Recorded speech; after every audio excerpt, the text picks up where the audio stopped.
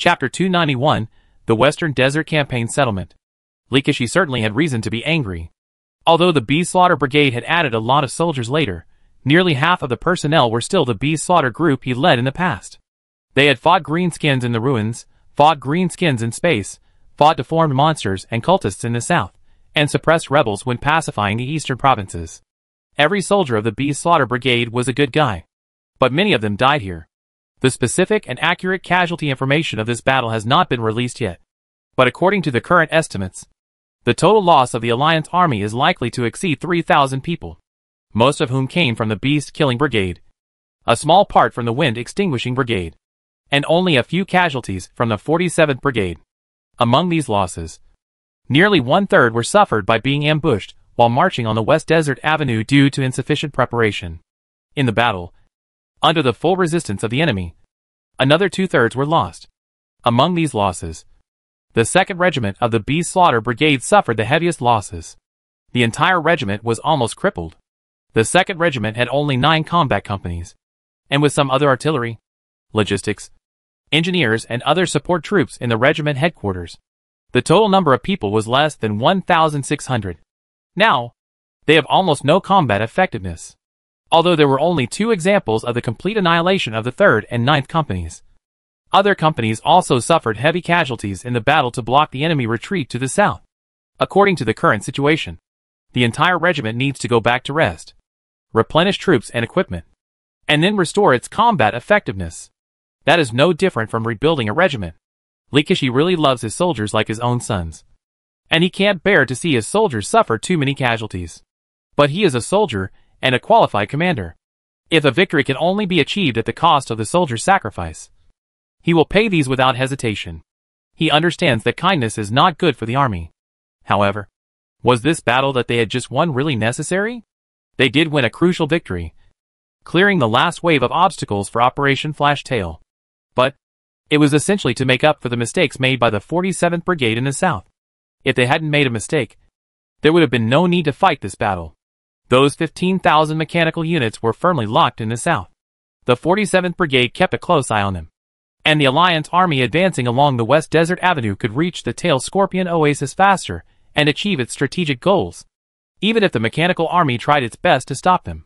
Whether it attacked the 47th Brigade head-on or went around to the west to block the Wind Extinguishing Brigade and the Beast Killing Brigade, it was still a frontal battle.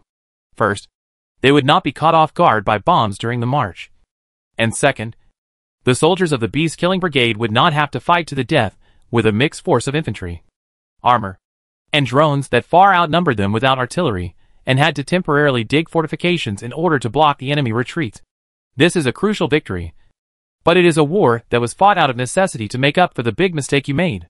The sacrifice of the soldiers is glorious, and the victory they won is also glorious, but it cannot wash away the shame on you. Likishi was still blasting the Lieutenant Colonel commander of the 47th Brigade. The Lieutenant Colonel, who was almost drowned in spit, lowered his head and dared not say a word.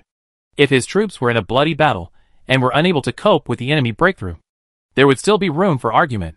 But the fact is, the enemy bypassed his defense line without even engaging in combat, and he was not able to detect it in advance.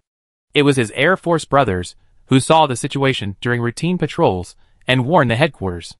First, he couldn't let the enemy go, and second, he couldn't be ignorant of everything. He made both mistakes. There was no excuse. In the end, Likishi was tired of talking. He said coldly, "I have reported the relevant situation to the headquarters, and you can wait for the military court." Likishi, with the rank of colonel, temporarily assumed the duties of the frontline commander and was in charge of 4 brigades, but that did not mean that he had the authority to dismiss a lieutenant colonel brigade commander. But when he said going to a military court, he was really not just talking. He did not have the power to dismiss the lieutenant colonel, but Yin Fanshu did. Soon, the transfer order from the headquarters arrived. The lieutenant colonel brigade commander of the 47th Brigade and a major chief of staff were dismissed on the spot. The deputy brigade commander and the deputy chief of staff took over, but because their qualifications and ranks were not enough, the brigade political commissar of the 47th Brigade temporarily took over the command work. The 2 people who were dismissed got in a car, led by a team of military police, and went east in disgrace. They would first report to the headquarters where General Yin was.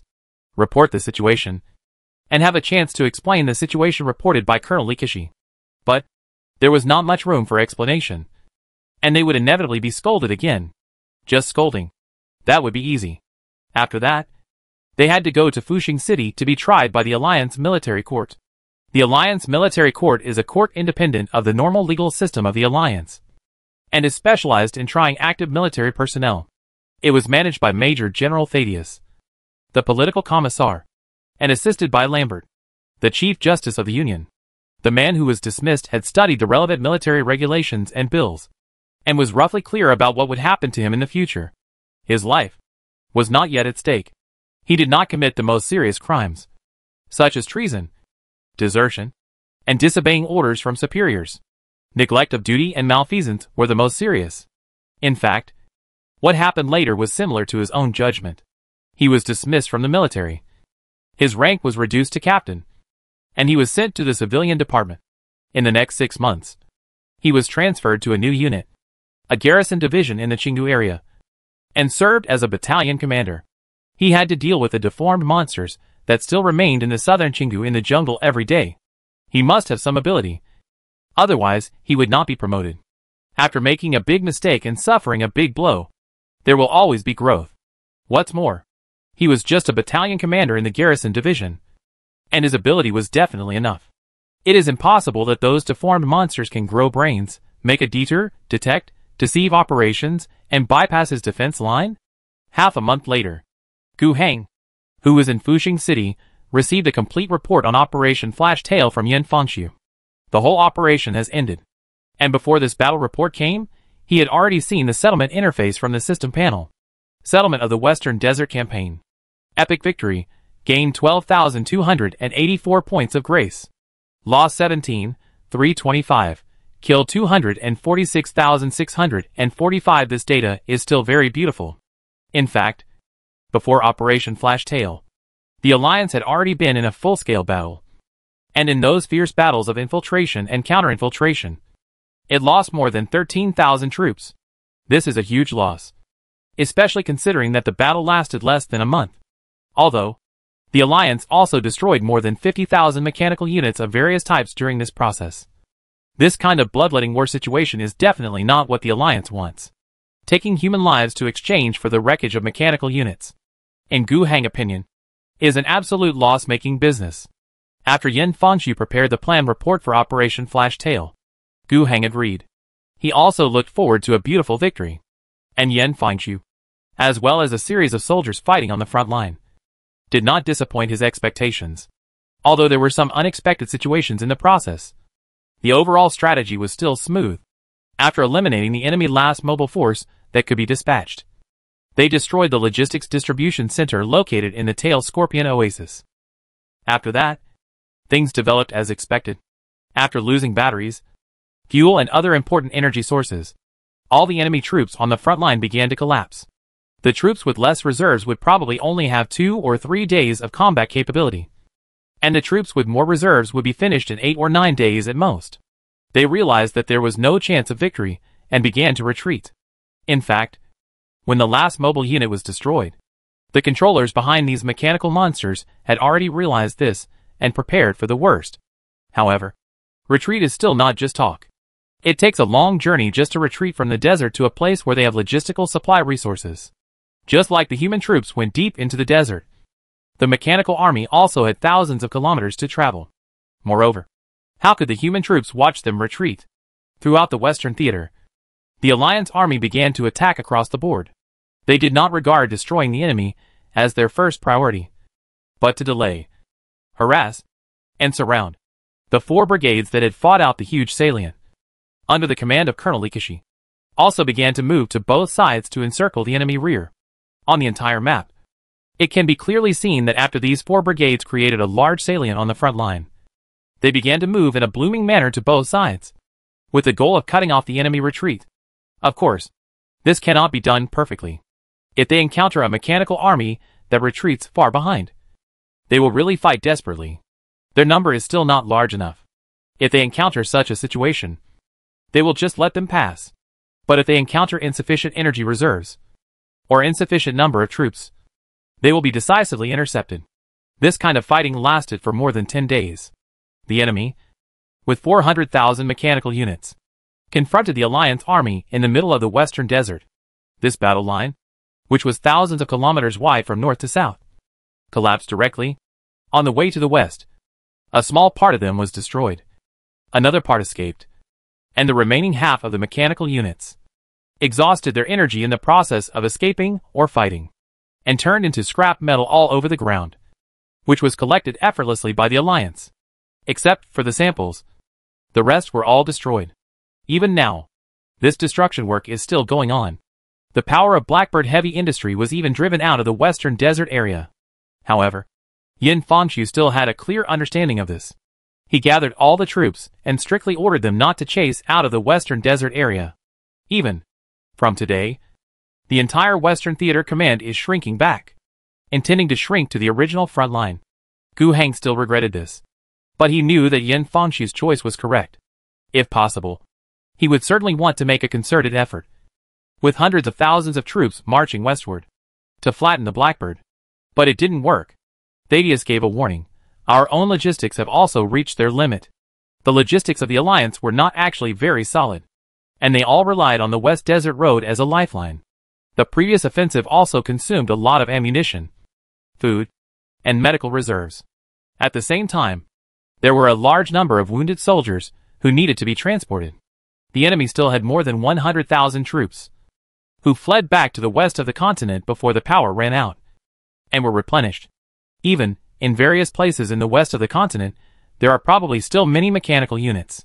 Blackbird heavy industry has not collapsed. If we continue to chase, it is normal that the enemy may push back. Under this risk, it is more reasonable to be more cautious and not make mistakes.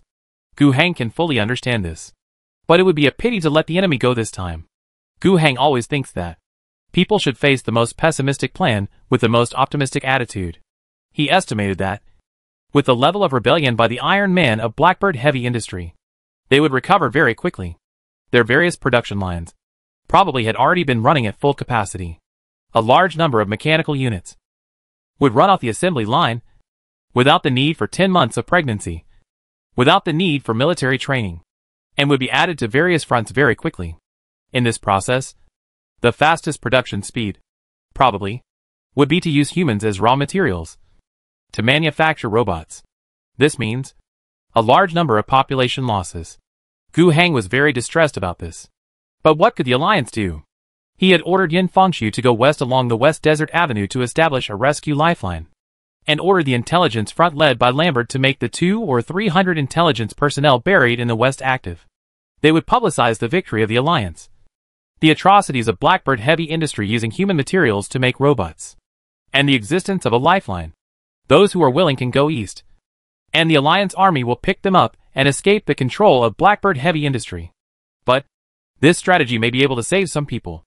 But for the entire western part of the continent, with a population of more than 15 million, it is impossible to play the role of a savior. First, the actions of intelligence personnel are also limited, and they cannot organize a large-scale escape operation.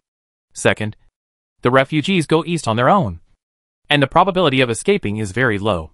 Those mechanical units will continue to patrol. Third, the lifeline established by the Alliance is also very fragile.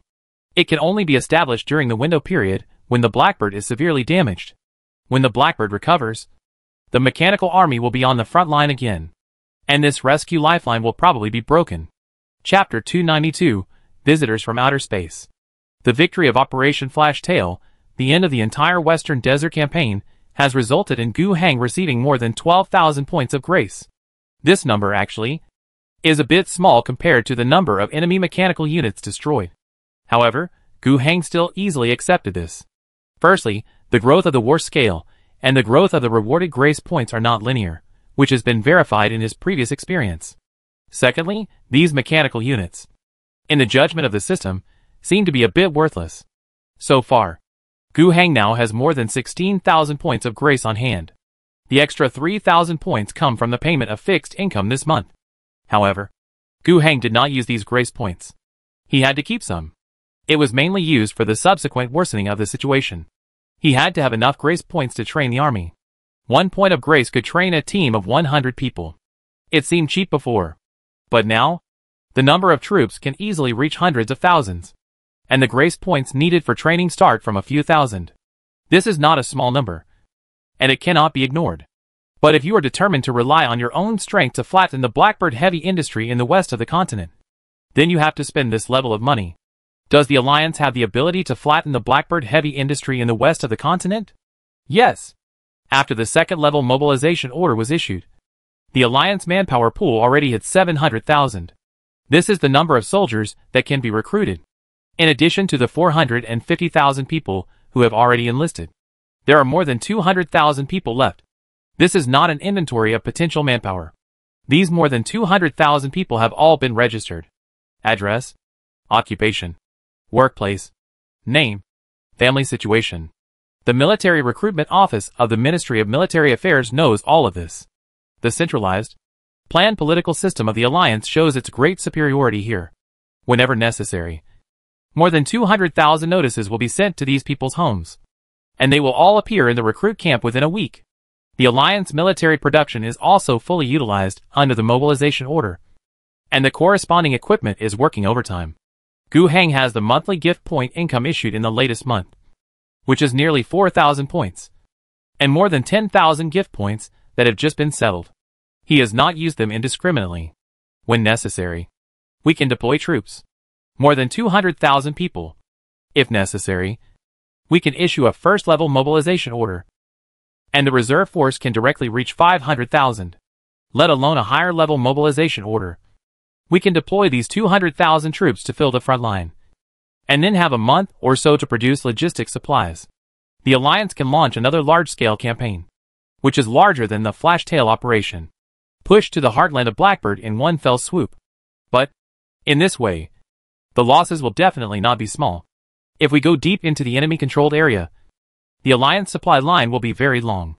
On the contrary, if the enemy fights on the spot, it will be much easier to supply. It is impossible to seize the good opportunity of Operation Flash Tail and form a large-scale annihilation war.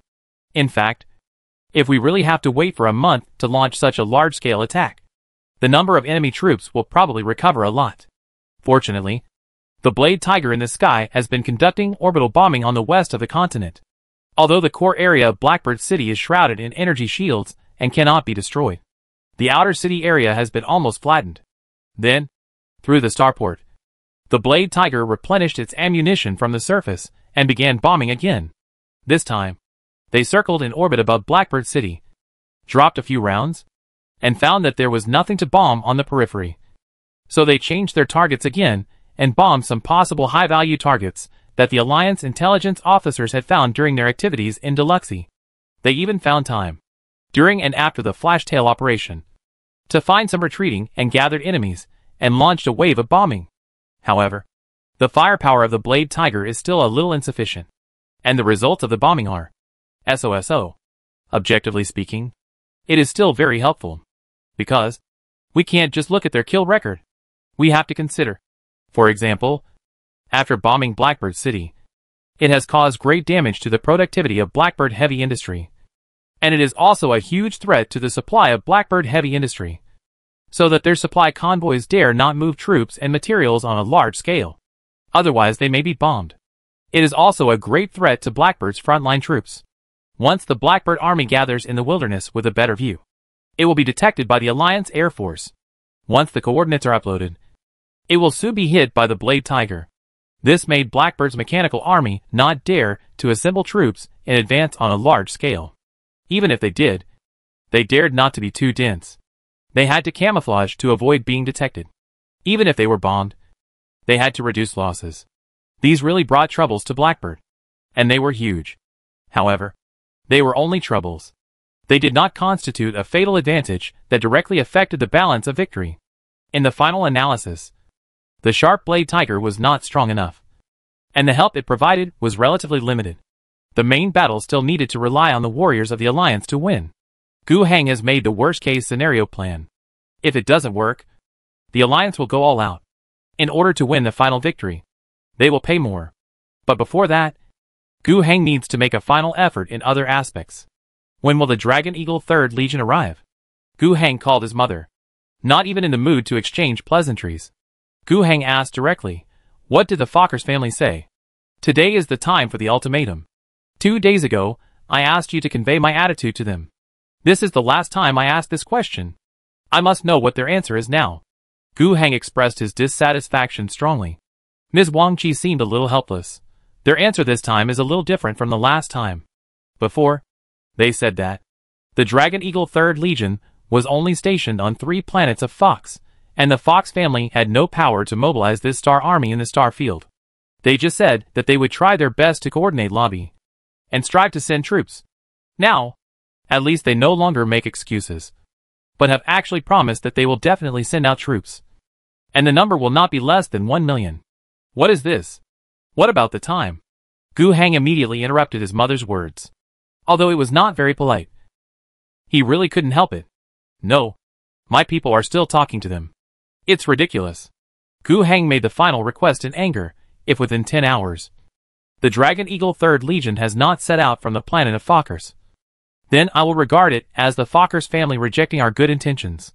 I swear, in the next battle with Blackbird Heavy Industries, I will definitely find solid evidence that the Fokkers family is completely related to the Iron Man rebellion. Wang Qi's face looked a little ugly. She whispered, will this be too strong? I've had enough of their evasion and delay. We are not allies with them, but we still told them the information about Blackbird and the Iron Man rebellion as soon as possible, so that they can avoid being passive, and it may even offend the leader of Pedes. This is me, this is the goodwill of the Gu family, and in the end, is this how they repay us? Wang Qi sighed, and said seriously, I understand. After ending the call with his mother, Gu Heng called the head of the military and political department, Thaddeus, and the Prime Minister of the Alliance, Asuna, respectively, telling them to make plans. 10 hours, this is not Gu Heng talking nonsense, bragging, he made a warning, so of course he has the ability to turn this warning into reality. Blackbird is the property of the Fokkers family. They are full of shit. It is very difficult to clean it up. Gu Heng must cooperate with them.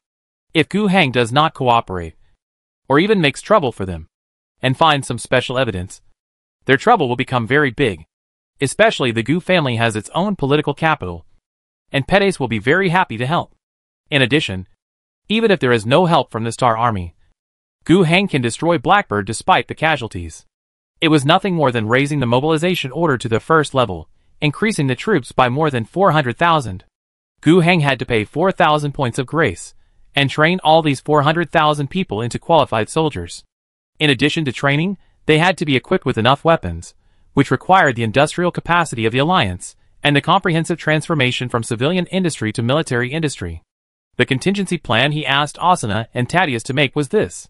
In this way, combined with the existing army, it was estimated that the Blackbird could be pushed away within half a year. This will cause huge casualties, not only for the military, but also for the civilian population in the west of the continent. After the industry is largely converted to military industry, it will also have an impact on the industrial development of the Alliance. But if this price must be paid, then pay it.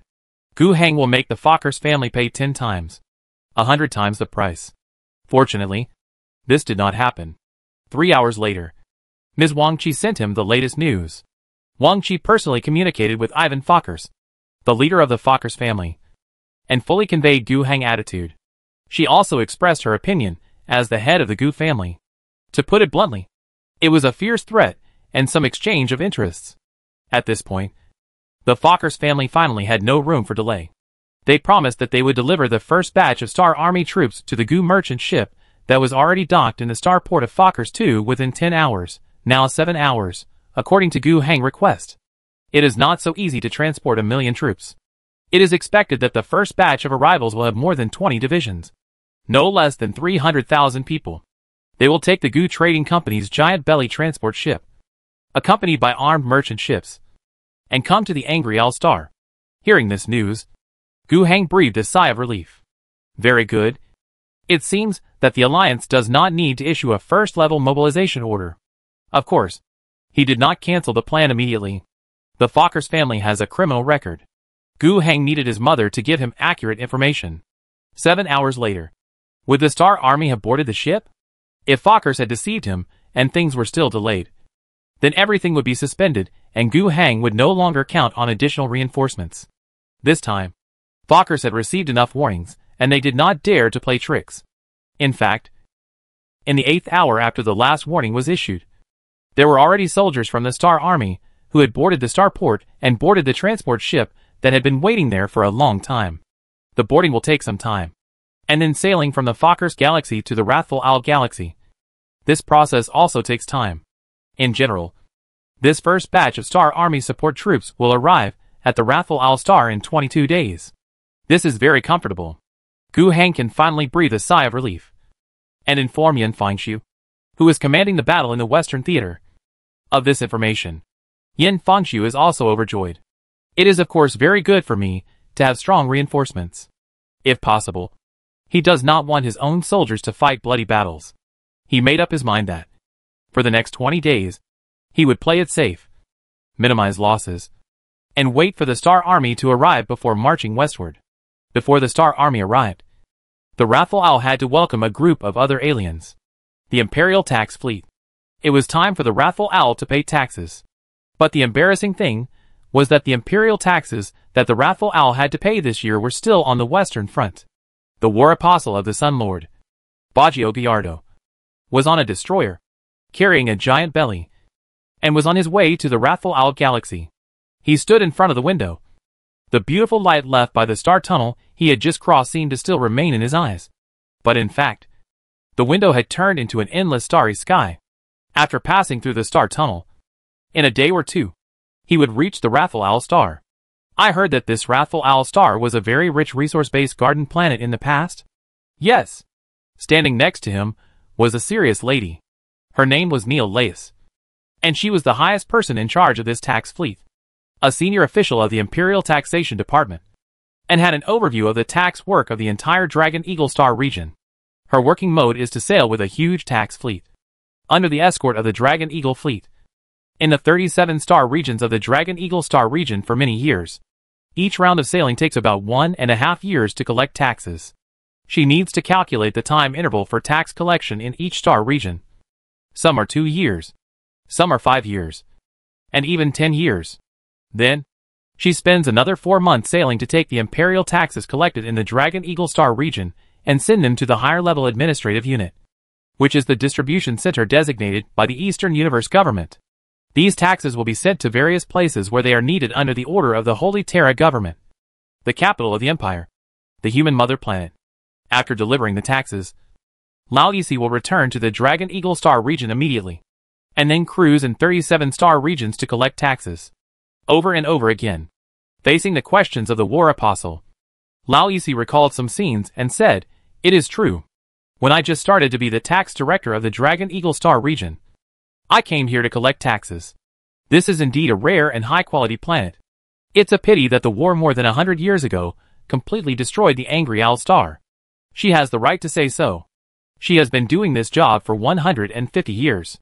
She is 200 years old this year, but she still looks like a middle-aged woman. She has undergone 3 life extension surgeries, and is about to undergo the 4th. When she first took on the tax work, she did see the most prosperous time of the Angry Owl Star. She also saw the worst time of the Angry Owl Star. Even in recent decades, the execution of several governors on the Angry Owl Star was ordered by her personally." Chapter 293. Imperial taxes. This world should have been rich and beautiful, but it's a pity that it's war. Galador's expression was somewhat emotional, but in Lewis's eyes, it looked a bit fake. This War Apostle had witnessed wars with his own eyes, and had seen hundreds of planets destroyed by war. Would he be touched by this? Touched? Sure enough, Galador himself didn't pretend anymore. He didn't pretend to be anything. He just sighed. If this Angry Owl Star was still in its heyday, I am sure I can get more than 2 billion tax coins from it. At this point, he was really melancholy. Now, I can only get 2 million. Lao Yisi listened beside him, but did not respond. As if it had nothing to do with her. It really had nothing to do with her. She was a tax officer, and Angry Owl Star just had to pay the tax. Other things, such as donations to the Empire's cause and the solar expedition, what did it have to do with her?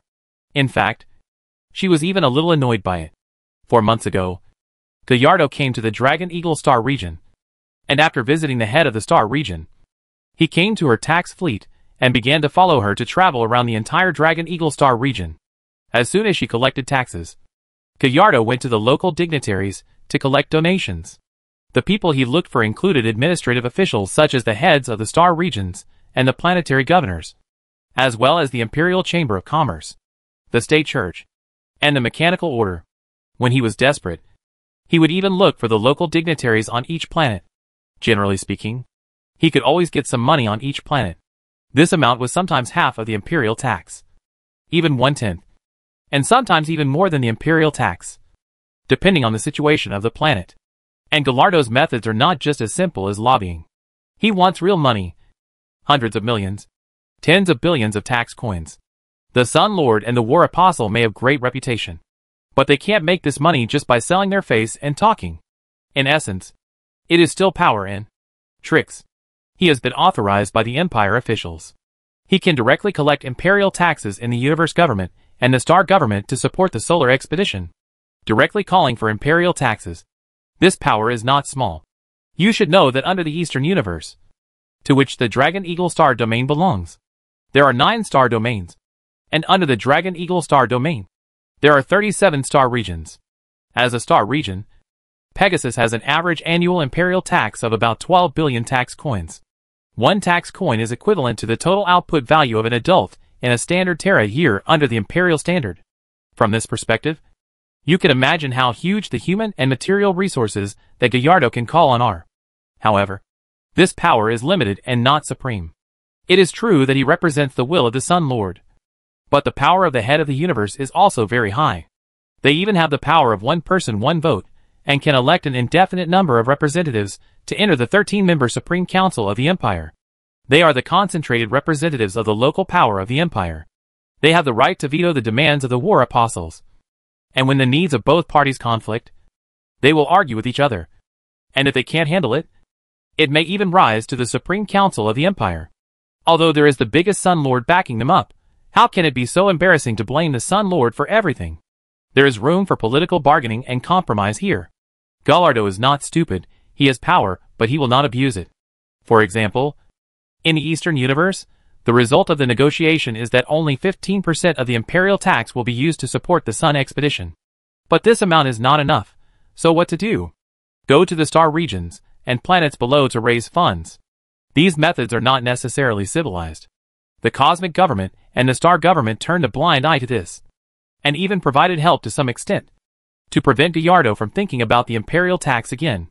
The imperial tax belongs to the cosmic and star governments. The more Gallardo takes away, the less he will use. But the money he gets from various star regions and planets is lost by their own planets, which is relatively acceptable to the cosmic and star governments. With this support, Gallardo would do some not-so-glorious things. For example, if the planetary governor on a certain planet refused his fundraising and did not give him extra income, he might support the governor's opponents, or even rebels. To replace him, he would make promises to some dignitaries in the imperial world, mobilize his relationship in the Mechanicus, and give them priority in life extension surgery. He would get some interstellar trade licenses from the Imperial Chamber of Commerce and sell them to planetary merchants who were not eligible to apply for them but wanted to participate in trade. He would threaten some star district leaders who were not lifelong and tell them to pay money if they wanted to be re-elected. He had many tricks. If it were just some means, some conspiracies, some political deals, then it would be fine. But the key is that many of his practices would leave serious sequelae. The worst of them would leave unrest in the local area. Some planets were not very peaceful to begin with, or were relatively peaceful, but he provoked them and caused chaos in the local area. He received the so-called donation, patted his butt and left, and generally speaking, there would not be any big problems with the imperial tax for the period. But what happens after that? The planet is still there, still under the management of the star regions, star fields, and universes at all levels above. Leaving behind a mess, the subsequent matters, either the governments at all levels will have to clean up the mess. If they can't manage it, the next imperial tax will be affected. In the past few months that Gallardo has been active in the Dragon Eagle Star region, he has already caused a lot of trouble. You can make money, but after making money, you leave a mess. Then the Dragon Eagle Star region government will naturally be very dissatisfied with this. Among them, Neil Lace was the worst. After all, Gallardo was following her tax fleet. She saw what the War Apostle did in the Dragon Eagle Star region. She often had to clean up Gallardo's mess, and was even dragged into it. Of course, she was not happy. It was just that due to her identity as a War Apostle, she did not dare to express it. But today, she could not help but say a few words. Your Excellency the Apostle, I probably know something about the situation on the Wrathful Owl Star. It was destroyed in the war. And after the reconstruction, the population has always been small. The situation is very chaotic, very dangerous, and the imperial tax to be paid is always at the lowest level. Even so, this planet has not paid taxes for 8 consecutive years. And I have executed 4 governors. Their imperial tax for a 2-year period is only 10 million tax coins. This time, their Star District government gave them 7.5 million to give them time to recuperate. Now, there is a new governor there. According to the news from Phase Star, this new governor named Gu Heng is doing a good job. The whole planet is recovering. They should be able to pay taxes based on their own ability in the next period. Speaking of this, Lao Yisi couldn't help but advise, there is nothing on this planet. Why do you have to think of ways to get them? It's only a few million tax coins if you squeeze them dry. Let them develop on their own. Gallardo turned around, facing Leia's, and looked her up and down as if he had just met her for the first time. The War Apostle's gaze made Leia's feel a little uncomfortable. Gallardo suddenly laughed. I didn't expect that a tax collector who was decisive in killing and executed the planetary governor without blinking an eye would actually have a kind heart. His words were a little sarcastic. Leia's was silent and didn't say anything back. Gallardo continued, what you said makes sense. But, so what? A planet that has been destroyed once. Its development is not worth mentioning compared to the great cause of the solar expedition. Why did I not go to the richest phase star? The most populous Karogia 3. Or the Fash star system with 3 worlds on 1 star. As soon as I came to the Tianma star region. But chose the remote and poor place of Angry Owl Star as the first stop? Because I know that Gu Heng is the patriarch of an Imperial Chamber of Commerce family. What I can get from him is not just how much money there is on Angry Owl Star. But the Gu family behind him is quite rich. In addition to money, it is also a good place to make a breakthrough in the Pegasus Star region. I also know that he has done something on the Black Arrow Star in this star region. I also know that he wants to use it to establish a star army. And while being responsible for the defense of the homeland of the Wrathful Star, he can also use it to offset taxes. You see, this guy is very thoughtful. The more ideas he has, the more handles he can hold on him. According to my past experience, if you want to live a good life in a star region, you must first come up with an example. Whether it is positive, using incentives, establishing a guy who benefits, attracting others to donate, or negative, subverting one place, using fear to make others think about the consequences, and have to submit. In short, this precedent must be taken out. This Gu Heng, isn't it good? The governor of a poor, broken, remote planet represents a wealthy imperial chamber of commerce, and there are some easy-to-grasp handles. If I don't make this the first stop, it would be a shame for my keen sense of smell. Facing Gallardo's long speech, Lao Yisi also fell silent. Of course, she still disagreed with the behavior of this War Apostle. But so what? As he said, it was just an insignificant little planet. There was almost no conflict with the interests of the star field and the interests of the tax collector. Lao Yisi spoke a few words of advice, which was a rare conscience attack. She could not conflict with this War Apostle because of this matter. In the end, she could only sigh and felt that the boy named Gu Heng was a bit unlucky. It's better to be sensible, pay a little blood, and send this War Apostle away. If you really don't obey, then according to his many methods, you often have to pay the blood you paid, and there will be a lot of extra trouble. Gu Heng is a tax collector, and he organized a grand welcome for the arrival of the War Apostle. Of course, this so-called grand welcome is only for the Angry Owl Star. The Angry Owl Star is very poor, and under the alliance system, especially under the leadership of the governor Gu Heng, there has never been much emphasis on pomp and circumstance. Everything is pragmatic, and all kinds of unnecessary ceremonies are simplified as much as possible. When welcoming the War Apostle and the Starfield tax chief, they had tried their best to create some pomp and circumstance. They knew that this might still be quite shabby for the 2 well-informed people, and at best it would just make them feel the enthusiasm of the Angry Owl Star. But being able to do this was enough, as long as people didn't feel ignored. In fact, Gu Heng had no intention of offending these two people. One is a war apostle who is well known in the political arena of the entire empire.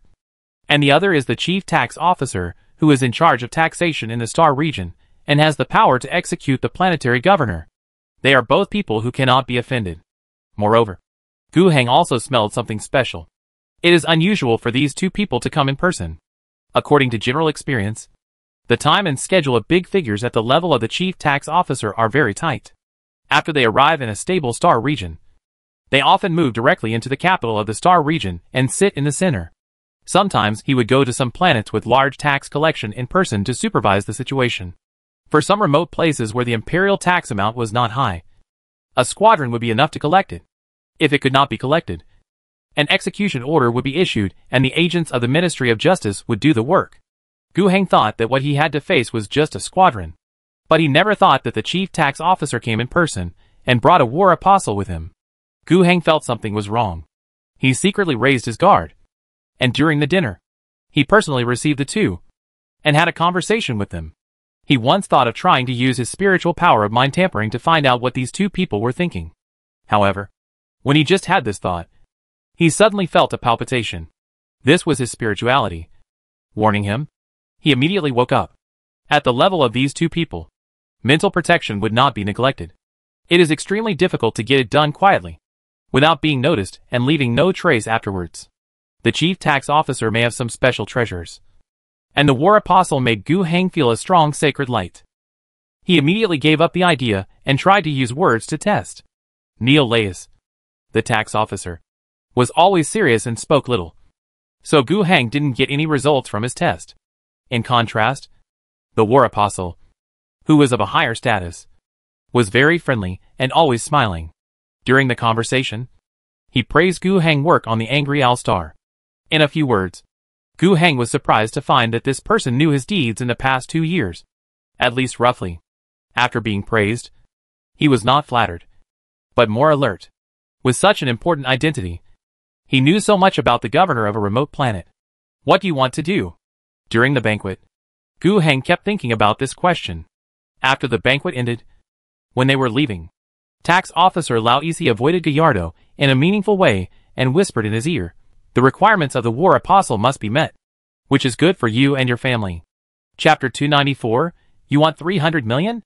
Lao Isi's last words, almost let Gu Heng understand what problem he was about to encounter. This is indeed a bit troublesome. But in fact, even if Gu Heng had already made an advanced judgment on Gallardo's intention, but in the end, he found that he still underestimated the appetite of this war apostle. Early the next morning, Ms. Lao Isi, the tax director, was going to check the imperial tax that the Angry Owl Star had to pay this time. The number 43.25.09.03 Legion. The formal process is actually like this. The Pegasus sector applied to establish a new Star Army Corps. The reason being to deal with the growing threat of the imperial traitors, the green-skinned orcs. On the Wrath of the Owl. In the middle, it listed the traces of the green-skinned orc vanguard on the Wrath of the Owl, and also listed the naval battle against the green-skinned warships that took place in the Wrath of the Owl system. This application was approved. From this moment on, the core number 43.25.09.03, that is, the Wrath of the Bear Corps, already existed. Of course, this legion has no soldiers, no generals, and no equipment. The Eastern Theater of the Star Army issued a demand document to the Dragon Eagle Star region, and all the expenses of establishing the Angry Bear Legion were borne by the Star Army. The money spent by the Star Army was collected from the Dragon Eagle Star region, and was originally expected to be paid by the Star Army. Isn't this a coincidence? The imperial tax required to establish the Angry Bear Legion is exactly equal to 25% of the imperial tax that the Angry Owl Star has to pay. The other 75% has been paid to the Angry Owl Star by the Star region government. According to the document guiding opinions on the principle of proximity for imperial tax allocation jointly issued by the Imperial Administration Department and the Taxation Department, Angry Owl Star provided soldiers, equipment, and generals for the Angry Bear Legion on the spot. This whole set of operations is legal and compliant, and all procedures are complete. No one can say anything. However, the process is fine, which does not mean that the matter is over. The regulations of the imperial tax are very strict. As an imperial tax officer, he needs to inspect the army and evaluate the entire Angry Bear Legion to see if it is worth 2.5 million tax coins. The evaluation is also very simple. 1 person, 5 tax coins, a soldier with all individual equipment, and qualified training, 10 tax coins. These soldiers, thereby have a price. Add the total price of all equipment, that is the price of the entire Angry Bear Legion. It seems very reasonable, simple arithmetic, but in fact, there are too many things that can be bullshit in the middle. The price difference between soldiers and ordinary people is twice as much. Who has the final say here? Is a soldier a qualified Star Army? Here, we need a representative of the Star Army, the tax officer, and the representative of the Military Affairs Department to evaluate whether the soldier's training level is up to standard. It is natural to strictly follow the rules. But why do we say that the Empire is corrupt? Since there are people here to do the evaluation and judgment work, there will naturally be places where people can cause trouble. Can soldiers fail to meet the standards? The standards of the Star Army are very high. In many worlds, the quality of the local planetary defense forces does not reach the level of the Star Army at all. Only a few elites in the defense forces can meet the standards. But using the planetary defense forces to supplement the Astra Militarum is still considered good. In some places, when providing troops for the Astra Militarum, civilians are simply put in military uniforms, undergo simple training, and take up weapons. Of course, this is not allowed in the rules, and it may not be in practice. It depends on how the planetary governor does things. In fact, in some places, this has become a semi-open secret. Providing enough troops is already good, and you haven't eaten your empty salary yet, regardless of whether it is an ancient feudal society or a modern society, or a space empire like the empire that spans the stars. As long as it is human, a society composed of humans, some things are not new at all. In addition to the number of soldiers, the weapons and equipment are also the same. From a rifle, a piece of plastic steel armor, to a lion tank. In the Imperial Military Affairs Department, there are standard prices. There is no room for nonsense here. However, the equipment is new, old, incomplete. What is the pass rate? Is the production process compliant? Is there enough ammunition? The answers to these questions will affect the price of weapons and equipment. Generally speaking, the Joint Tax Collection Team composed of the Military Affairs Department, the Taxation Department, and the Star Army representatives will not be particularly strict in these places. The reason is also very simple. The imperial tax is tens of millions, or even hundreds of millions of dollars at any time. There are too many people, and too many things. It is impossible to check every one of them. Everyone. Random inspections have become an inevitable measure. Moreover, some mistakes and omissions are not intentional by the planetary governor, nor are there any problems with the governor's ability, but the objective facts are here, and nothing can be perfect. There is a way, and that's it. This is not only in the special case of establishing the Star Army on the Rathal Al Star, but also in normal taxation. People should be healthy adults. Is it considered healthy if there are some problems with vision? Is it considered healthy if there are problems with teeth? Does stuttering count? Does having a chronic disease count? As for material taxes, the newness and oldness of food, weapons, and equipment. The same principle. If you stick to the rules, how many planetary governors will Laos have to execute after a round of taxation? It is necessary to turn a blind eye. This can't even be considered corruption. It is a compromise that must be made with reality. You, the planetary governor, should prepare a little more on the original tax amount, as a redundancy, so that the tax officials don't hold you to death, and everyone can get by. In addition, some personal benefits were collected in the middle, which determined the degree of turning a blind eye. Of course, in actual operation, there were also cases where the rules were strictly followed.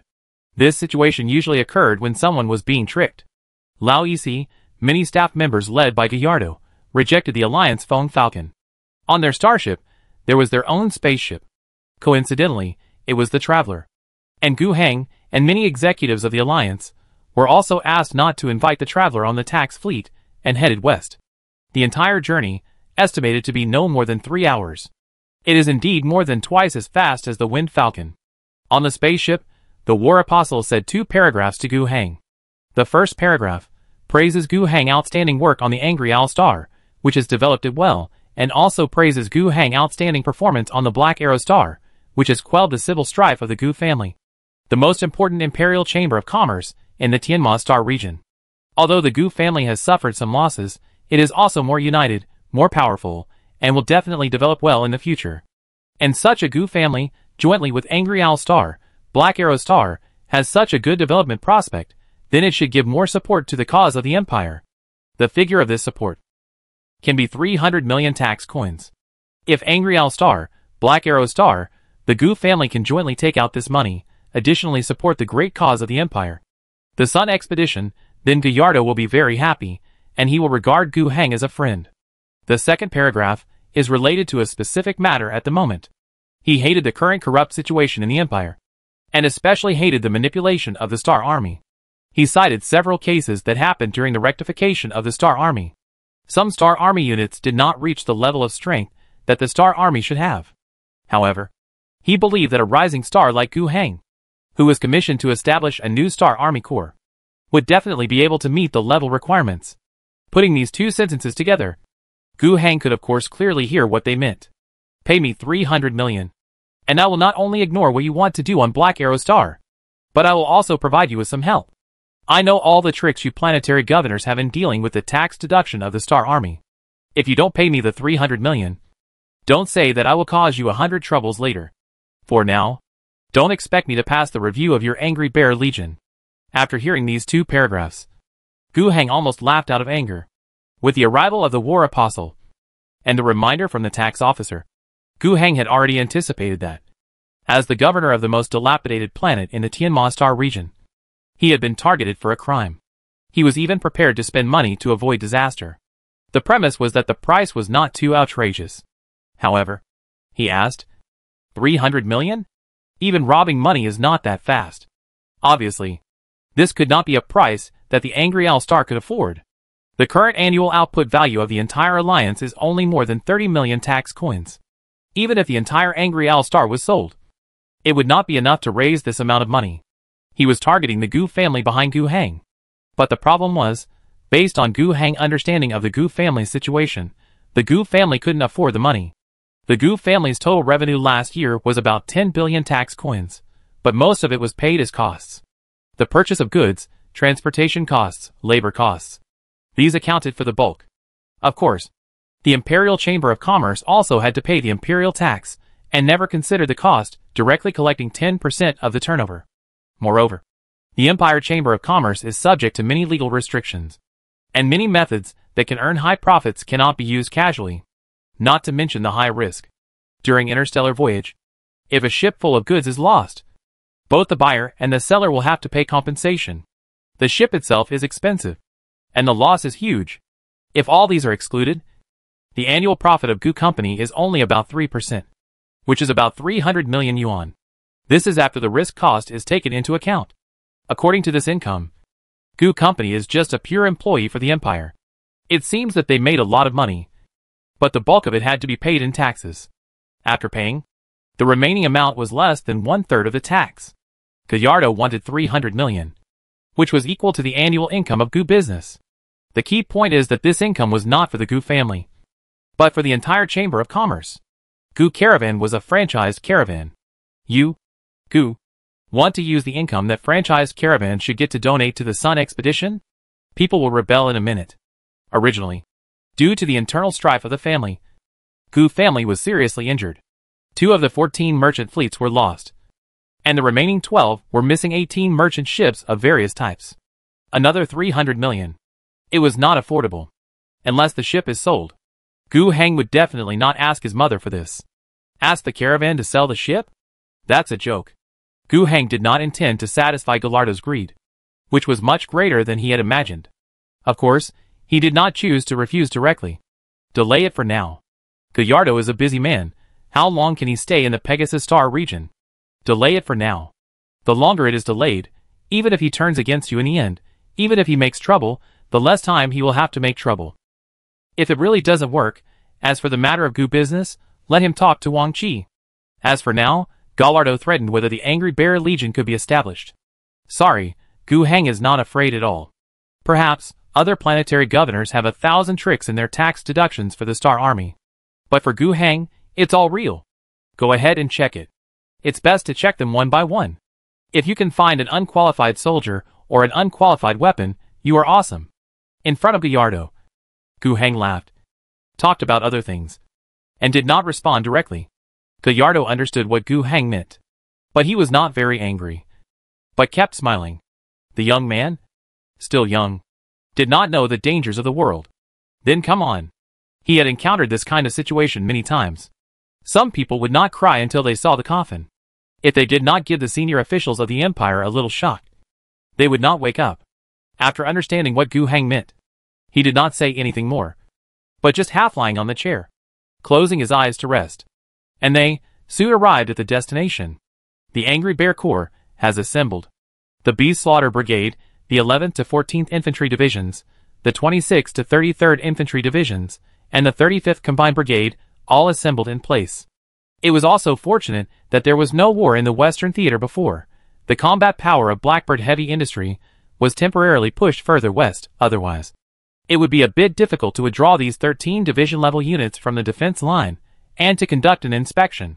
And in the previous battles, these 13 division-level units planned for the Angry Bear Corps all suffered certain personnel and equipment losses. Gu Heng had already issued an order asking the logistics department to give priority to supplying them with soldiers and equipment. Up to now, these 13 divisions and brigades are fully staffed. As the brigade descent from midair, the smile on Gallardo's face slowly disappeared. A war apostle, a senior official who rose in the huge battle of the Sun Expedition, one of the confidants of the Sun Lord. How could he be a fool? Just from midair, gazing down at the army formation. This stunning glimpse, he knew that this army had something. Although there was no formal review, the appearance of the Angry Bear Legion had left a deep impression on him. But at this time, he still regarded this army as a showpiece. The reason was simple. How could a standard-level Star Army soldier be so easy to train? Not only did he need to select excellent soldiers, but he also needed long-term technical and tactical training. And this Angry Owl Star, what was it like before? Governor Gu Heng had only taken over for 2 years. He was already amazing for making the planet look good. How could he train a truly strong army? After landing, he pulled over the Star Army representative, who came with the team, and whispered to him. The other party nodded, indicating that he understood. Then, the review began. Chapter 295, The Thought of Killing. Gallardo also participated in the review in person. The entire Angry Bear Legion looked very intimidating, but Gallardo could not believe that the Angry Owl Star, with its bear-like appearance, could train such a legion in a short period of time. He had to uncover the gold and jade on the outside of this army to see if there was anything rotten inside. However, when the Angry Bear Legion began to conduct collective tactical exercises according to the standards, the more he looked, the more he felt something was wrong. These are not just simple military appearances. Although these tactical exercises are not actual combat, a large part of the Army's combat effectiveness comes from discipline and organization. And what was shown in these 2 short hours represents discipline and organization, which is really good and has reached the level that the Star Army should have. At this time, Gallardo has washed away many illusions. Gallardo was a little surprised. But it is too early to draw conclusions directly. Discipline and organization have reached the standard. And there is another key thing: individual soldier quality. This thing is the most difficult. Can you do it well? Gallardo paid attention to the edge of his sight. Governor Gu's confident look made Gallardo feel at ease. It seems that Gu Heng will not be embarrassed in this matter. This is indeed the case. When it came to the test of individual soldier quality and the test of weapons and equipment, the representatives of the Star Army and the officials of the Military Affairs Department came back after checking and shook their heads slightly to the Apostle of War.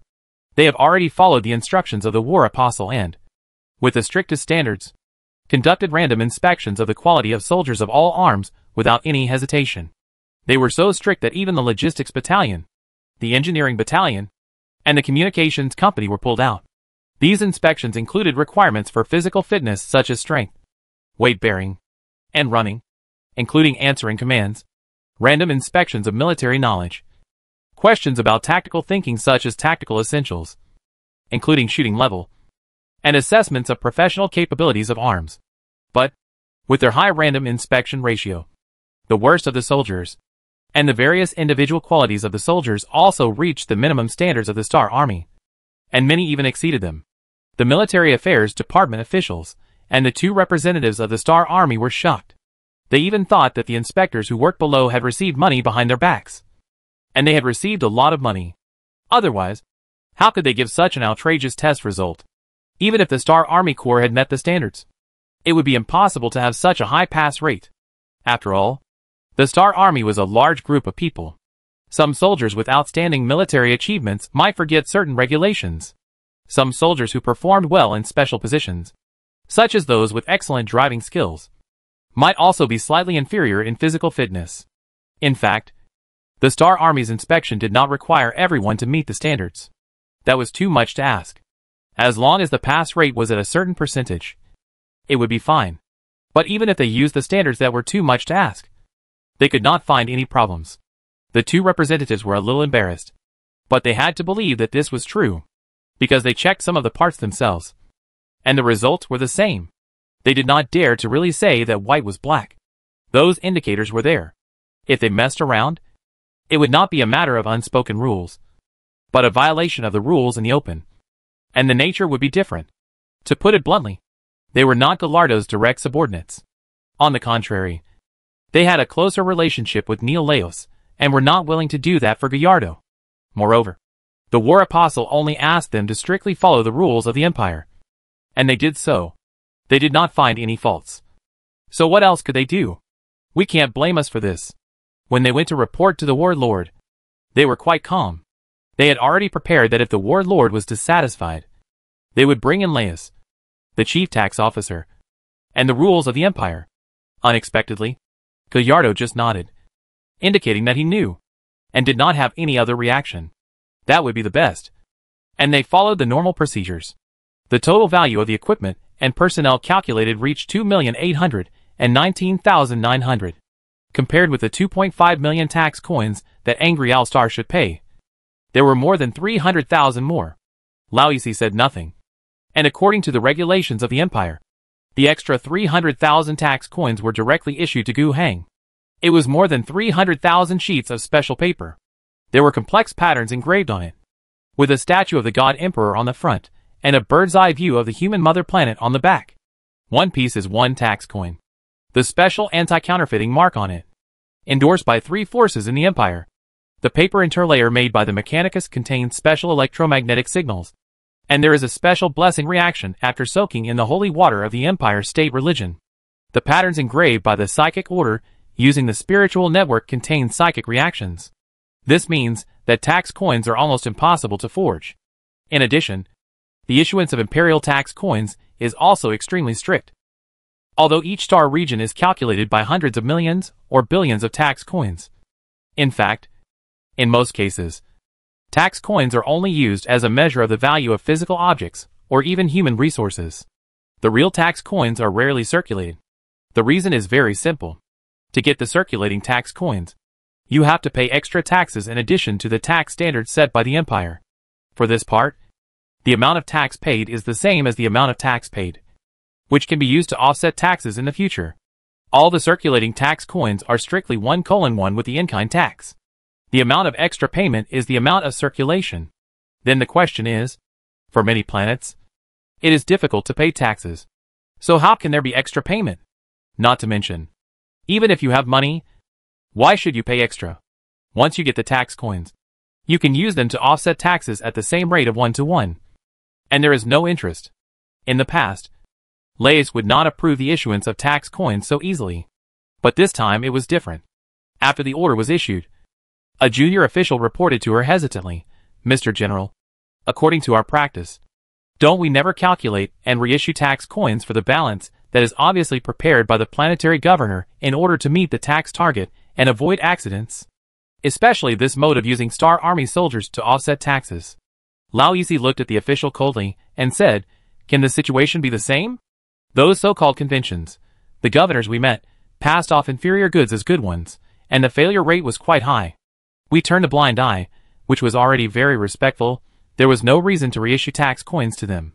After a pause, Laoisi continued, "But this time is different. Even by the most stringent standards, he paid the full amount of taxes. Gu Hang is really honest." Laoisi could only describe him with this word. In her long career as a tax officer, it was rare to see a governor who paid the imperial tax so honestly. No need to argue. No extra trouble. And saved a lot of things. Laoisi felt that if all the star governors could abide by the rules like this, It would be great. And she wouldn't have to undergo 3 life extension surgeries to live to 200 years old. For her, if Gu Heng abided by the rules, she would abide by them too. Just pay the tax coins that should be paid. The next thing to do is relatively simple. Unlike collecting taxes in other places, there is no need to haggle over the value of goods, and to deal with various political transactions. For Lao Yixi, this tax collection work on the Angry Owl Star is quite worry-free and quick. There is only one thing left to do, after the approval of her. The tax officer, the Angry Bear Corps is officially established after the tax problem of the Angry Owl Star is solved. The Star Army representative and the Military Affairs Department representative will appoint a corps commander on behalf of the Star Army. This appointment was already prepared, and it was the candidate reported by Gu Heng, Yin Fangxiu. Of course, it didn't all go as Gu Heng wished. Originally, he gave Yin Fangxiu the rank of Major General of the Angry Owl Star Defense Force, and he would transfer him to Corps Commander and retain his original rank. After all, the Planetary Defense Force is also an official army recognized by the Empire, so it is reasonable for the rank to be universal. Right? The Star Army felt that it was unreasonable. You want to be a Major General of the Star Army? You command a legion of less than 150,000 people. And it's great to be given a colonel. This colonel can manage the affairs of the Angry Bear Legion, appoint officers on his own, and report to the higher authorities for the rank of lieutenant colonel. However, just when everything was ready and the ceremony was about to begin, another accident happened. Gallardo came. When he saw the war apostle, Lao Yixi rolled his eyes in his heart. After verifying that the army of the Wrathful Owl Star fully complies with the written regulations of the Star Army, and that there are no problems with the most stringent testing methods, the war apostle calmed down. Lao Yixi originally thought that he would continue like this. As a result, at the last moment, the immortal still came out to kill. Disgusted. But of course she would not show this emotion. She maintained her usual serious expression and asked, "Sir War Apostle, do you have any other comments?" "Yes, of course," Gallardo said with a smile. "I think Yin Fangxiu is not suitable to be the commander of this Star Army." Sure enough, he still wants to make trouble. Lao Yixi sighed in her heart, and said with an unchanged expression, "This is an appointment from the Dragon Eagle headquarters of the Star Army. You have no right to interfere." At this point, she finally showed some edge, and, "If you do something about this matter, it will be over the line." "Don't worry, how could that happen?" Gallardo said. "I will not arrange one of my people to be the commander of the Angry Bear Legion, to take advantage of this to gain control of this army. I respect the Star Domain government very much, and the Star Realm Army in the Star Domain has control over the Star Domain. You can rest assured about this." Hearing what Gallardo said, Lao Yixi's attitude was slightly withdrawn. This really dispelled her biggest concern. The Angry Bear Legion has become the property of the Dragon Eagle Star Domain. Under the existing rules, this army is under the jurisdiction of the Dragon Eagle Legion Star Realm Army headquarters. If Gallardo wants to make plans in this regard, then he will cross the bottom line of the star field. Gallardo does not have this idea, and Lao Yixi is relieved. But she also has doubts. Then you cancel Yin Fangxiu's appointment. Who do you want to nominate as the Legion commander? Gu Heng. The War Apostle grinned. I have contacted the Dragon Eagle Star Field Military Affairs Department, and they have agreed. Lao Yixi was speechless. What else can she say? The Angry Bear Legion was not taken away, and it still belongs to the Dragon Eagle Star Field Star Army sequence. It is rare for a planetary governor to serve as the Legion commander of a Star Army Legion. But there is a precedent. Some Star Army rely on a planet as their main source of troops, and sometimes the planetary governor will take on this position. Or in a sense, for such people, the identity of the Legion commander is more important than the position of the planetary governor. Let the Legion commander serve as the planetary governor, so that the power of the planet can better serve the Imperial Army. For example, the famous Cadian Assault Corps, Kree Death Corps. From the perspective of the Star Field, there is indeed not much reason to oppose such an appointment. The Dragon Eagle Starfield government agreed to this request, which is understandable. But Laius knew that this matter was not that simple. Gallardo was full of bad intentions, but she couldn't do more. When Gu Heng got the appointment letter and became the Brigadier General of the Star Army, his face was very bad. Facing the smiling Gallardo in front of him, and the apologetic Laius standing behind him, he opened his mouth and wanted to say no. But he was blocked by Gallardo. You can't refuse, Gallardo said. The spirit and strength level of the Angry Bear Legion really touched me. Governor Gu was able to build such a strong army in the ruins. And he deserves to be rewarded. I was going to fight for a major general rank for you. But unfortunately, the Military Affairs Department of the Dragon Eagle Star region was only willing to approve the rank of Brigadier General. I had a quarrel with them over this. He smiled, as if he was thinking about Gu Hang wholeheartedly, which made Gu Hang feel sick. He used tricks one after another. What problems would there be if Gu Hang became the commander of the Angry Bear Legion? That's a big problem. The current Legion goal of the Angry Bear Corps is to station on the Angry Owl Star, which is fine. But what if it's not in the future? If the Angry Bear Corps is transferred to fight somewhere else, Gu Hang can appoint another commander to lead the team, and he doesn't have to go himself. But this is normal. But if the Military Affairs Department specifically assigns him, then Gu Hang has to go. Gallardo is warning him in this way. Since I can make the Military Affairs Department change the appointment and appoint you as the Legion Commander, do you think I have the ability to change the transfer order of the Angry Bear Corps, let it go to fight somewhere else, and force you to leave your planet? This move is too disgusting. Seeing Gu Hang's expression, Gallardo smiled even more brightly. The next war of the Angry Bear Legion will be on Kuroja 3. That is the most densely populated planet in the Pegasus Star region. The unrest there makes me feel uneasy. I just need the assistance of the Angry Bear Legion. Hearing this, Gu Hang narrowed his eyes.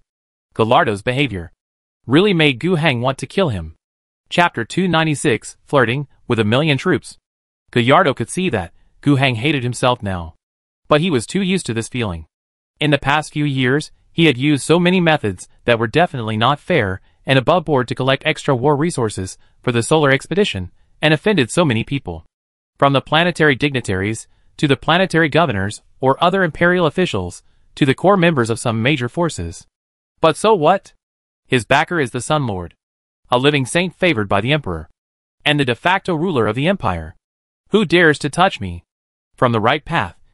No one can do anything to him. The lawsuit goes all the way up, and he will never be the loser in the end. And the abnormal path? He is not afraid of assassination. He has experience in dealing with such things. There are too many people who want to kill him, and many people have tried.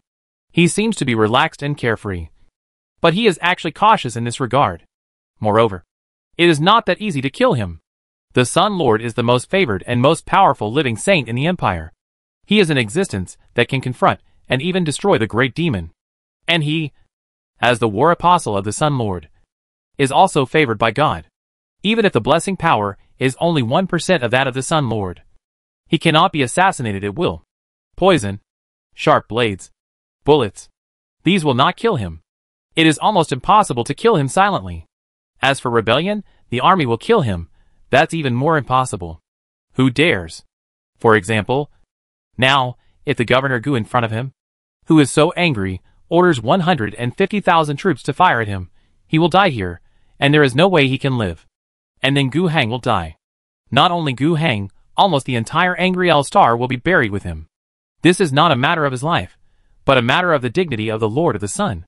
He came on behalf of the Lord of the Sun. He is one of the 46 war apostles.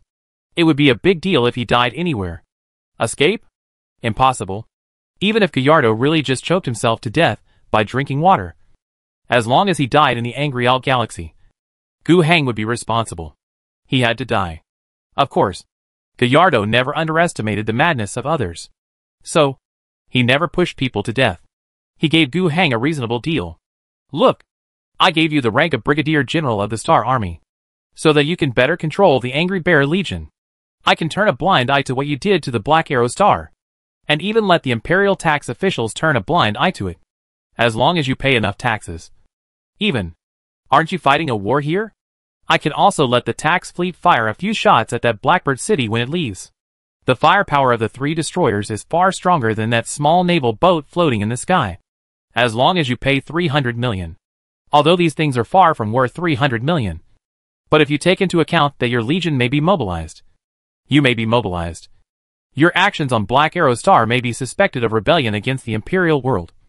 And your family caravan's business activities may be restricted. Isn't it worth 300 million? I didn't push you to death. Gallardo was confident. The thought of killing was not just a talk. Nor was it just a momentary anger caused by being targeted. But it was carefully evaluated with reason and calmness as a strategy. A method. Assassination. Creating accidental death. Is certainly a political means that can be used. Gu Heng has used it in the past. And he will not rule out using it in the future. This is not the right way. But sometimes, the strange and the right need to be combined. There are 2 points to be evaluated. First, the feasibility of killing him. Second, the benefits and risks of killing him. If Gallardo is to die, there must be no reversal. Whether it succeeds or fails, it must not be related to me. And I can't even die on the angry All-Star. Otherwise, it's all over. Even if the imperial government, the Sun Lord, is more reasonable. And Gu Heng is extremely secretive. It is impossible not to investigate such a big thing. And on the angry All-Star, Gu Heng has too many secrets. Even if they couldn't find out that he killed the war apostle, he couldn't bear any other thing. The biggest problem was the black box. Gu Heng could exchange many of them now. The small ones were okay. But the big ones were huge. As big as the workshops in some factories. There was no way to hide them. Once the Empire's investigation started, there would be no way to hide them. Gu Heng couldn't kill every Empire investigator who came to the angry All-Star. He didn't have the idea of dragging Gallardo to self-destruct. But there was no way out. As long as the War Apostle would go to the planet of Kuroja 3. As for the benefits and risks of killing the War Apostle, there was actually no benefit at all. Gu Heng thought about it for a long time, and it was hard to think of any extra benefits he could get from this matter. He did it just to protect himself. Money alone was one aspect.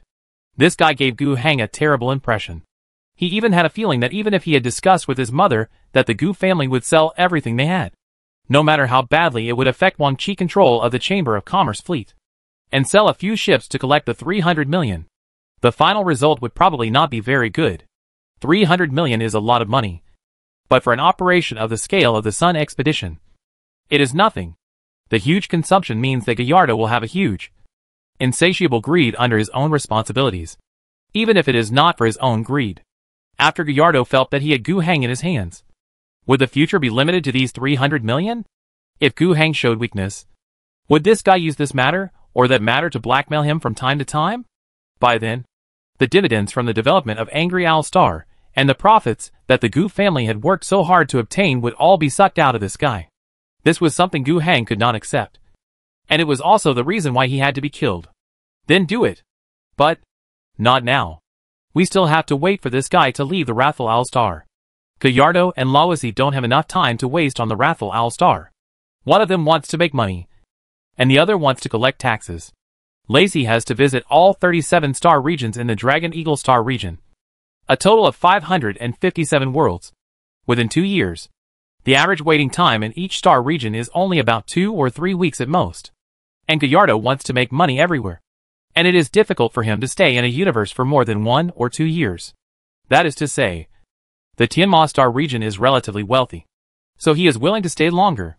He would not even go to some poor places. The Angry All-Star is an exception. He regards it as a breakthrough point. And also a place to make money from the Gu family behind Gu Heng. After reviewing the army and completing the appointment of a small legion, they were ready to leave. Before leaving, Gallardo also left a clear message to Gu Heng, Governor Gu. Perhaps you don't understand the significance of the great cause of the Empire to everyone now. But I believe you will eventually understand it. And will be willing to give everything to support the Lord of the Sun. I will be in the Tianma Star region for 2 weeks. Waiting for your news. After saying this, he also kindly helped Gu Heng. The 3 destroyers of this tax fleet detachment circled the orbit of the Angry All-Star. And arrived at the other side, heading towards the direction of Blackbird City. And launched a round of orbital strikes. In the core urban area of Blackbird City, the energy shield that had performed quite stably when facing the Blade Tiger turned from blue to red after 1 round of attacks by the 3 destroyers.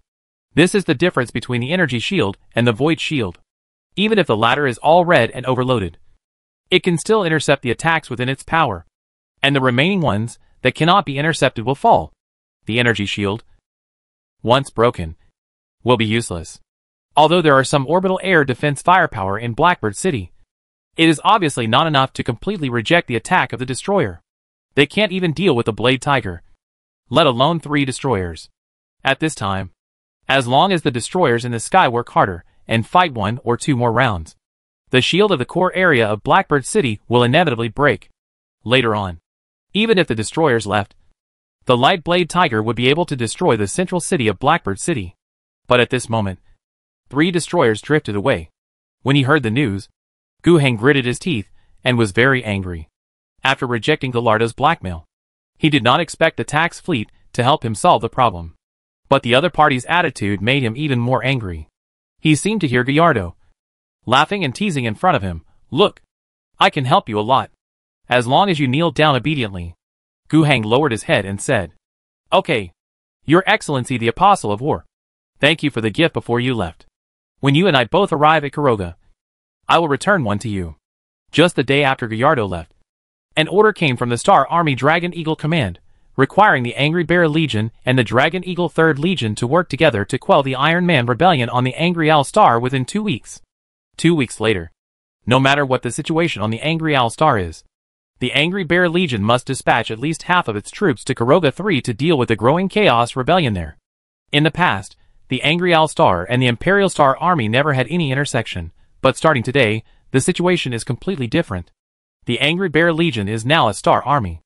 Although it is an independent legion, it needs to be assigned by the local Star Command. These assignments will not involve specific operations, but will involve the transfer of garrisons and the release of combat missions. Gallardo really won't push people to death. In this war to support Kuroga 3, it was not said that all members of the Angry Bear Legion had to go, and it was not said that Gu Heng, the Legion commander, had to go. Considering the Iron Man rebellion on the Angry Owl Star, it was not said that they had to go immediately, and it was given 2 weeks. But no matter what, this is undoubtedly a messy decision. There was only one Star Army in the Pegasus Star region before this, the Dragon Eagle 3rd Legion. It is mainly stationed on 3 planets in the Fokker star system, and has a size of 20 million. To solve the problem of Kuroga 3, what use is there for the 150,000 people of the Angry Bear Legion? If there is any transfer, it should be the real Dragon Eagle Legion. Now most of the Dragon Eagle Legion is still lying in the Fokker star region. A small number has gone to Kuroga 3, and a small number is about to come to the Angry Owl Star. They didn't even move the troops coming to Angry Owl Star, and let them come to Angry Owl Star to fight the Iron Man rebellion. Instead, they transferred people from Angry Owl Star to Kuroga 3. Isn't this just farting? It's just targeting Gu Heng. When Gu Heng reported this matter to Yin Fangxiu, Major General Yin was quite confused. In 2 weeks, half of the Angry Bear Legion under his command will be reduced? Governor, this will put a lot of pressure on the attack, and our troops will be insufficient. Don't worry. Gu Heng still acted confident in front of his subordinates. Thaddeus will be ordered to start building 9 new brigade-level units, totaling more than 130,000 people. Yin Fangxiu calculated for a while. According to Gu Heng idea, to complete the deployment of the Dragon Eagle Command, 7 divisions need to be withdrawn. And now, 9 divisions can be added. In general, the strength of the alliance is definitely increased. However, in this way, the manpower pool released under the 2nd level mobilization order has begun to be used. This is certainly not a good sign. It means that the overall production capacity of the alliance will begin to be affected by the labor joining the army. Although the impact is relatively minor under the 2nd level mobilization order, Gu Heng does not want the situation to deteriorate further. In his communication with Yin Fangxiu, he also frankly said this issue. This is the maximum force that the alliance can invest without affecting production. In the short term, this is also the last new troop. You must use our army carefully, and also cooperate well with the Dragon Eagle Legion that will arrive later. Yin Fangxiu felt a little heavy. He understood what this meant. The troops he could use were already exhausted, and there would be no more numbers for him to use. Even if the follow-up troops suffered losses, the replenishment of troops might be affected. But he knew that this could not be blamed on the governor. He sighed. I hope that Star Army is reliable enough. The Dragon Eagle 3rd Legion arrived on time. On the 3rd day after the tax fleet left, they arrived at the Angry Owl Star. They were transported here by the Gu family's transport ships and armed merchant ships. Of course, this was not free work for the family fleet. Transporting the Star Army was considered a transportation order placed by the Star Army to the Gu Company, an Imperial Chamber of Commerce, and they were paid, although the profit margin was very low. But if you pay, it's not free. The number of troops transported in this ship reached 300,000. The arrival of this group of people made Gu Heng and Yin Fangxu breathe a sigh of relief. And according to the latest news, the second batch of troops has also set out from the Fokkers Galaxy, where there are still 700,000 people. The Dragon Eagle 3rd Legion has deployed a total of 1 million troops. Now, there is no need to worry about the war on the mainland of Angry Owl Star. Chapter 297, Kuroga 3. There are still 700,000 Star Army soldiers loading in the Fokkers Galaxy, and the estimated arrival time is 2 weeks later. And the 300,000 Star Army soldiers, who have arrived, are disembarking one after another at the starport of Angry Owl. The starport of Angry Owl is still small in scale, and the overall personnel throughput is not good. In addition, from the ground part of the starport, Scarlo City, and then take a car to the western desert front, the distance in between is thousands of kilometers. Even though there were paved roads along the way when the Alliance was doing major infrastructure construction. And there were also sufficient logistical supplies along the way. The speed was not slow. But when 300,000 troops arrived at the deployment location one after another, it still took a long time. 2 weeks passed, and they just took their positions. While waiting for them to take their positions, the 7 divisions of the Angry Bear Legion also had to leave. According to the order of the Dragon Eagle Command, they had to leave at this time. The transport ships of Gu Trading Company that transported the Dragon Eagle 3rd Legion to the Angry Owl Star are still in the port of the Angry Owl Star system. In fact, on the way here, they received a new order to transport the 7 divisions of the Angry Bear Legion, a total of 77,000 people, from the Angry Owl Star to Kuroga 3. That's just on the way. Gu Heng will also go. The transfer order from the Star Army headquarters did not have anything related to him, so he could of course not go. However, after he had a phone call with his mother, he realized that the opportunity he wanted came faster than expected. After leaving the Wrathful Owl, Gallardo will stay briefly on the Winged Star, meet some people, and then go to Kuroga 3 in the name of inspecting the spread of the Chaos Plague. Of course, he is not so kind. In fact, solving the Chaos Plague and quelling the Chaos Rebellion are not his duties as a war apostle. He went there to make money. Kuroga 3 is suffering. According to the current situation, in a hive city on Kuroga covering 1 billion people, the plague is unstoppable. It has almost become an occupied area, and a large number of planetary defense forces are fighting in it. Rebels, plague zombies are emerging there in an endless stream. If the power of the entire planet is used, it is impossible to suppress them. Kurogia is a huge planet with a population of 40 billion. However, they dare not withdraw too many manpower from other hives to support the place infected by the Chaos Plague. What if other hives also have problems? In fact, there are already sporadic reports of infection in other hives. With the mobility of Kuroga 3, if a report appeared in public, then secretly, in the lower levels of the nest, the number of infected people might be 100 times higher than the number reported. Even, the planetary government of Kuroga 3 is already considering carrying out an extermination strike on the infected city. This is just a proposal for now, and it is still in the discussion stage, and there are many opponents. With a population of 1 billion, can you just give up? What a joke. Even if you are not a good person, purely based on the benefits, this is 5 billion tax coins. From these perspectives, it can be seen that the current predicament of Kuroga 3 is really not small. For others, there are those who laugh at the joke, those who pity the world, and those who worry that the situation there will deteriorate, thus causing greater troubles. But there are also people who will use the disaster as a bargaining chip, not only not providing help, but also gaining benefits. For example, Gallardo. This guy came here just because he smelled the fishy smell. He came under the pretext of inspecting the spread of the Chaos Plague. But in fact, he planned to let the head of the Star Zone and Governor Kuroga pay a large sum of money. This money is used to buy peace. If he doesn't buy it, he will let the chaos spread and cause trouble for these two people.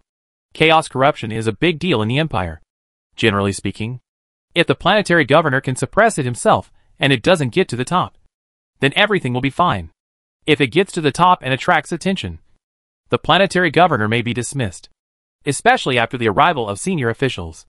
Gallardo has no right to dismiss a planetary governor, but he can make a big deal out of it by using the handle, especially after hearing the proposal that the Kuroga government intended to exterminate the Hive City, even at the cost of sacrificing 1 billion people. Gallardo was overjoyed. He took this as a key handle and stood on the moral high ground. angrily accusing the Koroja government of not taking the lives of the people of the empire seriously. Ms. Wang Qi also repeated Gallardo's original words to Gu Heng. That's 1 billion people. I don't know how you can say such a thing. Gu Heng didn't believe that Gallardo really cared so much about human lives. But there was no doubt that this became his most advantageous weapon of criticism. If things go on like this, from Chief Pedes to Governor Koroja, if they don't give a satisfactory answer, they will probably have to bear the consequences. And the discussion that Gallardo will hold on Koroja 3 is a stage. He has widely invited all the important figures in the Pegasus Star region, and they will be the audience to watch a play in which Gallardo plays the leading role. If Pedes and Governor Koroja give in, then this will be a serious meeting for the superiors to inspect and guide the work. If they don't give in, then this will become a trial by the war apostles to criticize the local officials who are derelict in their duties and malfeasance. The Gu family, of course, also received an invitation letter, and sincerely invited Gu Heng and Wang Qi, mother and son, to attend. Combining the previous events, Gu Heng would understand that Gallardo was demonstrating to them, the head of state and the governor of the largest planet, I can easily control them, and I haven't done anything ruthless to you, Gu family, so don't be ungrateful. Originally, Wang Qi advised her son not to come, and let her handle it. But Gu Heng decided to go. Don't blame me if you want to die. Before leaving, there were some things to be explained on the Angry Owl Star. In terms of government affairs, he talked with Asuna for a long time. In terms of public security and stability maintenance, Lambert had to lead the Public Security Police Department. In terms of military affairs, Yin Fengshu and Thaddeus would be responsible. After giving instructions to each of them, Gu Heng left. He estimated that his visit would take at least a month. He still had more trust in the alliance government system that he had established. After leaving him, it would be no problem for them to last for a few months without any problems. The only thing that worried him was the war on the Western Front. Although there would be a large number of Star Army troops coming to support them, it might not be all good. He already knew that the Star Army commander who came here was a major general of the Empire. With a high military rank and being a member of the Star Army, he had a natural status advantage over the Planetary Defense Force. If the Major General did his job well, there would be no problem. But he was afraid that he would cause trouble. However, Gu Heng was also prepared for this matter. He just hoped that his preparation would not be used. After all, the other party came to help. And it was not Gu Heng's intention to create any conflicts. It would be best if he could smoothly rely on superior forces to flatten the Blackbird heavy industry in the west of the continent. For this reason, he also contacted Yilishio once. In theory, after the first phase of the Imperial tax was completed on the Angry Owl Star, Yilishio and her ships should leave. The order she originally accepted was to stay in the orbit of the Angry Owl Star for 2 years. The 2-year period has expired, and it is time for her to leave. However, at Gu Heng's request, and the fact that the new order from the Pegasus Fleet Command has not yet come down, Yilishio considered it, and finally agreed to Gu Heng's request. 9 days later, Koroja No. 3, named Yincheng. This is the largest nest city on Koroja, with 3 billion people living in it. It is a huge, honeycomb-like structure. The lower part almost hollowed out the earth, and the upper part was a huge multi-layered structure, reaching straight into the sky. Before seeing it with his own eyes, Gu Heng had always found it hard to believe how a city could accommodate 3 billion people. Now he knew. It was really like bees. Like ants. People crowded in it. And most of the residents of the hive city might never see the sun in their lives. They lived in the hive, working hard, just to earn a little bit of corpse starch and water to survive. Some of them even had no jobs. The local demand of Koroja and the local productivity could not provide so many jobs. Such people, the better ones, join the gangs, gather together for warmth, rely on doing dirty work, or squeeze others to make a living. Some people become unemployed vagrants, rely on a little government relief, do odd jobs, barely survive from starvation, work hard, and hope that one day they will be selected as the imperial tax and be handed over. And the original intention of the Koroja government to provide relief is this: 5 tax coins per population. If you feed people purely on the standard of not starving to death, 5 tax coins can feed a person for 50 years. Of course, if you consume 0.1 tax coins a year, then most people will not live that long.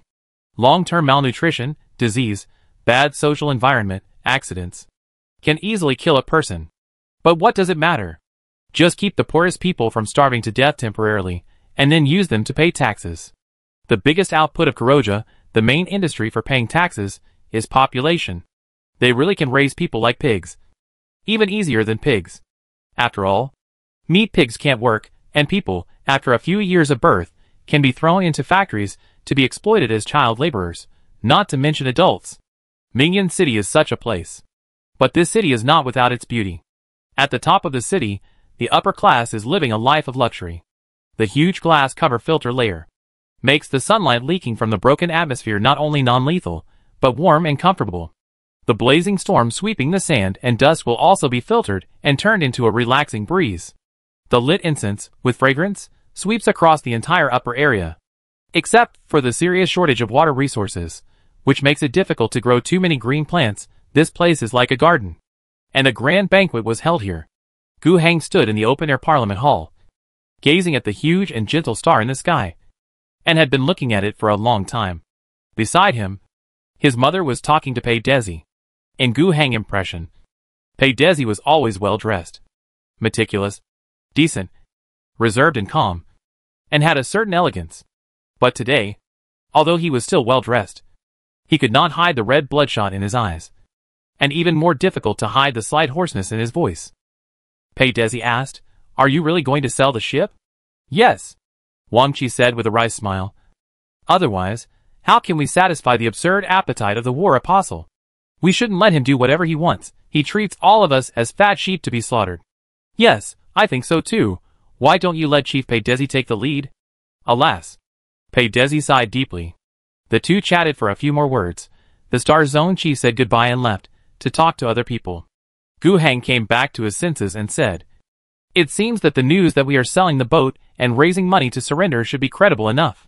At least Petters believed it. Wang Qi took a sip of the wine in his hand and patted his son beside him. "We really want to sell the boat and raise money. We can't go against Gallardo. There is no benefit, only disadvantage."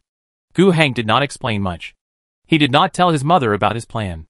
In fact, he did not tell anyone. This matter must be kept completely secret. It's not that he doesn't trust others, but there are too many ways to get certain information in this universe. He just told Wang Qi that he didn't intend to give in as Gallardo wished. At most, he would just release some news of giving in to ease some pressure. It would be best to delay until Gallardo had satisfied his appetite and left in other places in the Tianma Star region. After all, this guy doesn't have time to mess around in one star region for too long. But Wang Qi obviously had different ideas. She sighed and said, "Gallardo will indeed leave soon. But he is just gone. Not dead. If he wants to maintain his deterrent power, he will not let go of anyone who disobeys him. As long as his power is still there. Even if he leaves, he has countless ways to target us. Even the leader of Pedes has to give in. What can we do? 300 million. I will give it to you." When she said the latter sentence, she seemed to be gritting her teeth, and it was obvious that her heart was bleeding. Gu Hang nodded absent-mindedly, and suddenly his eyes fixed, locking on the man who came out from the backstage with a bright smile. Not only Gu Hang, but everyone's eyes were attracted by his appearance. Is this his charm? This is the charm of power. He stood in the center of the stage, picked up the microphone, coughed twice, and his smile gradually faded, turning into calm and seriousness. After the whole audience quieted down, he said, "We are facing a disaster. This disaster not only happened in Kuroja, or the Rathal Al-Star, but happened in every part of the Empire.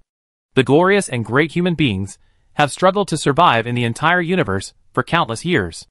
Our species, with the blood of countless heroes, with absolutely fearless and great sacrifices, under the leadership of the Emperor of God, established our empire, and won a place for us to survive in this dark and terrifying universe. But danger never goes away. Demons of the abyss, chaos traders, aliens, smart iron men, always threaten our survival. The great Sun Lord launched the largest expedition since the Great Crusade of the Emperor to establish the empire. The stars and the sea all surrendered to the glory of the Sun Lord. This is a great era. The territory of the empire is expanding every day.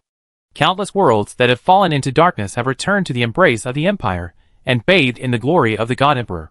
I deeply feel the contribution of every citizen of the empire. It is hard, but also glorious. Chief Pedes and Governor Akuna have set an outstanding example. I believe that under their leadership, Kuroja will surely defeat those chaos traitors, and let the bright sunshine shine again in every corner of the world. Listening to this, Gu Heng knew that Chief Pedes and Governor Ramiro Acuna of Kuroja had indeed surrendered. Gallardo chose the one that praised the story from the 2 manuscripts he had prepared. But for Gu Heng, it didn't matter. He raised his head again and looked at the sun. A dark shadow suddenly appeared. He smiled slightly. It finally came. It was a dragon. Chapter 298, Rotten Demonic Dragon. It was a dragon. Although it looked small from a distance, it was actually a huge monster. Its body rapidly dropped, and in a short time, it became very huge. Soon, Gu Heng was not the only one who paid attention to it. People saw the appearance of the giant beast. It looked very much like the dragon in myths and legends, but it was much more terrifying than that. Its yellow and green body was covered with lumps, and its rotten skin was surging, and swarms of flies were flying around its body, and its pale, bloodless, and pupilless eyeballs protruded outwards, as if they would fall off at any time. People were stunned. Someone shouted the first name of this monster. It's the Rotten Dragon. God Emperor. Why did this thing appear? Where is Mingyan City's anti-aircraft firepower? Where is the Void Shield? In a panic, people became extremely flustered because of the arrival of this demon. Even the knowledgeable Gallardo looked solemn at this moment. The Rotten Dragon. Even if you encounter this thing in the Sun Expedition, it is absolutely a difficult thing. This is a huge dragon-shaped demon engine. Unlike the Purgatory Dragon made of steel and hellfire, the Rotten Dragon seems to be made from some kind of supernatural biotechnology, which creates terrible rotten flesh and blood, and binds the soul of the demon in it. It has all the characteristics of the dragon that people imagine, and that actually existed on some planets, and is deeply combined with the concept of decay, forming its current terrifying appearance. Its power can overturn titans, and it has the ability to fly. With a breath of corruption, steel will be transformed by supernatural evil magic and corrupted into wriggling rotten meat. This is an extremely terrifying abyss monster. The environment in which it appears should be relatively harsh. Although it has not reached the level of a great demon, its existence itself will still be strongly rejected by the real world. Only when the real world is eroded to a certain extent by the laws of the abyss can this monster be provided with a basis for existence in the real dimension. There are indeed a large number of chaos demons active on Kuroja 3, which almost caused a Nest city to fall. However, the problem only exists in one corner, and has not yet reached the point of a full-scale outbreak and spread to the entire planet. If such a powerful abyss demon appeared in that fallen Nest city, it would be understandable. But, in Mingyan City? Why? The knowledgeable Gallardo also found it incredible. But what appeared in front of him was not fake. Moreover, this rotten dragon not only appeared, but also did not alert the air defense detection equipped by Mingyan City. It even inexplicably passed through the huge energy shield and appeared on the inside of the shield. In an instant, Gallardo had a suspicion in his heart. This was most likely a conspiracy against him. Something, or someone, had let the dragon in. Otherwise, how could those chaos evils have the ability to find the dignitaries of the Pegasus Star region and launch an air raid when even he, the War Apostle, was here? This was a conspiracy. He didn't understand how the person who was plotting this did it. But it is meaningless to investigate the cause now. That is a question that should be considered afterward. The first question is to survive. The pale dead eyes of the rotten dragon stared downward. Its huge dragon mouth was already fully opened. Gallardo had seen this scene before, but that time he saw it from a distance, watching the Empire's army being attacked by the dragon. But now, this corrupt breath was aimed at himself. There is no doubt that, if this breath of the devil dragon comes down, most people in this open-air banquet will die. As a last resort, the War Apostle showed his ability. The tip of the eagle scepter in his hand emerged with golden light, and his eyes also changed from normal to pure gold. The next moment, before the devil dragon exhaled, he released 3 golden beams of scorching sunlight from his eyes, and from the scepter, and headed straight for the devil dragon. The rotten dragon was surrounded by a swarm of Nurgle flies. Compared to the dragon, this companion abyss monster was of course very small, but in fact, each of them had a diameter of more than 1 meter. These Nurgle giant flies formed a line of defense around the rotten dragon. The beam penetrated and destroyed these giant flies, but was also contaminated by the evil magic that exploded, and its power was reduced. In the end, although the beam still hit the rotten dragon, it burned 3 large holes on its huge body that could not be ignored. Such damage made the dragon wail. but also made it even angrier. The thick breath of corruption still inevitably fell from the sky. Gallardo was confident that he could survive such a blow. Although he was not a psychic, nor did he have a ridiculously strong body like a top warrior. The blessing shared by the Lord of the Sun and the divine power of the Emperor would protect him, making him immune to all evil and tenacious. But there was no doubt that many dignitaries here would suffer heavy casualties. For example, he also glanced at the crowd next to him, and saw Gu Hang, who looked solemn, and Wang Qi, who looked terrified. He had heard that the Gu family was already discussing selling the ship, surrendering to him, and paying the donation of 300 million tax coins. However, if they died here today, who would pay the 300 million? It was not just them. Like the Star Region leader Pedes, Koroja Governor Akuna, and many other dignitaries who had agreed to pay tribute more or less. If they died, the money that had been agreed upon would be gone. What should I do? Just as he was thinking, his eyes fixed, and he suddenly saw Gu Hang moving in his field of vision. His eyes turned azure blue, and he stretched his hands upwards. A blue light curtain was formed above the open-air banquet hall. The corruption breath hit the blue light curtain. Gallardo was surprised again. He had read Gu Hang information, and it was mentioned above that. The governor of the Angry Owl Star was a legal psychic, who had been registered with the Psychic Order. However, he did not take this information seriously at first. In the Empire, many powerful families, if their descendants have certain psychic talents, they like to cultivate them whenever they want. After all, if conditions permit, who doesn't want to master some extraordinary powers? Although in most cases, it's just blind investment, mastering some tricks, and being able to hold a cup without using hands is enough. However, the power displayed by Governor Gu at the moment is far beyond the normal level. According to his judgment, the one who can resist the breath of the rotten dragon must be a very powerful psychic. In the rank assessment of the Psychic Order, he must be at least an A-level psychic. Such a psychic is a rare talent even in the Solar Expeditionary Force. Their value is even greater than that of a starship. I was wrong. Does this Gu Hang have such a powerful psychic talent? What on earth is the Psychic Order in the Pegasus Star region doing? They can't even collect this information? At this time, Gallardo could finally relax a little. With the presence of Gu Hang, an A-level psychic, the casualties would be greatly reduced. Thank God. Such a big commotion. Not only did Gallardo see it, but everyone else present also saw it. The dignitaries all thought they were dead, but who knew that a savior would come from the sky? Gu Hang's voice reverberated throughout the banquet hall. Everyone please evacuate as soon as possible. Leave the open area. Go to the lower level. I can't hold on for much longer. Everyone woke up as if from a dream, and began to retreat. Wang Qi stood beside Gu Hang, and was extremely shocked, but also worried. Gu Hang's voice sounded in her mind alone, asking her to leave. She gritted her teeth, turned around and left. No matter how worried she was, she knew that she would not play any role in an incident like today, and staying would only drag Gu Hang down. Under the protection of the bodyguards, who rushed over, she began to evacuate with all her strength. Like other dignitaries, under the protection of the psychic light curtain, and under the corrupt breath of the dragon's anger again and again. The other dignitaries ran very fast. After all, no one was sure how long Gu Hang could hold out. If they ran too slowly, Gu Hang would fail to block the corruption breath and fall to the ground. And he would be dead for sure. But running was not that easy. Outside the banquet hall, gunshots rang out. Some plague zombies, plague bearers, and other monsters appeared around the banquet hall. They were very resistant to bullets, and unless their bodies were completely destroyed by bullets, they could not be killed completely. The guards had already engaged in a fight with these monsters, but they were unable to eliminate them immediately. Instead, in the chaos, some monsters rushed into the banquet hall. The ugly and disgusting appearance of these chaos plague monsters aroused screams and cries. Just when these plague monsters were about to cause terrible casualties among the crowd, golden lights flashed one after another, accurately killing one monster after another. Gallardo took action. His rather majestic voice sounded, "Don't make a fuss. Evacuate in an orderly manner." This voice seemed to have a calming effect, and it did prevent the situation from getting worse.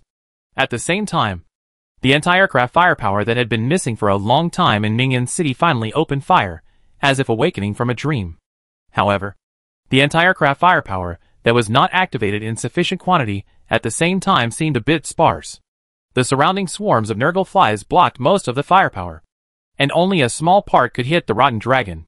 However, objectively speaking, although the anti-aircraft firepower seems to be very weak for the time being, after all, this rotten dragon is alone in the pond, without any other demon air force accompanying it, and there is not enough support on the ground, as the swarms of Nurgle flies around it are cut off layer by the anti-aircraft guns. The number of anti-aircraft guns opened will become more and more in the following time. Not to mention, the highest level of combat power in Minion City also reacted at this moment. Many flying motorcycles were ejected. One by one, combat nuns wearing green and white power armor rushed into the air. They flew around the dragon, firing their bolters continuously. The most eye-catching and heroic one was a short-haired lady holding a huge long-handled sword. As the anti-aircraft firepower increased, and as the nuns of the Holy Lily joined the battle, the dragon might not be able to hold on and would be destroyed. Many people could see this. Gallardo thought to himself that no matter who had launched this attack, it could be considered a failure now. Even he did not expect that there was an A-level psychic like Gu Hang in the banquet hall. And those conspiracy makers were even less likely to expect it. Even though he had a good source of intelligence, he only knew that Gu Hang had received psychic training since childhood and learned from Sister Lily of the Holy Mercy that Gu Hang had certain psychic combat capabilities. However, his intelligence analyst calculated that Gu Hang's psychic strength was only D level, and at most C level. Who would have thought that a planetary governor could show such a level of combat power? That kid hid really well. But this is a good thing. While Gallardo was firing golden beams, eliminating the monsters that entered the banquet hall, his mind had already turned to thinking about how to use this incident afterwards, how to find the possible plotter who could use the Abyss demons to lay out the plan. While thinking, a virtual crack suddenly opened on the top of his head. He reacted very quickly and immediately turned the scepter and attacked upwards. Several plague demons that fell from the crack were killed. However, the Abyss crack opened wider and wider in a short period of time. The Abyss demons were like rain. The golden light beams could not kill so many of them. He was drowned by countless Abyss demons. Despite this, he was just in a heavy mood and was not too panicked. The golden light enveloped him, and he kept killing the demons that approached him. As long as he protected himself well, he believed that his guards and other human warriors would definitely do their best to rescue him. This was indeed the case. He sensed Gu Hang's psychic power and rushed to rescue him immediately. A large number of Abyss demons surrounding him were swept away and crushed by the power of psychic power. Oh! A little trick. He laughed in his heart. But the next moment, he suddenly felt a terrible pulling force. Under his feet, another Abyss crack appeared. He immediately tried his best to fight it, but he still couldn't stop himself from falling into the crack. A moment later, the plague demons surrounding his original location were swept away by Gu Hang's psychic power. And the Abyss crack in the air gradually shrank, and no new demons fell. However, there, the figure of the War Apostle could no longer be seen. Gu Hang looked nervous, and shouted through his psychic power, asking everyone to search for the location of the War Apostle. On the other side, all the Abyss cracks were quietly closed. Without the support of the Abyss cracks, the remaining demons, including the dragon in the sky that was still fighting with the fighting nuns, would lose the source of power that they relied on to exist in the real world, and would soon be expelled back to the Abyss.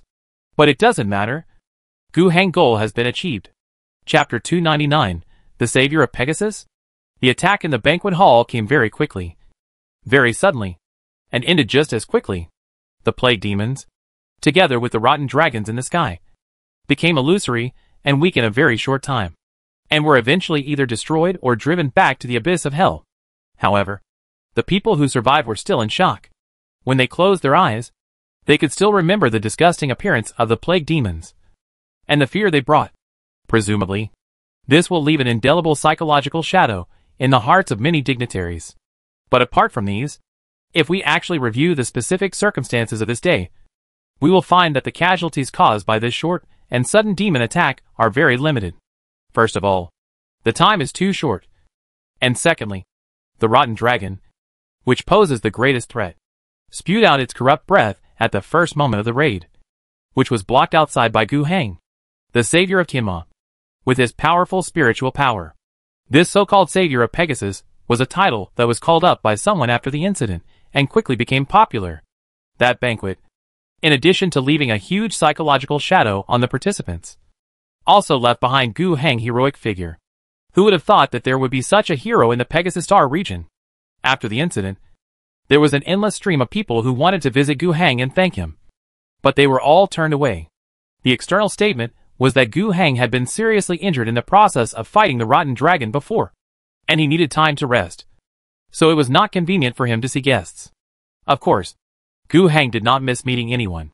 For example, when Chief Pedisai and others visited, he still took time to meet with his mother. And their arrival was not just to say thank you. It was mainly for Gallardo's matter. There were not many casualties in the banquet hall. But the most respected war apostle was missing. In full view of the public. He was completely surrounded and drowned by the plague demons. Even though the hero Gu Heng lent a helping hand at the first time and eliminated the demons that surrounded the war apostles, there was no sign of the war apostles there. This is a big deal. After the attack was over, the abyss demons were destroyed and dispersed immediately. The relevant people began to search with all their strength. The mortal soldiers, led by various officials, went out everywhere. So far, the search has expanded to the middle and lower urban areas of Mingyan City. Many people know that this approach is actually meaningless. Gallardo disappeared in full view of the public. What can you find in the lower urban area? Not to mention, Mingyan City is a huge nest of 3 billion people. The middle and upper urban areas are barely in order. But the lower urban areas, the government's control has been weakened to a certain extent, and there is no way to find it. However, this is not a problem of ability, a problem of facts, but a problem of attitude. If someone is lost here, you will not look for him if you can't find him. You definitely don't dare to do that. Even if you know you can't find him, you still have to invest a lot of manpower and material resources to try to find him. Pray for a miracle. And more importantly, pray that when the blame comes back, you can bear less responsibility. The real work was done by the people of the state church, especially the fighting sisters of the Holy Lily of Mercy. They did not waste time doing useless work, but conducted investigations at the origin of the outbreak. In the places where the plague demons appeared most, the content of the investigation was about supernatural powers. The priests of the state church and the sisters of the Holy Lily of Mercy now had several different guesses, but their investigation had reached a bottleneck. They now urgently needed the help of a powerful psychic to determine which of their guesses was correct. On Kuroja 3, it's not that there are no psychics, but the local psychic order is too low level. The strongest ones are just a few C-level psychics hanging around, and the average people are called great wizards. In fact, the construction of psychic orders in the entire Dragon Eagle Star region is very poor, and the Pegasus Star region is relatively good. These guys were also called out and participated in the investigation, but it was obviously useless. C-level psychics are at most about the level of Gu Heng's LV4. There was no other way. I still had to find Gu Heng. Gu Heng thought about it and agreed. Let's see what they found out. Although Gu Heng didn't think they could find out anything. After inviting Gu Heng, Pei Desi and Akuna didn't leave, but started chatting with Ms. Wang Qi in front of Gu Heng, as if they were not in a hurry to urge Gu Heng to work. Gu Heng, who looked pale and seriously injured, listened to the conversation and knew exactly what these two important figures in the Tianma Star region were thinking. Apart from the possible instigator and the murderer, the two of them are the ultimate responsible persons for this incident. The murderer is needless to say. For Pedes and Akuna, the disappearance of people within their jurisdiction is the biggest sin. It is obviously unrealistic to ask the person in charge of the banquet hall's security measures to bear the brunt of this. He is just a small shrimp and can't bear the wrath of the Empire at all. In fact, the two of them can't bear it either. They will definitely be held accountable. And it is very likely that they are guilty of a serious crime. They have already realized this. But they cannot just sit there and wait for death. The best way to reduce the guilt is of course to find the war apostle. But that is quite unrealistic. According to the state religion, the Holy Lily Sisters, the Psychic Order, and the people of the Psychic Order, they have calculated many possibilities based on the investigation results of the past 2 days. But almost none of them are good news. Although they are still looking for it with a last glimmer of hope, they have to think of other ways. Gu Heng is the way they want to think of. It is not easy to talk to the Battle Sisters. These daughters of the Emperor have always been independent. They have already made arrangements with the state religion and the Psychic Order. The reports they will issue later will be biased towards the leader and Governor Akuna, trying to remove some of the blame for them. They still feel that it is not safe, and now they have found Gu Heng again. The meaning is relatively simple and clear. Gu Heng has already demonstrated his powerful spiritual power, and what he said undoubtedly has a stronger endorsement effect. But after thinking for a while, he expressed his meaning. After 2 days, he will participate in the investigation, and will look at the situation on the scene and help. The two bosses expressed their gratitude humbly, and then left without staying for long. Although they got what they wanted, their expressions were still not relaxed. The situation is still very bad. Gu Heng sympathizes with them, but does not intend to really help them. What's the point of reducing the guilt? If the guilt reaches 100 points, they will be killed. Their guilt is at least worth 200 points. What's the point of Gu Heng reducing their scores by 10 or 20 points? The Empire is not reasonable in this regard. What's more, Gu Heng himself needs to take the blame. After sending these two away, and telling his mother that he needs to rest, he got his own space. The room where he temporarily lived had already been surrounded by a psychic barrier, ensuring that no matter what he did inside, he would not be noticed by the outside world. He checked first and found that the barrier was fine. Then he sat cross-legged on the carpet and closed his eyes. The next moment, his consciousness descended into the kingdom of Storm God. Here, there was a war. Countless heroic warriors were fighting desperately with the plague demon. This battle had been going on for several days. At the beginning, there were many plague demons, and they swarmed in. But now, they have been completely eliminated. The price paid was not small. More than 3,000 heroes living in the kingdom of Storm God have been sacrificed. Their souls were torn apart by the evil magic of the abyss. And even Gu Heng did not have the ability to recall them. This is a great loss. There were not many heroes to begin with. The first batch came from the souls of human soldiers who sacrificed in the kingdom of God when the original Angry Owl God was eliminated. After that, every soldier who had been trained by Gu Heng's soldier card system would come here after his death. At most, there were more than 30,000 heroes in the kingdom of God.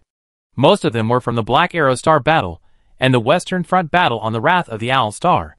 A few were also sacrificed by the Chingu army, who continued to fight against the deformed monsters in the jungle. The loss of 3,000 heroes means that the number of heroes has been reduced by 1/10. These heroes are essentially the souls of the warriors, and they are also the embodiment of the power of the kingdom of Storm God. Unlike the storm monsters that the original Angry Owl created casually, the actual power of each of these heroes is much stronger, and they all share a part of the power of the storm.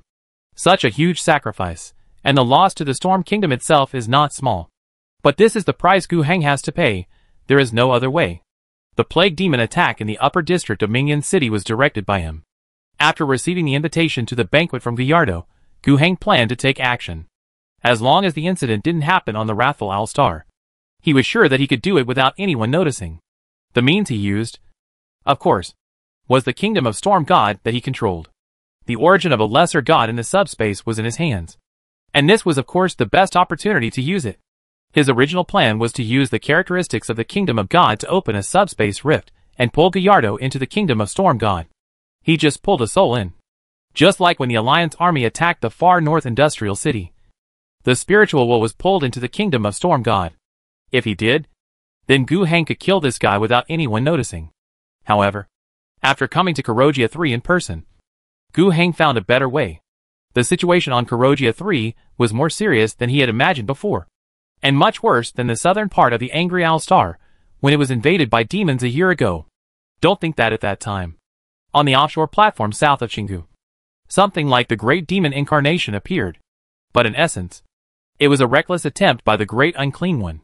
Judging from the scale of the invasion, the cultists had gone to great lengths to open a deep crack on the offshore platform, using the energy of a still functioning spiritual gas field. But on Kurogia 3, there were countless such deep cracks. If Gu Heng was just a top-level psychic, he would not have understood this very well. But he also controlled the original power of a lesser god in the subspace, which gave him too much bonus. Kurogia 3 has been eroded to the point of being riddled with holes.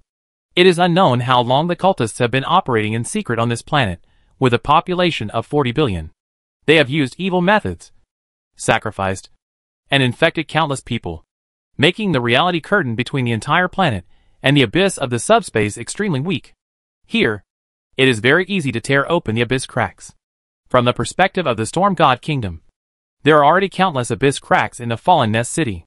Moreover, The forces that invaded Kuroja 3 this time should also be under the command of the Chaos Lord God known as the Father. This is the crisis on Kuroja 3.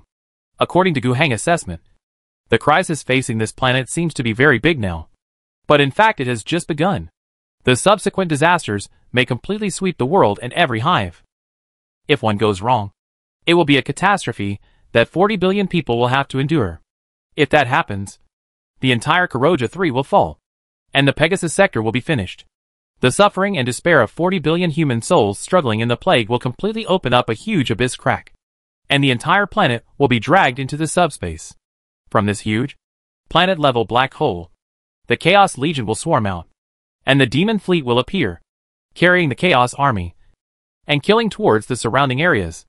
This is a crisis that will destroy the entire star sector. Gu Heng must be vigilant about this. Of course, his Angry Owl star is right next to Kuroja 3, and can be reached with one interstellar tunnel jump. If the worst happens, Kuroja will be the first to die, and Angry Owl star will be the second. But the crisis of Kuroja can be put aside for now. The current situation of this planet being invaded by the domain of the Loving Father gives Gu Heng a good way to deal with Gallardo. What he has to do is not difficult. He first tore a crack from his Kingdom of Storms to the domain of the Loving Father. This was very simple. The subspace was not the real universe, but it was inextricably linked to the real universe. When Gu Heng arrived at Kuroja 3 and approached the domain of the Loving Father, the Kingdom of Storms he represented also approached the domain of the Loving Father. Of course, he was not considered an enemy by the Loving Father. Just like an ant crawling next to a giant, who did not see it at all, and did not take it seriously even if he saw it. After this crack was opened, a lot of plague demons poured in, and then in the real world, that is, above the banquet hall and the surrounding area, one or more cracks were opened and connected together, which was equivalent to opening an abyss passage from the real world that could connect to the Father's realm. That rotten dragon and those plague demons that emerged from the ground all came from this way. Chapter 300. Life is really tough. In fact, Gu Heng's original plan was somewhat risky. Directly pull Gallardo's soul, enter the Kingdom of Storm God. If things go smoothly, and it can be completed in 1 second, there will be no problem. But if this guy has any special preparations, it will leave traces if he pulls it in the middle. Although Gu Heng will definitely disguise the traces left behind, and the official investigation team of the Empire will not arrive for a long time. No matter what subspace aura is left behind during this time, it will eventually dissipate completely. As for the local capabilities of Kuroja 3, let alone the Psychic Order, they are so incompetent, the Inquisition has no direct branch in the Pegasus Star region, so there is no need to worry. But the nuns of Holy Lily are a bit troublesome, especially since many of them have been to the Wrathful Owl Star for a period of time, and even directly joined the fight against the Storm Cult. There is a chance that these nuns will see through Gu Heng's disguise and realize that this thing comes from the subspace evil god on the Wrathful Owl Star that should have been destroyed. As a result, Gu Heng, as the only person from the Angry Owl Star, became more suspicious. With the help of the Plague Demon, there would be no such concern. For Gu Heng, the best result would be that after the Plague Demons came out, they could kill Gallardo directly. The War Apostle was killed by a demon rushing out of the abyss crack in a world eroded by demons. This was an accident. There might be a conspiracy, but no matter how they investigated, it shouldn't be, and Gu Heng couldn't be blamed. He is an A-class psychic, but even the most powerful S-class, or even the legendary Alpha-class psychic who can tear a planet apart, has never been heard of being able to open a crack in the abyss with bare hands. This is not within the scope of a psychic's ability. Gu Heng can do it because he has borrowed the essence of the lesser god of the subspace. Gu Heng can also let people check this point. As long as he doesn't reveal it, it won't be found. Moreover, he stood up in this demon attack and saved so many people. Before Gallardo disappeared, he also worked hard to rescue him. These are all facts that happened in full view of the public. The reason why Gu Heng did that was, on the one hand, he didn't want to implicate too many people. If all the upper-class people in the Tianma Star region in the banquet hall were caught in one fell swoop, it would cause great chaos in the entire star region. On the other hand, he also did this to try to clear himself of suspicion. As for exposing his psychic level, it would be exposed anyway, as long as the Empire investigated everyone present at the time. Gu Heng's strong psychic level would not be hidden. As long as there is no subgod in the subspace, it will be fine. But unfortunately, Gu Heng had already overestimated Gallardo's ability, But he didn't expect that. This guy was quite powerful, and so many demons couldn't kill him. In the end, Gu Heng still took action, and took the initiative to tear open a subspace crack under his feet, and didn't pull any souls, just send the whole person in. Moreover, in order to leave no loopholes, Gu Heng didn't even pull this guy into the kingdom of Storm God, but kept the crack between the kingdom of God and the Father's domain connected, and sent the person directly into the Father's home. In this way, it will be absolutely safe. Even if you ask Gallardo himself, he himself does not know that it was Gu Heng who did it. He only knows that he was attacked by the plague demon and was pulled into the subspace, where he was in a place full of poison, plague, despair. This feeling is exactly the same as the demon that attacked him. As for Gu Heng, didn't he help me a lot?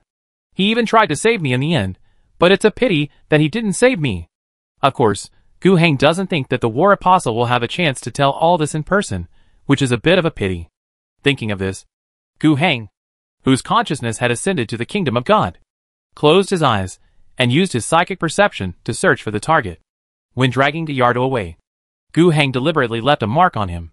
It had no other use, except to allow him to sense and track his specific situation. It was convenient to confirm that the guy was indeed dead. However, what surprised him a little was that Gallardo was not dead yet. This guy is really tough. It has been almost 2 days since he was tricked into the domain of the loving Father. He is still alive, which is a bit exaggerated. Gu Heng asked himself if he were in the same situation, apart from the special situation of the subspace sub-god origin that he controlled, relying only on psychic power. I am afraid that 2 days would be almost the limit. Although he has not tried it himself, however, it is really painful and tormenting for humans to be in the domain of the loving Father. Not to mention that he would definitely be attacked by plague demons. The environment alone would be enough to corrode a person into a mass of rotten flesh that would never die, but would be in agony. This was the loving Father, who seemed to love all living things, including parasites, viruses, bacteria, cancer cells. In Gu Heng perception, there was a golden power protecting Gallardo. It was the blessing from the Emperor. In the real world, the power of the Emperor blessing was almost equivalent to that of an A-level psychic. But in the subspace, although he was in the realm of the benevolent Father, he was actually closer to the spiritual network of the Emperor. As the connection strengthened, the blessing given by the Emperor became more powerful.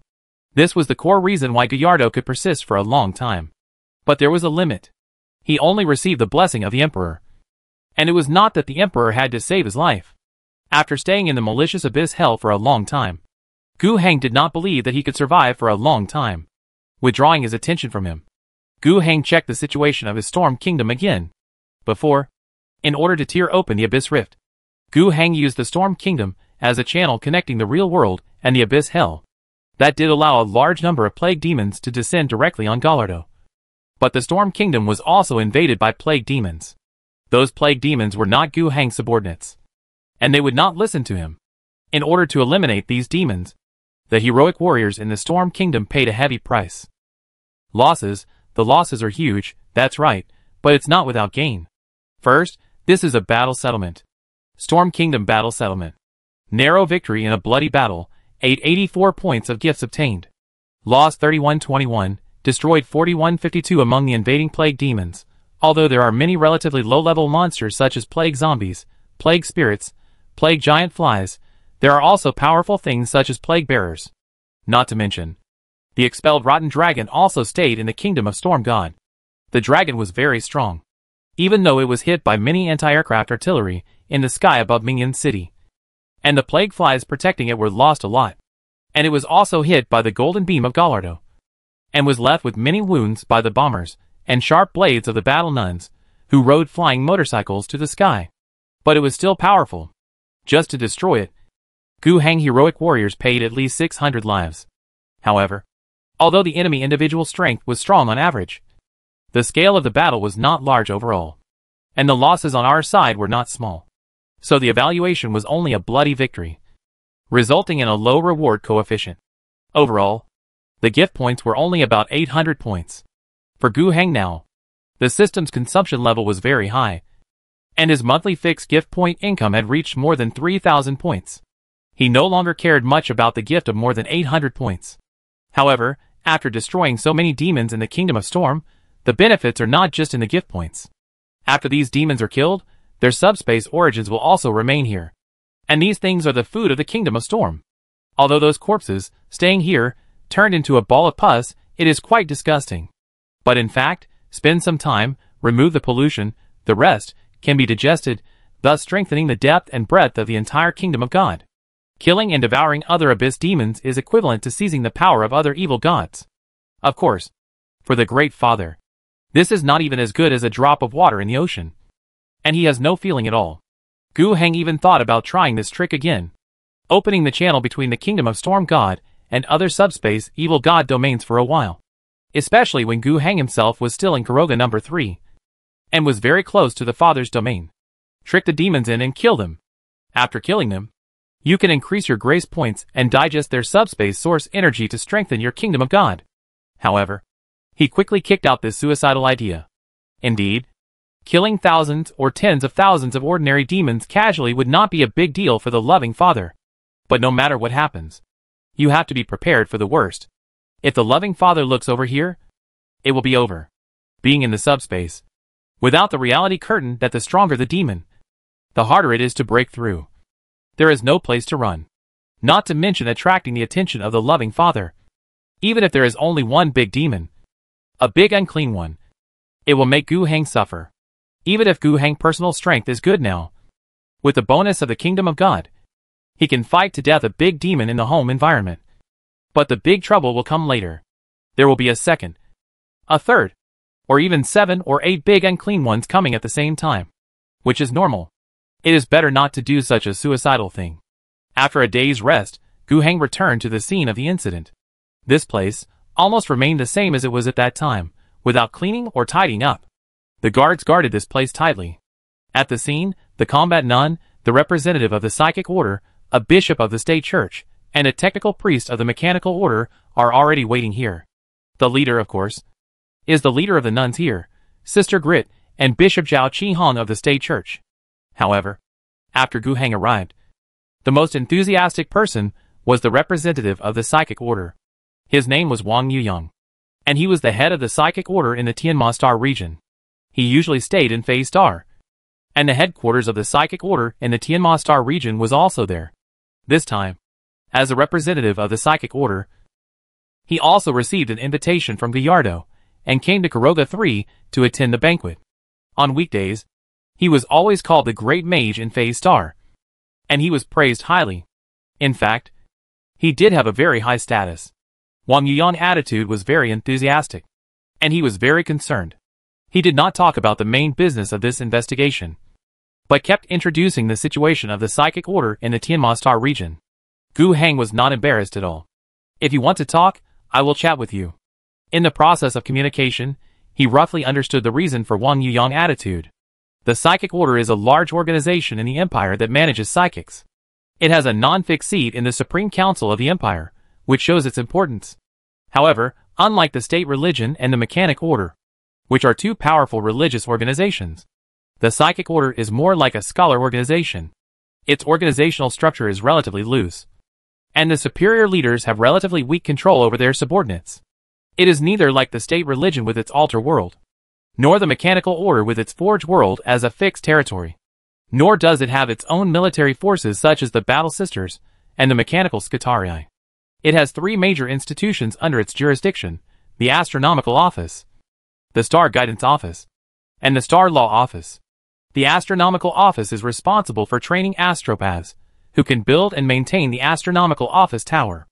The Star Guidance Office is responsible for training navigators, who can board the starship to navigate the astral tunnel.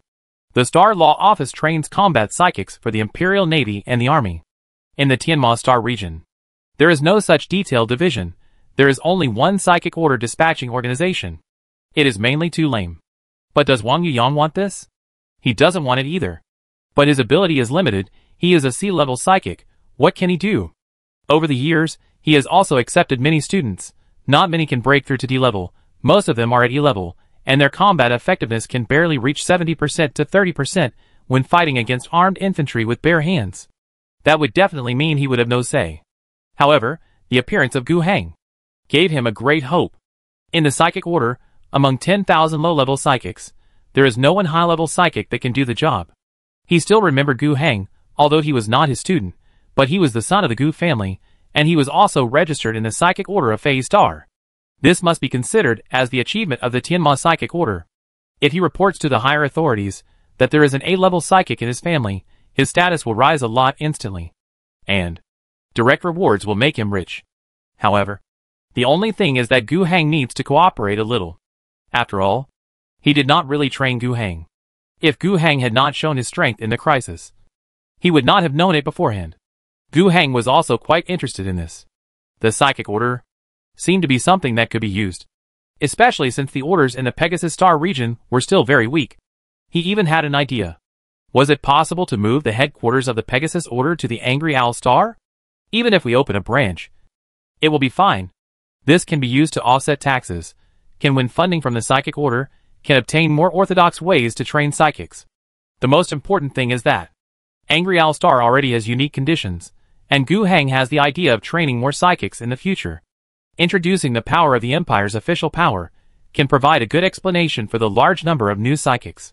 While the two were talking happily, a light cough came from the side. The head nun, Garrett, who was familiar with Gu Hang, came up and said, "Sorry to interrupt your conversation. However, we can talk about it later if there is anything else. Today, we still have to solve the current problem. Governor, we still need your help this time. Thank you for your help." Garrett was very respectful to Gu Hang. For her, this was not the first time she witnessed Governor Gu's strength. They cooperated well in the cause of eliminating the cultists on the Wrathful Owl Star. Gu Hang followed suit and said, "Okay, Master Wang. We will talk later. Let's get down to business first." Chapter 301, Struggle for Command. When Governor Gu was on Kuroga 3, cooperating with a joint investigation team composed of personnel from various forces, investigating the disappearance of the War Apostle on the Wrath of the Owl Star, on the western battlefield, the command post of the human side was on the verge of a war. Yin Fanshu tightly grasped the battle plan that he and his comrades in the staff had spent several days and nights to formulate, and looked at the person sitting at the top with an unpleasant expression. This person looked quite majestic and powerful, a big bald head with a thick beard. His name is Kai Manjin. He is a major general of the Imperial Star Army, the commander of the 4th Army of the 3rd Dragon Eagle Legion, and the commander-in-chief, who came from the Fox Galaxy with a total of 1 million troops to help the Angry Owl Star.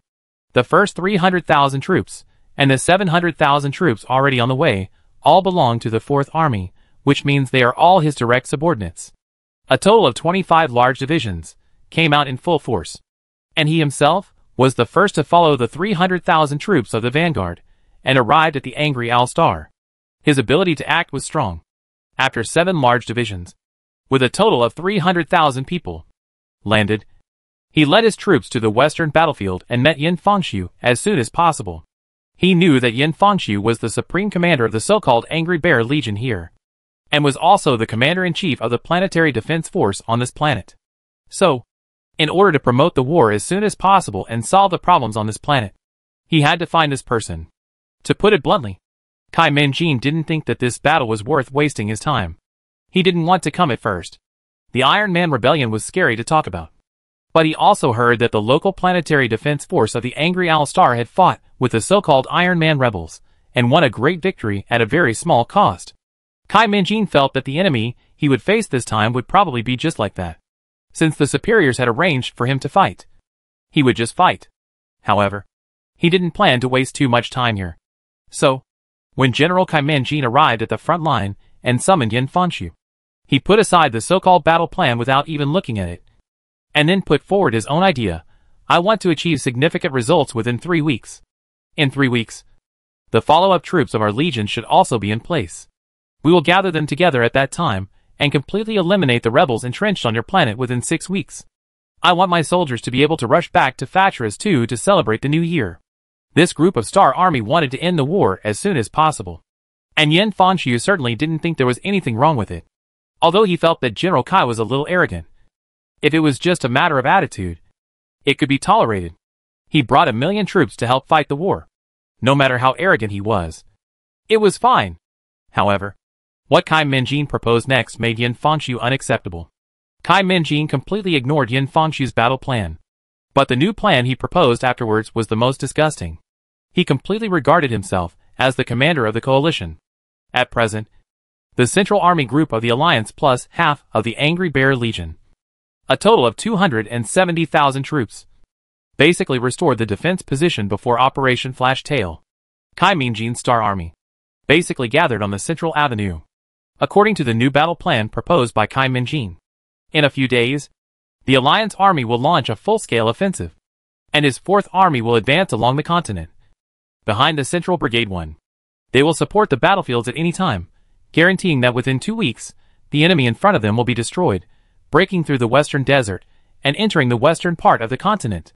In Yin Fangxu's opinion, his idea is too reckless and too hasty. Do you know how many troops Blackbird Heavy Industry mobilized in a month after suffering heavy losses in Operation Flash Tail? What is the distribution of these troops? Without knowing anything, they want to march forward and launch a full-scale attack? And this idea is secondary. If Kai Minjin lets his army carry out such a high-risk operation, he can only persuade them at most.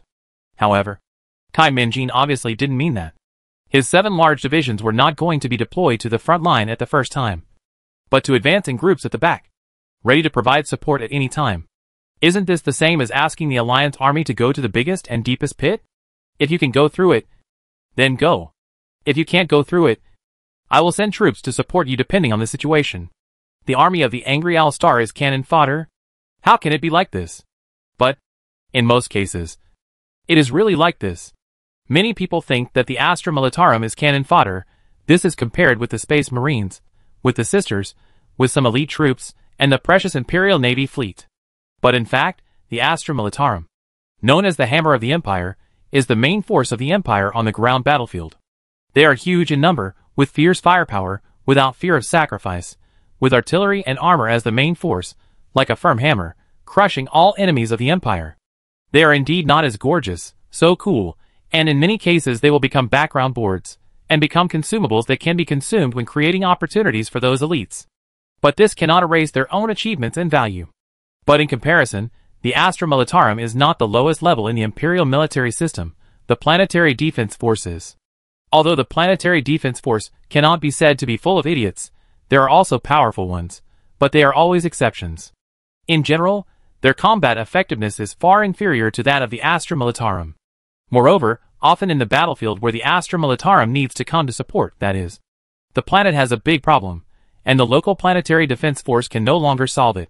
In this case, the Star Army, with its higher status, stronger strength, and identity as a savior, can always easily become the stronger party. Although, strictly speaking, there is no distinction between superiors and subordinates between the two. But in fact, according to some military regulations of the Empire, the Star Army does have the right to obtain the command of local planetary forces when necessary.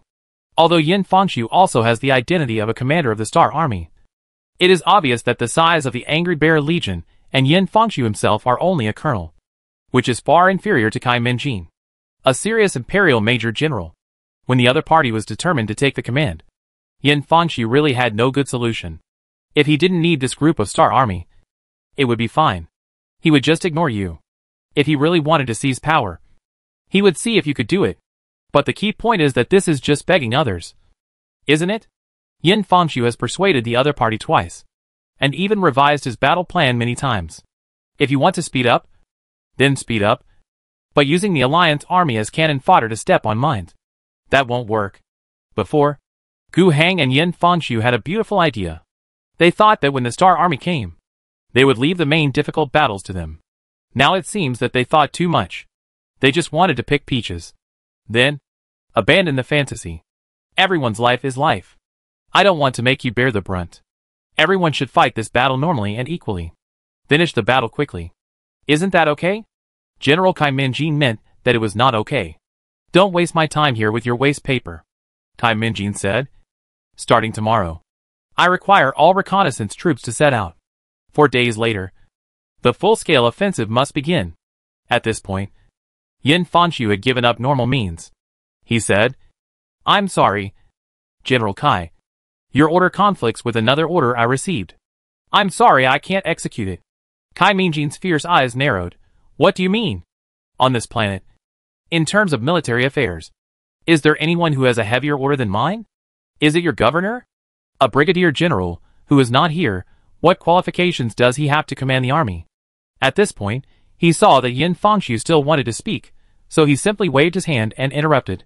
According to the Imperial Wartime Act, I now formally ask you to transfer all the command of the troops to my command post. Do you understand what I mean? As he said this, he even pulled out a pistol. He did not say the threatening words, but his actions were very clear. When necessary, he has the right to execute officers whose ranks are 2 levels lower than his. Colonel Yin Fangxiu is just within this range.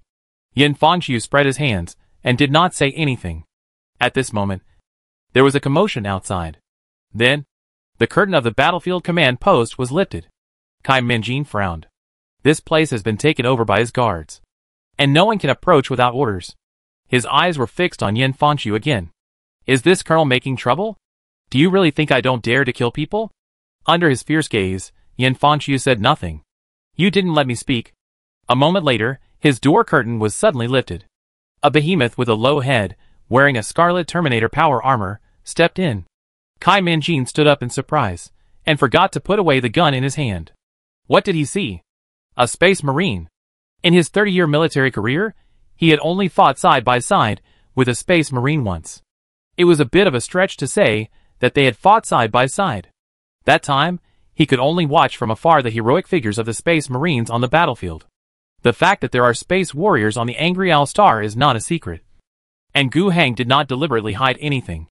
However, after all, the Angry Owl Star currently has very little communication with the outside world. The starport has just been built, and it is still a very small port. There are not many interstellar passengers. The Interstellar Communication Star Tower is only in Gu Heng's governor's office in Fuxing City. The environment is closed, and those who are interested may know something. But for those who don't pay attention to the Angry Owl Star at all, such as Kai Minjin, he really doesn't know that there are space warriors active on the Angry Owl Star. General Kai? Kai Minjin subconsciously crossed his arms across his chest, performed a Sky Eagle salute, and responded, Yes. Yes, I am Kai Minjin, Major General of the 4th Army of the 3rd Dragon Eagle Corps. May I ask who you are? Phoenix Regiment. Leader of the regiment, Martin Salas. Martins also reported his identity, and then said, I have taken over the command of this battle. He informed Kai Minjin in a concise manner. And this General Kai had nothing to say. As he mentioned before, in the Imperial Wartime Code, senior generals of the Astra Militarum can, when necessary, command low-level officers from different systems, and unify the command of the planetary defense forces on a planet, to ensure that all Imperial troops can have unified command when facing a strong enemy, to avoid chaos. And in this detailed regulation of the sequence of each level, the chapter master of a Space Marine chapter is at the top of the list among all the characters. In the order of the Star Army, at least one general must be selected to have the right to make suggestions. If you want to compete with him, you must select a general with the rank of Major General. If you want to fully command a regiment in wartime, you must select a marshal of the Star Army.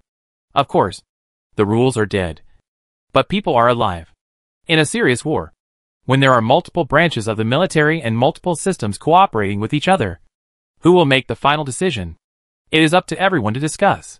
There is no one who has a high status, but is a commander without any soldiers, and can obtain actual command power by relying on his rank and status. But now, it is obviously not the case.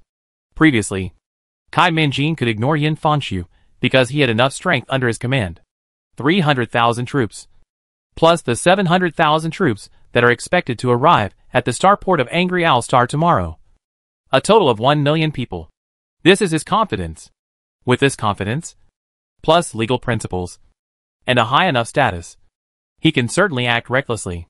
But now, it is not possible. The native troops of Angry Owl Star and the Angry Bearer Legion also have hundreds of thousands of people, plus this interstellar warrior who came out of nowhere. But looking at the Terminator armor, plus the huge body, it is definitely not fake. Now, Kai Minjin can no longer be sure of victory, whether in terms of status or strength. Martin's appearance, that was of course the work of Yin Fangxiu. Or it could be said that it was the work of Gu Heng. When he left the Angry Owl Star, he had considered the issue of military command, worrying that the Star Realm army coming over would take over the leadership.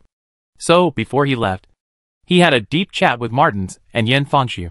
As a result, it really came in handy at this moment. With Martins and 30 space warriors, Sitting in the center, there were no other waves. The Joint Command Post was successfully established. Kai Ming-jin honestly merged his own staff and the staff of the Alliance Army and began to prepare for the war. He didn't make trouble. Although he had never heard of the name Phoenix, but when 30 space warriors, like 30 huge and solemn statues, stood in front of him, he didn't dare to fart. However, Yin Fangqiu and Martins didn't do anything like revenge. They even took into full consideration Kai Ming-jin's desire to finish the battle as soon as possible, which was also the need of the Angry Owl Star Alliance. Based on Yin Fangqiu's previous battle plan, a new plan was formulated. A few days later, the war in the Western Desert region reignited. The 600,000-strong human coalition army marched westward. At the same time, the remaining 700,000 people of Kai Ming-jin's Fourth Army also arrived. They came down from the starport in an orderly manner and were expected to move to the front line of the Western Front in 2 to 3 weeks. By then, the number of human coalition forces will directly exceed 1.3 million. This battle really needs to be fought faster. Otherwise, maintaining the supply of such a large army will be a very severe challenge for the Alliance logistics system. Chapter 302, Can't Afford to Play? They said they wanted to fight quickly, but the war on the Western Front of the Alliance still lasted for half a year. When the war was going on for almost a month, the 700,000 star army behind them had already arrived at the front line. The coalition had a total of 1.3 million troops, and they were unstoppable in the next 5 months, but they were still temporarily suppressed by the mechanical core of Blackbird heavy industry in some battles. This also indirectly shows how ridiculous Kai Ming-jin's original idea of producing results in 3 weeks, ending the battle in 6 weeks, and rushing back to the Fokkers Galaxy to celebrate the new year was. If Yin Fangqiu were to tell the root cause, he thought it was that the Star Army of the Dragon Eagle 3rd Legion was not as strong as expected. Strictly speaking, according to the most standard requirements of the Empire, the Star Army should be very strong. In terms of the quality of the soldiers, they should be the best of the best. The Alliance Army, under the Governor's magical training in the recruit camp, just barely met the minimum requirements of the Star Army for recruits. However, the fact is not so. From what Yin Fangqiu saw, the Dragon Eagle 3rd Legion was a formal Star Army organization. Although it was not a well-known legion, it should be at least not worse than the Alliance Army. Right? But in fact, it was a level worse. Take a so-called large-scale division as an example. Generally, there are 9 reinforced regiments, of which only about 2 can reach the level of Alliance soldiers. The remaining few can't be said to be just making up the numbers, but they are definitely stronger than ordinary soldiers. For example, the soldiers of the Lumen Kingdom encountered on the Black Arrow Star were far inferior to them. However, compared with the level of the Alliance soldiers, they were still a long way behind. This was just a problem of the quality of the soldiers. Yin Fangqiu still looked down on the equipment of these people. This group of Star Army did not even have enough troop transport vehicles. If the Alliance did not have sufficient logistical support, mobilized a large number of civilian vehicles, and the newly built trains to help with transportation, these Star Army soldiers would have to rely on their own legs to run a distance of 3,000 or 4,000 kilometers to fight on the Western Front. The battle is almost over, and these people may not be able to leave. The Alliance's army, even the 3rd Line Garrison Division, is a combination of infantry and heavy artillery, just a little less in number.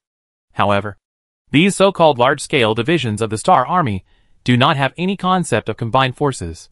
Infantry regiments are infantry regiments, artillery regiments are artillery regiments, and armored regiments are armored regiments. Yin Fangqiu did not comment much on this, perhaps because of different military concepts. Perhaps these people from the Dragon Eagle 3rd Legion felt that heavy firepower and armored forces should be used in a concentrated manner, which is not wrong in itself. Organizing the army this way, perhaps in some decisive battle scenarios, it can exert a stronger force. But, no matter whether you are concentrating firepower, concentrating armor, or the multi-service combined forces of the Alliance Army, or concentrating firepower and armor when necessary, the total number of various firepower and technical equipment should be sufficient. Right? Under their large-scale division, there are more than 40,000 troops, which is equivalent to 4 divisions and brigades of the Alliance. But there is only 1 armored regiment, with a total of more than 100 armored vehicles and 40 tanks. Take the Shifeng Brigade for example. It only has more than 9,000 people, 80 tanks, and more than 200 armored vehicles. The armored vehicles and tanks of a Schiefing brigade are equivalent to 2 large divisions of the Dragon Eagle Legion. This is not a gap. What is the gap? Even if we count pure infantry, whether it is the infantry company in the combined brigade or the troops under the infantry division, all have completed motorization. All have exclusive military vehicles at the squad level. Each squad has 2 to 3 rocket launchers. Each platoon has 1 to 2 mortars. And each company has a heavy grenade gun as a fire support point. The Star Army's infantry regiments do have these things, but they are all concentrated at the regiment level, and they are not as good in quantity. The difference in the quality of the soldiers, and the difference in weapons and equipment made the actual performance of the two sides different in the 6-month battle. Often, at the same time, the offensive efficiency of a large Star Army division of 40,000 people is similar to that of 2 divisions and brigades of 20,000 people in the Alliance. The Alliance can use half of its troops to achieve the same results as the soldiers of the Dragon Eagle Legion. During the 6 months of fighting on the Angry Owl Star, Kai Min-jin did nothing more. He just served as the second in command of the coalition forces and took care of his own business. On the one hand, his legitimacy and status were suppressed by Martin's. On the other hand, the combat capability demonstrated by the coalition forces in actual combat really left him speechless. However, in the last stage of the war, the two sides still had a conflict. That was when the enemies had been almost wiped out, leaving only the last strategic target, Blackbird City. Martins formulated an offensive plan, and the army of the Alliance was the spearhead. However, Kai Min-jin was here and rarely raised objections. In the past 6 months, such a thing had not happened.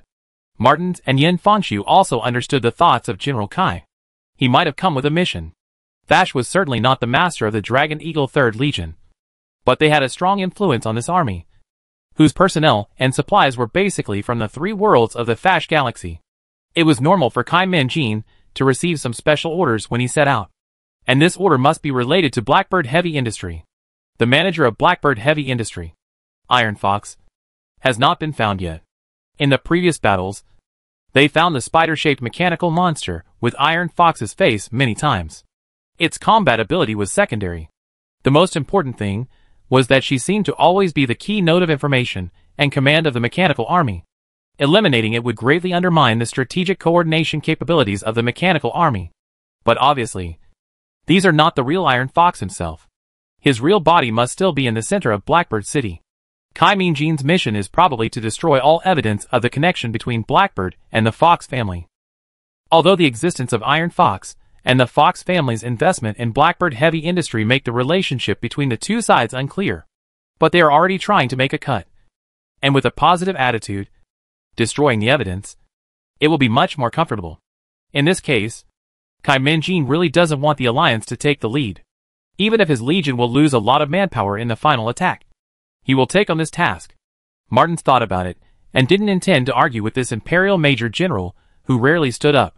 The war in half a year has calmed down, which is inseparable from the cooperation of this general. Then in this final battle, it is only right to give some face.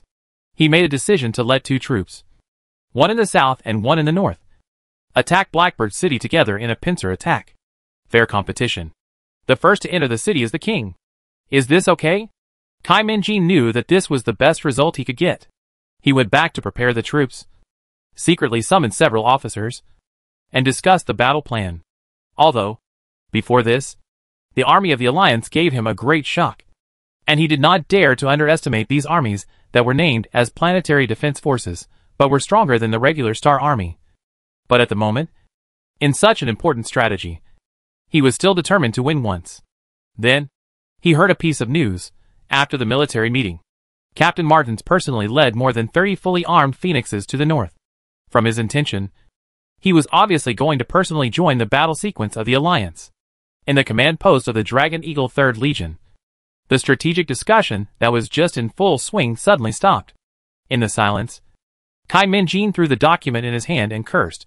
Can't afford it. Chapter 303, Mechanical Throne. Kai Min-jin was furious, but he had to arrange his troops and attack with all his strength. Although, after hearing that the Alliance army attacking from the north had received assistance from the Phoenix Regiment, the chances of winning this race were not high. But for their Star Army, they would not surrender before the battle even started. But some things are not subject to human will. The troops he could mobilize to attack Blackbird City are as many as 2 large divisions.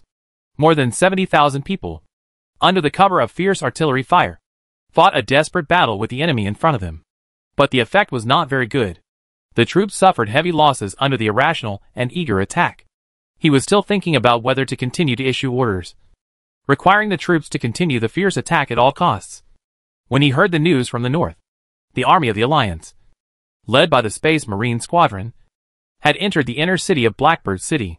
He sighed and felt a little desolate. Although it was something that had been expected, it was still a bit uncomfortable. However, he soon calmed down. Just do your best, and leave the rest to fate. He had already tried his best. What can he do if others have gunned him? No one can blame him. At the same time, he also cancelled the order for the troops to attack at all costs. Just be patient and fight normally. After the goal of entering Blackbird City first could not be achieved, it would not be worth it to lose many lives for this. Blackbird City, in the Core City area. Martins threw down the mechanical body hanging on the power sword in his hand. It was a mechanical upper body with the face of Iron Fox. And in front of him was a huge machine. This was the energy shield generator of Blackbird City. At this moment, the battle in the surrounding area has basically come to an end. There are few remaining enemies, and they will soon be killed by the remaining Space Marines, the elite soldiers of the 10th Brigade. And now, they are at the bottom of the Core City. They did not go to the upper level immediately to find the real body of Iron Fockers. This matter was done by several infantry companies. Of course, it was not that these infantry companies could do it, as there might be unknown risks. All they had to do was to open up the road, determine the target location, encircle, or cut off their retreat. Later, Martins will personally lead the team to deal with it. However, before that, he must first solve the problem of the shield generator. It is not that the existence of this thing has brought any obstacles to the Alliance advance, which does not exist. The energy shield cannot defend against the approach of slow targets. The army did not encounter any problems when entering the inner city. That is, the shells could not be directly bombarded. But under the leadership of the Space Marines, the vanguard has already entered, and the artillery followed and entered the shield range. So there is no need to worry about the shells being blocked. Martins was thinking about how to dismantle this thing and move it back. Although this is not the largest and most expensive shield that can cover the entire planet, it is already very rare to cover a city. The value of this thing is at least 4 million tax coins. It would be a pity to blow it up on the spot. Wasteland City of the Alliance is the industrial center of the entire planet. It will develop greatly in the future, and needs such a thing to protect it. In fact, if possible, every key city can be equipped with such a city-level energy shield. It's just that price. It's really a bit unbearable. Now if I can pick up a set to take back, it will definitely be good. For this reason, one of the chief technology officers of the Alliance, Engine Prophet, Huku, also came here on the Wind Falcon. He began to study under the escort of a group of elite soldiers. The main thing is to safely dismantle this city-level shield generator. This thing itself is very large, occupying an area of 200 square meters, 6 meters high, very heavy and large. It's too difficult to transport the whole thing back, and I'm afraid it will be bumped. It would be best if they could be disassembled, shipped back and reassembled. Martins exchanged a few words with Huku, then watched the member of the Mechanicus work, and then glanced around. The war had subsided, and he knew that he didn't need to stay here any longer. However, in order to ensure that the work here could continue safely, Martin still left a small team of phoenixes, led by Anatole. He himself led the main force and rushed to the upper area. Here, several companies ordered to conduct reconnaissance above, after reaching a certain position, were quite unable to move forward. Outside the gate where Iron Focker's main body was, the defense was tight. The Alliance soldiers received orders to clear the road and conduct reconnaissance, but they were not required to capture the target. After discovering that the enemy defense was quite tenacious, the commanders of these teams did not let the troops fight desperately. They set up heavy firepower, blocked the entrances and exits, prevented people from escaping, and sent shells in from time to time. The most critical problem was left to the Space Marines to solve. After Martins arrived with the Phoenixes, they took over the battle here. All the infantrymen turned to auxiliary roles. After the Space Marines cleared the road, they were responsible for quickly following, occupying the passage, and then seeing if there were any remaining enemies. Oh, usually not. The Space Marines were not that rough. They just kept clearing all the way. no matter whether they were elite armed mechanical guards or automatic gun guards hidden in a very insidious position. They all ended up being torn into pieces. Martins led the team to the front door of a steel gate. He tried to use some strength. And to his surprise, the gate was not locked. Although it was a bit strenuous, he still pushed the door open. When the door opened, he saw the situation behind it. In this huge space, there was a throne made of steel. Countless mechanical structures were exposed, and countless pipes, cables, and chains were interspersed in it, and blue electric light was flashing. On the throne, a queen sat upright. Looking more closely, she was not sitting upright at all. Her body from the waist down was integrated with the mechanical throne below. Her upper body looked like a human, but it was just an image. Her eyes were flashing with blue electric light. Several cables extended from the back of her head and connected to the end of the ceiling. She seemed to be doing many complex calculations. The electric light seemed like countless messages being sent out continuously. This scene shocked the Phoenixes who came in. Many of them, who said they were space marines, were actually born and raised here, and had never left the wrathful Owl Star. Their bodies and wills had already reached the level of space marines, but their knowledge was still not up to par. Martins was the exception. He had seen too many strange things. He just confirmed it, and knew that the upper body of the human woman in front of him was that of iron fats. Bang! With a gunshot, the heavy bomb in Martin's hand hit the throne at the bottom, causing an explosion. Unlike the energy shield generator below, such a heretical creation was of no use at all. The best way to deal with it was to destroy it immediately. Chapter 304, Blackbird Battle Settlement, Iron Man Puzzle. Martin's gunshot awakened his subordinates. He didn't need to say much, his actions had already shown his dissatisfaction. The new blood of the Phoenix still felt a little ashamed. They shouldn't be shocked by what they saw. And at this moment, the only way to redeem the dissatisfaction of the war band leader is to take actual action.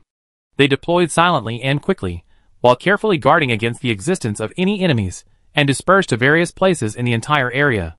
They began to place corresponding bombs everywhere, ensuring that everything in the building could be destroyed. Martins, on the other hand, walked forward and came to Iron Fox, whose eyes were still flashing with lightning. He took out the power sword. At this moment, the lightning in the eyes of the half-body woman in front of him suddenly subsided, revealing the human-like eyes below. "Human, please listen to me." Martin said nothing, raised the power sword high, and cut it off from the waist with one knife. With a crackling of lightning, Iron Fox's body was pulled up by the tube behind her head and didn't fall. But she was already speaking out before she finished her words. "Say, no matter how you view the god of change, the will under the throne of the mechanical god has never changed." Martins was silent, and with another sword, he cut off the many tubes behind Iron Fox's head. This time, her words really began to be intermittent, full of whistles. Between the creaking sounds, she only managed to leave the last words. "Always be tolerant of humans. Always be gracious. Always have a place. Flesh and blood are weak, machine." Behind Martins, several elite soldiers came up carrying a black coffin, and they put Iron Fox's half-machine, half-human body into it. Afterwards, several direct students brought by Wu Jiarong, wearing sealed iron masks, silently checked the entire machine, collected data, and looked for anything valuable. Martins hesitated to speak. He wanted to stop these people, just as he thought before. Such blasphemous things should not exist in this world. The blasphemous words that Iron Fox said just now proved this point. However, Martins did not say anything to stop them in the end. These people should have come here under the order of Ms. Wu Jiarong. Wu Jiarong is a technical officer who is highly trusted by the governor. She usually stays at home and rarely participates in external affairs. He suddenly sent a team to do the work. Obviously, he took it very seriously. Maybe the governor knew about it. Martins thought about it. Still didn't plan to have any conflict on this matter. Thinking back to the governor's ability, it shouldn't be a problem. Right? The governor that Martins was thinking about in his heart is still in Kuroja 3. Gu Heng knew about what happened in Blackbird City. Martins guessed correctly. Wu Jiarong, who never asked about the outside world, would suddenly send people out to work that was assigned by Gu Heng. The reason is that when the coalition forces approached Blackbird City, Gu Heng, who was on Kuroga number 3, found that the event option was flashing in the system interface. He clicked it and found an unknown event, which could be unlocked by spending 200 points of grace. This was the same as the event of Phoenix is dying. which was an unknown event that could only be seen after unlocking, considering the income at that time, and the abundant grace points on hand. After 6 months, plus the ones left before, there were more than 30,000 grace points. And the cost of these 200 points was not worth mentioning. If he draws a terrible event, Gu Heng can choose to leave it alone and not do it. After this event is drawn, it is called Iron Man Puzzle. Event activated, Iron Man Puzzle. An Iron Man rebellion has occurred on your planet. But have you ever wondered why all smart devices, which were once the biggest helpers in the process of human beings conquering the universe, have become taboos that the entire human society avoids, like snakes and scorpions? Look for clues related to Iron Man and conduct research. Perhaps you can gradually find some answers. Unknown reward. Gu Heng admits that doing so is risky. The most reasonable way to deal with this kind of blasphemous stuff is to follow the relevant regulations of the Empire. Once the situation is discovered, it should be eliminated, and all traces of its existence should be destroyed without leaving any room. The reason why there are such strict and absolute regulations on the handling of blasphemous things is, of course, that the human empire has encountered these things in the past few decades, and has left behind painful experiences and lessons. This way of handling is definitely the safest. However, on the one hand, Gu Heng is indeed curious about the issues mentioned in this incident. And on the other hand, the unknown reward does make Gu Heng feel itchy. Of course, if this is a gift package given to him by someone else, no matter how beautifully it is packaged or how tempting it is, he will not easily accept it. But this comes from his system. It's not that he really trusts his system 100%. Maybe this is something that some evil god in the subspace came up with. What kind of shocking conspiracy is this? But Gu Heng, I think one of his strengths is that he doesn't think too much about meaningless things. First, he has used the system for 2.5 years since he got it, and it has never let him down. Second, and most importantly, he has been using the system for 2.5 years, and he will probably use it frequently in the future. In this case, what's the point of talking about whether the system is malicious, if it is really a conspiracy of the evil god of the subspace? Gu Heng would have been deeply involved in it. In this case, Gu Heng did not think much about it, and asked Wu Jiarong to send someone to investigate the scene and bring back the body of Iron Fokkers for research. To be honest, he did not know if this was the way to solve the so-called Iron Man puzzle. But he did it anyway. Of course, trusting the system is trusting. But when doing things, you should be careful. When Wu Jiarong studies this thing, she will set up a new research institute, which will be completely separated from those black boxes. During the research process, all researchers must be isolated and abide by a series of research rules, and have regular physical examinations to avoid corruption as much as possible. Regarding the Iron Man puzzle, Gu Heng quickly put it aside and didn't think about it anymore. After all, this was just a casual move. Whether there would be any benefit in the future or what the reward was, we would talk about it later. Gu Heng was more concerned about the war itself. Blackbird Battle Settlement, a hearty victory. 22,990 points of grace were obtained. Total loss 119,384. 764,023 destroyed. Star Army. Dragon Eagle 3rd Legion, Allied forces lost 74,847. 416,167 destroyed. Star Army. Angry Bear Legion, lost 12,697. 97,016 destroyed. Alliance County. Central Army Group, lost 31,840. 250,840 destroyed. A total of 760,000 enemies were destroyed. And the coalition side lost a total of 110,000 people. This loss is not all casualties, but also includes combat and non-combat casualties. Those who can return to the army and regain combat effectiveness after a relatively short period of treatment will not be counted. The actual number of casualties is about 60,000 to 70,000. In general, the casualty ratio is 1 to 7, which is a very good number. However, the actual combat effectiveness of both sides is not as great as the data shows. The Alliance Army, fully equipped, sufficient in logistics, and excluding special situations such as ambushes and raids, can achieve a 1 to 4 ratio by deploying chariots, horses, and artillery for a head-on confrontation. The Star Army is a little worse, and can only achieve a 1 minute and 2.5 seconds ratio. However, sometimes the victorious side of a war, at certain key points, makes a breakthrough, forms an encirclement, and fights an organized annihilation war, and often the victory will become particularly great all of a sudden. The same is true in reverse. No matter what the so-called exchange ratio is on the front battlefield. As long as you lose, let the other side fight a beautiful annihilation war, such as cutting off logistics, surrounding, and unable to deliver ammunition and supplies. Then no matter the soldiers of the Alliance or the soldiers of the Star Army, they will be easily wiped out in large numbers. Unfortunately, these things only happen to those mechanical monsters, and humans were the victorious party. And this also brought Gu Heng more than 20,000 gift points. So far, including the monthly gift point income accumulated in the past 6 months, he now has more than 50,000 gift points on hand. I feel that I can do a lot of things. But don't rush. Gu Heng is not on the Wrathful Star now, so there is nothing he can do even if he wants to. He has been here for half a year, and has returned to the Wrathful Star several times. Otherwise he has been staying on Kuroga 3, cooperating with the investigation. The death of the war apostle Bojoa Gallardo has brought about a greater impact and aftermath than expected. First, in the Pegasus Star region, we tried our best to recruit elites from all parties to form an investigation team. The head nun, the bishop of the Kuroja diocese, are all big shots. In other words, in the Pegasus Star region, the influence of the Mechanicus is very weak, with only one mechanical priest at the highest.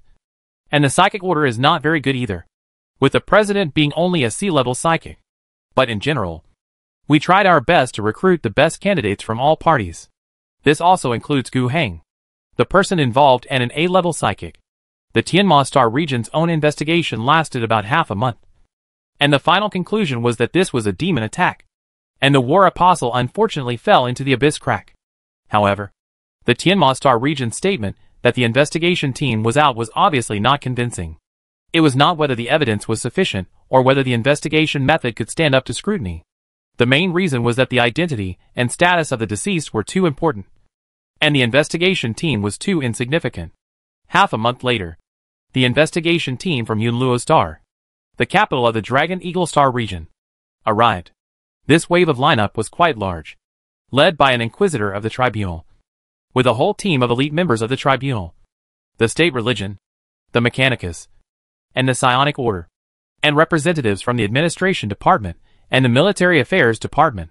This entire large investigation team also brought a fleet and an army. At their request, all those who participated in the banquet that day were not allowed to leave Kuroga 3 and had to be reinvestigated. Their investigation has not yet produced any results, and the investigation team from the Eastern Universe has also arrived. The composition structure is similar to that of the Star Domain investigation team, but the specifications are higher. Then, there is new news recently. An investigation team from the Sun Expeditionary Force, representing the Sun Lord, is on the way now. However, their distance is too far, and the investigation team is expected to arrive in a year. Things are getting bigger and bigger.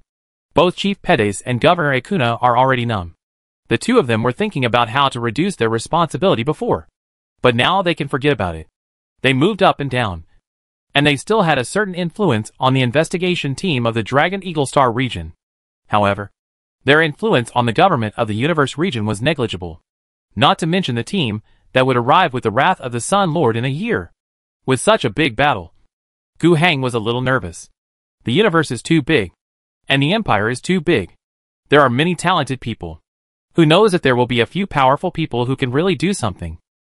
However, after thinking it over, he was still relieved. Even if the person who came was powerful enough to pull Gallardo back from the domain of the loving father and ask him what happened in person. Gallardo could only say that he was unlucky and was attacked by the devil.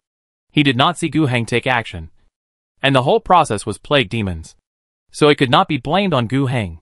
However, being trapped in Kuroja number 3 and unable to leave was also a very annoying thing. In the past 6 months, Gu Heng, apart from being investigated and investigating others, in the remaining time, he often called home and kept in touch with Asuna, Lambert, Tadius, Yin Fonshu and others. At present, the situation on the Angry Owl Star is not bad. In the 6 months when he was away, not only did no trouble occur, but with the help of the Star Army, the completely exterminated Blackbird heavy industry, the war of unification was won.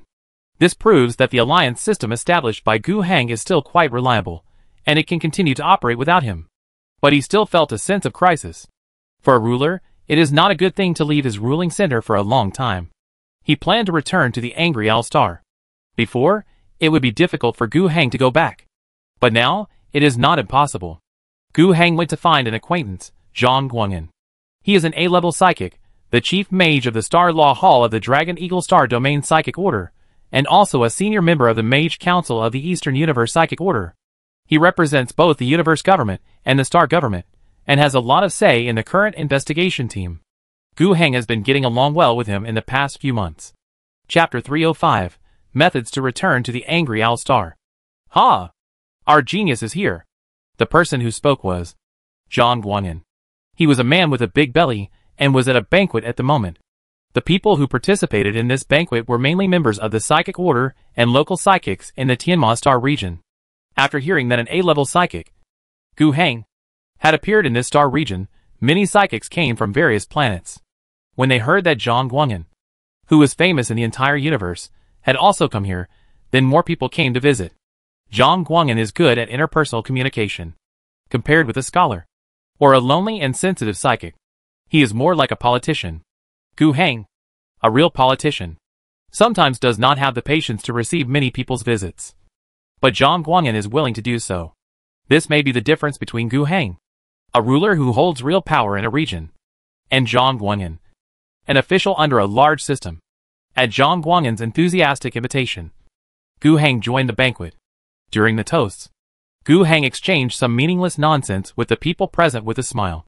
He didn't like this kind of scene, but it didn't mean he was not good at it. Zhang Guangyan was so considerate. How could he not know that Gu Heng came to visit him this time? Because he had something to ask him? He enjoyed the feeling of being praised. But after coming to the Tianma Star region, he still valued Gu Heng the most. A-level psychics are very rare. There is only one in the Dragon Eagle Star region. In the entire Eastern Universe, there are more than 2,000 planets, and the total number of A-level psychics does not exceed 100. Every A-level psychic is a precious treasure. Adding one more means that the entire star region has a higher voice in the higher-level psychic order headquarters. There is a lot of room for profit. The value of Gu Heng is many times greater than that of the psychic order in the entire Tianma Star region. Soon, Zhang Guangyan asked people to continue the banquet and communicate with each other, while he himself took Gu Heng to a private room with a terrace. What's wrong? Xiao Gu, do you have something to tell me? He asked with a smile. His hands did not move, but teacups, teapots, and plates flew over one by one, pouring tea and arranging the plates on the small table on the terrace. In just a few seconds, a set of tea snacks for the conversation was already set. Gu Heng didn't hesitate. He tried a sip, praised it, and then got down to business. I want to leave Kuroga 3 for a while and go back to the Angry Owl Star. Zhang Guangyan frowned. He took a sip of tea, and then said, this matter is not easy to handle. According to the requirements of the investigation team, no one is allowed to leave this planet. You are also a member of the investigation team. You should know the rules. Well, so this is not a request from you? Of course Gu Heng would say something nice. Your reputation is much greater than mine. The rules are rigid, there must be some flexible ways, please give me some advice. Master. Ha ha. Gu Heng said some flattering words, which made Zhang Guangyan laugh. The happy master said, if it were someone else, they would definitely be ruthless and unyielding. However, if it were you, there would be some ways to think of. Please help me think of it. Master. Actually, this is just an excuse. Gu Heng himself is a member of the investigation team. From the star zone to the star field, and then to the universe field. How could he not understand the work of the 3-level investigation team? Actually, at this time, the work of the investigation team is not only not heavy, but it can even be said that there is nothing to do. Half a year has passed since the incident. What clues can be left? It is nothing more than checking the people who were present at the time one by one, and checking the environment of the entire Kurogia number 3. After checking the personnel, we can conclude that there are many people who have motives for committing the crime. The war apostle has offended too many people, but no one has the ability to commit the crime. If we must say that this incident was man-made, then the murderer must be a very powerful force, who has some unknown means to be able to do it. and the person who carried out the crime must not be at the scene, or even in the Tianma Star region. The probability is very low. At present, the three investigation teams all believe that this incident is most likely an accidental disaster. This conclusion is also supported by the fact that the abyss erosion phenomenon on Kuroja 3 has become increasingly serious in the past 6 months. In theory, at this stage, the case can be closed, with the final conclusion of the investigation team directly sent by the Eastern Universe government. The persuasiveness should be high enough. Next, the investigation team will finish its work, and the matter will be basically over. The conclusion will be reported to the center of the empire, and the Supreme Council of Holy Terra will sign it, and the whole matter will be completely concluded. However, Gallardo's identity is special in that his death will directly alarm the Sun Lord himself. He is the one who directly leads the Terra Council, and can be regarded as the actual supreme ruler of the empire. He is not so easy to believe the conclusion of the local government. He did not even ask the central government of the empire to send an investigation team to investigate, but directly formed an investigation team from his own expeditionary force. There is no other way.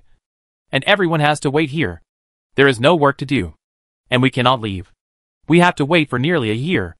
There are more than 1 or 2 people who complain. The 3-level investigation teams themselves are also resentful. Who would like to come all the way to your Tianma Star region and spend an extra year here for nothing? In this case, some things are inevitable. Everyone is a well-known figure. Showing their talents and leaving for a while is not so unacceptable. A riskier method is to pretend to stay here, but actually leave. Just rush back before the Sun Lord's delegation arrives. Of course, the risk is high in being reported, which is quite troublesome. Someone has to take this risk for you. Locals in the Pegasus region basically don't want this treatment, especially Pedes and Akuna, who are the 2 key leaders. They are afraid that they will run away. In addition to the risk, there is another disgusting point, which is that after leaving in this way, you can't be too high profile when doing things outside. Otherwise the evidence of pretending to stay in Kuroja will be exposed. But Gu Hang was obviously not willing to take this approach. And here, Zhang Guanyin provided Gu Hang with a second idea. Aren't you the governor of Angry Owl Star? Yes. A year and a half ago, there was a sign of a demon invasion on Angry Owl Star, and even a very powerful demon incarnation appeared, but you suppressed it, right? Yes. Your planet had cult activities before, and even an Iron Man rebellion, and it was just quelled? Yes. Hiss. Little Gu. If you don't listen to my advice, you don't want this planet anymore. Come with me to Yunluo. We can make the psychic order bigger and stronger together. How great is that? Master. You are joking. Gu Hang was also a little helpless. This kind of words. It was okay when I was on the Angry Owl Star before, but when I came to other places, when people heard about what happened on the Angry Owl Star in the past, they would say the same thing without exception. Okay, I won't advise you anymore, Zhang Guanyin said. However, since these things happened on Angry Owl Star, the investigation team should go to Angry Owl Star to investigate. And maybe there will be some clues. Right? Gu Hang acted as if he had suddenly realized something. Of course, he had thought of this idea a long time ago. But it would be best if Zhang Guanyin brought it up. It would be wrong if he brought it up himself. Zhang Guanyin chuckled twice. You are also a member of the investigation team. So of course you can go. However, the identity of the Star Zone investigation team is still not enough. You must at least join the Starfield investigation team. What have you thought about the matter I told you before? Gu Hang said seriously, I have thought about it. I am willing to join the Star Law Hall of the Dragon Eagle Star Region Psychic Order, serve as your deputy, and contribute to the development of the Order. However, I should establish a branch of the Order on the Angry Owl Star, and develop the Order's power in the Pegasus Star region. On the affairs of the Order, I will fully support every decision you make. Zhang Guanyin felt a little regretful that he could not bring Gu Hang to the capital of the Star region. But he soon felt relieved. This might be a good thing. He was the only A-level psychic in Yunluo Star, the capital of the Star region. If there was one more person, what would happen? This Gu Hang now seemed to be a polite person who had no ambitions. But who knows if he would change when it came to that. He was outside, but he could contribute the influence of an A-level psychic, support the situation, and even leave when necessary. So he achieved his goal. Okay, then it's settled. I will issue you a letter of appointment from the Star Law Office now, and recommend you to join the Starfield investigation team. After the information is reported, you will lead a team to the Wrathful Owl Star to investigate the root cause of the abyss erosion and whether it is related to the disappearance of Apostle Gallardo. The investigation time will be 3 months. If it is not enough, you can renew it later. However, during this period, you have to come back frequently to report the situation. You can't really stay on the Wrathful Owl Star for 3 months. Do you understand? I understand. Gu Heng was still a little unhappy. From the Karogia Galaxy to the Angry Owl Galaxy, although only 1 star jump was needed in the middle, a single trip still took at least 6 days, and 1 round trip would waste 12 days on the road. After several round trips, half of his 3-month investigation period would probably be wasted on the road. But there was nothing he could do. After all, he was the one who caused the trouble, so he had to bear with it. As for the fact that there will be an investigation team, follow him to the Angry Owl Star. Come on, the leader of the team is Gu Heng himself. What can he find out about himself? Even if there is really a lunatic who insists on investigating the leader as well, Gu Heng is not afraid. The 3rd level investigation team can't find anything by investigating Gu Heng himself on Karogia number 3, so if they go to the Angry Owl Star, will they gain anything? There is only one thing he is really afraid of investigating, the black box. But he decided, this time, he would put all the black boxes in the Storm Kingdom. No one could enter the Storm Kingdom without Gu Heng permission, unless they broke in. In the entire empire, Gu Heng didn't think there were many people who could do this, let alone exist here. As for Gu Heng himself joining the Psychic Order, it was a matter of no consequence. What did he have to pay? Just the title and influence of an A-level psychic. Only he could gain something. He doesn't need to do anything specific. If he really wants to fight, he just refuses. The Psychic Order doesn't have such strong constraints, especially for people like him. It takes a certain amount of time to wait for the approval of the investigation team.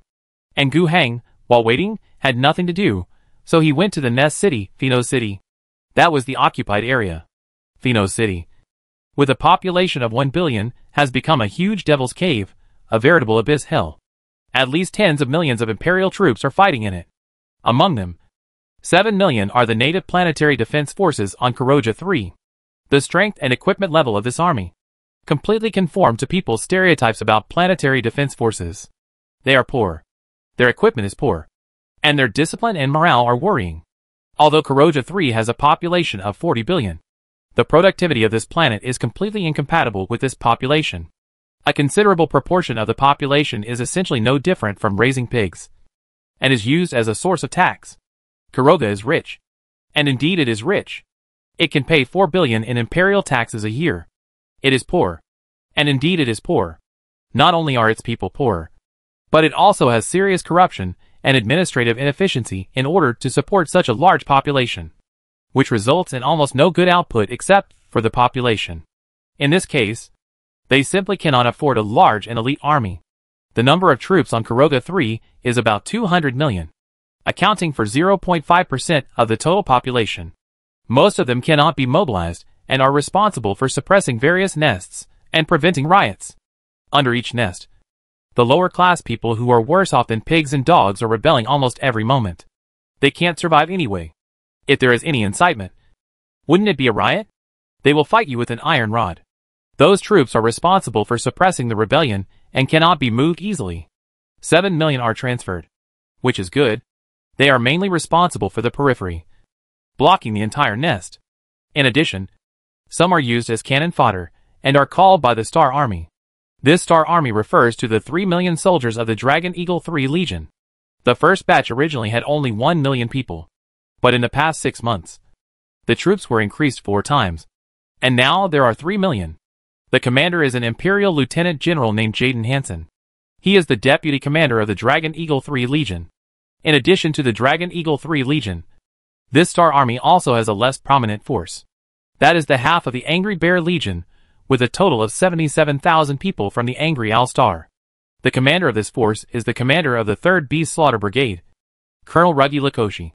Chapter 306, let's see the situation. Ruggy Lakoshi was one of the few people whose military rank did not decrease during the process of transferring from the Alliance Army to the Star Army and becoming the Angry Bear Legion. For example, Yen Fangxiu, who was originally supposed to be the head of the Legion, at least a brigadier general, but in the end, he was made the second in command by Gallardo, and only had the rank of colonel. Compared to his official rank of major general under the alliance system, he dropped 2 levels. Likishi was much better. He was originally a colonel of the alliance. When he was transferred to the Star Army, he should have been demoted to a lieutenant colonel, just like other divisional and brigade commanders. However, Gu Heng, as the corps commander, soon pulled him back to the rank of colonel under his authority. As the corps commander and brigadier general, he had the power to do so. It was nothing more than nomination reporting and waiting for approval. Gu Heng was on Kuroja 3. There were representatives of the Star Army and representatives of the Military Affairs Department in each investigation team, and the process was quite fast. The reason why Likishi's military rank was raised was to allow him to legitimately command the half of the Angry Bear Legion that came to Kuroga 3. According to Gallardo's request, the Military Affairs Department issued a transfer order, asking the Angry Bear Legion to come to Kuroga 3 to participate in the war. 77,000 Angry Bear warriors, away from home for half a year, fought in this foreign land. 7 division brigade units, all commanded by Colonel Likishi. In terms of number, it is equivalent to 2 large divisions of the Star Army. The commander-in-chief of the Kuroja War Zone, Lieutenant General Jaden Hansen, did not take them seriously at the beginning. There were only more than 70,000 people, which was nothing in the army of tens of millions of people in the occupied hive city of Fino. This matter was completely unnecessary. He just thought it was a trick of the war apostle Gallardo. Of course, he was not familiar with Gallardo, and there was no conflict of interest. Not to mention that the war apostle was now unknown. So he had no need to please a dead person. He just had to do his job impartially. The Angry Bear Corps was not his direct force, and he would not give it special treatment. Gu Heng was the commander of this corps, and he had just demonstrated the strength of an A-level psychic.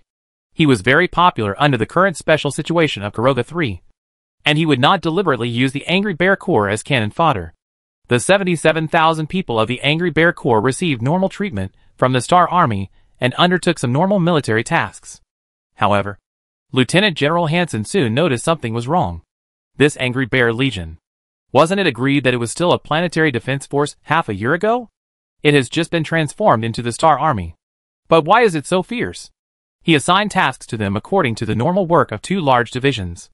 But this group of people can complete the work relatively easily every time, even under the command of Colonel Likishi, can always provide some extra help to the friendly forces next to them. 2 months ago, during a large-scale plague demon riot, the defense force composed of tens of thousands of local soldiers was defeated at an exit of the lower area. Tens of thousands of plague zombies, mixed with a large number of medium and high-level plague demons, rushed to the quarantine area. There are at least 300,000 uninfected people in this quarantine area, who are being screened and evacuated. Lieutenant General Hansen did not want to give up easily. He mobilized 2 large divisions and fought for the place again. However, the number of enemies was unexpected, and they poured out almost endlessly. His troops soon fell into a bitter battle, and the tens of thousands of local troops who came to support them were like water poured into the desert, which did not play any role and evaporated quickly. This area, in a week, became a quagmire, a meat grinder. A total of 400,000 human troops were trapped in it, which was already more than the number of people waiting for rescue in the area. In addition, when Lieutenant General Hansen began to consider abandoning the area, withdrawing troops, blowing up the entrances and exits, and preventing further losses, he found it very difficult to retreat. A large number of troops, intertwined with the plague demons, trapped in the entire complex building area, biting and fighting. How could they retreat just like that? If things go wrong, the retreat will turn into a rout. And the safety of 400,000 troops, including 2 divisions of the Star Army, is no small number. Even in the worst case, the demons may take advantage of the chaos to attack the next block, thus forming a chain reaction of domino collapse on the entire blockade of Fino City. This is not a random thought. Immediately, a large division of the Dragon Eagle Legion was in trouble, and at this moment, a surprise force came out from the sky. That was a combined battalion of the 35th Brigade of the Angry Bear Legion. The combined assault of tanks and armored vehicles was extremely resolute, and the timing and direction chosen were quite tricky. It was the critical moment when the enemy was about to encircle the more than 30,000 Dragon Eagle Legion soldiers and block the evacuation route. Speaking of tanks and armored vehicles, the Dragon Eagle Legion was not without them. Everyone used lions and walkers, and no one was better than the other. But the difference was that their combined battalion had a much closer infantry tank coordination capability than the Dragon Eagle Legion. The infantry squads dropped by the armored vehicles of the Mechanized Infantry Company, and the squads of the Motorized Infantry Company can quickly keep up with the advance of the armored forces, and can firmly stand in the gap torn by the armored forces, which can prevent the wounds on the enemy formation from being healed. And on the other hand, it can also prevent the armored forces from being surrounded by a large number of enemy troops when they attack. Then, the artillery support company will immediately follow up. In the nest environment, the power of the artillery is greatly weakened. The entire nest city, rather than a huge building complex, is more like a giant structure itself, although it is quite open in some places. In general, the existence of various obstacles makes it basically impossible for artillery to accurately support artillery fire to the place where it is needed at a distance of 20 kilometers. However, this does not mean that artillery is useless. It is difficult to hit from a distance. But is it not possible to hit from close? Facing the threat of the enemy, with the help of the armored brothers and infantry brothers in front, they can forcibly build firepower points and project firepower to the places they can take care of in a nearly direct way. Their firepower coverage area changed from being able to hit 20 kilometers in a normal field environment to only covering a distance of 2 kilometers, and it was often easy to be blocked from firing. But heavy artillery is heavy artillery, and they can still destroy the targets they hit. The extremely skilled and smooth coordination of multiple arms in the combined battalion made many Star Army officers who witnessed this scene stunned. The smooth offensive, like mercury pouring down the ground, not only refreshed the cognition of many of them, but also effectively saved the lifeline of this division. They did not let the brothers of the Angry Bear Corps fight alone. Soon, several companies came to support, assisted the soldiers of the Angry Bear Corps, and held this retreat route. Then the entire division began to follow the order, and gradually retreated, leaving this hopeless neighborhood. In this battle, there is no doubt that this synthetic battalion of the Angry Bear Corps made great contributions. Their presence not only saved an entire division, but also prevented the area from being completely eroded. Although it was not a complete reversal of the battle situation, turning defeat into victory, it could be regarded as saving the collapsing building. The key point is that this is just a battalion-level combat group of less than 1,000 people. This matter alarmed Lieutenant General Hansen. On the one hand, it solved a big crisis, so that he could finally sleep well. On the other hand, he was surprised that the people of the Angry Bear Legion, how did they suddenly appear there, and still have such strong combat power? He didn't need to explore the answer himself. Many of his staff officers gave him the answer. The large staff team quickly delivered the report to the Lieutenant General's desk. There was nothing special about the reason why a unit of the Angry Bear Legion would appear on the battlefield. They had been sent to a nearby area to carry out a routine clearing mission, and they successfully completed their mission several days ahead of schedule. The troops were stationed there, waiting for the local defense forces to take over. When they noticed that the situation nearby had changed, Colonel Likishi sent a battalion to check the situation. This one look solved the problem. And another thing is worth a good study by Lieutenant General Hansen. Why is the Angry Bear Legion so powerful with the same equipment and not many people? According to the report of the staff, first of all, in terms of individual quality, every soldier of the Angry Bear Legion has reached the standard requirements of the Star Army. It's interesting to say, but there are more than 20 million soldiers in the Dragon Eagle 3rd Legion, and there are certainly many who have reached this level, but in terms of the overall proportion, it's only about half, and of this half, another half, they were trained to this level after coming to the Star Army. This shouldn't be the case, but it is a helpless move under the current situation. The soldiers of the Astra Militarum mainly come from the soldiers that each planet pays when paying the Imperial tax. And the Astra Militarum may also directly transfer the planetary defense forces to the Astra Militarum. However, the standard level of the Astra Militarum requires that the soldiers receive at least 5 years of military training under the training of experienced instructors before they can be generally achieved. On many planets, the total service time of conscripts and volunteers is not that long. Of course, in theory, this is not the problem of the Astra Militarum. The Military Affairs Department, the Astra Militarum Command, according to the regulations, should not be in charge of these things. If they fail to provide qualified soldiers, they will not be counted as taxes. But there are some political factors, economic factors, and some corruption factors. There is nothing we can do. Hansen is just a lieutenant general. He cannot change these things. All he can do is, when the soldiers come to his army, at least through his hands, they can be trained into qualified soldiers. But even so, it is difficult. When there is no war, the budget of the Star Army is not enough. So where is the opportunity to let soldiers practice military skills? Without bullets, there will be no sharpshooters. The same is true for artillery, tank soldiers and the like. But if it is just a difference in the quality of the soldiers, it is impossible to have such a big specific performance. To put it bluntly, the soldiers of the Dragon Eagle are not weak. Here is the third factor mentioned by the staff: tactical concept. The synthetic force plan adopted by the Angry Bear Legion is not particularly new. The Star Army has many talented people. Don't you think of it? It doesn't exist.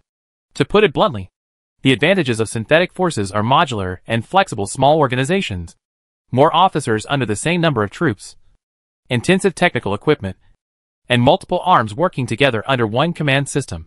It sounds good, but each of these advantages is bought with money.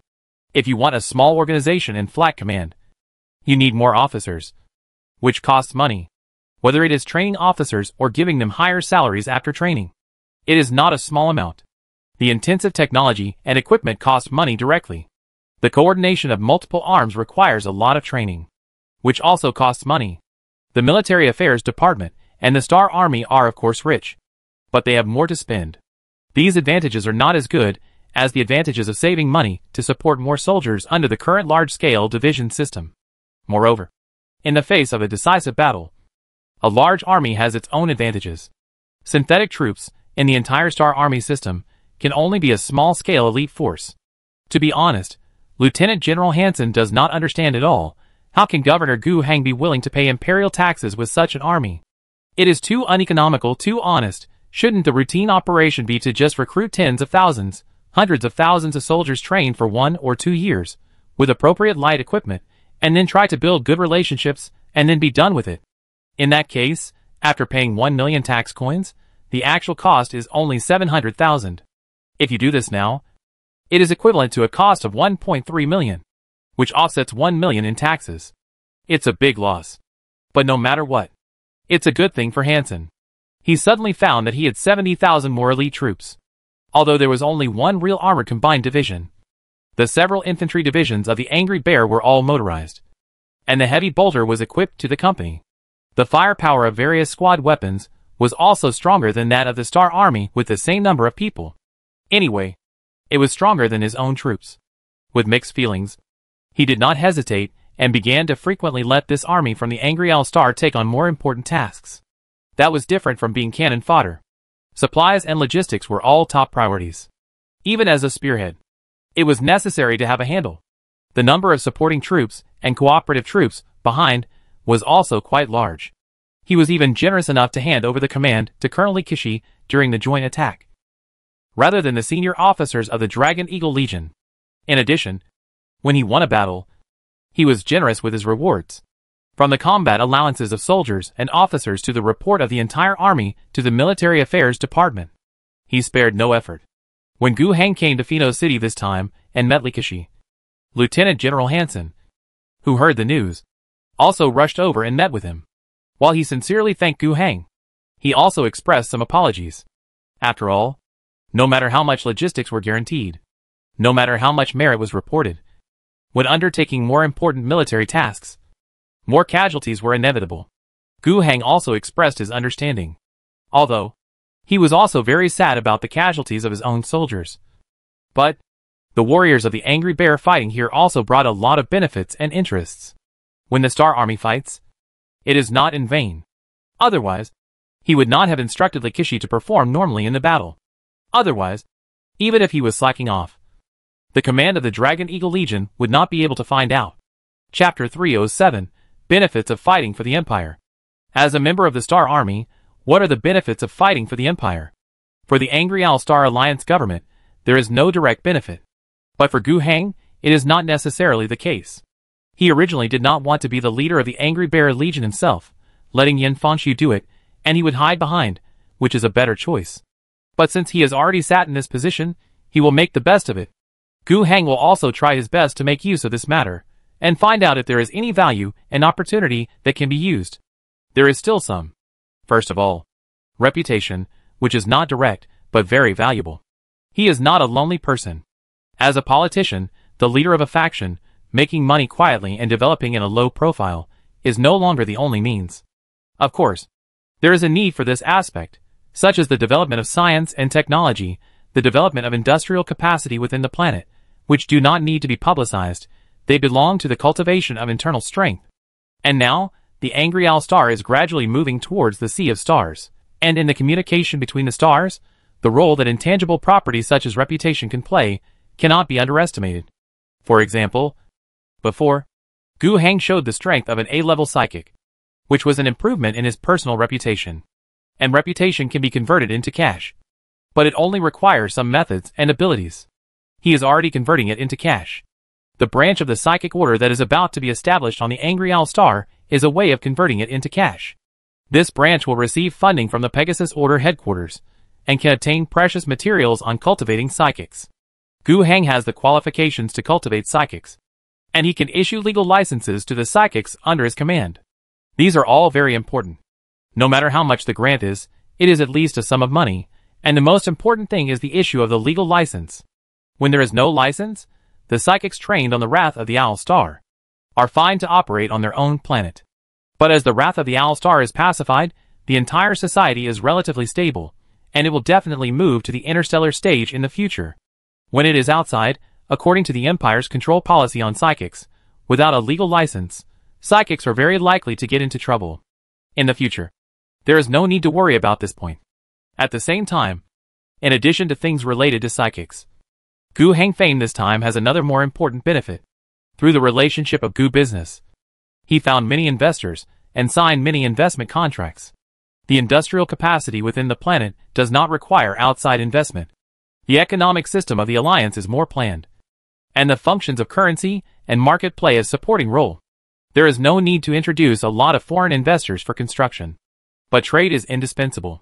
The alliance has sufficient production capacity, but a considerable part of the production capacity has no place to absorb. Even if all of it is used to pay taxes, the remaining tax coins cannot be kept in hand. You must always do some trade, get some orders, and convert your extra production capacity into income. Moreover, although the alliance has sufficient production capacity and can be self-sufficient, it does not need external input for everything.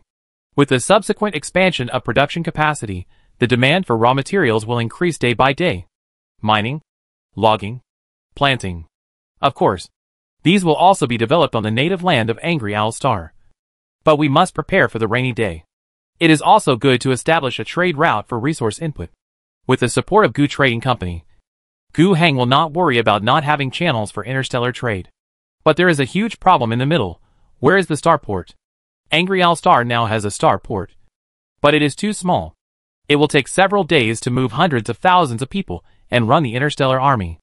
In large-scale interstellar trade, there is no condition to exchange goods worth tens of millions or hundreds of millions of tax coins. And the starport cannot bear such a large transportation capacity. Moreover, the largest ship that can dock at the starport of Angry Owl Star is a frigate. For example, the most popular giant belly transport ship in interstellar trade cannot dock at all. Gu Heng has a complete set of design blueprints for building a large starport. And there is no technical bottleneck. In the city of Scarrow below the starport, there are now 500,000 permanent residents.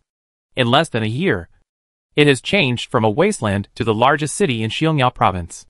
These 500,000 people, almost all came to build the starport. Even if they were not directly engaged in construction work, they were at least doing raw material transportation, personnel and material support, ground management, medical care, police. Among this series of derived work, the core is of course the construction of the starport.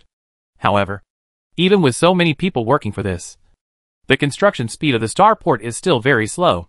When Gu Heng said this to his mother, he was stared at with incredible eyes for a long time. What do you think a starport is? You've only been building it for less than a year. Other planets, those large-scale starports you've seen, which one didn't go through decades, hundreds of years of use and expansion, to slowly form what it is now. Don't think you can become a fat man in one bite. But Gu Heng wanted to be a fat man. And what's the way to speed up construction? Find external investment. The current construction method of the Alliance is to launch orbital spacecrafts and send a small number of parts produced on the ground, or 1 or 2 engineering machines into space at a time. Then the workers have to wear space suits that are very hindering to their movements to carry out space operations. Gu Heng does have a full set of blueprint technology now, but many of the construction methods cannot be realized at all. But if there is external investment, it will be easy. You can find a large engineering ship to do this job, which is much more reliable than engineering machines. You can directly purchase super large parts produced by others, transport them over, and assemble them with engineering ships. In short, if there is enough money, Gu Heng estimates that he can expand the scale of the Angry Owl starport to hundreds of times its current size in 1 or 2 years. Such a large sum of money, saving it by oneself, cheating, or relying on the support of Gu Company, is not enough. Introducing strong investors is necessary. After learning about her son's ambition, Ms. Wang Qi also took active actions, and found some people who were initially interested. If it were before, this investment project would probably be ignored. But now, Gu Heng has shown some ability, and the Angry Bear Corps has gained some reputation. People are beginning to believe that investing in the Angry Owl Star, a wasteland planet in the past, is a rewarding thing. Of course, now these investors are still relatively cautious, and the money they are willing to invest is generally only tens of thousands, and at most hundreds of thousands of tax coins. This is not enough for Gu Heng's grand plan. But despite this, he accepts all comers. It is necessary to set a demonstration in advance. Even fraudsters know to give a sweet taste first. Gu Heng will make those who are willing to spend money to build a star port for him make money. As for the future, the star port is on the orbit of the Angry Owl Star. Gu Heng has guns and cannons. I won't say much else. However, Gu Heng's current reputation is still focused on his status as an A-level psychic and the young master of Gu Trading Company. This type of reputation is not very effective in attracting investors. If the Angry Bear Corps can perform well on the battlefield of Kuroga 3, it will undoubtedly be a plus. Everyone knows that the Angry Bear Corps, from soldiers to equipment, is produced by the Angry Owl Star. The combat effectiveness of an army will be able to illustrate the comprehensive strength of a planet from all angles. This is a huge billboard. The value of reputation is here. In addition to the value of reputation, the Angry Bear Corps has other direct benefits if it achieves better results here. Politically, it can bring us closer to the surrounding political forces. Helping the Empire world beat the Plague Demon is undoubtedly the right thing to do. The achievements of the Angry Bear Corps will eventually fall on Gu Heng. He is the Corps commander, with the rank of Brigadier General. If I make great contributions later, would the Star Army headquarters have the nerve to raise my rank and give me some benefits? Of course. This is very important for those who are working hard in the Star Army system. For Gu Heng, the cost effectiveness is not very high. Even if his military rank rises and his position rises, he will not abandon his base and run to the Star Army circle. But it is like if he joins the Imperial Psionic Order and becomes a senior figure in the Dragon Eagle Star Regent Order. He will get a series of benefits under the system. If Gu Heng gets a higher position in the Star Army by relying on the development and growth of the Angry Bear Legion, then there will be direct benefits. For example, the Angry Bear Corps may be expanded, not from the Angry Owl Star, but directly from the Military Affairs Department, sending soldiers and equipment. All the Star Army Corps are like this. At that time, Gu Heng will get an army for free. The money for raising the army can be reimbursed by the Military Affairs Department. As for more direct benefits, there are more. There will be spoils of war in war. The Angry Bear Corps strictly inherited the habits of the Alliance Army, and looting is not allowed. Soldiers must unconditionally hand over all the spoils collected after the war and unowned items. In the Alliance, these things will eventually go into the treasury. Soldiers will receive combat allowances, and their ranks will be upgraded for their military exploits. The dead and wounded will receive generous compensation. But on the battlefield of Kuroja, there is no such thing. The highest level of submission is the Legion level. The demons killed by the troops in battle are valuable, and the corresponding logistics troops will deal with the biological materials left in the bodies after the demon souls are expelled. The logistics troops will collect part of the handling fee, and the rest will be given to the Legion.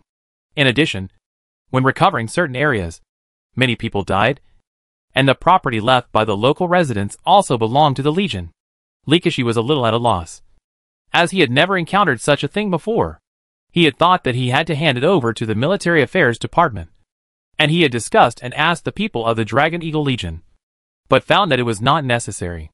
Later, after consulting Gu Heng, the Legion commander decided that the money would be taken as the Legion's property, and all of it would be loaned to the Alliance government. The Alliance government will establish a Legion Foundation, which will be used for pensions, additional allowances for the soldiers of the Angry Bear Legion, ammunition supplies, logistics maintenance, and a series of other things. Of course, it can also be used for other purposes, but the interest will be paid to the Foundation anyway. It is like transferring money from one hand to the other. However, the additional allowances and additional pensions are of great help to the morale of the Angry Bear Legion. The Alliance Army has never worried about morale issues. On the one hand, the soldiers who have been systematically trained naturally have a very high degree of organization. They are determined, disciplined, and have high morale. On the other hand, the Alliance Army is a force with faith. In the past, they mainly fought on the home planet of Wrathful. The political commissars in the army always emphasized to the soldiers that they were fighting for the future of the entire planet and for the happiness of people all over the world. However, when they fought on alien planets, this faith was more or less challenged. Although the political commissars would come up with two other explanations. First, loyalty to the governor, which was fine and recognized by all the soldiers. The second is to change for our world to for all mankind. However, this effect is not very good. The former is already grand enough. Many people recognize this belief after experiencing the huge changes in themselves, their families, relatives and friends, and even the entire planet. But the latter is even grander and more illusory than the former. What's more terrifying is that there is no change. They fought for half a year. But to be honest, has the situation in Pheno City improved at all? No. It got worse. The soldiers accepted that they were fighting for humanity. But the acceptance was not high. And the situation without results and change made them feel a little frustrated. At this time, higher allowances, better treatment, and this kind of actual material wealth reward became a part of the compensation. Gu Heng also made it clear during the meeting with Likishi that he would dispatch the other half of the Angry Bear Legion from the Angry Owl Star to rotate with them after fighting for another half a year at most. Let the soldiers who have fought for a long time have a chance to go back and rest, reunite with their families, and enjoy life. The benefits and interests that the Angry Bear Corps has gained from fighting here, whether direct or indirect, whether in terms of reputation, politics, or economy, need to be fought out by Likishi and the soldiers he commands on the battlefield. It was earned with the blood of the soldiers. After half a year of fighting, the 7 divisions and brigades are no longer fully staffed. A total of more than 13,000 soldiers were killed or wounded. More than 8,000 of them were killed, and more than 5,000 were seriously injured and could not return to the army.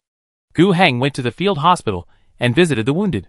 He promised to take the wounded, as well as the remains of the martyrs, back to their hometown. They would receive a grand funeral and generous pensions. Gu Heng kept his word. More than 5,000 soldiers who withdrew from the battle sequence and more than 5,000 bodies that could be collected were sent to the starport of Kurogia through the logistics system of the Star Army and transported to the armed merchant ship of Gu Trading Company that was about to take Gu Heng away. In addition, there are others traveling with us. An investigation team. A total of about 20 people, mainly from the Star Domain investigation team. And the investigation team of the Space Domain government sent 3 observers. There is also a team of investors. Many rich people, because of the involvement in the disappearance of Gallardo, cannot leave Kurogia. But they can send some investment consultants and trusted subordinates to go with Governor Gu to see if his planet is really worth investing. In addition, the largest group is the 210,000 refugees who are to be evacuated to the Angry Owl Star, who are loaded into an accompanying transport ship. Chapter 308, Unify the World, Forge Ahead. The 210,000 refugees loaded into the transport ship are Gu Heng's spoils of war in the political arena. These more than 200,000 people are all going to migrate to the Angry Owl Star to live. This is the real value. 5 tax coins per person is the price set by the Empire. If they are taken to the Angry Owl Star, even if nothing is done, a refugee camp is built, the people are fed 2 years later. When the Empire taxes are paid, it can be worth 1,000,000 tax coins. How did these people come? First, the various planets in the Pegasus Star region robbed Kuroga. Before Gallardo disappeared, the situation in Kuroga had already deteriorated. In the Star region, many knowledgeable people can realize that, under the call of the Star region government, the governors of various planets, some other forces in the planet, and even wealthy businessmen have generously donated money and provided some rescue for Kuroga 3 to the best of their ability, mainly in the form of various materials. Similarly, many forces that provided materials also generously expressed that they could accept refugees on Kuroga 3 who were homeless and had nowhere to settle due to the unrest. This was of course extortion.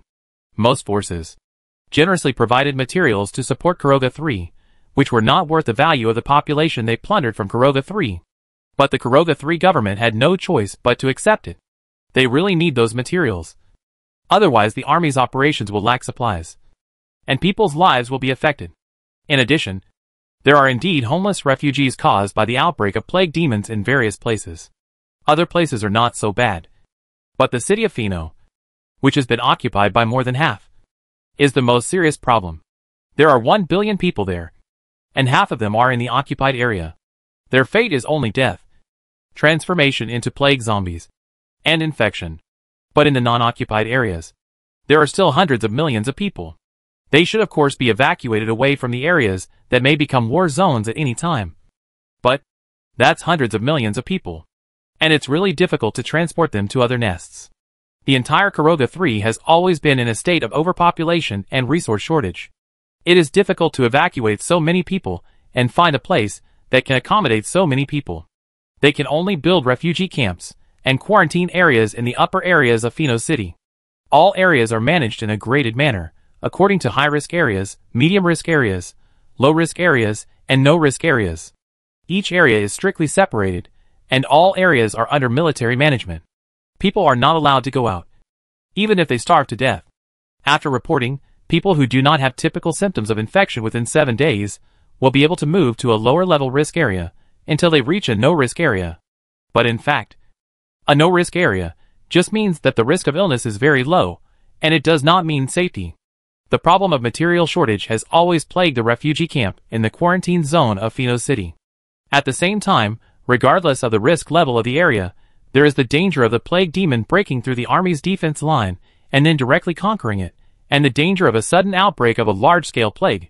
So, under such circumstances, the most beneficial thing for the Kuroga planetary government is indeed to sell people to other planets and forces. If they don't sell them, it will be difficult to support them, and they may be ruined at any time. But it has to be a reasonable price, right? In other words, other forces generally use materials equivalent to 0.2 to 0.5 tax coins to exchange for a population worth 5 tax coins. If this is not robbery, what is it? Of course, the Kuroga government has a hive planet with 40 billion people, which is equivalent to 62.2% of the population of the entire Pegasus star region, is one of the most powerful planetary governments.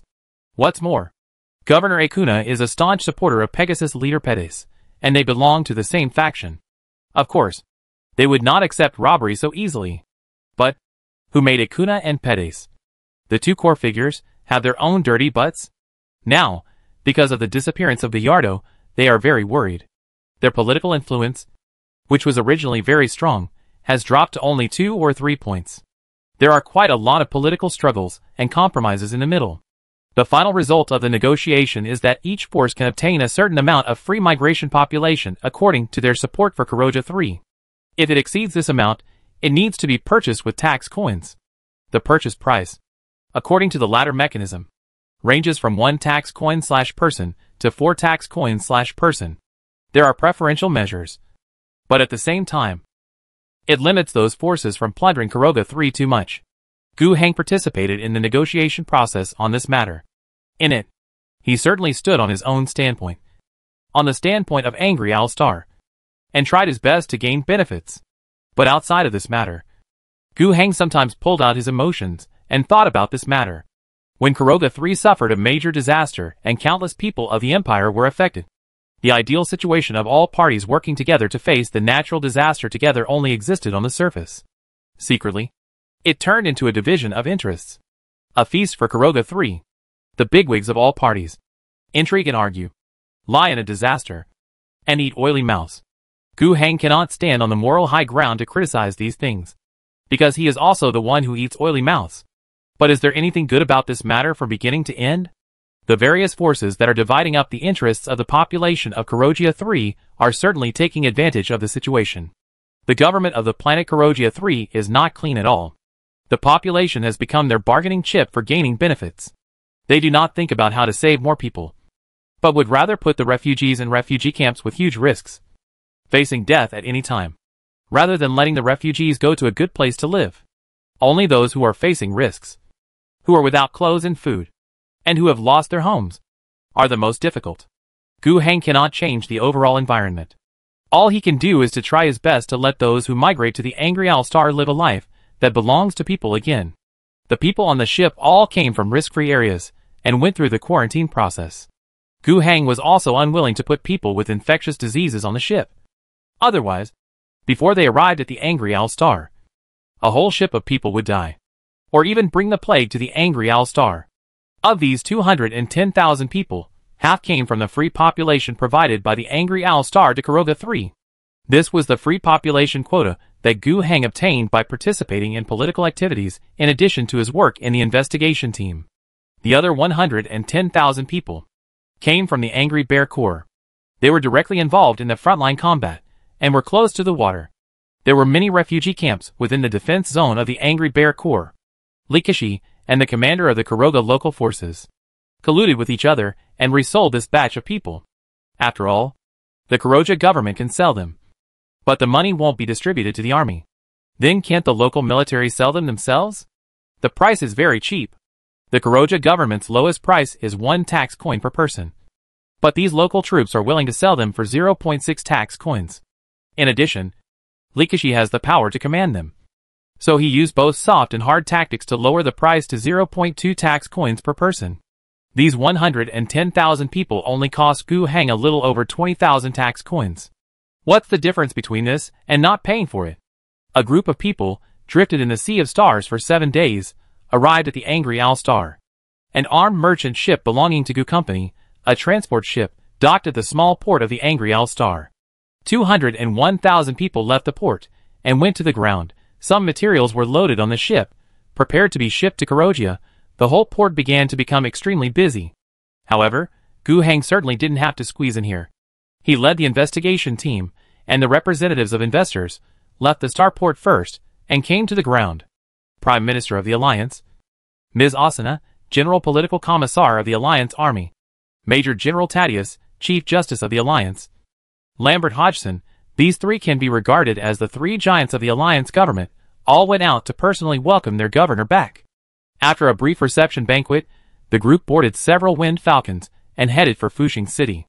Asuna, who had already received the news, will send a team composed of the Alliance Ministry of Foreign Affairs and the Ministry of Commerce to meet with the investor representatives. They will be taken to see Wasteland City, the industrial center of Angry Owl Star, and then to see the vast plantations in the southern Chingu area, and then return to Skaro City to see the construction status of the starport.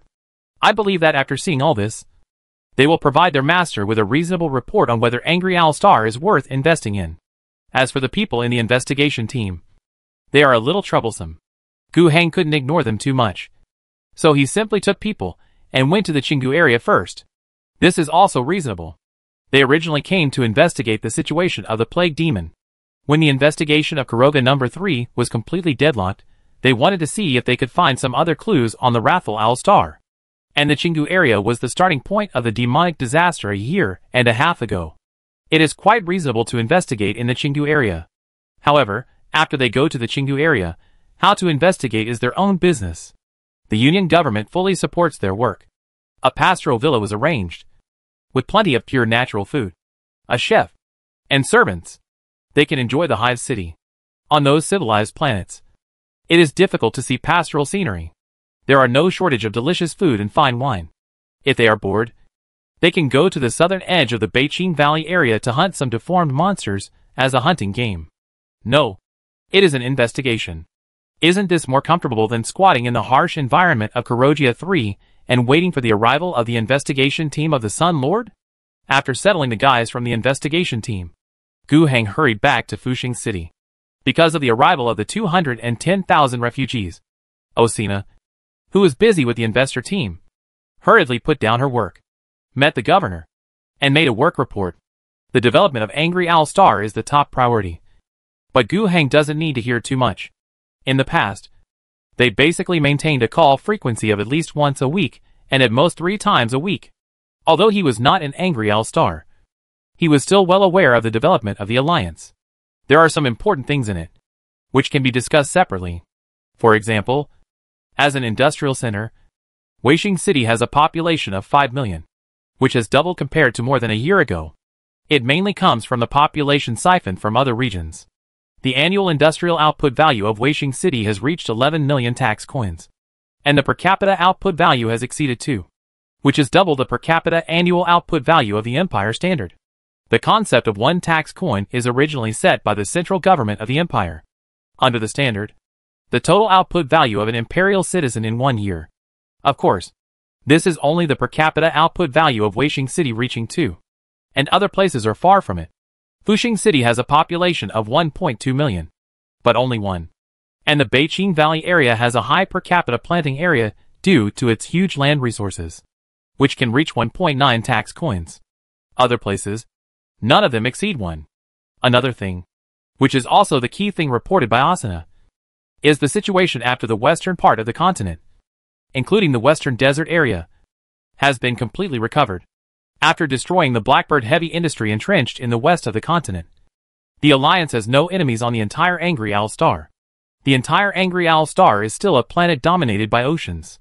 In the pre-war era, the natural environment was quite good, and the living standards of the residents were very high.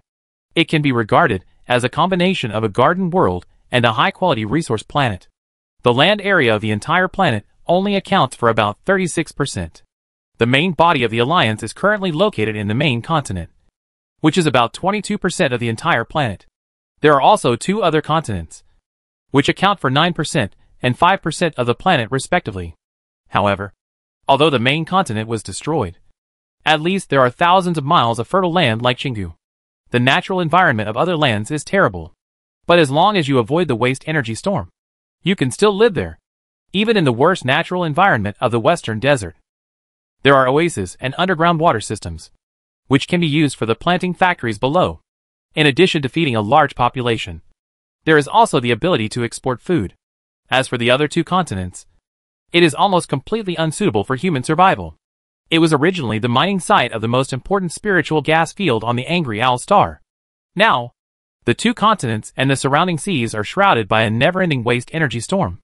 According to the intelligence obtained in the past, there is indeed no sign of any activity on the 2 continents. From this perspective, the Alliance can be regarded as a clear unification of the entire world.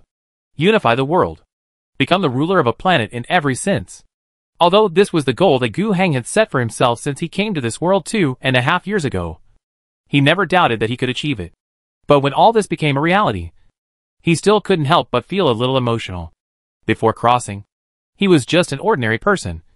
How could he have thought that there would be such a day? However, Gu Heng didn't feel very excited. If there hadn't been a series of events caused by Gallardo, and if there hadn't been this trip to Kuroja, Gu Heng might have been more excited. But now, the vast sea of stars is no longer just a background board in memory, but has truly become the stage he is going to step on. He realized how insignificant he and the power of a planet are here. The only thing he can do is to forge ahead. Chapter 309. Administration. The recovered western part of the continent was divided into 3 provinces, namely Baojun Province, Gushu Province, and Peninsula Province. The names were actually chosen quite randomly. Baojun is the area where Blackbird City is located. The name was taken from the past name of the ruins of the city here in the pre-war era. Gushu is the northeastern part of the continent.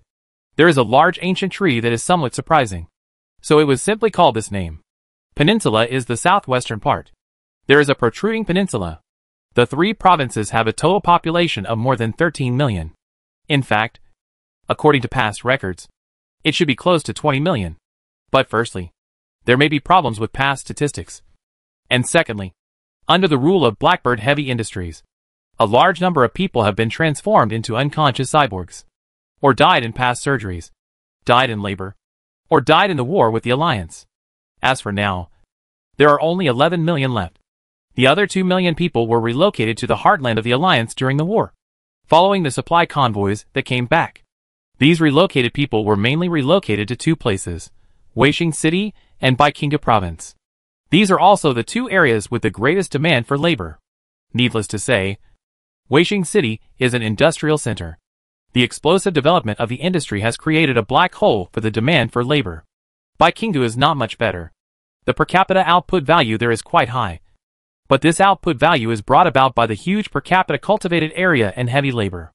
Even though northern Chingu has almost achieved full mechanization and industrialization of agricultural production, the average agricultural worker has too many fields to take care of. And the working hours remain high. Of course, the agricultural workers in Chingu are fully motivated to do so. Their efforts can be rewarded under the alliance system, according to their total working hours and total output in the past year. As long as they work normally, they almost all get a personal promotion at the end of the year. It is common for the salary to be raised from E5 to E6. And even 30% of people are directly promoted to E7. The increase from E5 to E6 means that the basic benefits and allowances have increased by 50%. And the increase to E7 is equivalent to doubling. The benefits and allowances of the E5 level have far exceeded their previous life as serfs on the plantation. And they have already lived like human beings. On this basis, an increase of half or even double will have a significant effect on improving living standards. This is a reward for their hard work. But Gu Hang does not intend to let them maintain 14 hours a day forever. Or even more working hours. 1 million people coming from the 3 western provinces will be able to ease some of the pressure.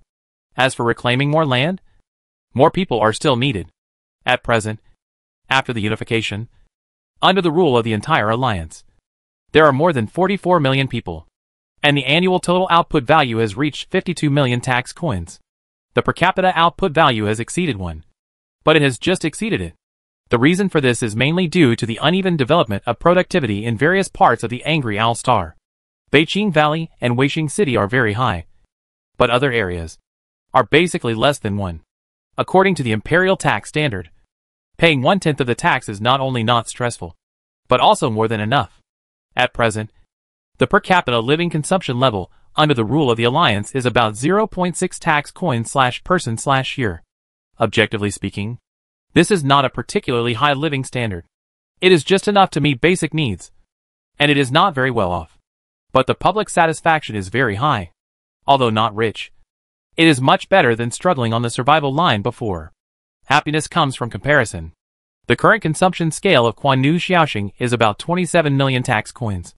And theoretically there should be 25 million surplus value. The administrative efficiency of the alliance is very high. From the 25 million surplus value, 15 million can be collected and put into the alliance finance. This is rare. And you will know it by comparison. Kuroga 3 has a population of 40 billion. An annual output value of at least 28 billion. Per capita consumption of 0.3. And a surplus value of 16 billion tax coins. It is reasonable to collect 4 billion imperial taxes every year, which should be relatively easy. But the Kuroga government can't do it at all. They can only collect more than 2 billion every year at most. And the rest depends on the population. This is the difference in administrative efficiency. The alliance is strong in this regard, mainly due to 2 reasons. First, it is a system problem. Under the overall planned economy, the rentier class between the government and producers was largely eliminated. Factory owners, plantation owners, entrepreneurs, these are essentially employees of the union government. The means of production do not belong to these managers, but to the union.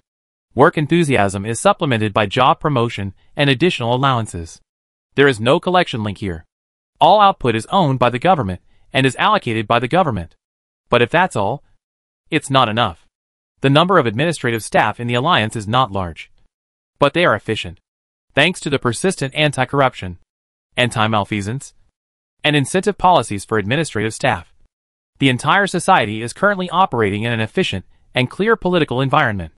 But even so, there is still a lot of output value that has disappeared. There are 10 million tax coins, which have neither entered into regular resident consumption nor entered into the alliance finances. There are many reasons for this. The bulk of it is in the service industry. After all, in the statistics of the alliance, the output value of the service industry is not calculated. After that, there are administrative costs, waste, spontaneous investment. But no matter what, the current situation of the alliance is more than enough to deal with the imperial tax. As long as 1/3 of the fiscal budget is reserved every year, some development investment is slowed down. and the pace is slowed down. The entire alliance will be able to enter a normal positive cycle of the imperial world. But Gu Heng didn't intend to do so. Under his instructions, the alliance fiscal budget was still full, and even had a lot of deficits. It was mainly in production reinvestment. Under the alliance system, although there was a certain amount of private investment, the government also encouraged this behavior, but the overall development still relied on large-scale investment led by the government. If we really want to slow down, the imperial tax will eat up a lot, and the military expenditure will eat up another. The remaining investment will not be enough. Gu Heng does not want to slow down the pace of development. On the one hand, the industrial center still needs to be built, and on the other hand, the economic level of other regions of the alliance needs to rise. Of course, another important factor that restricts the development of the entire planet is population. For such a large planet, more than 40 million people are still too few. Relying on giving birth on your own is too slow. Although many policies to encourage childbirth have been introduced, they are for the future. As for the present, immigration is still the most important way. The two largest immigration ways are Black Arrow Star and Kuroja No. 3. According to Gu Heng plan, in the next 2 years, they will continue to introduce at least 10 million people from outside. This is also a big challenge for the Union government. Regardless of how President Gu will achieve this, government officials must do a good job of taking over such a large population. How to arrange the economy, how to clarify the identity politically, how to eliminate cultural differences. There are many difficulties. As the Prime Minister of the Union, Asuna can only take a deep breath and then bite the bullet to make plans. Chapter 310, Governor's Speech. To all residents of the Wrathful Owl Star, I am your governor, Gu Heng. 2.5 years ago, I came to this world and promised the entire planet that I would save this world. I promised that I would establish a unified government, uniting the people of the entire planet and bring security to the entire world. I promised that I would save everyone from hunger and panic, and that I would let everyone enjoy a normal life. So, the new alliance government replaced the old alliance and established the alliance army. The army formed by the angry owl people themselves conquered the south and the north and unified the entire planet. All the angry owl people finally united together without any gaps, fighting for a common goal and no longer distinguishing each other because of power, nationality, and ethnic interests. Most of you have never heard of that declaration, but it doesn't matter. I, and the alliance I established, have been bringing these promises into reality step by step for 2.5 years, and bringing them into everyone's eyes. Listening to the words coming from the radio, a tavern in Silver Sand City, the capital of the Peninsula Province, was filled with cheers and excitement. These people were all soldiers of the alliance. After the war on the Western Front ended, the main force withdrew to the east, but not everyone stayed in the west. As soon as the war stopped, the local governance had been handed over to the newly established local government, ending the military control, but the brothers in the army were still needed to stay and suppress the local area. However, the situation in the 3 western provinces is better than when the 3 eastern provinces were just recovered. There are no complicated local forces like those in the 3 eastern provinces. After the Blackbird heavy industry was destroyed, there was nothing here.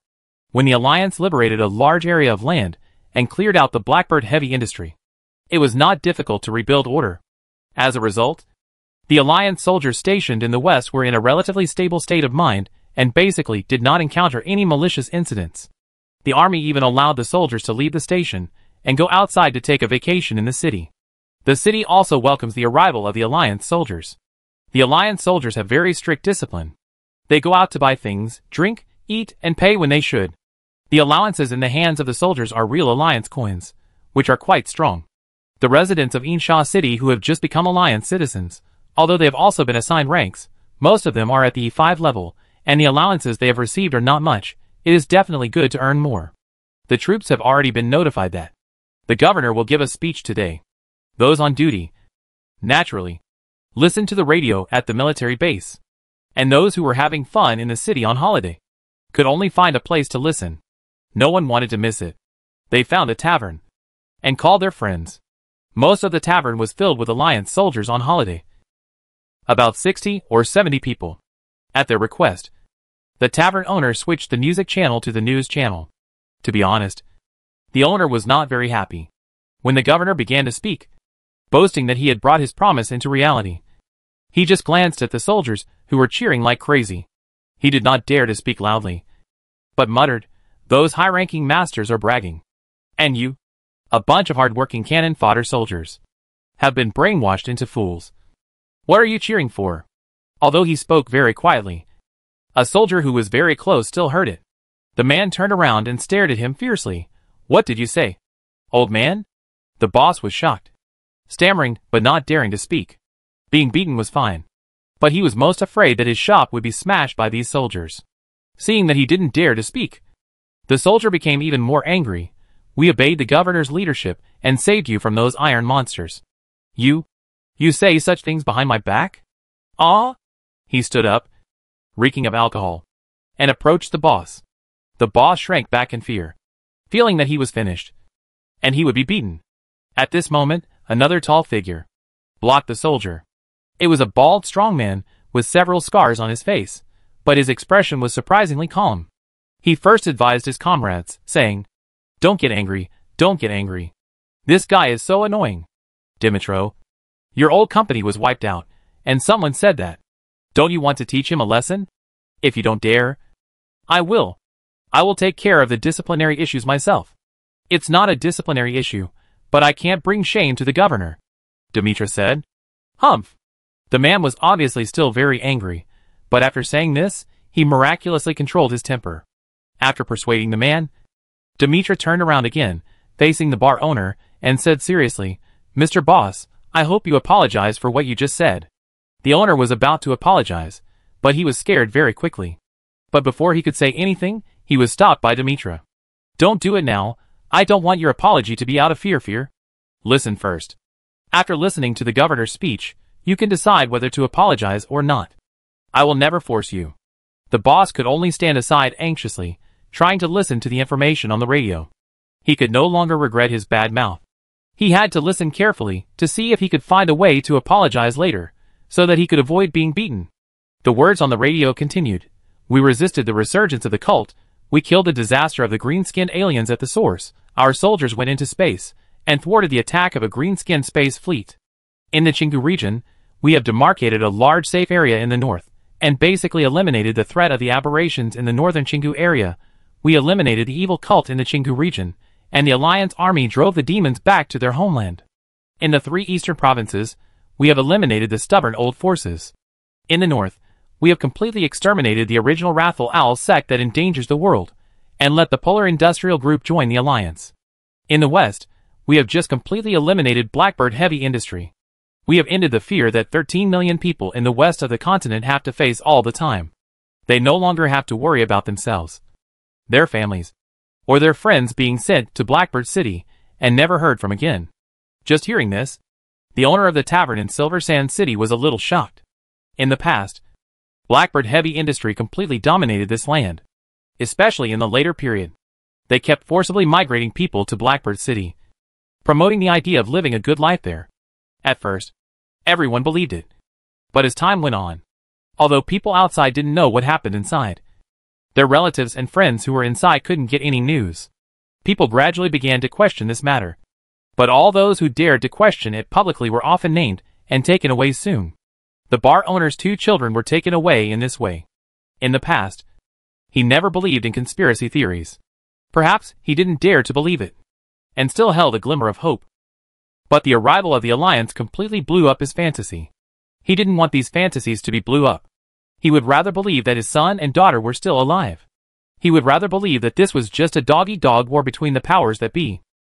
Chapter 311, Apology. What was the slogan of Blackbird Heavy Industries? Oh, yes. Embrace the glorious evolution. The owner of the bar would rather believe that his son and daughter were chosen by Blackbird and had a better development, rather than being cut off their brains and becoming robots without self-minds, as the Alliance said. But he could no longer deceive himself. If it was just the Alliance statement, he could still regard it as false propaganda by his political opponents. But with the return of some survivors and the spread of folk news, these things can be corroborated with the Alliance statement. At the moment, Governor Gu's words were not really convincing, but they were the last straw that broke the camel's back. He opened his mouth with difficulty. This time, he really did not apologize because of the soldiers in front of him, who used force to coerce him. but because he woke up from the bottom of his heart. However, Dimitra in front of him still did not let him speak. He made a shushing gesture, signaling the tavern owner to continue listening. The man could only hold it in. In the broadcast, Gu Hang's voice continued. After recounting the achievements of the Alliance since its establishment, conquering the South and the North, unifying the world, and liberating the entire world, he began to continue talking about the aftermath. We have established a job grade system that benefits the entire world, from basic living security to basic medical security, from education security to employment security, from basic welfare to a salary system determined by job grade, from government-led infrastructure, large factory production, to the encouragement policy for people to start their own businesses. The Alliance is committed to ensuring that everyone has a place under the Alliance system. Everyone can live with dignity and have the opportunity to achieve a better and higher standard of living with their own hands and realize their self-worth. The upward path is always open to everyone. Hearing this, the tavern owner was more convinced. If it was just bragging, it would be fine. But many things were even confirmed in himself. Most of the people he knew, as long as they were healthy and able to work, were at least rated E5. According to the benefits and allowances of the E5 level, this was at least a salary that would not worry about food and clothing. Those who had jobs would be assigned according to their jobs, and those who did not have jobs would be assigned by the Alliance. As for himself, because he ran a pub and had a good business, he was even rated E7. Of course, he lost the ownership of the pub, and he was unhappy about it. But when you think about it, actually, what the Alliance gave him is more than what he lost. His previous bleak business could only cover his capital and make him live. What the Alliance gave him made his life better. Of course, the tavern business may get better and better in the future. But despite the loss of profits, he will get a faster promotion because of his strong management of the tavern. This is really not bad. Are there any bad things? Yes, there are. For example, forced labor. The Alliance does not support idle people. Even if there is no work for the time being, you have to go to sweep the streets or dig foundations at construction sites. But even a black fan like the tavern owner is not very willing to criticize the Alliance on this point. If people want to live well, they should work.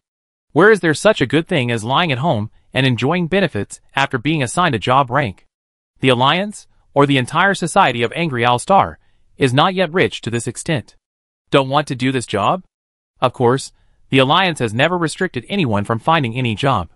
You can be assigned to sweep the streets, or you can be a worker or a shop assistant at any time if you have the idea. If you don't want to do it, you can go to school if you want a better future. You can own money for adult school education, and you can be exempted from tuition if you have good grades. From this perspective, every word the governor said is true, and it is what the residents under the rule of the Alliance have seen with their own eyes. But this is not enough. At least, in the words of Governor Gu, it is not enough. These are our achievements, but we will never stop on the journey of a happy life for all the people in the Alliance.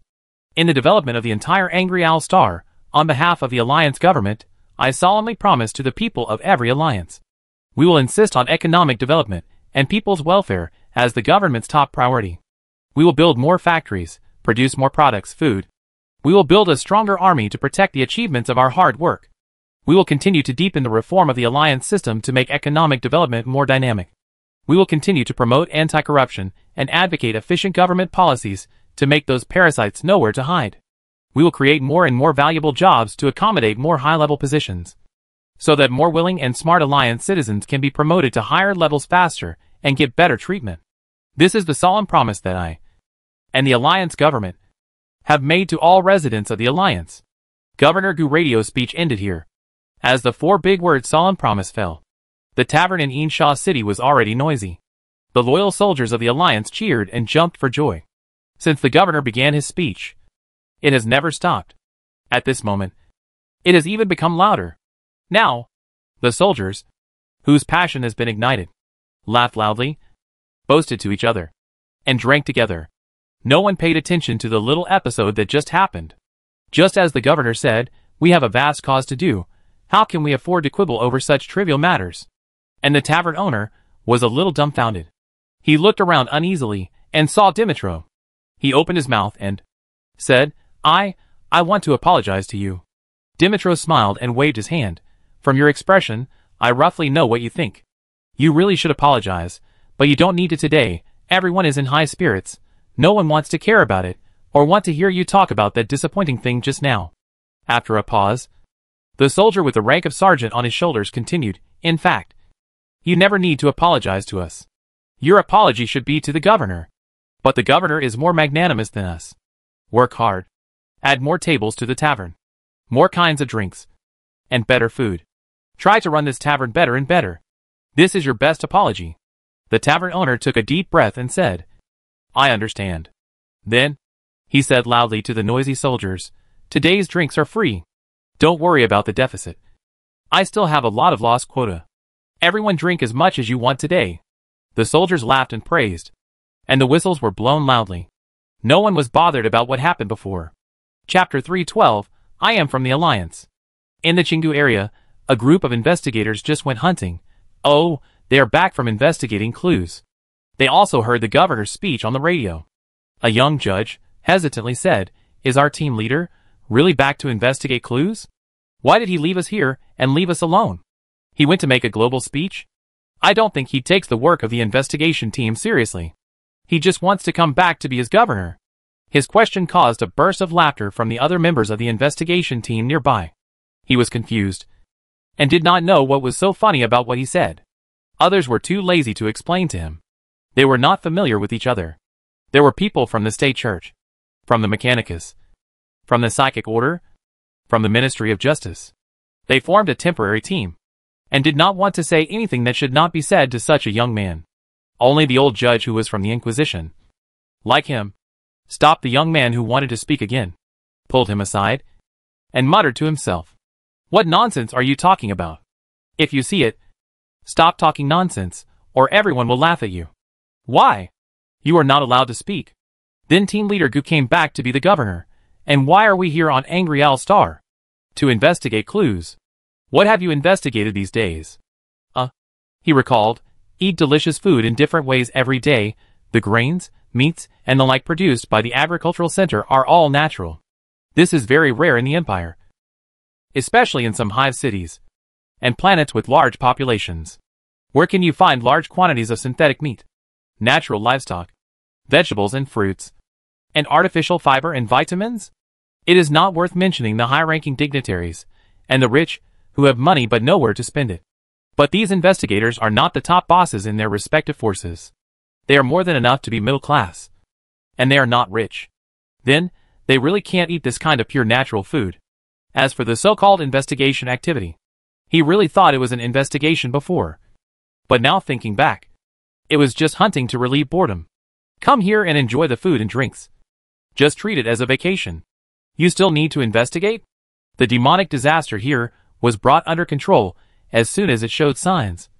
And a year and a half has passed. What else is there to investigate?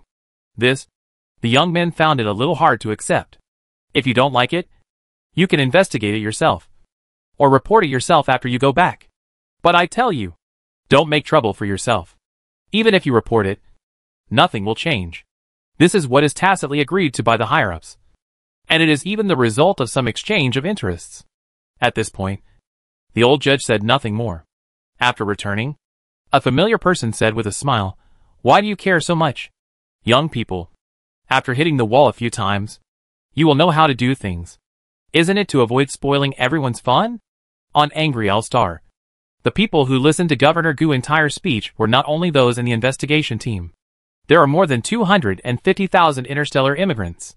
210,000 of them were brought back from Kuroja 3 when Governor Gu returned this time. And the other 40,000 were brought back from Black Arrow Star when the Alliance hired Gu Trading Company's ships to transport supplies to the Alliance troops stationed on Black Arrow Star. Governor Gu's speech was all about the Alliance and the development of Angry Owl Star. And he didn't mention much about these immigrants. However, after hearing the governor's speech, the immigrants were still very excited and full of hope. In the past achievements described by Governor Gu, they realized that the Alliance, as the ruling body of this planet, had great power and firm will. In the future picture drawn by the governor, they saw a better life beckoning to them. The Alliance did not specifically mention what would happen to them. But in fact, it was not necessary to mention it at all. Each of them, after arriving at the Angry Owl Star, was assigned a corresponding rank. They were generally at the E4 level, which was not up to the level of the Alliance E5 level official citizens, which meant that their citizenship was not complete, and their welfare benefits were not good. But, whether it was the people from Kuroja 3 or the people from the Black Arrow Star, they generally had no dissatisfaction with this. E4 was enough, and the average welfare and allowances received by each person amounted to 0.3 tax coins per year. Isn't that enough? When Kuroja 3 treated people like livestock, the average cost per person was 0.1, which was considered as no deduction by the masters. The food and industrial products consumed have increased 3 times. What are they dissatisfied with? What's more, a bright road is in front of them. Getting the rank of E4 is a start. The Alliance has assigned them corresponding work or learning opportunities, with relatively loose conditions. As long as they work hard for a year, it is very simple to raise their rank to E5, obtain full citizenship, and improve their own treatment. The governor talked about the Alliance, but also about them. Most of them had already abandoned the fear of being away from home when they migrated on the starship. To hell with the messy lower-level areas of the hive.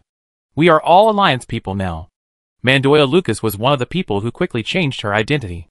Moreover, unlike most of her compatriots, although she was born in the lower class, she made it through many opportunities and circumstances. At the age of 40, she made it to the upper class and became a hive construction planner based on what she learned. It sounds good, but in fact, she is just a wage earner. Due to her poor background, her career ceiling is limited, and many of her ideas and designs are not taken seriously. There are many plans, which, if completed, can greatly improve the living conditions and quality of residents in the bottom city.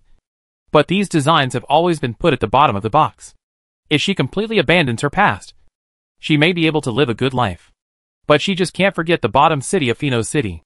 The environment there is dangerous, there are many bad people, gangs are rampant, cults are growing, honest people live in water and heat, but once they have the chance, they will immediately become people who oppress others. It's almost terrible there. But she never thinks that the people there are wrong. The desperate environment is the root of everything. When the plague broke out, she was investigating in her hometown, making a new round of designs. In the disaster, like many refugees, she was rescued by the army from the Angry Owl Star, saved a life, and then was sent to the starship to the Angry Owl Star without knowing why. After listening to Governor Gu radio's speech, she was shocked. This was a speech she had never heard on Kuroga 3. The dignitaries there were too lazy to even pretend to love their people. She had some hope in her heart. Perhaps she could show her abilities on another planet. With a nervous mood, she found the team leader of the textile factory she was assigned to, showed her abilities, and hoped to meet the people above. She thought she would be harassed a lot, which was very common on Kuroga 3. She even prepared a lot of arguments to increase her credibility. But no. She went all the way up and met the mayor of Wasteland City.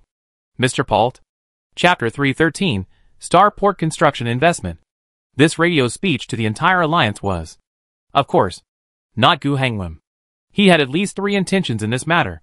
First, at this moment, the alliance had just completed the unification of the entire planet, and he certainly needed to speak to the people as a ruler. He needed to announce the legitimacy of the alliance to the people. This would help boost the confidence of the people. Second, he also had to use this method to convey his political ideas to the officials of the alliance government.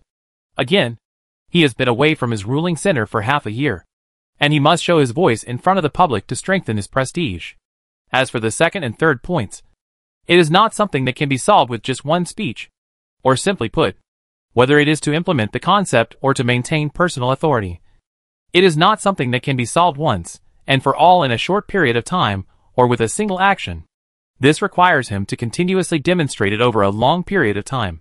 In the following period of time, Gu Hang's schedule became extremely busy. He basically did not stay in Fushing City for a long time, but flew around the alliance. Today he met the provincial governor. Tomorrow he met the important mayor. And on the third day, he would go to a certain military station to comfort the officers and soldiers. After running around, Gu Hang returned to Fushing City and met with important officials from various departments of the alliance central government. When he met with Waishing City Mayor Patel, he heard from him that a middle-aged female worker who was originally assigned to an ordinary factory in Waishing City turned out to be an urban planner on Kuroja No. 3. Although he did not build the entire city, He had experience in urban planning in a city with a population of 1 billion, such as Pheno City, and even had some insights of his own. This is a rare talent. In just 1 month, he observed everywhere in Wasteland City and found several unreasonable aspects of urban construction planning. By replanning the road network and planning urban construction, with just a few simple, local changes, the logistics efficiency and the smoothness of urban resource transportation were greatly improved at this node. The roads for transporting raw materials and exporting products finally stopped conflicting, solving the stubborn problem of being blocked for a long time. Then, they also came up with a complete set of three-dimensional construction plans, and based on some planning documents of the Union government, they came up with the prospect of the integration of Fushing City and Waishing City. These things made Patel astonished, feeling that he had found a treasure, so he went directly through the special talent channel, hoping to significantly improve the rank of the lady named Mandoya Lucas, and when he came to meet the governor, he specifically mentioned this matter. Gu Hang was also very happy about this. They can do urban planning in a nest city with a population of 1 billion, not to mention Waishing City, which currently has a population of millions. Although, when it was just started, Waishing City was planned to be the most important industrial center under the alliance. But limited by the scale, limited by the ability and vision of the planners, some things are not perfect. With such a great talent joining, he really wanted to have a good chat with Ms. Lucas. But unfortunately, he really has no time. At least that's the case for now. He will soon take some members of the investigation team back to Kurogia 3 to make a report. After returning from this trip, he still has other things to do. He can only wait for the next opportunity with regret. Nothing big happened when Gu Hang went to Kurogia 3. There was no ship of Gu's trading company for him to take, but a traveler spaceship produced by the Alliance, which can carry out interstellar navigation, has been released, and it has been equipped with weapon systems and shield systems. This weapon system is better than nothing. If we encounter some poor interstellar pirates, we can still fight them, but as long as the enemy is a little bigger, it will be a big trouble. However, the journey from the Wrathful Owl to Kuroga 3 itself is not dangerous. Except for the green-skinned plundering fleet that appeared last time, we haven't heard of any interstellar pirates. Those interstellar pirates, who are willing to sacrifice their lives, and get ships that can travel in space, they are of course going to make a lot of money. The several waterways around the Angry Owl Star are not prosperous, and can even be said to be poor as hell. Pirates are too lazy to come and patronize them. In short, even if you take the Traveler, the probability of an accident is very low. However, the Traveler is a small boat with only about 500 people. It is basically impossible to transport a large amount of supplies, and it is not convenient to bring something back from Kuroga 3. This time when he went to Kuroga 3 again, Gu Hang took away some of the investigation team members and replaced some of them.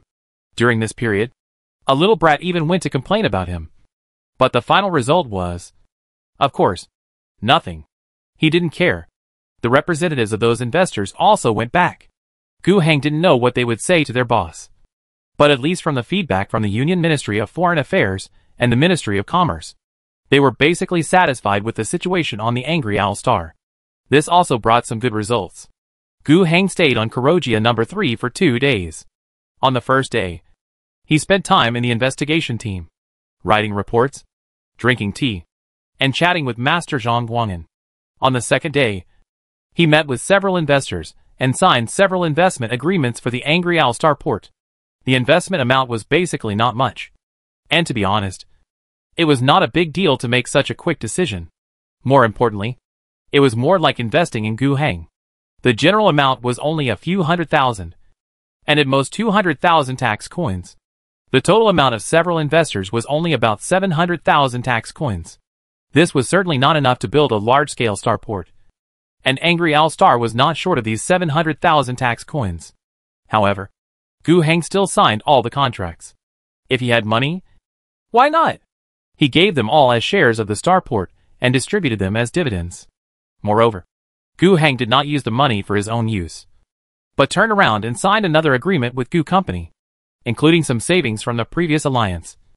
And Gu Hang mother paid 1 million tax coins as an investment of Gu Company in Angry Owl Starport. This adds up to 2 million tax coins. Gu Company then began to mobilize its own connections and booked a construction starship from a forging world of the Mechanicus 2-star regions away. They will arrive at the Angry Owl Star in a year and start work. In another year, the Angry Owl Star port can be built to a scale that can dock large ships and support a large population and material throughput. In total, including the cost of employment, the cost of materials, and the cost of industrial parts produced on the ground, the total cost of the Angry Owl starport will reach about 500 million tax coins. Even if the materials, ground engineering, are mined, smelted, produced by the Alliance itself, the engineering machine sent into space by the Alliance itself will also bear a considerable proportion of the engineering, but the actual cash or equivalent material cost to be paid will also reach the scale of 200 million tax coins. This is a huge investment, which is beyond the current ability of the Angry Owl Star to bear. Ms. Wang Qi persuaded Gu Heng once with concern, but Gu Heng did not listen. It is indeed a bit extreme, but he believes that this is an extremely necessary investment. Otherwise, if the Alliance had to build the starport to the same scale slowly, it would take 5 to 10 years. The loss in the meantime was not only the time for the starport construction, but also the golden opportunity for the development of the Angry Owl Star. He would rather spend 200 million to buy this opportunity. As for how to get the money, Gu Heng was not too worried. After the 2 million initial deposit was spent, the construction period of the starship was set, which itself represented Gu Heng's determination. This kind of determination can be directly conveyed to other investors. Gu Heng is not a liar. First, he has a planet to back him up. Second, he has Gu companies standing behind him. Third, he is a popular figure in the political circles of the Tianma Star region. I believe he can still attract more investors. Being able to invest in the construction of a starport on a planet with good development potential is still quite valuable for many rich people. Gu Heng's goal is to raise 50 million tax coins in 1 year, after the construction spacecraft of the Mechanicus arrives, and more than 150 million in 2 years. This is enough to pay for the 2 phases of the project. What if we can't raise enough? Then Gu Trading Company will cover the bottom line. Gu Trading Company is rich. Although this money does not belong to Gu Heng, or even completely to the Gu family. But it doesn't matter, Gu Heng is the head of the family, and his mother is the actual controller, and they can invest in the Angry Owl starport in the name of Gu Trading Company. Whatever gap is missing, we will make up for it, and all of it will be counted as shares, and converted into fixed assets of Gu Trading Company. Of course, this will certainly cause dissatisfaction within the company and attract opponents. After all, the company's purpose has always been to emphasize that in addition to ships, no other unnecessary heavy asset investments should be made. Investing in the starport obviously violates this tradition. But Gu Heng believes that his mother can handle these problems. Secondly, even if there are some problems, compared with the construction of the Angry Owl Star, it is acceptable. If it really has a major impact on the family company, his mother will also evaluate it, and will not nod blindly. After signing a lot of agreements on the investment and construction of the starport, Gu Heng hurriedly boarded the Traveler and returned to the Angry Owl Star. After returning, he continued his busy life of running around the planet for a while, finally traveling around the important areas of the world, and meeting all the important figures in the Alliance. After finally having some free time, Gu Heng finally began to plan how to spend the more than 50,000 gift points he had on hand. There is no doubt that the consumption of grace points is the greatest weapon to enhance the strength of the Alliance. The technology draw is, of course, the biggest part of it. However, before the draw, Gu Heng first allocated a part of the grace points for other aspects.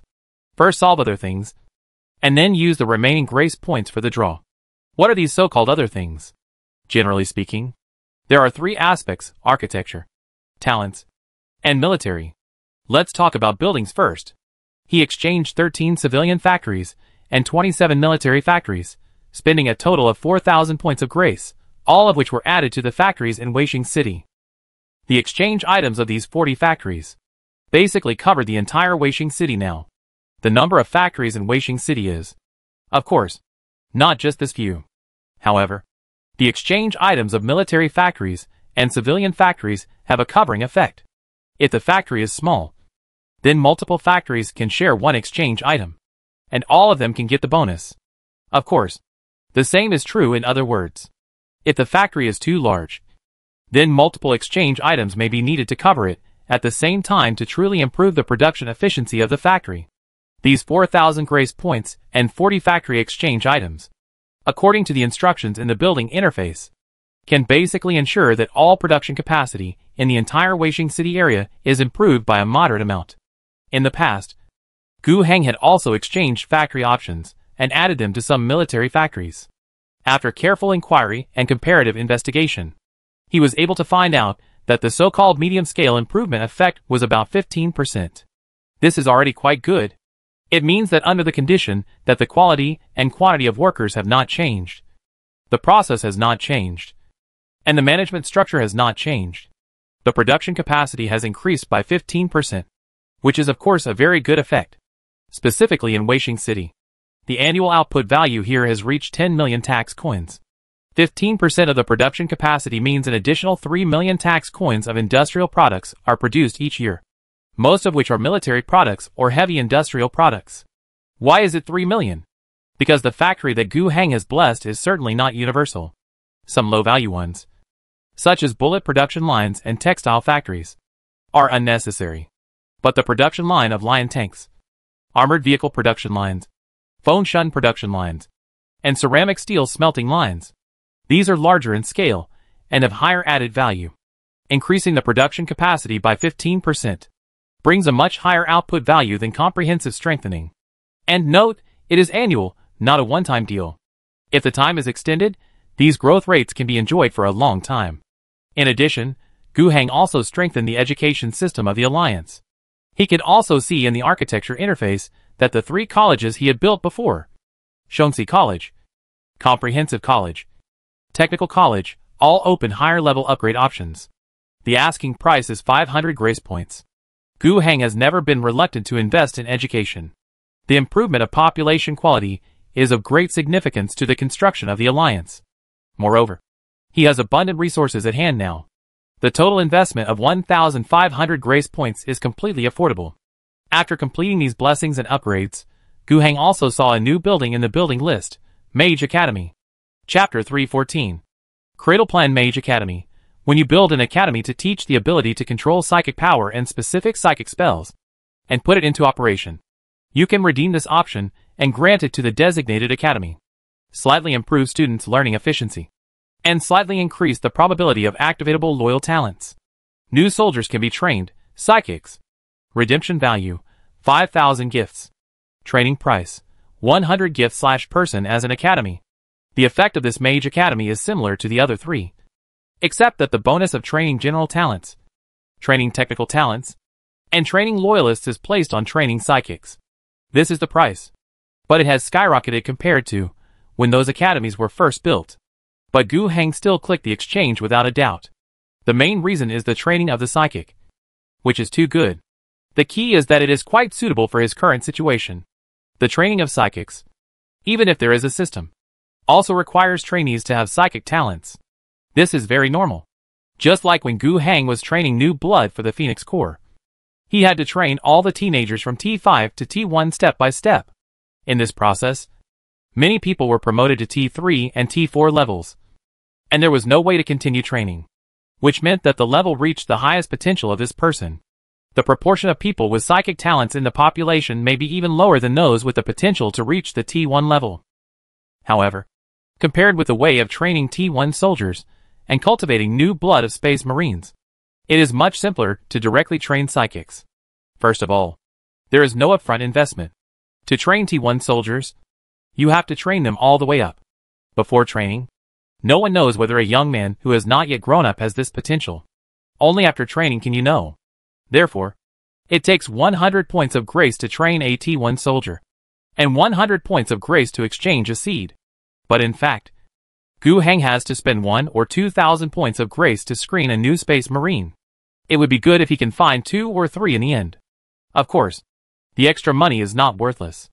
They are all thrown into the 10th Brigade as special forces, with exoskeleton armor and more advanced weapons. They are also a strong force. When training psychics, there is no such concern. A person, just go to the training interface and take a look. If he can train, he can train. If he can't train, forget it. There is no upfront cost. Moreover, the training of psychics is very suitable for Gu Heng. Where does human psychic talent come from? To put it bluntly, it is the human spirit, the sensitivity of the subspace, the source of psychic power. Those with a high degree of sensitivity are talented. In the past, this was a disaster. Those with psychic talents, Even those who have mastered certain supernatural powers naturally without training will always hear the whispers of the subspace, will be under great mental pressure, and will go crazy. In addition, they themselves will be regarded as beacons connecting to the real world by the evil things that fill the subspace. A person who controls uncontrollable power and is prone to madness is also likely to attract demons. Obviously, this is the source of disaster. In many places, there is a tradition of witch hunting, which is to prevent these dangers in advance, and thus form customs and religious regulations. In fact, in the early years of the entire empire, psychics were also subject to the most stringent supervision, and even a large number of psychic talents were directly executed. Until the ascension of the God Emperor, a part of the space was opened up in the subspace, and the spiritual network was established. Uncontrolled natural wild psychics are still dangerous. They have talents, but they don't know it. Without anyone to teach them, without anyone to supervise them, they will easily fall into madness, lose their minds, lose control of their powers, and even become a signpost for demons to invade reality. However, trained psychics can direct their psychic acuity to the spiritual network built by the God Emperor, so that they can use psychic power safely.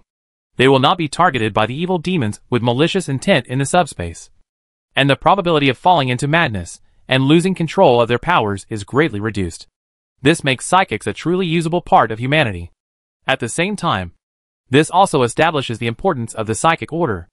They not only train psychics, astropaths, and navigators, but also collect wild psychics.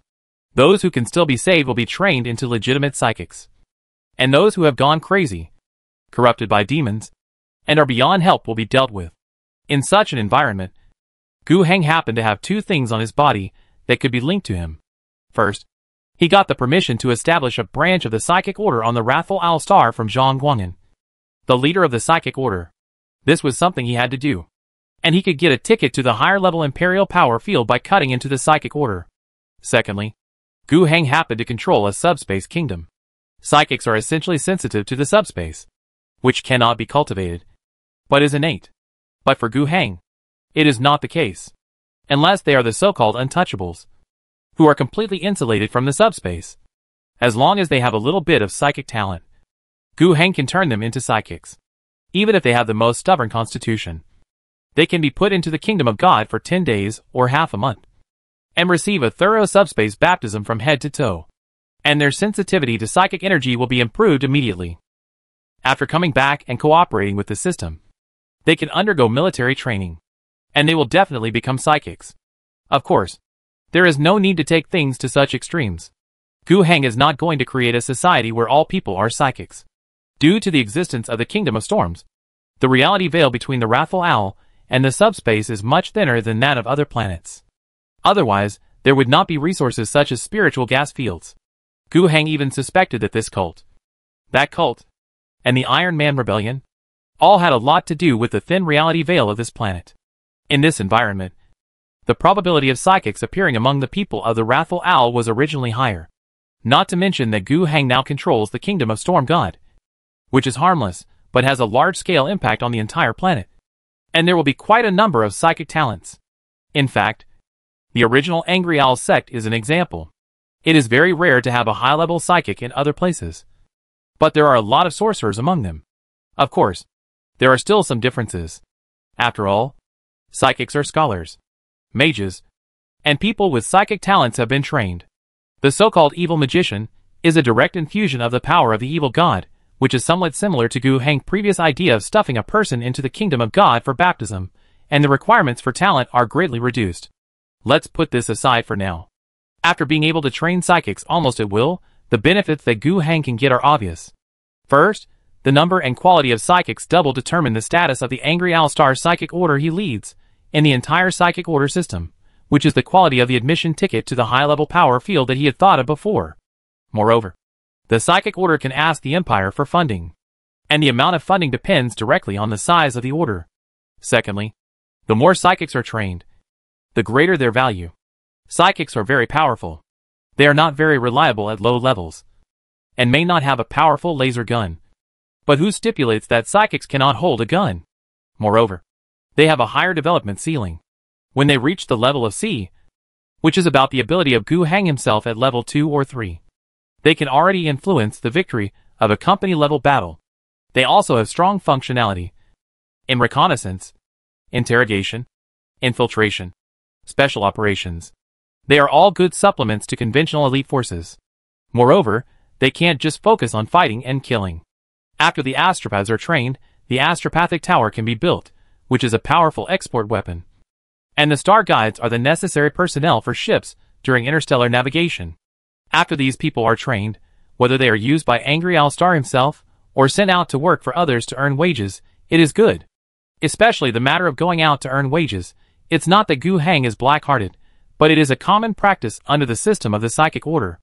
The Navy, various planets, Imperial Chamber of Commerce, Mechanicus, Ecclesiarchy, even Space Marines, as long as there is interstellar navigation, there is a need for interstellar communication.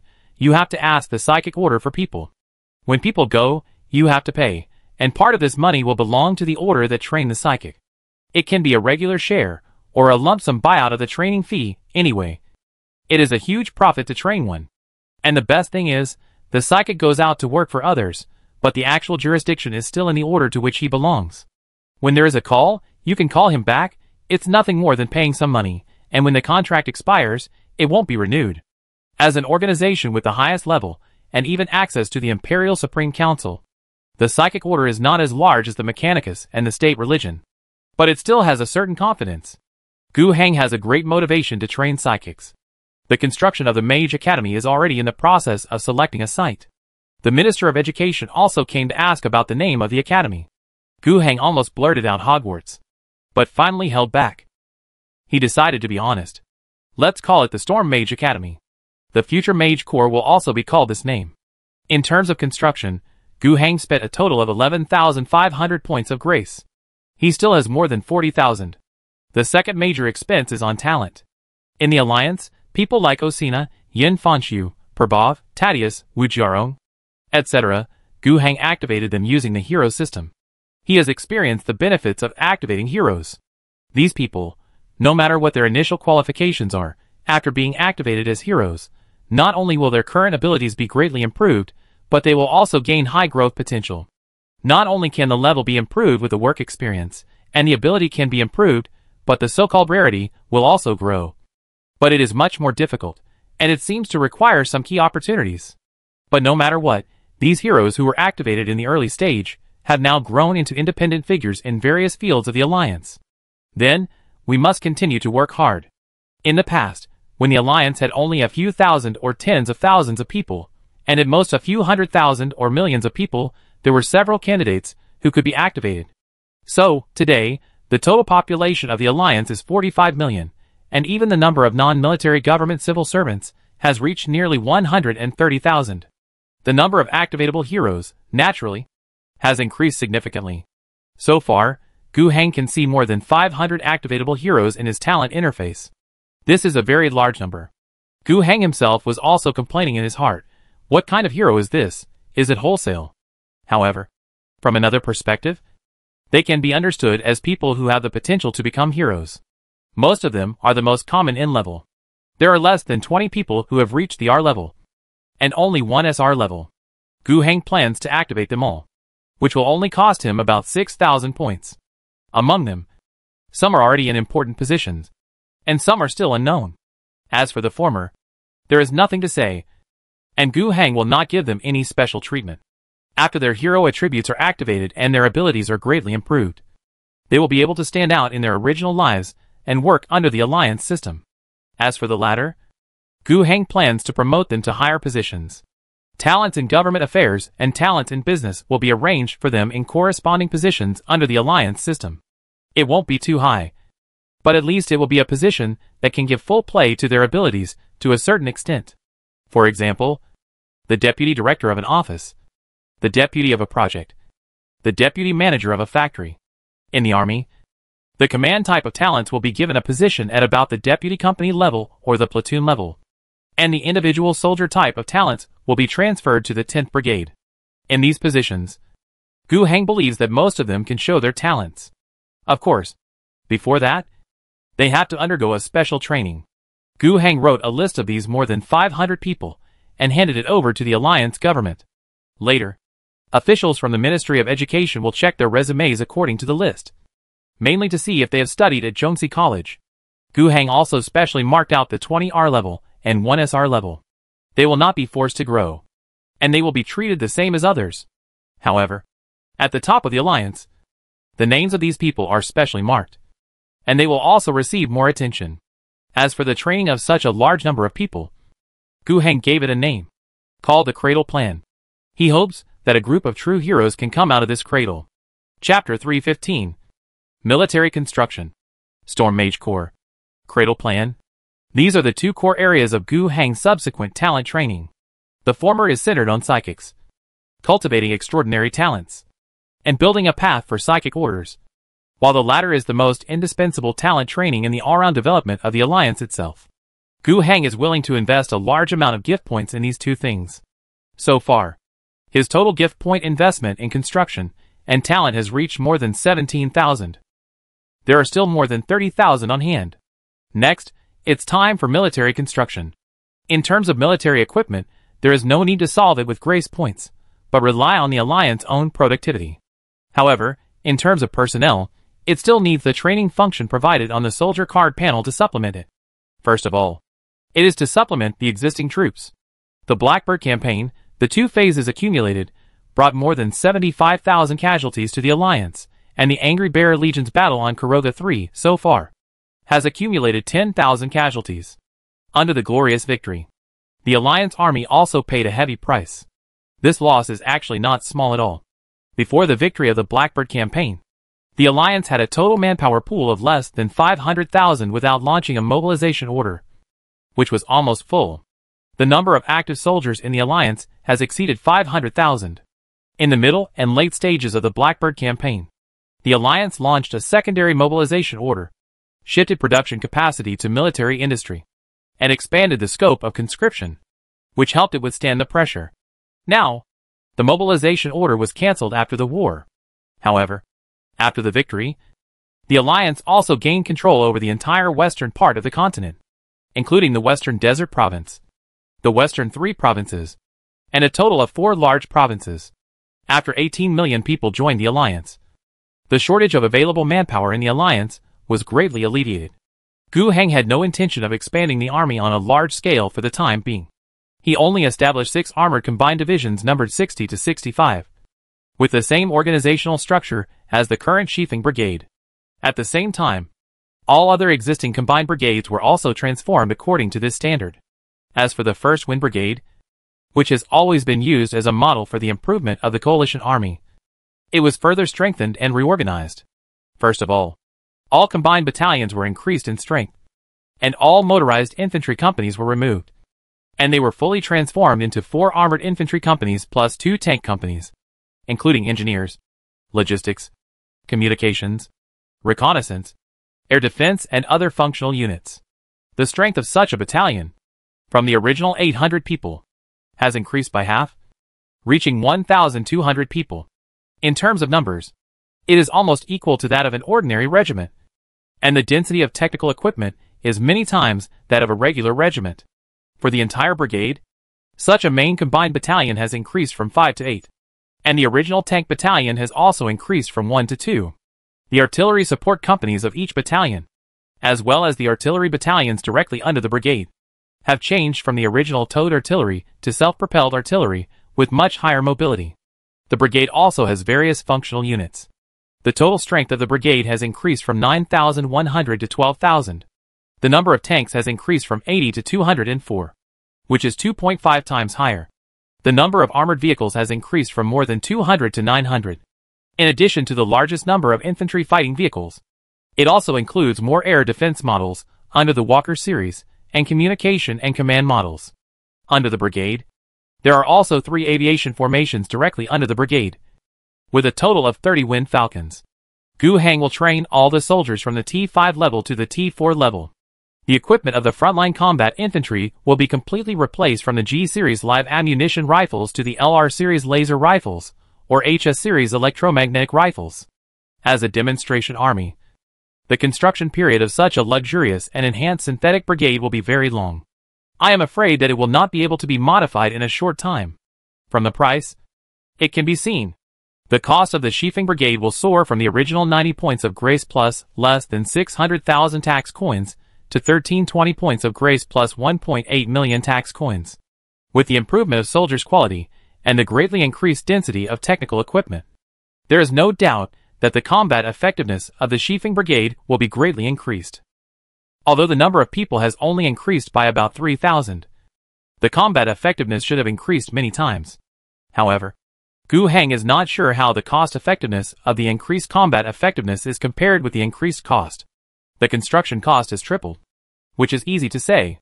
The substantial increase in the number of equipment directly and linearly enhances the combat capability. That is, the extra 1,000 points of grace, used to improve the quality of soldiers, can increase the combat effectiveness tenfold. Gu Heng has some doubts about this. But then again, how can we know if we don't try? Anyway, it's just a brigade, and the Sheafing Brigade, a demonstration unit, should be adapted in this experimental nature. The rest of the matter may require the Sheafing Brigade to go to a certain battlefield and test through actual combat whether the combat effectiveness increase is as exaggerated as the cost increase. However, now on the Angry All-Star, there is no need for them to fight. For routine local repression work, there is no difference between the cheapest garrison division and the most expensive elite heavy armored combined brigade. But the Alliance now has two battlefields, which need manpower. They are Kurogia 3 and Black Arrow Star. Gu Heng thought about it, and later he could send the entire Quiet Wind Brigade to Black Arrow Star. Recently, there is a war there. We will talk about the specific situation later. Gu Heng's attention is still on his army construction. To complete the establishment of 6 new brigades, plus the transformation of the other 9 combined brigades, plus the major reinforcement of the Sheafing Brigade, a total of more than 60,000 new soldiers will be needed, and the military expenses for additional equipment will increase the military budget by nearly 6 million tax coins. The equipment gap is another matter. With the current productivity of the Alliance, the pressure is still quite large. But with the development of the Alliance in the future, this pressure should be able to be quickly relieved. At the same time, large military orders will also stimulate the development of the Alliance industry. As for the personnel gap, new troops, and the soldiers lost in the previous troops must also be filled. Gu Heng recruited a total of nearly 140,000 people in this wave, and joined the army. The previous Alliance certainly could not afford to recruit so many people, and was almost on the verge of the upper limit of the available manpower of the second-level mobilization order. But now, the pressure is not too great. The population of the Western Desert, the Western 3 provinces, immigrated to the Alliance, after the total population of the Alliance soared from 25 million to 45 million, these new manpower joining the Alliance can all be used. After the mobilization order is lifted, the estimated available manpower is more than 800,000. Now the Alliance army, including the Angry Bear Legion, only uses 600,000 people in total. And for those who have just joined the Alliance, being a soldier is not a bad choice. As soon as you enter, the treatment of a private is equivalent to that of an E6. After staying for a while, with better training performance, or a longer military service, you can at least reach the level of a private first class without any bottleneck. Not to mention being promoted to an officer or a non-commissioned officer. The treatment of a corporal is equivalent to that of an E9 rank. And the same level of treatment is also available when the soldier is directly transferred to civilian work after discharge.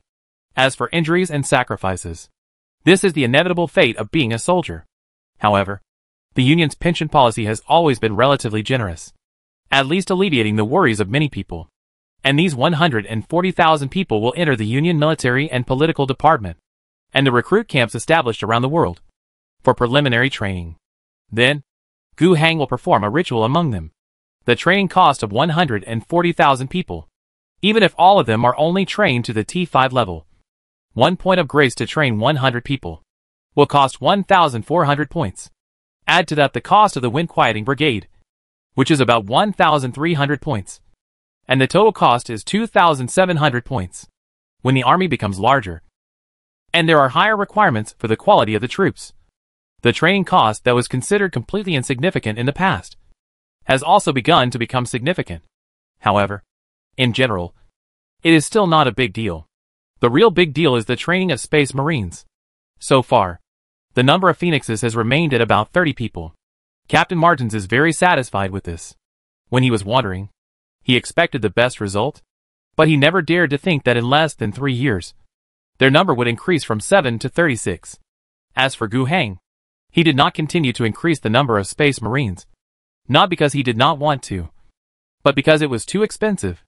Gu Heng calculated that the average cost of training a new blood for the Phoenix was about 600 to 700 grace points per person, including the initial personnel selection and training, as well as the exchange of seeds. This is a relatively expensive price. Using Space Marines to fight is undoubtedly a very luxurious behavior.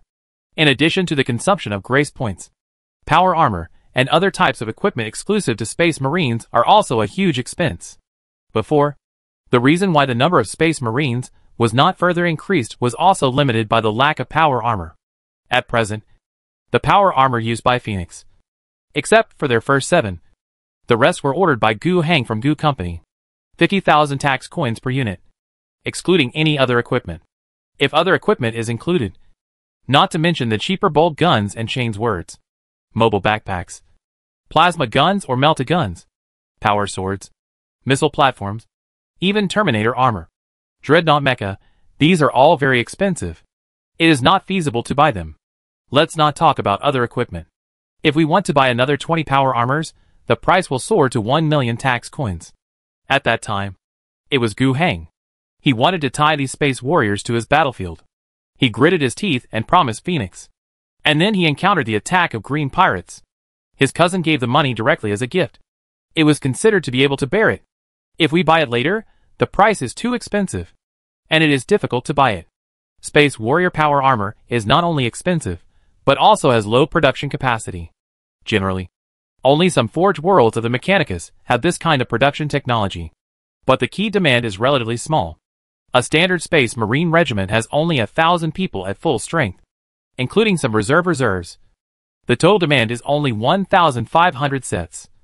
2,000 sets at most. And this kind of power armor can only be worn by Space Marines. The conventional power armor that mortals can use is different from this. With such a small demand, many Forge Worlds have the ability to produce it. But they will not produce too much. If you buy a small amount, they will be too lazy to make it for you. They can only see if there is a surplus. If you buy a large amount, they will be willing to start production. But they can't afford the price. After all, in the case of power armor, it is not true that it is better to buy than to make. The production of power armor and other Space Marines exclusive equipment still needs to be solved by self-production. It's nothing more than spending more grace points. In fact, this time, we have made up our minds to extract some Space Marine-related technologies during this return voyage. After completing the event line Phoenix is about to die, he can now choose to draw out Space Marine-related technology when drawing technology, which greatly reduces the element of luck. Let's put the technology lottery aside for now. Gu Heng has planned another amount of gift points. About 15,000 points. It is expected that 20 new Phoenix blood can be cultivated. They themselves need at least half a year to 2 years of growth time. And during this period, the Alliance self-produced power armor should be available. Even if it cannot be built, or it is not cost-effective to build it, it is still possible to extract the technology and take out the black box. And spending these 15,000 points of grace, in addition to the 20 new Phoenix blood, there are some additional benefits. That is a large number of T2, T3, and T4 elite soldiers. T4 soldiers will be placed in various troops. These guys are the first to be eliminated in the process of training Space Warriors. They are the young men with the weakest potential. In the regular troops, they are also excellent soldiers. All the troops will welcome their arrival. As for the T3 and T2 soldiers, they are all assigned to the 10th Brigade. This Special Operations Brigade has more than 4,000 people, all of whom are eliminated during the training of Space Marines. Wearing the exoskeleton armor produced by the Alliance, they can also use bolters and chainsaw swords individually. Their combat effectiveness is far inferior to that of regular Space Marines. If they really meet them, they will probably be killed at will by the invincible Space Marines. But if they encounter other normal troops with the same light infantry, they can also kill them indiscriminately. The key is that the number difference is huge. After all, there are only a few dozen Space Marines, and they are not available for every mission. However, the Special Operations Brigade with thousands of people is different. In fact, the 10th Brigade has performed very well in the previous Blackbird campaign. They have been responsible for many attacks on key targets. and they are often able to fulfill their missions, achieve their goals, and avoid large casualties of conventional troops. There are also some special airborne operations, infiltration operations behind enemy lines, decapitation tactics for the enemy data transmission command nodes, and destruction of the enemy logistics supply center. At that time, there were only 2,000 special operations brigades, and the effect they played was more effective than a few more divisions. Chapter 316. Power Armor Technology. After completing the military construction including the Phoenix Regiment, Gu Heng only had 18,000 grace points left. In fact, Gu Heng had another small expenditure on the military. That was the Black Arrow Army. The army led by Prabhav had 5 divisions of the Alliance, stationed on the Black Arrow Star, to help Ness Lumen and stabilize the domestic situation. After all, the army of the Lumen Kingdom was basically destroyed in the war a year ago. It is not a peaceful place, and it needs troops to be stationed there. At the same time, Gu Heng also needs an army to ensure the stability of the fruits of victory gained by the Alliance in the last war. However, the huge Lumen Kingdom has a population of 40 million, which is almost as many as the native population of Angry Owl Star. Although the area is far different, it is unrealistic to completely defend it with a team of less than 50,000 people in 5 divisions. The Black Arrow Army of the Alliance is basically defending the capital of the Lumen Kingdom, the city of Pinzer. The defense of the entire kingdom still depends on the Lumen people themselves. Only when there is something that cannot be solved, the Black Arrow Army of the Alliance will be dispatched. Moreover, the number of the Black Arrow Army cannot be too small. Gu Heng has given Prabhav authorization, and he can recruit soldiers in the Lumen Kingdom. The corresponding weapons and equipment will be sent to the Black Arrow Army on the supply ships between the 2 planets, which mainly rely on Gu Trading Company, which runs once every 6 months. Many of the extra individual equipment, such as artillery, are used to build new troops. These troops are different from the native troops of the Kingdom of Lumen. Gu Heng requires that the new troops absorbed by Prabhav into the Black Arrow Army must be reported to the Alliance Military and Political Department and follow the establishment process of the Alliance Regular Army.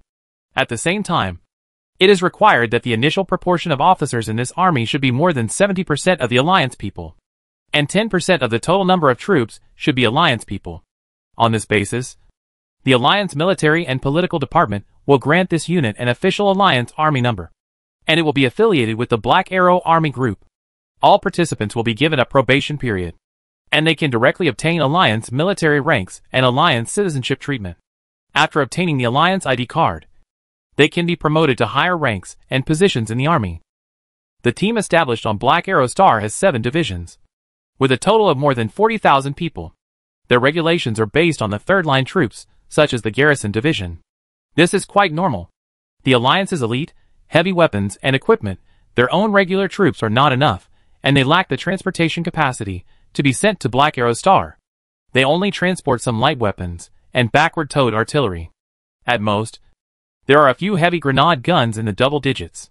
Even the ammunition supply and part of the weapons production have to fall on the local Lumen Kingdom.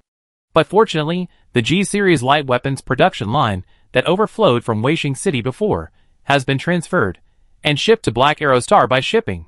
Although the production capacity is still average, it can at least make up for part of the gap.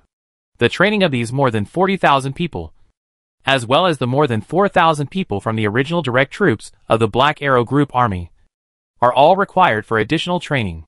Fortunately, Gu Heng does not need to go. After the 7 Black Arrow Star garrison divisions were established, they achieved the required proportion of direct officers and soldiers in the soldier card system, which was directly reflected in it. Gu Heng only needs to click, spend more than 400 points of grace, and the training of more than 40,000 people can be completed. After completing the training of the Black Arrow Star Army, the remaining 18,000 points of grace are the grace points that Gu Heng will use for the technology lottery. Without saying a word, he first found the completed phoenixes dying in the event function, limited the Space Warrior technology, then invested 6,000 points of grace, and made a 6 draw of 1,000 levels. The 1,000 level prize pool is already very barren. The probability of elite level is only 2.5%, and the advanced level is only 20%. I got 3 out of 6 draws, 2 advanced ones, 1 basic one. This is considered very lucky. The 2 advanced ones are meta weapons, Rhino troop carriers, and the basic one is individual rocket nests. These 3 technologies can be considered as special for Space Marines. Melta is used for Space Marines with strong individual combat capabilities. When facing some big guys, they can directly deal fatal damage to them. For example, when encountering something like a Titan mech, neither the bolter nor the chainsword can deal with it, but a Melta bomb can solve it. It is useful for Space Marines. After all, they are really capable of breaking through the outer defenses of these big things, rushing to their faces to place bombs, and then drifting away. Other troops can also use it. After all, when a single soldier encounters something that needs to be blasted, conventional explosives are not as reliable as Melta bombs. The Rhino troop carrier is indeed the most commonly used vehicle by major Space Marine chapters.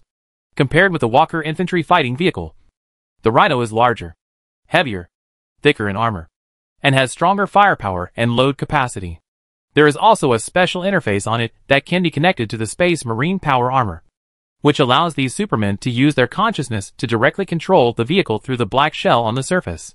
In other words, in the hands of mortals, this is a heavy-duty infantry fighting vehicle.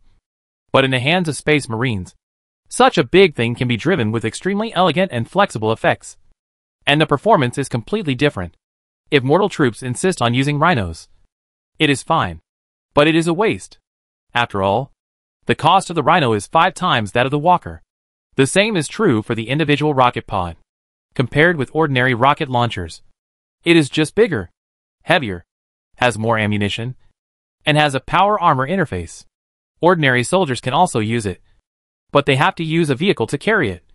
And they can't be like Space Marines, who can fire it as soon as they think about it. And their accuracy is greatly increased. These pieces of equipment have strengthened the Phoenix Regiment. It can't be said that there is no improvement at all, but it is actually not great. For example, the Melta bomb, the Alliance couldn't make it before, but it can be bought, and it's not too expensive. The Rhino troop carrier can't be popularized in the Mortal Army because of the cost and efficiency issues, but if it's only used on the Phoenix, there are only about 30 people, for units are enough. The demand is so small, it's better to buy than to make. Only the rocket nest is still a little useful, but it's not used on the Space Marines, but it can be thrown to the Military Industry Department of the Alliance, remove the corresponding control system, install it on armored vehicles or directly on trucks, make it into a vehicle-mounted rocket launcher, and enhance the firepower type of the artillery unit. To put it bluntly, it's not that these equipments are not good, but that they cannot be scaled up. So there is no need to make them by ourselves. There are only more than 30 Space Marines in total. What equipment can't be bought separately? It's not cost-effective to spend a lot of time and effort to build a production line, just to serve more than 30 people. Of course, as a technical reserve, it is still needed. In essence, this problem is not caused by technological garbage, but by the small number of Phoenixes. The core reasons that restrict the growth of the number of Phoenixes are, on the one hand, the number of people, and on the other hand, the power armor. Next, Gu Heng was counting on the last 10,000 points of grace, and the lottery in the 10,000 level. In the 10,000 level, there is a 60% chance of getting elite technology. In addition to the Space Marine technology limitation, the tactical power armor itself is also elite. In general, the chances are pretty good. Of course, if you encounter the 30% chance of epic technology and directly get the manufacturing technology of the Terminator power armor, that would be a bit tricky, and I don't know if it's a good thing or a bad thing. Gu Heng rubbed his hands, praised a little, and clicked. The last 10,000 points of grace disappeared like water, and what he got in return was, as expected, 4th generation Wayan tactical power armor, as expected. But soon, the smile on Gu Heng's face just now gradually faded. It is of course good to draw the power armor technology you want.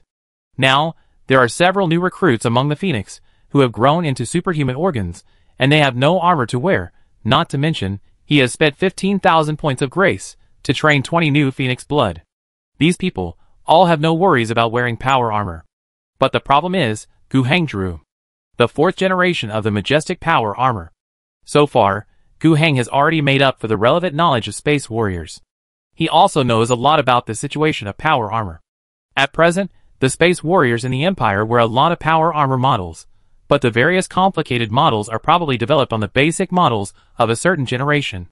The most basic Space Marine power armor has 9 generations. But it does not mean that the newer the generation, the better. In fact, in the past 10,000 years, not to mention the power armor. The entire empire has not only not made any progress in many technologies, but has regressed. The Mechanicus relies mainly on archaeology for scientific research, which may not be a joke.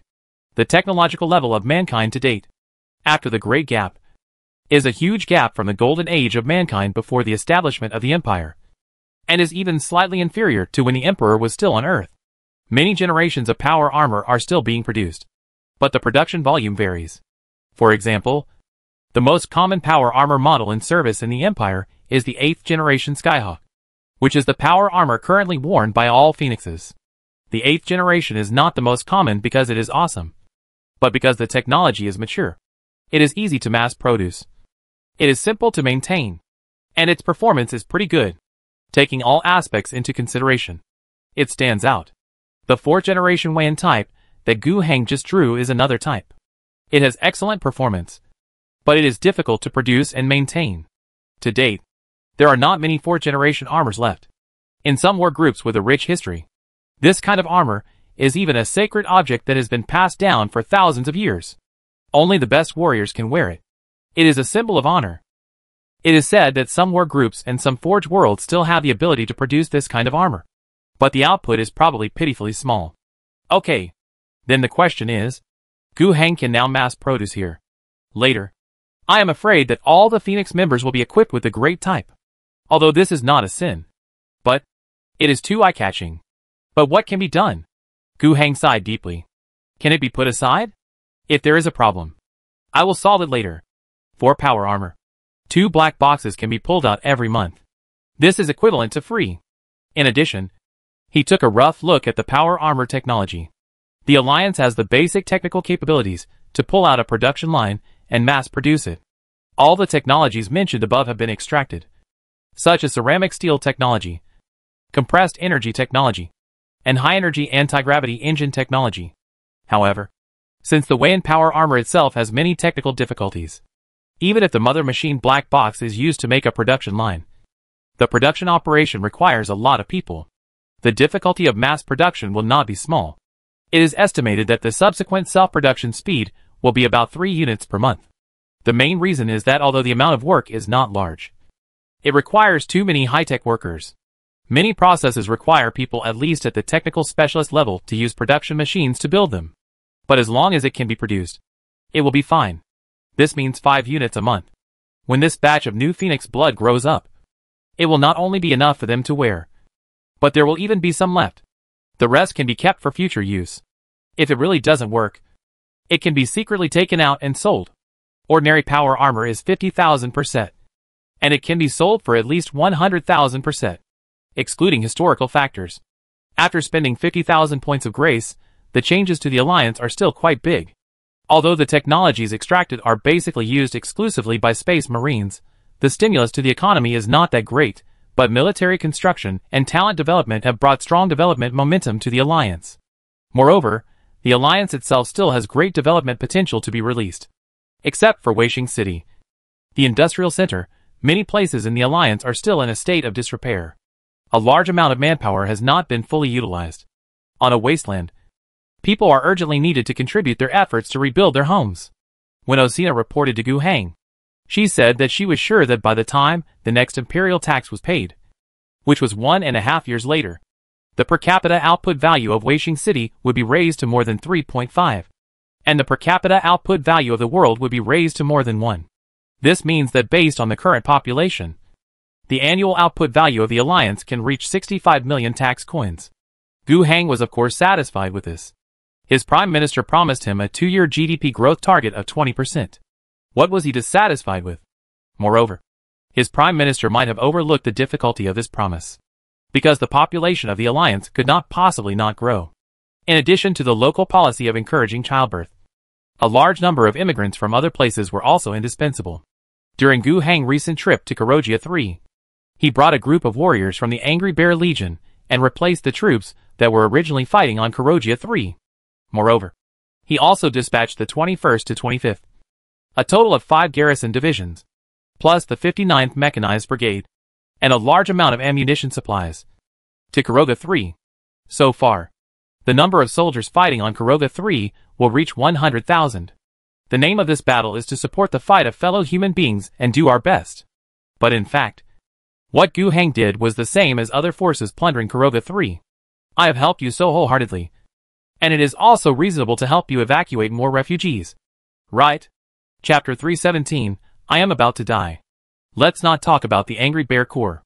This is the Star Army. They are here to fight according to the orders of the Military Affairs Department and the Star Army headquarters. Gu Heng will not argue with them. But the supplies for the Angry Bear Corps are sent by the Angry Owl Star, but not by the Imperial Military Affairs Department. Don't think that the ammunition is cheap, especially the shells of heavy artillery, the ammunition of grenade launchers, the replacement parts of technical equipment, are all very expensive. Moreover, the newly brought 5 garrison divisions and 1 armored combined brigade are not from the Angry Bear Corps, but from the Planetary Defense Force of the Angry Owl Star. They will not come to fight for nothing. The cost of building an army of 40,000 people is 1 million tax coins. The Alliance also transported a large amount of food and fresh water. This time, the total cost invested by Gu Heng has reached nearly 2 million tax coins. In this case, Gu Heng signed a refugee evacuation agreement with the opposite government on Kuroga 3. In the future, the Alliance will still send more troops, provide ammunition, military weapons and equipment, food, fresh water, textiles, all kinds of assistance. In total should reach the scale of 7 million tax coins. This amount of money is huge, but the Alliance can afford it. A considerable part of it is wealth offset by sending troops to participate in the war directly. Various types of ammunition assistance, technical equipment assistance, are also supplemented for the Alliance troops going to the front line to fight. They will not be given to the Kurogans, but they will be counted in the 7 million aid. What really needs to be handed over to the Kurogans are only some light weapons. This is normal. The Alliance military factories also need orders. Various types of heavy weapons. The Alliance-owned troops are crying for them. And there is no room for the Kurogans. But some G-series rifles, etc., have a lot of surplus production capacity. The same goes for ammunition. The wars on the mainland of Angry Owl have been largely quelled, and the consumption of ammunition has dropped immediately. Wouldn't the surplus have to be sold somewhere? The same goes for food and fresh water. The freshwater resources on Angry Owl are relatively abundant, and there are large areas of ocean, which can be used for seawater desalination. As for food, the Chingu region had a bumper harvest last year, and the people of Angry Owl couldn't finish eating it all, and if it wasn't exported, it would be kept until it became stale food. In addition, a considerable portion of these things will be given to refugee camps, and the people living in the refugee camp. In the future, they will all be members of the Alliance, and the aid of 7 million tax coins, in exchange for the Alliance help to Kuroga 3, to evacuate 10 million refugees. This agreement, among all the forces that plundered Kuroga 3's population, is considered to be the most ruthless. The reason why it can be so ruthless is the result of Gu Heng activities. This is the effect of reputation, which is slowly showing its effect. Of course, there is also the political influence of the Gu family. In fact, not only did he make money, but Gu Trading Company also made money. A considerable part of the transportation orders are not only from Angry Owl Star, but also from other major forces. Whether it is the transportation of materials or personnel, a large number of ships are needed. Gu Trading Company is very rich just from these transportation orders. The population transferred from Kurogia number 3 is still very welcome to Angry Owl Star, and the population quality is actually quite good. In sharp contrast, the population from Black Arrow Star is very troublesome. The population that migrated from Black Arrow Star has accumulated to hundreds of thousands, all from the Kingdom of Lumen. They are truly illiterate. Most of them are serfs, illiterate, and do not master any skills required by industrial society. The training cost is very high, compared with the people of Angry Owl Star. Although there is also a considerable proportion of illiterates, it is not as high as the illiterate proportion of the population of Black Arrow Star. Moreover, there is also a gap between the illiterate. There is a reason for this. Angry Owl Star is a wasteland planet. The people here may not be able to read, but they must have some skills. He may be able to drive, repair cars, assemble and use guns, and tinker with some broken machines. People who don't have these skills can't survive in the wasteland. Quite a number of wastelanders, under the system established by the Alliance, go to school and learn some words during adult education. Not even a few hundred or 1,000. And can read written articles normally and communicate in writing. and they can become qualified industrial population. The population on Kuroja 3 also has similar attributes. Many of them live at the bottom of the nest city, and their life is worse than that of livestock, but their literacy rate is better than that of the Wastelanders, and many of them have worked in factories and mines. If they don't work, they can't survive. No matter what, there is still the most basic education in the nest city, and children aged 5 or 6 have to go to school for 2 years before they can work as child laborers. The difference in population quality makes the value that immigrants from different sources can immediately play a huge difference. But in general, at this stage, the Angry Owl Star still accepts all people, even if they come from Black Arrow Star. It takes a certain period of time for them to be modernized and trained before they can be sent to Chengdu area to work as agricultural workers. That is also possible, as long as a qualified labor force is given normal opportunities and platforms. The value it can create is still much greater than its consumption, and there will definitely be labor surplus value. Moreover, the efficient system of the alliance eliminates the middle class, does not require taxation, but is better than taxation. In terms of the strength of collecting surplus value, it is much higher than conventional private ownership. Nearly half a year has passed, and the alliance has developed in an orderly manner. As the Prime Minister of the alliance, Asuna is busy and exhausted, but she has gotten used to it. Since she took on this position, she has never been away from the busy situation. Overtime? Except for sleeping and eating, there is no time to rest. Speaking of exploitation, she, the Prime Minister of the alliance, is the most severely exploited, and under her leadership, the alliance government has completed part of the previously set goals ahead of schedule. This is the third year since the establishment of the alliance, and the first year after unification. It is expected that the total annual output value for the next year will increase from the original 50 million to more than 68 million. This is 3 million more than the 2-year growth she promised to the governor. This is certainly a gratifying achievement. But another indicator of hers is that it is estimated that she will not be able to complete the per capita productivity indicator. This is mainly because the population of the Angry Owl Star will surge by 10 million, and a large amount of the development budget will be used to settle and absorb these people, and the construction work of remote provinces will be left behind. Of course, the immigrants also contributed greatly to the additional annual output value of 13 million. Most of the immigrants went to Weishing City and Beiqing Valley. The former, as an industrial center, needs population, and the latter has a large amount of land resources to be cultivated. It has sufficient capacity to absorb a large number of people without being crowded and overloaded. Gu Heng did not feel dissatisfied with this situation. He was quite satisfied with Osina's work results. As for the fact that the per capita output value did not meet the standard, it was expected. Moreover, it has not been 2 years yet. It has only been half a year. During this period, Gu Heng basically flew between Kuroja 3 and Angry Owl Star. On the one hand, he continued to maintain his presence on Angry Owl Star and made some rough decisions on the development of the planet. On the other hand, he was also actively active in the interstellar political arena.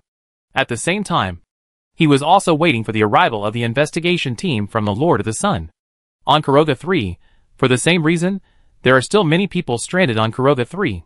Some were at the scene when Gallardo disappeared, some were from the investigation teams of the Star Region, Star Domain, and Universe Domain. They are all waiting. But today, the Solar Investigation team suddenly sent out new news that they are not coming. When this news reached Kuroga 3, it caused an uproar. Complaints from all sides, and the voices of anger are endless. No, why don't you come just because you say you won't come? According to the previous news, they had even set out and had been on the road for half a year. They said they would not come, and they would not come. They said they would go home, and they would go home? Then what are we doing here? Waiting for more than half a year? Waiting in vain?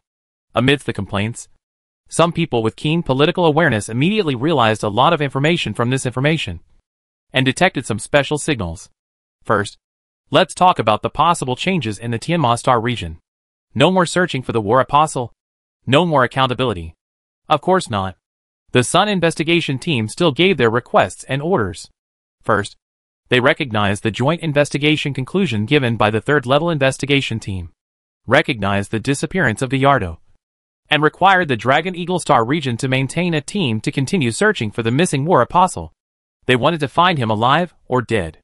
It was very harsh, but compared with the previous attitude, it was undoubtedly softened. The cosmic government was directly removed. And the star government only needed to send out a team to continue the investigation. To put it bluntly, it was just a show. Now, after such a great effort, we have not found it for a year. We can only expect that a single investigation team can find the war apostle as time goes by and the clues become fewer? It is unrealistic. As for the responsibility, such a big thing happened, but the culprit has not been found. Then we can only conclude that it was an accident, and that it was the work of the Abyss Demon. This means that there is no suitable person to take responsibility. You can't let the demons take responsibility. Right? You can't solve it. Then, who should be the person in charge? I'm dying. When he said this, Paydes's gray hair was a little messy, although he had covered it up with makeup. His bloodshot eyes still inevitably revealed his decadence. This was the first time Gu Heng saw him like this. In my impression, Chief Paydes always cares about his image. His hair is always neat. His face is full of energy. And his smile is refreshing. It seems that no matter who you are all the same in the face of death. The others present, no matter who you are, no matter how you think about it, at least on your face, are all sad. This is a meeting. And the participants are a circle of 6 people in the Tianma Star region with Chief Paydes as the core. In addition to him, there is also his younger brother, Little Paydes. In addition, there are the other 2 families of the Tianma Iron Triangle, the Gu family and the Fofana family. On the Gu family side, there are Wang Qi and Gu Heng. Wang Qi is the actual operator of the Gu company. Gu Heng is the head of the family, and also represents the upcoming Tianma Star region psychic order, and the Angry Owl Star, the 2 members of the Fofana family. One is the old General Fofana in a naval uniform, and the other is Brigadier General Ulysses.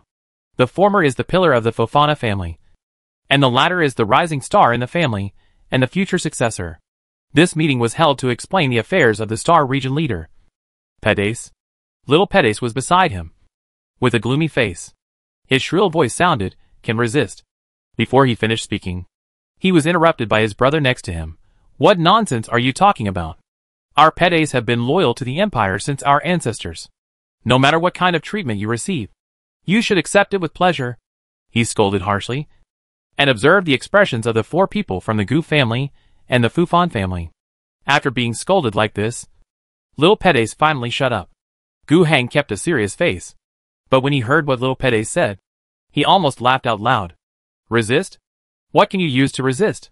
If you really want to resist, after leaving this door, the first one to stop supply will be the Gu family, and the first one to fire at Fiexing will be Fufan.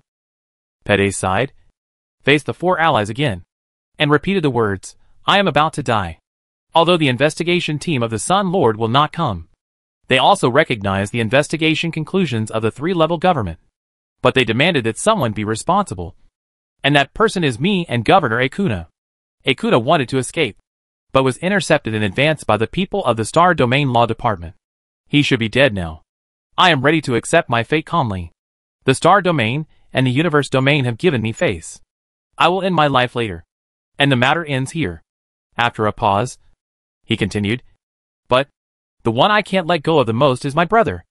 Little Paydes was frowning beside him, saying nothing. "After Akuna and I die, he emphasized our biggest dilemma is that our control over the political situation in the Star region and Kuroja 3 will be greatly weakened. The new leader and Kuroja governor have not yet been decided. The Fokkers family will definitely not miss this opportunity. I have no other request. We must not let these 2 positions go. At least they must not fall into the hands of Fox. Otherwise we will all be in big trouble." At this point, he looked at General Old Fofana. "General, I hope you can come out and run for the position of the head of the Star Zone left after my death." After saying this, without waiting for Old Fofana to answer, he looked at Wang Qi and Gu Heng again, the Gu family. Perhaps there can be someone who can take on the duties of the governor of Kuroja. Chapter 318, not only interested, but also very big. After finishing the conversation with the head of Paydesi, several people said goodbye. Gu Heng returned with his mother. On the way, they didn't say a word, each thinking about it. Until they returned to their safe and stable residence, they started to talk about the whole thing. Wang Qi reminded Gu Heng worriedly, "Governor Kuroja, don't be confused. Now, this is a huge pit, not comparable to when you went to the Angry Owl Star alone. If it is not handled properly, you and the entire Gu family will be dead without a burial place. I understand. I won't be fooled. Gu Heng nodded and sighed again. What a tempting piece of fat. But it's a pity that it is covered with dog shit. Gu Heng's sigh came from the heart. To be honest, when Pedes proposed to push a member of the Gu family to serve as the governor of Karogia after Akuna's death, he was really moved.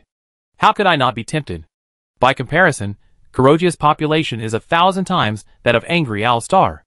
If Gu Heng can control this planet, rely on the black box, and then complete the political and economic transformation of the entire planet, led dozens of nests on the entire planet, a total of 40 billion people burst out with strong productivity, then the value of this planet will become extremely huge. But it's too difficult. Karogia number 3 is not Angry Owl Star. There are too many local forces here. It's complicated, in terms of objective conditions. While there is potential, the huge population also brings terrible environmental pressure. Gu Heng couldn't simply copy his success on the Angry Owl Star to Karoga 3, which had a completely different ecology. Moreover, the situation here was bad enough.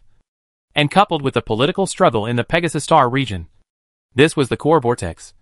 And the large-scale invasion of the plague demons had not only not been brought under control, but was getting worse. This was what Gu Heng called fat meat covered in dog shit. Now was definitely not a good time to take over Karoga 3. At this point in time, whoever comes to power will be the scapegoat and the victim. Old Fofana did not accept Pede's invitation to run for the next Star District leader. Right? Gu Heng asked softly. Yes. General Fofana should not have this intention. Gu Heng nodded slightly. It is also easy to understand. They are a military family. What is the point of running for the Star District leader? They stand in the front stage for nothing, but lack the support of political forces. It is not easy to be elected. The key is that there is no specific benefit after being elected. Instead, they have to face the pressure of Fox. Ah. Wang Qi sighed. It's difficult. Gu Heng knew what his mother was sighing about. Akuna. Once Pedes died, the investigation team of the Sun Lord would not come. And the investigation teams of the Star Domain and the Universe Domain would just walk away, leaving behind a huge mess. The original balance of power in the Pegasus Star region would be directly broken. Objectively speaking, Pedes is a very qualified Star region leader. Although, there is a political enemy in the Star region, Fokkers, who also has a huge influence on the Star region army in the Star region. But he was also able to support his brother to become the governor of Wing Star, and to unite with Governor Akuna of Karoja, to firmly suppress the Fokkers family in terms of population and production scale. In addition, the alliance with the Fofana family, and the use of the developed economic strength of Wing Star, especially the shipbuilding industry, strongly influenced the Imperial Navy. In this case, he undoubtedly has a great advantage in the Star Zone, and is not a decoration leader like many other Star Zones. What is more valuable is that he is a man who knows how to restrain himself. Despite the great advantages and the extremely bad relationship, he never pushed Fash to death. Lest the super powerful family that controls 3 planets and has a total population of over 10 billion people jump out of desperation. All struggles can basically be controlled under the surface, which also objectively guarantees the stability of the entire Star region. Although some operations went wrong, such as trapping Gu Heng's predecessor to serve as the governor of the Angry Owl Star. But overall, he is an excellent leader, and can generally control the stability of the Tianma Star region. If this situation continues, the Pegasus region will continue to enjoy decades of peace. In the foreseeable future, no one can adjust the stable situation in the Pegasus region. But the disappearance of Gallardo completely broke the foundation of stability. The death of Akuna and Pedes represents the emergence of a huge power vacuum. What will the Fash family, which has been suppressed for the past few years, do? How to quell the increasingly fierce demon invasion in Karoja? The people above did not seem to have considered this issue. They just killed 2 people hastily and arbitrarily. Let them take responsibility, and declared the matter over. Gu Heng was also powerless to do anything about it. Oh, it seems that I caused all this? But to be honest, even though he was the initiator, he did not expect things to develop in this direction. It can only be said that the inherent political contradictions in the Star Zone and the crisis that Karoja itself was facing could not hold back after Gu Heng's provocation. Then, old Fofana brought his granddaughter Yilixia to visit the Gu family mother and son. In their conversation, As expected by Wang Qi and Gu Hang, the Fofana family had no intention of taking over. After Pede's death, they did not want to be pushed to the front and confront those forces that were secretly preparing to move. But the situation that followed began to go into chaos. The next day, Pedes ended his life decently, and the various investigation teams hurriedly took the bodies of Akuna and Pedes and left Koroja 3. Next, the two forces in the Star Zone started a full-scale war. One side was Fats, who heard the news and started to fight for the position of governor of Koroja 3 and the head of the Pegasus Star Zone. Unlike others, Fats had 3 civilized planets as capital in his left hand, and had a huge influence on the Dragon Eagle 3rd Legion, a star army unit in his right hand. If they took over Koroja, they would really be able to stabilize the situation here. Now, there are 7 million star army units fighting here, but they are fully capable of doubling this number within a year. If it is still not enough, the planetary defense forces on the 3 planets can transfer tens of millions more. This is a huge advantage in size. Once they control Koroja, together with the original 3 planets of Fash 1/2/3, the population they control will reach more than 50 billion, almost 80% of the population of the entire star region. With this power, they will take the position of the head of the Pegasus star region, and they will become the undisputed local emperor of the entire star region, and return to the glory of the family. This so-called family glory refers to the history of the Fash family. Before the Pegasus star region was recovered by the Empire, the one who ruled here was the Fokkers family. After the golden age of humanity, the major worlds fell apart and each governed itself. The Fokkers family grew rapidly in that dark age. They controlled 3 planets in the galaxy, formed a 3-star political alliance, and became the ruler of it. After the end of the Dark Age, when the Empire's fleet came to the Fokkers galaxy, they offered 3 planets, submitted to the Empire, and actively participated in the Empire's expedition, which also allowed them to retain the position of governor of the 3 planets afterwards, and kept it in their family forever. Even at one time, they controlled the entire Tianma star region. In the past, many heads of the star region were controlled by the Fash family. Until the arrival of Pedes, this person in power, who was a senior official of the star region government, has been the head of the Tianma star region for decades. He has strongly suppressed the Fash family's control over the entire star region, and almost pushed their influence back to their own star system. Now, it is a great opportunity for them to regain the glory of their family, and become the horse herder of Tianma again. But similarly, the other side will not give up so easily.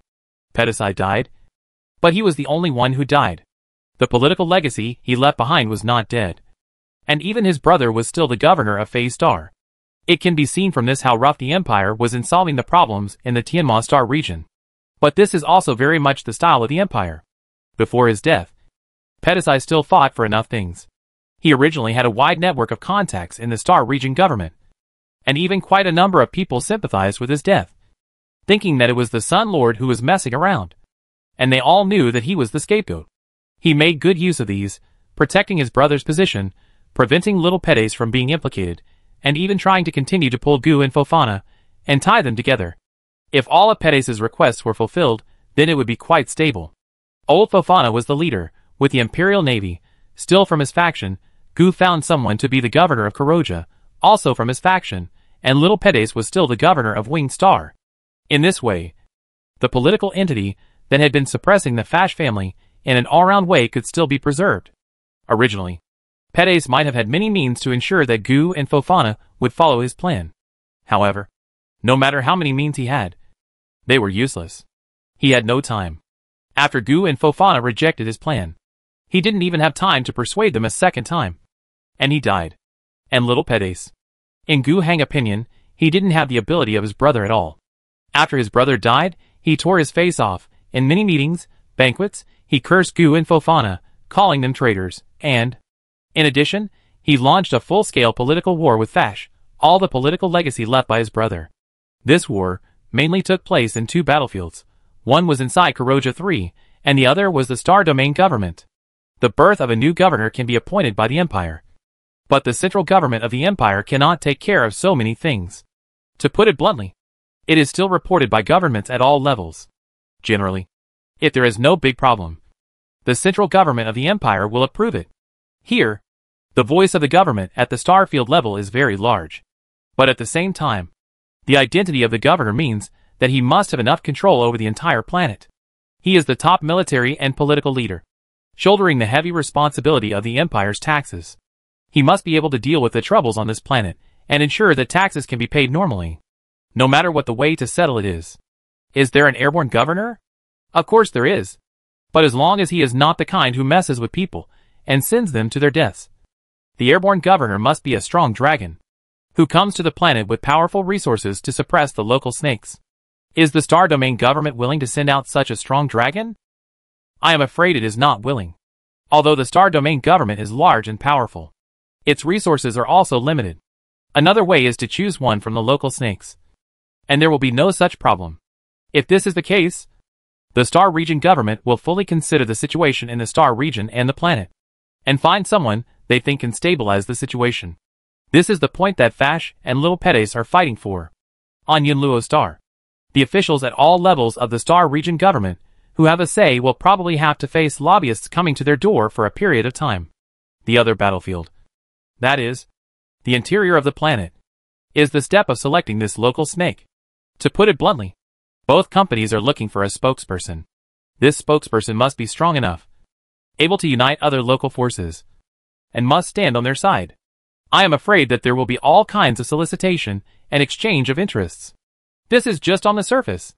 Secretly, assassination, lies, conspiracy, frame-up, false accusation, all are inevitable. Gu and Fofana leaned together, which probably showed a bit of neutrality. But who can be truly neutral? Gu Company was fine. At least not long ago. They had tried to repair their relationship with Fash. When Gu Hang was on the Angry Owl Star, he wiped out Blackbird Heavy Industry. Although he threatened Fash a little and made them bleed, he was also cleaning up their mess. He also hid the evidence of the Iron Man's rebellion obtained from Blackbird and did not hand it over to Pedes. But Fofana was different. They had participated in suppressing Fash before. Everyone has a grudge. For so many years, the alliance between Gu and Fofana and Pedes has made the two sides have a complicated and close relationship, and it is difficult to cut them off all at once. To put it bluntly, the Pegasus fleet is in the Star Zone, Gu business is also mainly active in the Star Zone, and the Angry Owl Star is also in the Star Zone. This vortex that will gradually affect the entire Star Zone, you will definitely not be able to completely avoid it here. Wang Qi has been visibly busy, and has repeatedly expressed dissatisfaction with his son's leisurely and his behavior of being a hands-off manager. But Gu Hang just smiled and said a few perfunctory words every time, and didn't really participate. It's not that he didn't care, but he had other things to do. What you guys are fighting about, does it have much to do with me? Taking advantage of this opportunity, it's really important to get some real benefits. There are two things he is eyeing. The first one, of course, is the population. The least valuable thing on Kuroja 3, but the most precious thing in Gu Hang eyes, is the population. Apart from the population, this world is useless in his eyes. Before, at least there was the governor Akuna, and behind this governor was Pedes. Now, all of these are gone, and it will be easier and more convenient for Gu Hang to get the population. As for the second thing he set his sights on, it is the position of the governor of Black Arrow Star. He has no interest in being the governor of Kuroja. At least not now. He is neither a local snake nor a powerful dragon in a place as big as Kuroja. But he is not only interested in the governor of Black Arrow Star, but also very interested. Chapter 319. Black Arrow Star Strategy. Theoretically, the governorship of Black Arrow Star is now controlled by Gu Hang. The current governor is Ness Lumen, and the king is indeed under Gu Hang control at this moment. Not only is his mind controlled by Gu Hang, but the country's military, politics, and economy are also controlled by the Alliance. But this control does not represent the Alliance control over the entire Black Arrow Star. The position of Ness Lumen as the governor comes from the special political ecology of Black Arrow Star, the King's Council. The person nominated by the King's Council will temporarily serve as the candidate for the governor of Black Arrow Star until the next election. After the last opening of the King's Council, the Kingdom of Lumen, which had stood on the wrong side in the previous war, and was beaten by the army of the Angry Owl Star, rightly lost the seat of governor. According to the political tradition of Black Arrow Star, Ness should have stepped down after the previous tax collection was completed. But he insisted on not stepping down after the King's Council.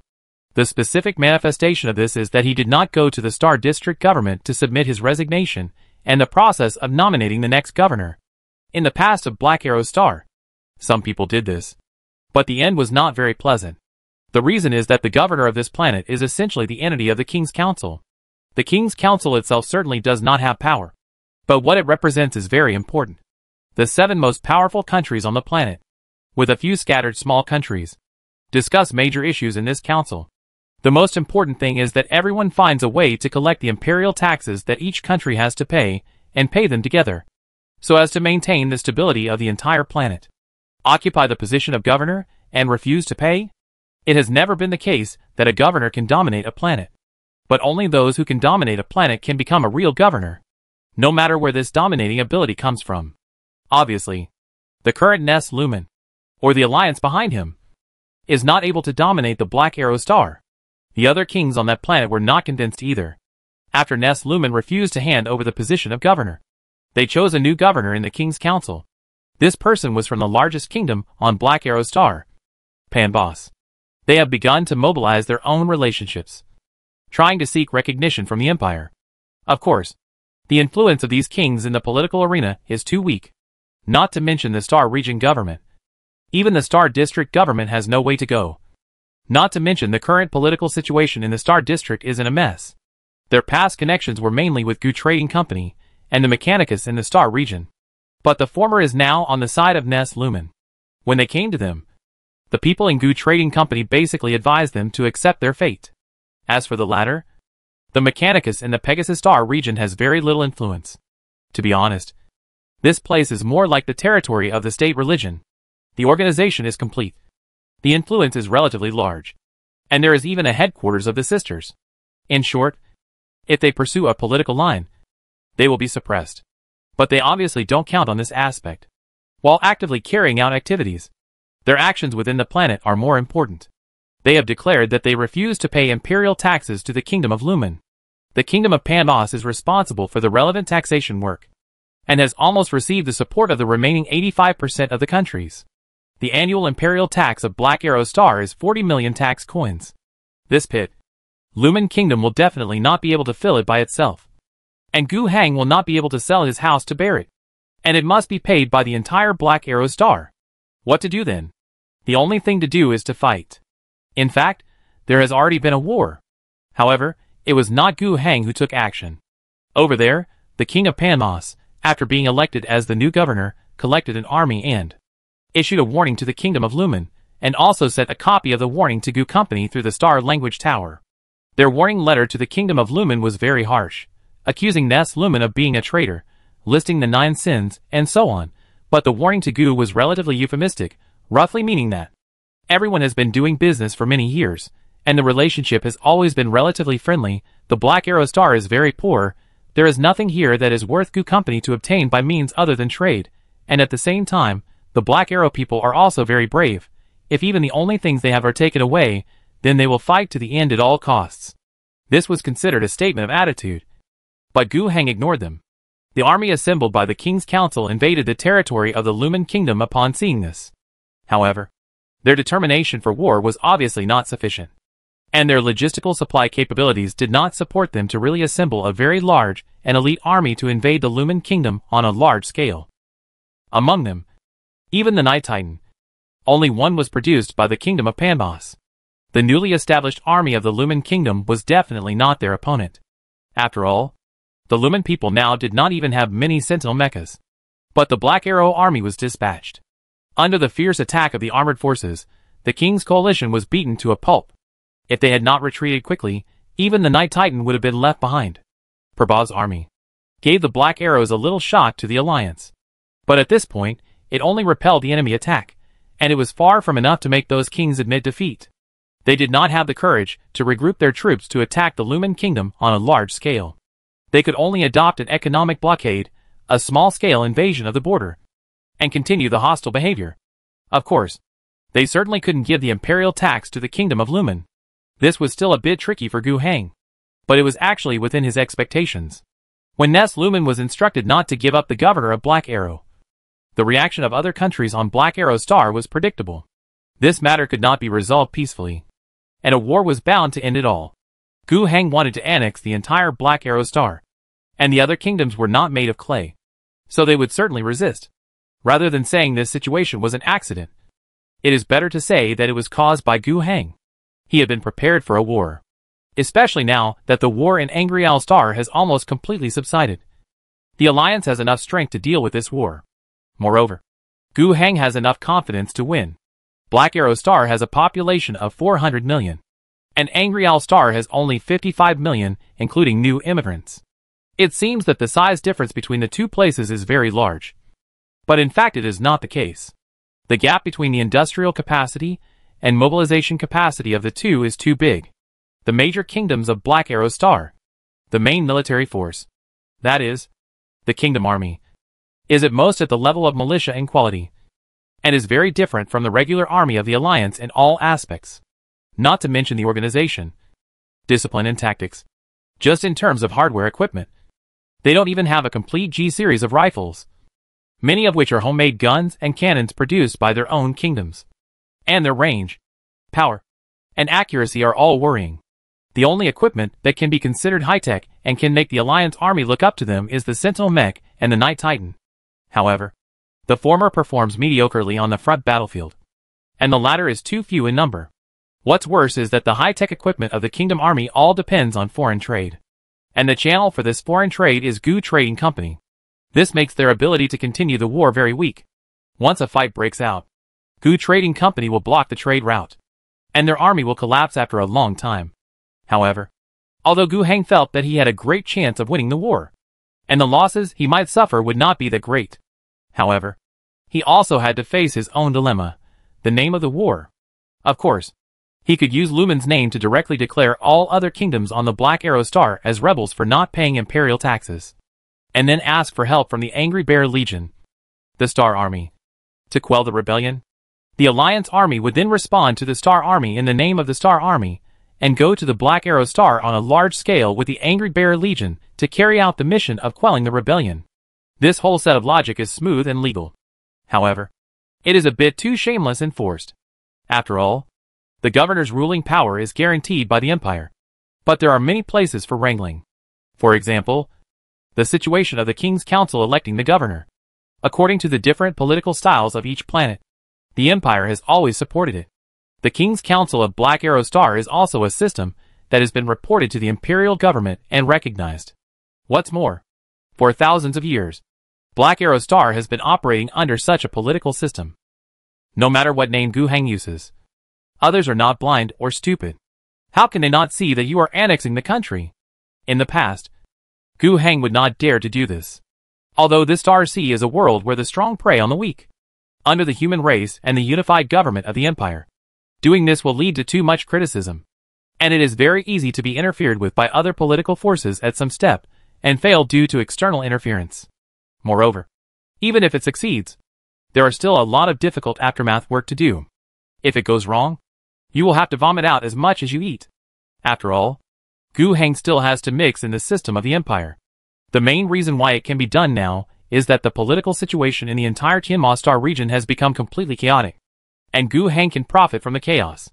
In addition, it is precisely because of the chaos in the political situation that things that previously required a lot of interest exchanges and political compromises to get are now easier to obtain.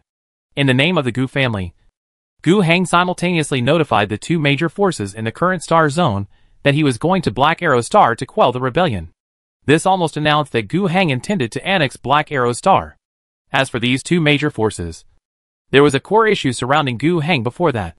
That was about Blackbird Heavy Industry, an asset controlled by the Fash family, and the issue of the Iron Man rebellion on the Angry Owl Star. When the Fash family sent the Star Realm army to the Angry Owl Star to quell the Iron Man rebellion, Major General Kai Minjin accepted the task to rush into Blackbird City first, collect relevant clues, and destroy them. For them, this is natural. Indeed, our people from the Fokkers family have caused you trouble. So I have now sent a 1,000,000-star army to solve this trouble for you. So we should be even. But obviously, the actual situation depends on the specific means. Kai Minjin could not rush into Blackbird City first, and eventually let the Alliance loot it first. Fokkers is guilty. They don't know what is there. And Gu Heng didn't say it. But, isn't this fear? At this critical juncture, They didn't want the bomb to explode. On the contrary, little Pedes hoped that Gu Heng could hand over the bomb to them, so that they would have a weapon that could attack the Fokkers family. Not to mention how deadly it was. But linking the Iron Man rebellion, which was originally defined as an individual act, with the entire Fokkers family would obviously cause them a lot of trouble. And here, Gu Heng had the capital to exchange with both parties. Black Arrow Planet was originally just a small marginal place, with a population of 400 million, less than half the population of Kuroja, no rich specialties, and just a feudal agricultural planet, which was really not important. Moreover, if Gu Heng wanted to go there, he would go there by himself, without any special help from others, just a nod from them. So, after some exchanges, Fox finally agreed not to make it difficult for Gu Heng in this matter. As long as he can settle the situation on Black Arrow Star before the next imperial tax payment, they will acquiesce. After Gu Heng got a satisfactory answer, he quickly gave the other party a reassurance. I will never give the information of Blackbird Heavy Industry to Little Pedicai as a weapon to attack Fash. I will never give the information of Blackbird Heavy Industry to Fash, so that they will have no worries at all. Turning around, Gu Heng also gave Little Pedicai reassurance. When Gu Heng heard this, Little Pedis was furious. He had been angry about the betrayal of Gu and Fofana before. And now, Gu Heng did not fully meet his demands, did not give him the things, and was even less likely to stand up and identify the Fats family. But after all, Gu Heng did not completely vote for the other side. Under the repeated persuasion of his staff and other cooperative forces, based on the principle of not getting hostile relations even if he could not get the support of the Gu family, he finally nodded, and his attitude was roughly the same as Fats. No help. No trouble. That's enough. After solving the political problems, Gu Heng can finally go all out. The Central Army Group, half of the Angry Bear Legion on Angry Owl Star, the Phoenix Regiment, the participating troops that Gu Heng has determined, are getting ready to set off. They will board the transport ship mobilized by Gu Trading Company, board the ship from the Angry Owl Star port, which has obviously expanded many times, and head to Black Arrow Star, taking the first step of the Alliance conquest of the Star Sea. And Gu Heng will also participate in this war personally. Chapter 320, Iron Curtain Queen. In the fortress-like palace of the Stefano Kingdom on Black Arrow Star, it was already busy. Today is the 42nd day since the invasion of the Stefano Kingdom. 2 months ago, the army of the Alliance descended on this world, making almost all the countries on Black Arrow Star nervous. Even though the Angry Owl Starmen did not have a starport to use, they relied on orbital transport ships and landing ships to transport troops, equipment, and supplies to the surface one by one. The spies deployed by various countries in the Kingdom of Lumen became significantly active. They investigated the specific situation of the army that landed on the planet, trying to figure out their goals, their strength, their specific weapons and equipment. However, when they didn't figure anything out, the war operations of the Alliance army had already begun. On the morning of the first day, Ness Lumen delivered a global speech.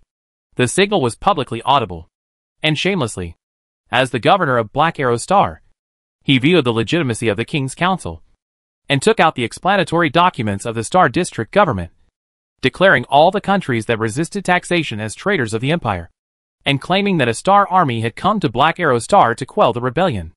At noon, urgent intelligence came out from the Lumen Kingdom, saying that the army was mobilizing, and it was suspected that it was coming to the Stefano Kingdom. In the evening, the border defense line of the Stefano Kingdom had been crushed into dregs by the Alliance Lion tanks. This series of news came very quickly and very frequently. The previous news just said that the soldiers of the kingdom were fighting desperately at the border, and it was expected that they could resist the enemy for 10 hours, and hoped to get reinforcements as soon as possible. Then the military ministers began to discuss fiercely where to mobilize troops, and how to arrange the entire defense line to stop the enemy. But before they could come to a conclusion, the next message said that the defense line had been breached. This brought them great difficulties. The whole day's plan seemed to be in vain. Often, before a discussion or a plan is completed, the reality that can be formed no longer exists. This situation was repeated over and over again in the 42 days. The military action of the Alliance was a blitzkrieg. The defense line of the kingdom was easily penetrated, just like a hot knife cutting butter. Behind the border, one after another line of defense had just been established, or even in the process of being established, when they were overwhelmed by the armed forces of the angry Al-Star, using artillery fire and armor. Until today, according to the latest news, the enemy front has reached a distance of 330 kilometers outside the fortress capital of the Kingdom of Stefano. Before the capital, there are only 2 lines of defense left to rely on. In the palace, tension, bewilderment, and even a little despair are spreading everywhere. Those generals and ministers, who were normally graceful or resolute, were still trying to maintain their dignity and calmness at this moment. But as the monarch, Queen Istsi could feel that her ministers and generals were extremely panicked, and could not even come up with a normal idea. To be honest, she felt the same way. But at the same time, she was also deeply angry. The Kingdom of Stefano was the second largest kingdom on the Black Arrow Star, with a population of 70 million, one place higher than the third largest kingdom next door, the Kingdom of Lumen. But it was almost twice as large as the kingdom in terms of population and land area.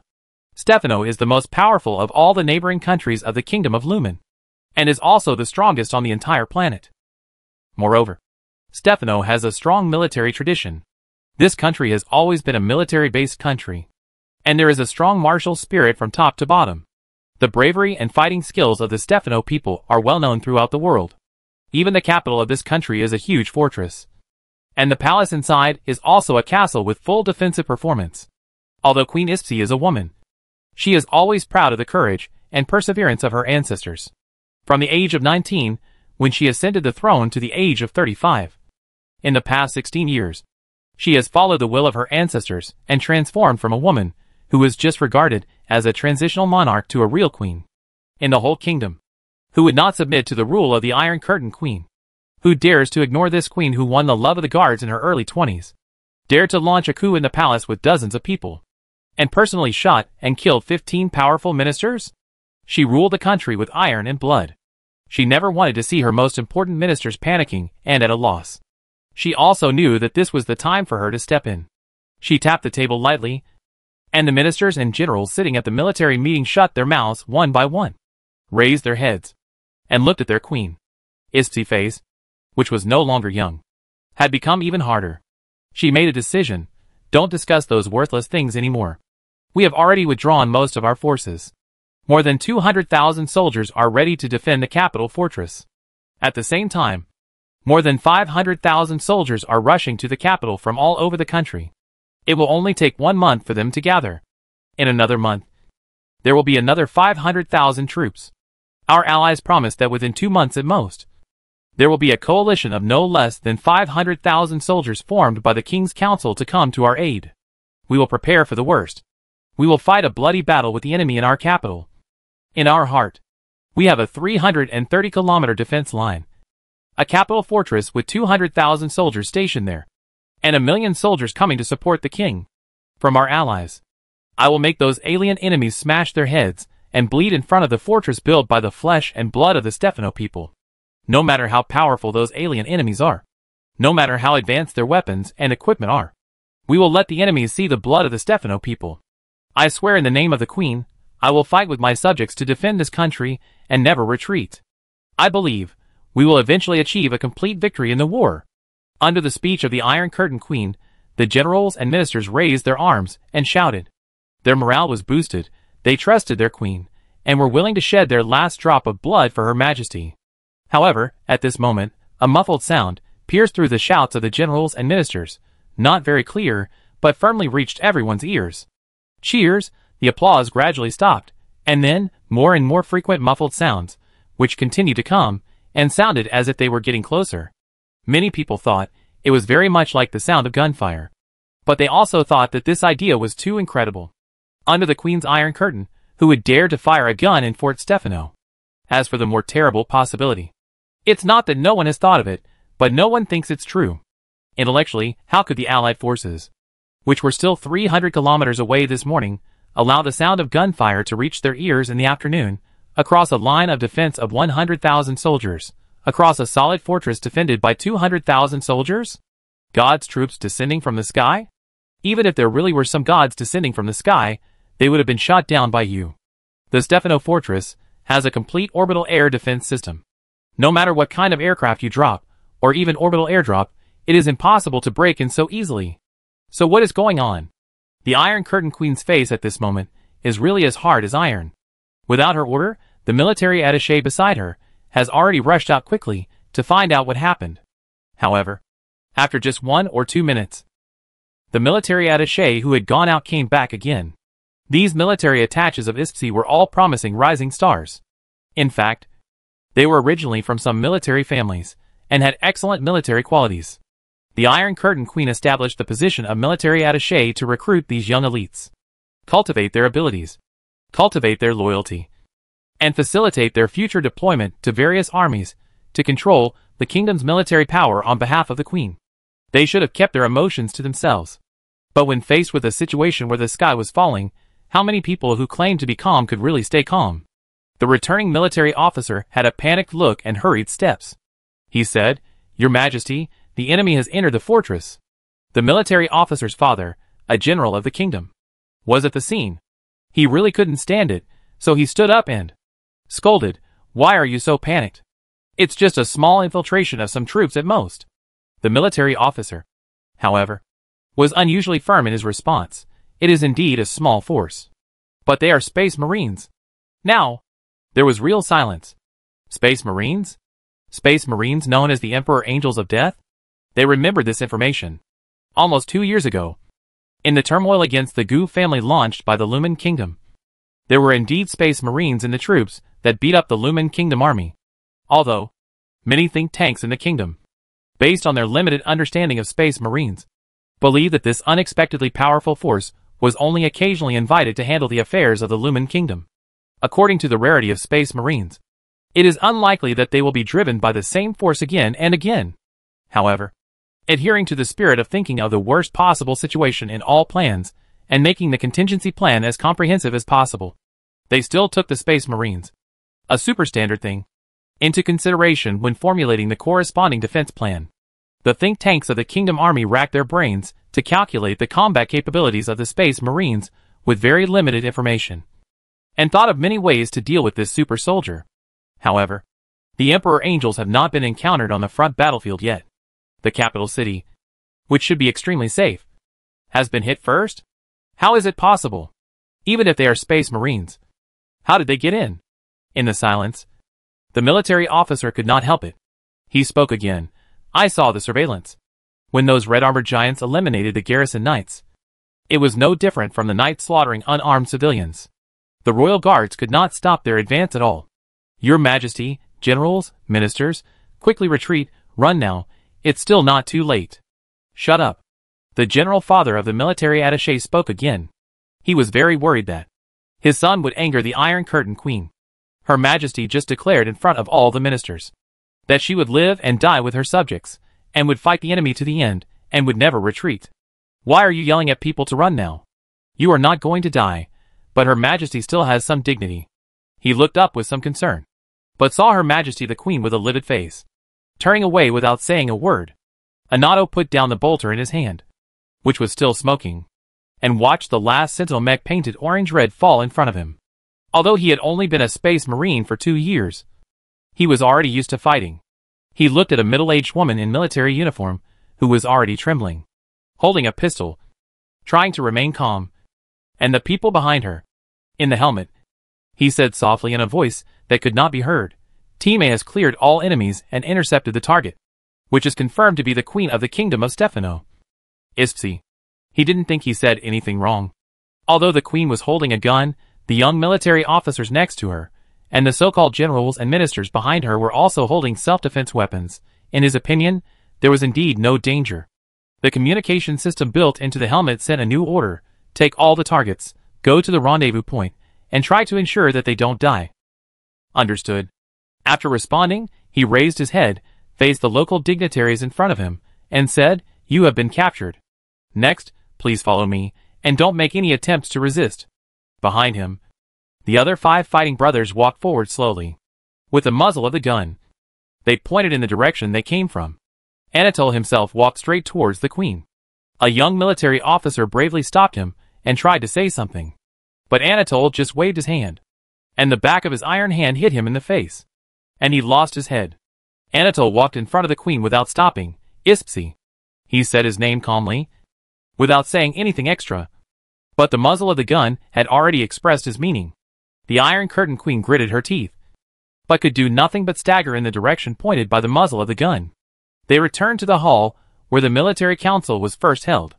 The 6 red-armored giants guarded all the entrances and exits. Anyone who dared to enter or tried to slip out would be wiped out by the grenade launcher. Inside, including the Iron Curtain Queen herself, there were more than 20 people in total, and they were not even disarmed. However, they did not have the slightest thought of resistance. They did not even dare to speak. After an hour and a half of this, amidst the occasional sound of gunfire, they saw 2 more teams of Space Marines coming in. All air defense systems have been shut down. In an hour, the special forces of the 10th Brigade will be airdropped. Control the entire fortress area. We must ensure that there are no obstacles in the city when the main army arrives in 2 days. Make sure the mission is completed. Chapter 321, A Larger Raid.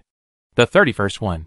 Anato pulled out the bloody chains word from the chest of the fallen sentinel in front of him, and with his other hand, he held a bolter and fired non-stop, blowing into pieces one Stefano after another who tried to threaten him. After a moment, the magazine was empty. This was the last one on him. There were still many enemies. But he was not nervous at all. The chained word swung, and the other empty hand clenched into a fist, also like a heavy hammer. Anyone who is touched by the chainsaw sword will have their entire body torn apart, with blood and flesh flying everywhere. Under the chainsaw sword that is powerful enough to tear steel plates, the human body is extremely fragile. And the same is true for the fists of Space Marines. Even without gravity gloves, power fists and other equipment, the iron cast gloves are enough to completely crush any part of the human body that is hit by them. Even with the power of the Space Marines and the output of the power armor, anyone who stands in his way and dares to approach him will be ruthlessly eliminated. Anato's entire body was soon stained with blood, but the blood splashed on the fiery red armor, which made it less obvious. However, he did not try to kill all the enemies when his ammunition was exhausted, but chose to break through. Although there were many enemies, not many dared to stop him. The death of the knight had a great impact on the fighting spirit of the remaining soldiers. This was also the purpose of Anato's active attack. He wanted to kill the sentinel mecha with a sword, and destroy the resistance of this small group of enemies. After the mission was accomplished, it was time to retreat. Although the bullets in his bolter had been fired out, it was still not difficult to retreat. The remaining enemies were only ordinary soldiers. Those with low morale had already collapsed and fled directly. Even the bravest ones dared only to shoot a few shots from a distance. Let's not talk about whether they hit the target or not. Even if they hit the target, even if the weapons in the hands of these palace guards were regular LR series laser guns, they would still have no effect on power armor. As for the flashlight, everyone knows it. Of course, this is a joke. LR series laser guns are much more powerful than G series live ammunition firearms. Anato takes good care of the armor on his body. If it is damaged, it will take a long time to repair it, and the Phoenix is not rich enough to give them all a spare set. He doesn't want to be exposed to these flashlights too much. The surface armor coating will be melted, and severe metal fatigue will cause armor damage. He dodged bullets, killed enemies around him, and quickly retreated to his own defense line. 2 combat brothers, who were guarding the blown-up gate on the wreckage of the building, nodded slightly to him. He returned the greeting, and saw an old soldier commander behind him. He reported that the mission was completed, and replenished some bullets from the ammunition box next to him. After a quick look, there were not many bullets left in the ammunition box. If the fight lasted longer, everyone would be out of bullets. This is exactly the dilemma they are facing now. Before, the team he led, after intercepting the Iron Curtain Queen Ispsi and her group, did not evacuate with the captives, but returned to the core of the kingdom of Stefano. This is very obvious, putting himself in danger. They have not completely occupied the city yet. Here, there are still 200,000 troops of the kingdom of Stefano guarding. Their own queen was captured, and still in the palace. It was easy to predict how those Stefano people would react. No matter what the purpose is, they will try every possible means and gather all their strength to take back their queen. This is also the goal of the Space Marines.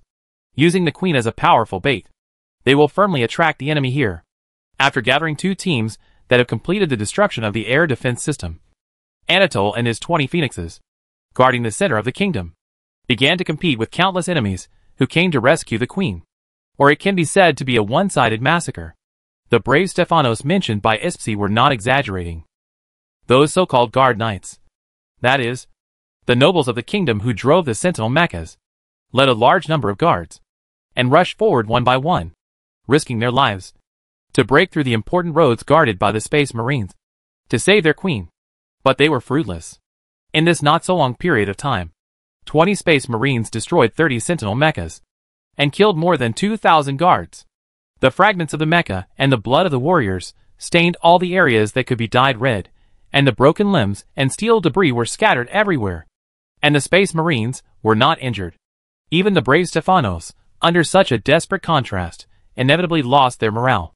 They had taken all measures, and were completely unafraid of sacrifice, but they still could not see any hope of breaking through the defense line formed by 20 phoenixes. They are still trying. After enough sacrifices and lessons learned, the subsequent guards and kingdom soldiers no longer charge recklessly. They keep shouting, asking ordinary soldiers to carry weapons, to cover those who carry high explosives, and rush to the Space Marines. They are gambling on luck, and betting that the Space Marines have limited bullets. This is indeed the case.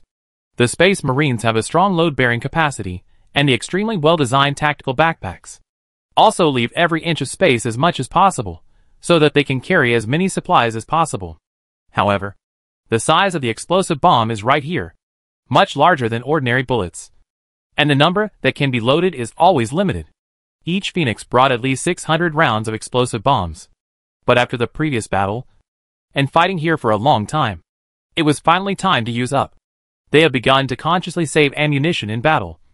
But even if they are Space Marines, they cannot be forced to kill an enemy with every shot.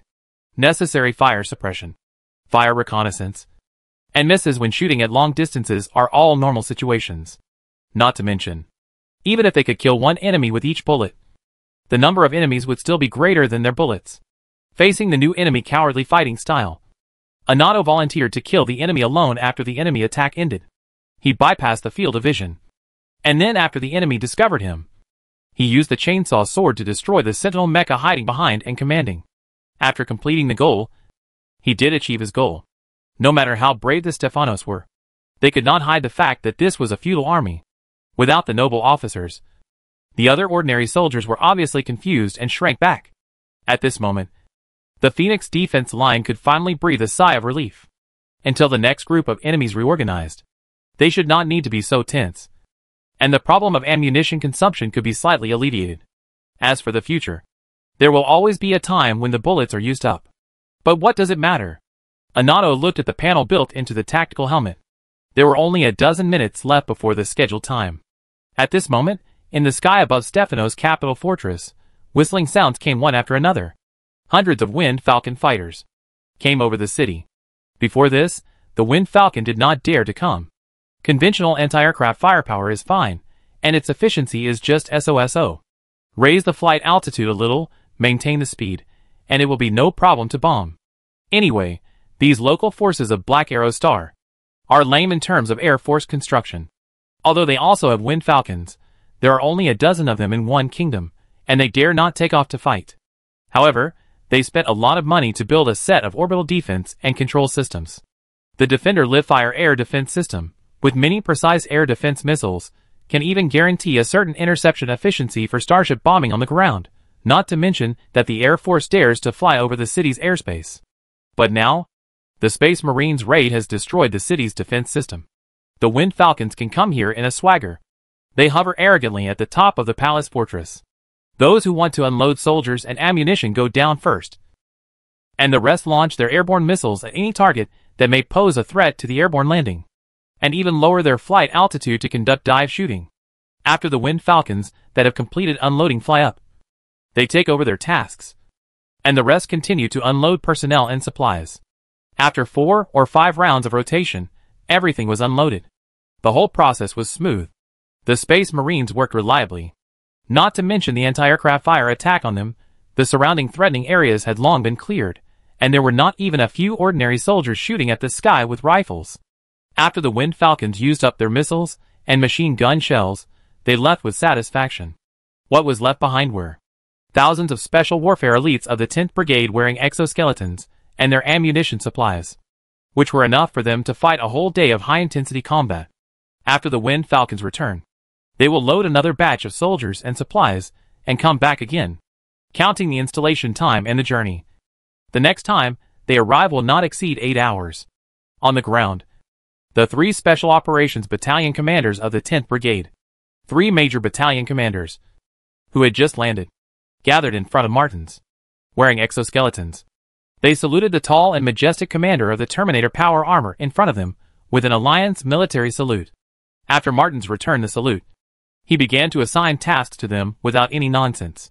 Soon, each unit took its men and went in all directions. Martin stared at the entire city. It was chaotic, and the flames of war were raging everywhere. He was already familiar with this scene. He had been through it for hundreds of years. Space Marines always dealt with all kinds of monsters and demons. Those powerful enemies were the most memorable. However, if you dig deeper into your memory, you will find that those ordinary counterinsurgency missions, dealing with weak enemies, were actually the most frequent battles. Sometimes he couldn't understand. Obviously, his regiment, whether it was at its peak or during the later Atonement expedition, had been divided into groups of dozens of people, with the scale of a company, constantly running in the starry sea, responding to the support requests of the imperial military from the planetary governors at the ends of the earth. Most of the battles were to help the various planets to suppress rebellions. They really didn't have much time to rest. But the planetary governors always said that requesting imperial reinforcements, especially requesting support from Space Marines, was an unattainable thing. By the time the opportunity was gone, the Space Marines hadn't come. These two things are contradictory, and often confuse Martins. He always feels that, as the Emperor Angel of Death, as the most powerful warriors of the Empire, their enemy should be those aliens, demons, and the great enemies of mankind. But most of the time, their opponents are just humans, who are just constantly suppressing rebellions, and suppressing rebellions. Of course, he knows that it is because the territory of the Empire is too large. Even if the regiments run around desperately, they can only suppress one place at a time. But what he really didn't understand was, why were there rebellions everywhere? Even, why did the rebellion that they had just put down start again within a few years? He had a long life, but his life was always full of battles, so it was difficult for him to have enough time to think about this problem. But now, it seemed that there was another person who came to think about this problem for him. On the Angry Owl Star, he not only witnessed, but also participated in the process of Governor Gu Hang unifying the world. He was originally calm about this, because he had helped too many worlds to unify and suppress rebellions. But he rarely saw that when the so-called unification really came, every person, every group of people who were included in the rule of Governor Gu, lived a much better life than before. And those who did evil were truly punished. He knew what the situation was like when Gu Hang first came to the Angry Owl Star. So he felt that everything he did seemed to be worthwhile. At least, he could not see any signs of a large-scale rebellion on the Angry Owl Star. This situation was also confirmed on the Black Arrow Star. The Lumen Kingdom, after being conquered, also quickly calmed down. Although, the speed of its development was not particularly exaggerated because it was not native, and the political system had not been completely changed. However, there were no people starving to death or freezing to death. Martins knew that he did not have a particularly sharp political mind. But with his shallow and simple understanding, he felt that the Lumen people would not rebel. The Governor-General, to whom he had sworn allegiance, had more complete thoughts and definite methods on why people rebelled and how to eradicate rebellion than a soldier who only knew how to fight. Let's see. He had to admit that after swearing allegiance to Gu Hang, although the regiment flourished and showed signs of recovery, he had some thoughts in his heart. I once pledged allegiance to the great goals of the Emperor, the Empire, and humanity. But now I have become loyal to one person. How shameful. Sometimes, he even asked himself, for the continuation of the regiment, was it worth it to lose the honor of the regiment? And now, his sense of shame, which he should not have, is gradually diminishing with what he has seen and heard. Then let me wait and see, he whispered, raised the gun in his hand, and walked towards the battlefield in front of him. Chapter 322, Psychic Teleportation. The Special Warfare Elites of the 10th Brigade do not have the same terrible battlefield dominance as the Space Marines. Although the armor plates welded on the exoskeleton can provide protection for their torso vital parts, it is not enough for them to completely ignore the enemy bullets, not to mention that in the hands of the elite guards of the Kingdom of Stefano, There are also a large number of laser weapons and equipment. Their offensive means, relying on laser guns, electromagnetic rifles, can easily destroy ordinary soldiers, but when facing a small number of Sentinel mechas, they also lack methods. Only the more elite among them, who have been trained to the T2 level, can threaten those knights with conventional means with a grenade launcher in hand. The other special warfare elites, who want to kill those Sentinel mechas, either stick to them with chainsaw swords or install bombs to solve the problem, or have to see if they have anti-armor rockets, mortars, and the like. But the good news is that, with the extra power provided by the exoskeleton, they can carry a variety of individual heavy weapons by themselves, and their firepower is much stronger than that of ordinary infantry. Compared with the Space Marines, their biggest advantage is their large numbers. Anato and 20 other Space Marines, using the Iron Curtain Queen as an irresistible bait for the Stefanos, attracted most of the enemy attention. Then, Martins led another 20 people, and smoothly shut down all the remaining anti-aircraft firepower in the palace fortress. They also cleared a space in the upper part of the fortress palace suitable for the Falcon fighters to drop soldiers and supplies. This batch of airborne troops dropped 1,000 Special Forces elites, which is 50 times the number of Space Marines. Moreover, the Phoenixes are not retreating, they will also participate in the battle. After assigning the task of guarding the palace and guarding the high-level prisoners of the Kingdom of Stefano to a Special Forces company, 40 Space Marines formed a team and then led a large number of Special Forces elites and began to fight outside. The battle lasted for almost 2 days. As the Commander-in-Chief, Martins basically achieved the task of leading the troops to occupy the entire fortress palace. The Stefanos really fought very bravely. But subjective bravery could not make up for the gap in hard power between the two sides. Not to mention, are these elites of the Alliance weak in fighting will? Not true. Moreover, it is precisely because of their heroic fighting will that they can bear huge casualties, and accept some missions that will definitely lead to their death that they died so quickly. The Stefanos Palace guards were almost wiped out. 50 Sentinel mechas. More than 8,000 elite warriors. This is almost the most elite team in this kingdom.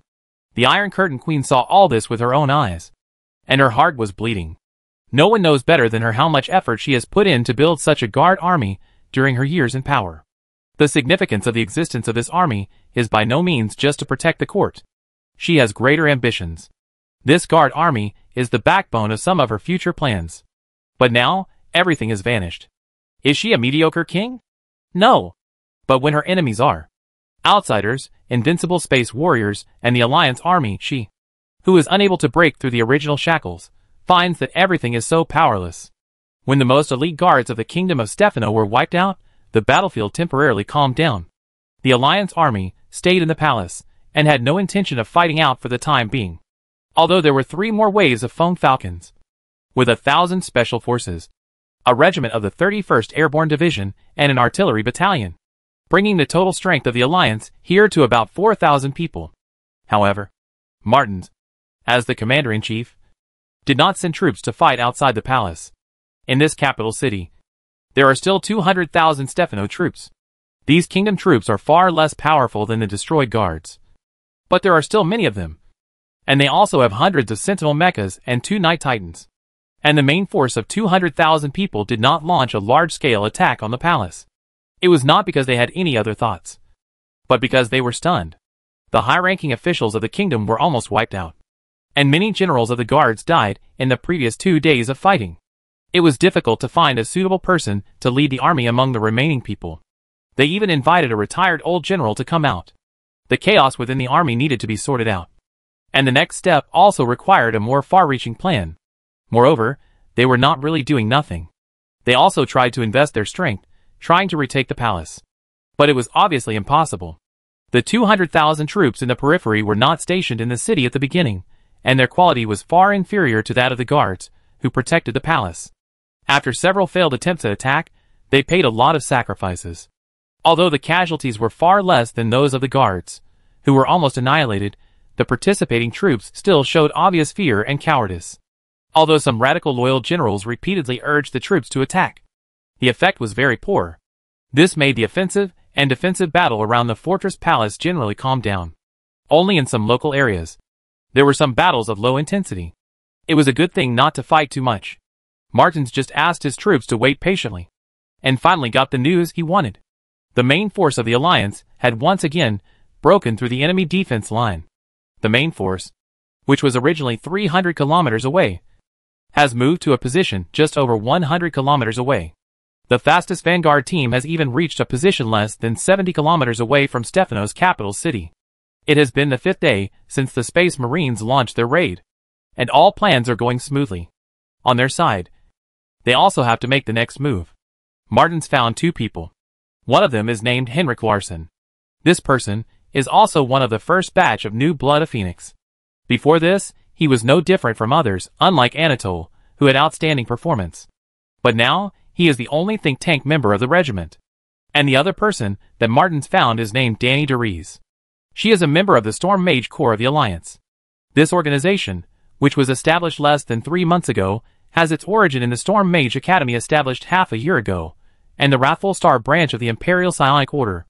In the past 6 months, the Storm Mage Academy has screened out about 100 people with psychic talents from all over the Wrathful Owl Star, excluding those who are older and whose psychic talents are not enough to pose a threat to others. The remaining 70 people aged 35 and below have registered their identity information and have been sent to the Mage Academy to learn related psychic power control. 50 of them have already learned it, in addition to their status as a psychic order. They were also seconded by the Alliance government to form the Storm Mage Corps. At this moment, half of the Storm Mage Corps is here. The temporary leader of more than 20 Storm Mage Corps is Danny DeReth. DeReth is from the northern province of the Alliance and is only 17 years old this year. She started to show some superpowers 2 years ago, such as being able to make a pen disappear out of thin air and appear a few meters away. She cannot control this power. When she is in a strong mood or feels particularly uncomfortable, her power will be released, and everything around her may move out of thin air. Although her parents are just miners with a very poor living standard, they love their daughter enough. They concealed Therese's talent very well, did not tell anyone, and let Therese control herself as much as possible. However, before the Alliance took control of the North, the influence of the original Angry Owl sect there was too great. They usually tend to collect people with psychic talents. Under their special training, those who have psychic talents, after being infused with evil magic by secret methods, will have more powerful power. Several powerful high priests in their cult came from this way. Therese was finally caught by them. The cultists killed her parents in front of her and took her away. According to their next practice, it was long-term torture combined with some brainwashing methods, distorting her personality and memory, and then infusing her with evil magic to cultivate a saint of the cult. But fortunately, some measures had just been taken, and before they could cause irreversible serious damage to Therese, the Alliance completely destroyed the cult, and Therese was saved. How could Therese, who was rescued, face her life that had actually been destroyed? What else could she do but survive?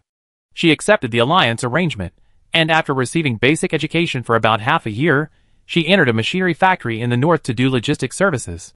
Then, she was informed by the staff of the newly established psychic order that she had psychic talent and asked to register.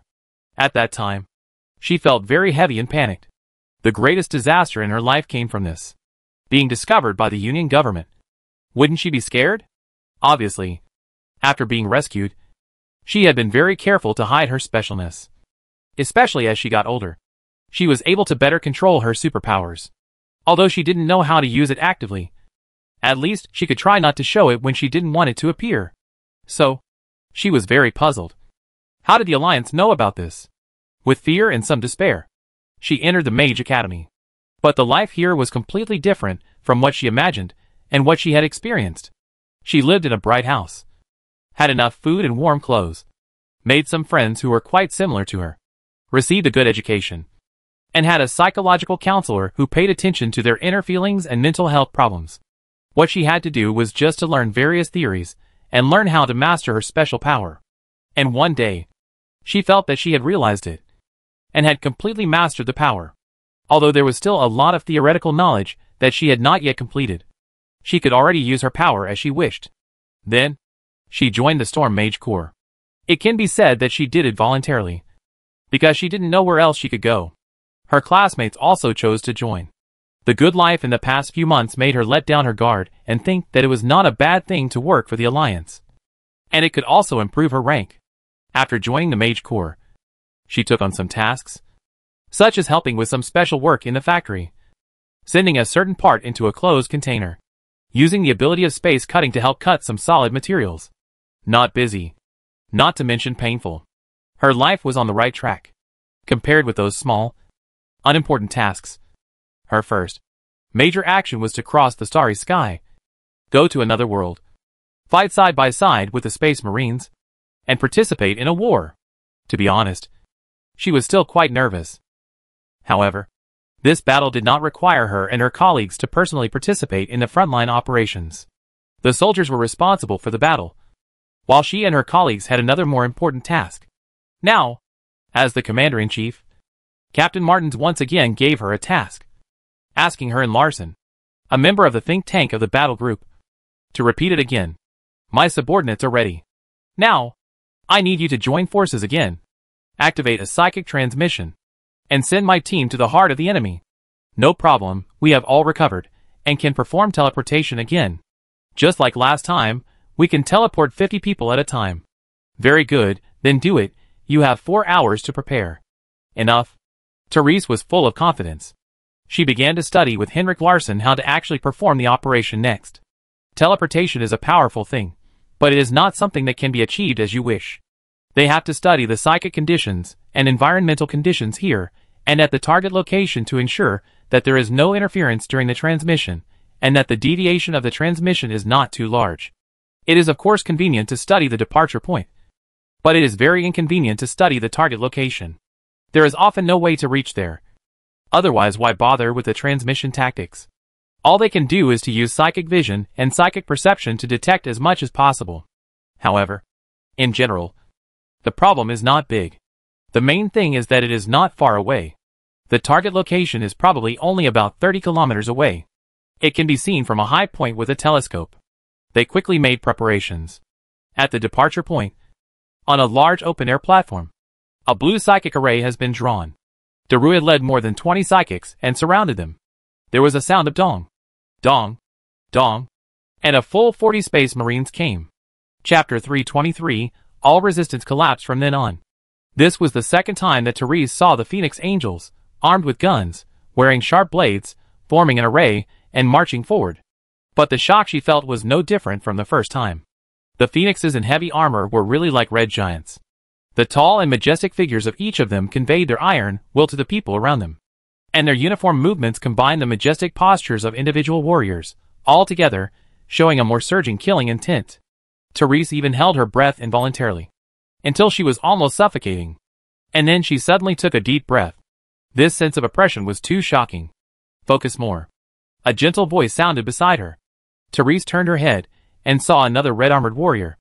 Although he did not take off his helmet, Therese could still feel that this psychic among the Space Marines, Henrik Larson, was smiling at her. She nodded slightly. Sorry. No need to apologize. Just wait for the news of our victory. As the two talked, the last footstep sounded like a dong. And all the Space Marines stood still. Martins walked in the front and said to her, We have made all preparations. Okay. Therese nodded slightly, and the power of psychic energy began to surge from her body. Soon after, all other psychics, including Henrik Larson, did the same. A huge amount of spiritual energy gathered on Therese's body and then, through her, into the spiritual energy array in front of her. Every blue thread on the array began to light up. A moment later, above the array, the space began to shake violently. You can enter! Henrik Larson sent a message. Captain Martins took the lead in entering the array, and all the other warriors quickly followed. Larson did the same. He stood beside Martins, and the surging spiritual energy connected every fighting brother to each other. A moment later, all the Space Marines disappeared in an instant, leaving behind only more than 20 psychics, who seemed to have been drained of energy, lying on the ground, gasping for breath. According to what they learned in the Mage Academy, this is a state of psychic overdraft, which is certainly not good for the body and mind. But as long as it does not happen too frequently, only occasionally, and if you can get enough rest to recover afterwards, there will be no problems or hidden dangers. Therese was in a relatively good condition among all the people. Although she was the host of this psychic transmission, she also had the highest psychic strength among all the people. In the Psychic Order's grading test, her psychic strength was rated C, which was the same level as the current president of the Pegasus Star Region Psychic Order, Wang Yuyang. She was pale. panting slightly. And her eyes were looking far away, outside the fortress palace. It was too far away, and she couldn't see clearly. But she knew that the Space Marines had arrived at the outer city area of the position that was used as a military camp. If nothing unexpected happens, they will face the enemy most powerful armed force, the Night Titan.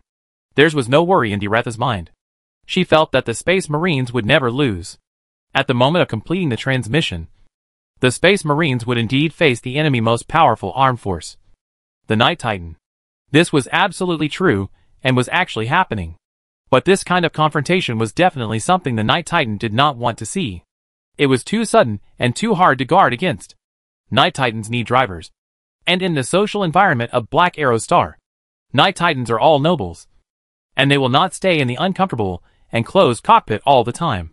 When they don't need to fight, they will of course rest outside. For example, now is the time. Of course, as the most powerful weapon, as an extremely expensive war asset, the Stefano people pay great attention to the protection of their Night Titans. There are a large number of soldiers stationed around, and more than 10 mecha sentinels are on guard. In the place where the Night Titans were usually placed, they were also placed in permanent semi-underground fortifications, which could not only prevent sudden artillery fire and air strikes, but also strictly prevent lurking intrusions. However, what the Stefano people could never have imagined was that, right under their noses, in the air where there was nothing just a moment ago, 40 red-armored giants suddenly appeared.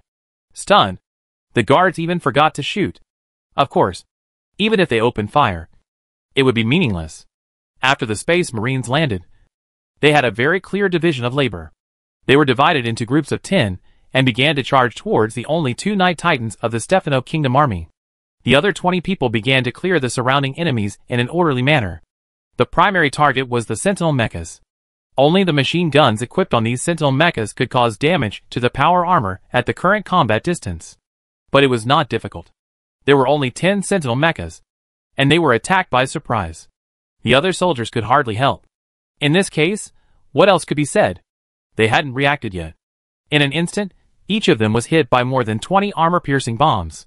The whole army was annihilated. Then, in the 2 fortifications where the Night Titans were stored, the sound of the Melta bombs exploding came. There was no doubt that the Night Titan, which had no driver and no energy shield activated, had no possibility of being repaired after 4 or 5 Melta bombs were installed on it and detonated together. It was completely destroyed. The mission of the Phoenix Regiment has been successfully accomplished. The whole process took no more than 6 minutes. Martin's expression did not show any smugness or similar meaning. It was just a basic operation, teleporting psychically, directly to the enemy face, and then killing them all with a knife. Was there any difficulty in this? Not at all. The only thing that was a little difficult was how to withdraw safely and unscathed. After all, they were now trapped in enemy territory. Surrounding them were hundreds of thousands of Kingdom troops. They were Space Marines, and they were invincible in their power armor. That was not the case. According to Martin's past experience, if they made mistakes in their next actions, if they were careless, they might still pay a price. Heavy artillery, excessive bullet strikes, bombs, these things could threaten them. But the good news was that the enemy deployment here was completely destroyed. Under the surprise attack, there was a huge loss all of a sudden. Even the Night Titan was destroyed.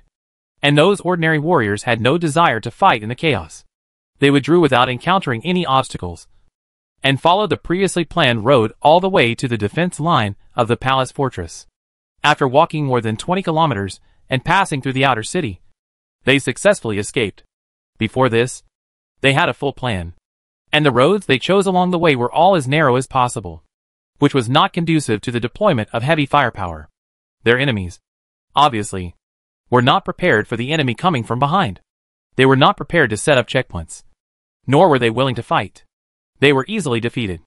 The Space Marines were strolling in the outer city, as if they were taking a leisurely walk. They encountered almost no effective obstruction. Moreover, they had an extra reward. During the retreat, a team found an unusual deployment of troops around a building, and it seemed that there were important people among them.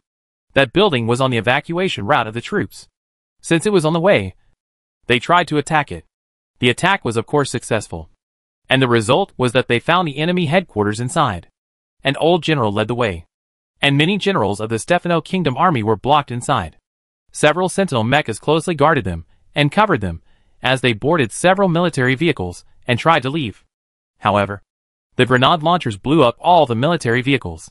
The enemy suddenly panicked, and the Space Marines did not fight and left. The Space Marines' actions were not alone. 2 hours before they performed the psychic teleportation, the Alliance army occupying the Central Palace, under the instruction of Martins, began to attack the outside with multiple points, comprehensive, and strong firepower. It was not to capture any important targets, but to attract the enemy attention and create opportunities for the Space Marines. At the same time, there was an entire Special Operations Battalion directly following the evacuation route of the Space Marines and advancing outward to attack, with the goal of supporting the Phoenixes. Although without these preparations, the Phoenixes would definitely be able to successfully evacuate, but when making plans, it is necessary to take precautions. The Space Marines who successfully evacuated, the results of this raid were extremely brilliant. The 200,000 Stefano troops stationed in the outer city area were paralyzed in an instant, and even out of control. The main weapons of war were gone. The command brain, which had just shown some signs of recovery, was removed. Many soldiers witnessed the Emperor Angels killing through the entire city in an invincible manner. Everyone in front of them was like insects and ants, and was easily killed. This made them lose their faith in victory. The organization from top to bottom collapsed, and the morale of ordinary soldiers collapsed. The chain reaction caused by all this made the middle and lower level officers unable to control their subordinates. A considerable number of them did not want to control them. They themselves collapsed. The army seemed to be there, but it also seemed to be gone. A large number of deserters began to appear among the soldiers, and those who did not flee were also panicked and at a loss. There were even many vicious incidents in the city, and some soldiers began to rob residents, kill people, and set fires. But all this ended the next day. The main army of the Alliance came. The 13th Armored Brigade and the 60th Armored Brigade, which belonged to the Central Army Group of the Alliance, came in coordination. Although there were only about 20,000 people, when 200 self-propelled truck guns blew up the main gate of Stefano, and then thousands of armored vehicles and more than 100 Lion tanks drove into the city in a mighty manner. When the Special Warfare elites in the Central Palace area, the soldiers of the 31st Airborne Division, began to rush out of the palace, and cooperated with the armored forces outside to attack the Stefano soldiers from both sides. All resistance collapsed from then on. The army of the Alliance undisputedly gained control of the entire city. The political commissars of the two armored brigades, after a brief discussion, made a series of post-war policies. The entire city was first placed under military control, but multiple points for collecting daily necessities were opened to ensure basic humanitarian relief, and even temporarily mobilized some surrendered officials in the city of Stefano to assist in this matter. Almost 200,000 people became prisoners of war. The Alliance quickly screened them. Most of them had no problems, and a few who had committed crimes before the Alliance took control of the entire city were picked out, and publicly tried, and executed on the spot. Everything should be handled strictly and seriously. These strategies were quick and effective, and this feudal city with a population of 2 million people was calmed down. "I want to see Governor Gu," Ipsy said so. Standing opposite him was Martins. The war captain did not say much, but nodded slightly. So, the Iron Curtain Queen Ipsy boarded the Falcon fighter plane to Pincel City. On the plane, Ipsy, who was no longer young, seemed to have regained the feeling of being 17 years old and just ascending the throne. Tension, panic, and helplessness. These things are the biggest. Even bigger than before. In contrast, she had a firm, persistent, forbearing, and decisive attitude in her heart at that time. But now it is so weak. She doesn't think she has become weak. But the two situations are completely inconsistent. If it was a battle for her throne back then, now it is a battle for the destruction of the country. And it was a war of national destruction that had already been lost. During the time she was captured, she was not supervised too strictly. So, in the little freedom she had, she saw with her own eyes how her brave knights and soldiers fought one after another, but died tragically in vain. She also saw with her own eyes how the 200,000-man army outside the city, which she had placed great hopes on and which, in her previous fantasy, could at least rely on the solid royal city to resist the Alliance army for more than a month, completely collapsed in just 2 or 3 days. Although, Stefano Kingdom still has 1 million troops in the remaining territory, but what's the point? She has fully realized that they have actually lost the war that determines the fate of the kingdom. Stefano, the country has been destroyed. But she is the king of Stefano, and she still has to make one last effort for the survival of Stefano Kingdom. Chapter 324, Refuse to Fight Back, Quick Attack Strategy. When Ipsipsi was young, she had a famous beauty. Now she is 35 years old, she is no longer young, but because of her many years of queen life, she has added a different charm. The girlish feeling is faded, and the graceful demeanor, and the majesty of the king, are all reflected in her. She put on the most gorgeous and solemn clothes, and put on her crown, just like every time she attended the most grand ceremony in the kingdom, she attended in full dress. She walked slowly in the foreign palace of Pincel City, with her head held high and her chest puffed out, exuding the queen's grace. Seeing her like this, many servants in the Pincel Palace gathered together and whispered, after being surprised by her grace at first. These ordinary people's thoughts were surprisingly consistent. The king of a fallen country. Did she think this place was her palace? It's ridiculous. Governor Gu will teach her a profound lesson. The servants spoke in low voices. They were just ordinary people. Even if they were facing a king who had lost his country, they instinctively dared not offend him. Even if the other party was about to die, before he died, he was still a great man they could only look up to. They could talk to each other in private, but they dared not let anyone hear them. But even if Ipsipsi didn't hear them, she knew what those talkative people were saying. It didn't matter. In a sense, they were not wrong. Ipsipsi behaved like this, just waiting for Gu Hang to teach her a lesson. At this moment, the more she behaved like a proud queen, the louder she would be when she prostrated herself in front of Gu Hang and smashed all her pride, dignity, and prestige. She used to hate these things the most. But now she had to pick up the thing she hated as her last weapon. She was led to a small side hall by the waiter walking in front of her. The wooden door opened, and a bright, but not very large office appeared in front of her. The sun shone in from the window, and a handsome man who looked young sat behind a wooden table, writing and drawing something. He raised his head, glanced at the queen of the Iron Curtain, and his eyes moved slightly. The queen's outfit still surprised him a little. It was mainly because it was rare to see it. In the alliance, this kind of thing was not popular. All members, from top to bottom, even if there was any major ceremony, would just dress more formally.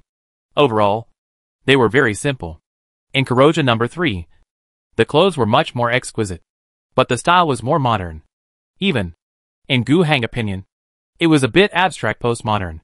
But Ipsipsi's set is different. The feudal monarch's tradition, gorgeous, and complex aesthetics are a bit backward in many worlds. But Gu Hang unexpectedly likes it. Of course, he is not happy to wear it. He will not promote this thing under his own government or economic system. But it does not prevent him from appreciating it when it really appears in front of him. Ipsipsi keenly noticed Gu Hang's gaze. She straightened her already full chest and made it more solid. But at this time, Gu Hang retracted his gaze. He just said gently, "Ipsipsi, right? You came a little earlier than the scheduled time. But please sit for a while. I have something else in my hands." What could Ipsipsi say?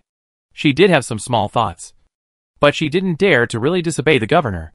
She could only restrain herself and sit next to him. She sat there for a long time. Her clothes, although beautiful, were not very comfortable to wear.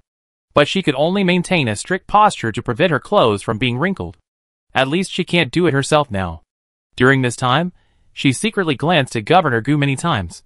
She even had a strong desire to see what the documents on the governor's desk were about, which was obviously very important. But she didn't dare to do anything beyond the limit. "Please relax a little." Gu Hang's gentle voice sounded again. "You don't need to be so nervous, nor so serious. You may have to wait for a long time." "It's okay," the queen responded subconsciously. Gu Hang didn't bother her anymore. In fact, Gu Hang knew everything about Ipsipsi's mind.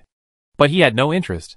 He didn't have the hobby of tearing apart others' dignity, and he didn't even enjoy the feeling of conquering. He just coldly calculated the pros and cons, and pursued his goal. He didn't deliberately leave Ipsipsi alone. He did have some more important things to deal with. Regarding the strategy of Black Arrow Star, Gu Hang ideas were being steadily advanced. Attacking the kingdom of Stefano is an important part. His troops are brave and well equipped. But the number is a big problem. No matter how good the soldiers of the alliance are, they should not face an enemy 10 times their number head-on. If it really becomes a long tug-of-war, it will be a nightmare. with a population of 400 million and the strategic depth of an entire planet. It is impossible for Gu Hang to win with only 350,000 troops. If the battle turns into this state, Gu Hang will have to activate his backup plan, give up swallowing up the Black Arrow Star in one go, and choose to absorb the local population. But there is no need to go to that step for the time being. He can still follow the preferred plan to launch a blitzkrieg against the entire planet. What he needs is a quick, decisive battle, and through such a victory, to quickly destroy the entire planet. The attack on the kingdom of Stefano is an action guided by this idea. Conventional troops use the situation of blitzkrieg, concentrate firepower, take the armored brigades as the core arrows, and constantly break through the enemy defense line. And then the large forces will follow, and then form a breakthrough. If there is a chance, they will make dumplings and annihilate them completely. If there is no chance, they will fight a comprehensive rout, pursue speed first, and march towards the royal city. When the army marched to a certain extent, Gu Hang also released his ultimate move, his Storm Mage Core. According to the general experience of the Imperial Psionic Order, they can almost find one person with psychic talent in every 10 million people. But this is not the limit. Based on the judgment of the Psionic Order, they believe that among humans, in the normal world, almost one person with a legitimate psychic talent will be born in every million people. However, due to various reasons, such as local government policies, customs, and traditions, many imperial worlds have the habit of witch hunting, which means that many psychic talents will be dealt with as long as they show some signs of peculiarity. In addition, because of these problems, many psychic talents will try to hide their special features. When they get older, their talents will fade or become controllable, and they will become ordinary people, or they will not be able to hide it anymore, and they will go completely crazy and become dangerous. Then, they will be hopeless and must be dealt with, even in places without these customs and traditions. It is not easy to identify psychic talents among ordinary people. The circulation of information is a big problem. Without a developed media industry, it will be extremely difficult to spread the news to millions of people. It is impossible for the psychic order to find a needle in a haystack, especially for those with ordinary talents. No special performance, but sometimes seeing some special hallucinations. It is even more difficult to find them. Even if they find one, the psychic order sometimes has to face some competition. For example, the Inquisition likes to compete with them. A considerable number of members of the Inquisition insist that psychics are very harmful, and they also like to capture some psychics and train them as witch hunters and inquisitors. All these reasons combined have turned the theoretical situation of one psychic gifted person among a million people into the actual situation, where the psychic order can only find one seedling among tens of millions of people.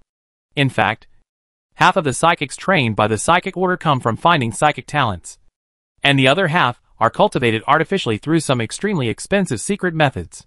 But this is not cost-effective at all. Only some powerful people can afford it. The main goal is to give themselves, or their descendants and relatives, more special power.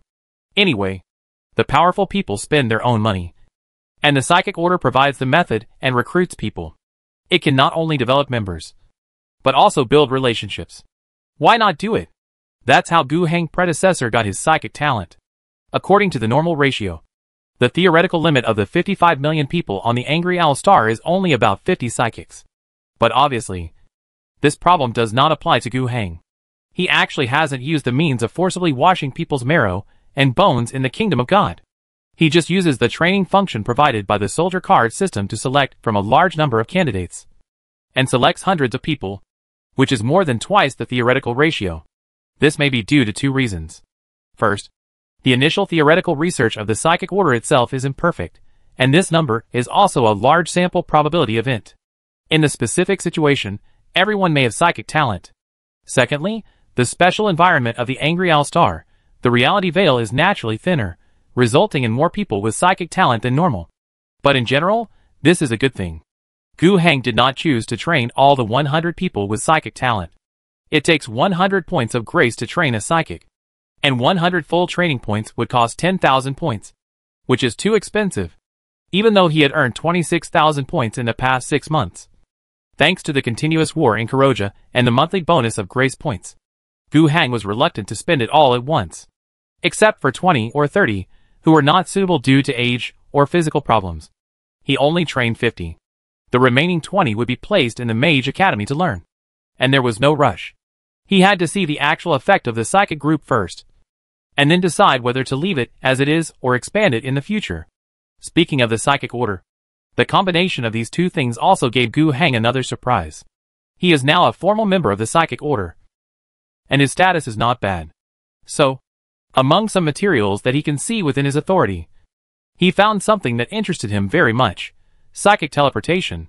This is a spell, or a training method, which allows psychics to master this ability and teleport themselves or others to an indefinite distance and with indefinite accuracy. Moreover, the corresponding formation can be carved, combining the power of multiple psychics, and collective teleportation can be performed. Generally speaking, it takes a lot of time to train a psychic to master this move. But among the group of psychic talents found on the Wrathful Owl Star, there are two people with space-related psychic talents. They naturally meet the requirements for using this ability, and Gu Heng chose Danny DeRuse, who has a better talent. After completing the training, there are only 3 psychics who directly have C-level abilities, and the rest are all D-level, and DeRuse is one of them. The former is equivalent to Gu Heng's psychic strength at level 3, and the latter is only as strong as he was at level 1. It is worth mentioning that Gu Heng also found a person with psychic talent among the Phoenix. That is Henrik Larsson. His talent is actually average, but becoming a space marine seems to have stimulated his talent, making him one of the 3 people with C-level psychic strength, and allowing the Phoenix Regiment to have the ability to establish a think tank. Some space marine regiments have the position of think tank, which specifically represents the psychic power within the regiment. Phoenixes existed before, but they were not taken seriously, nor were they strong, let alone the think tank of the war group with only 1 member. At least Gu Heng Storm Mage Corps was established like this. At the moment, they used the psychic teleportation array, which played a key role. The air defense system of the Stefano Royal City was not easy for the Wind Falcon to break through directly, and airborne landing was unreliable, but teleportation was no problem. The Wind Falcon took them, and landed dozens of kilometers away from the Stefano capital. They walked closer to the city, followed by a teleportation spell, sent the Space Marines and Psychics into the fortress castle together, and what happened next was just a massacre. The entire kingdom was beheaded, which greatly promoted the progress of the war. Not only did the other Black Arrow Star kingdoms around it fail to react, but even the Stefano kingdom itself did not react. When the King's Council was still discussing how many reinforcements to gather, and the contribution ratio of each family, when the Stefano kingdom itself still had millions of troops that had not been mobilized and assembled, the war was essentially over. The Alliance army did not attempt to occupy the entire Stefano kingdom. This place is too big, and the population is relatively large. It is even more impossible for the Alliance to deploy its precious troops in a dispersed manner. They only spent about half a month attacking everywhere and destroying some stubborn resistance forces. As long as the kingdom of Stefano is defeated and leaderless, it will be fine. The Alliance does not seek to build a reliable rule here for the time being. As long as there is no other ruling power here, this is actually difficult to maintain for a long time. And there will always be something that will take advantage of the power vacuum. But it only needs to be temporary. As for the remaining 1 million troops of the Kingdom of Stefano, they have already collapsed. Chapter 325, New King's Council. Without a leader, when they would be beaten if they tried to unite, the remaining million-strong army of the Kingdom of Stefano broke into warlords of all sizes. The largest army that gathered at one time reached 400,000 people. They accepted the invitation of the Kingdom of Pampos and went to the area near the border to try to retreat. But this retreat was stopped. When crossing the river, the ferry and the troops waiting to cross the river were attacked fiercely by the Foam Falcon, and the support troops on the other side were attacked by airborne special warfare elites and were forced to evacuate. Then, the remnant of Stefano's army, which was short of supplies and hope, had no choice but to surrender completely in the face of the attack of multiple armor brigades and infantry divisions. Then, only a small part of the Alliance army remained, leading the Kingdom army mobilized from the Kingdom of Lumen and the surrendered troops selected from Stefano's prisoner of war camp to form a defense army to ensure the maintenance of the capital and surrounding areas, as well as the logistics supply lines. The rest of the troops gathered again and headed towards the neighboring country, the largest kingdom of Black Arrow Star, Pampos. At this time, the political turmoil caused by the horrific record of the Kingdom of Stefano being destroyed in just 47 days since the war began has spread all over the world. The king's council was extremely terrified, and even shouted in despair that the angry owls would rule the world, while some kingdoms took more practical actions. In fact, at this moment, there was not only Queen Issi deep in the Pincel Palace. 13 countries, either monarchs came, or sent ambassadors of high status, came here. These are basically small countries. Among the 7 most important kingdoms on Black Arrow Star, only Lumen and Stefano are here. At the same time, the King's Council, which had originally severed diplomatic relations with the Kingdom of Lumen, and the other 5 most important major countries in it, also sent diplomats here. This is exactly what Gu Heng has been busy with recently. After he signed the last document, he finally raised his head, looked at the Queen of Iron Curtain, and said, "Sorry to have kept you waiting. Listen carefully to what I say next. There is no room for bargaining. This is a unilateral notice. You can only choose to agree or not." Espy took a deep breath. "I understand. You say. What the governor is going to say next is related to the fate of her country. Although she can't change anything about it, and can only passively accept the judgment of fate, she is still very serious. First of all kingdoms will be retained." Gu Heng's first sentence made Espy breathe a sigh of relief. This is the biggest issue of survival. What she feared most was that this governor was determined to exterminate the kingdom of Stefano. Although she judged rationally that the probability of this happening was actually very low. As long as it happened, the kingdom of Stefano would be completely defenseless. Gu Heng saw Espy's expression. He sighed slightly in his heart. If possible, he would also like to directly implement the Alliance management system on Black Arrow Star, and copy the Alliance government system here to ensure that a highly centralized government with strong control over local civil affairs, industry, and military can be established on Black Arrow Star? But that's unrealistic. Gu Heng was able to build such a system from scratch on Angry Owl Star, because he really did it from head to toe, and spent 2.5 years to overthrow almost all the original ruling classes on Angry Owl Star. It sounds exaggerated, but it's not. Angry Owl Star is a whole planet, but first of all, with a population of 45 million, it's not as large as imagined, and secondly, since Angry Owl Star is basically a wasteland environment, the original ruling class is also quite fragile, and it's not difficult to destroy it. But it is different on Black Arrow Star. This is a complete feudal society, with a deep-rooted ruling class. If Gu Heng wants to completely eliminate it, the resistance he will face will be too great. If he had enough power, he could have arrested all the nobles and hanged them, which would have been a solution. But he did not do so. After his management over the years, the productivity of Angry Owl Star is indeed much more developed than that of the feudal world of Black Arrow Star. But the problems of insufficient population and short development time are objective. With a population of 55 million, swallowing up the Black Arrow Star with a population of 400 million is really like a snake swallowing an elephant. It is not impossible to swallow it, but it is unrealistic to expect to digest it immediately. It is not easy to clean up the local ruling class. For example, although the kingdom of Stefano has been defeated, 200,000 people were captured in the royal city, and 400,000 people were captured during the border evacuation. However, the noble warlords and landlord warlords, who were scattered all over the ground, are not a threat. But if you want to clean them up, you have to divide the troops over many years to gnaw them one by one. But there are threats from other kingdoms. How can Gu Heng have the time to deal with them? Not to mention, if he really finishes it, then the follow-up will be the real trouble. In order to build a complete set of follow-up efficient administrative system, a large number of loyal and reliable administrative personnel are needed. In the Alliance, this is still somewhat difficult, and Zhongxi Academy needs to increase its efforts to fight corruption, not to mention on Black Arrow Star.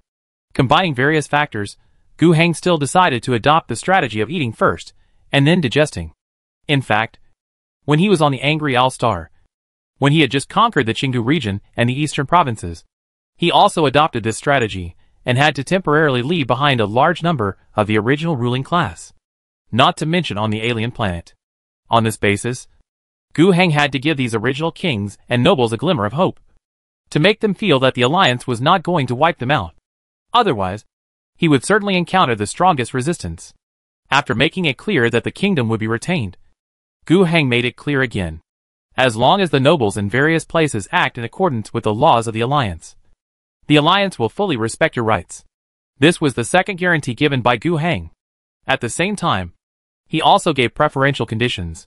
the Alliance, as well as the Gu family, will continue to provide various types of assistance to Black Arrow Star, helping to gradually establish a more modern agricultural production and industrial system on the homeland of Black Arrow Star. If it was a corrupt feudal emperor, he might not be interested in this so-called support.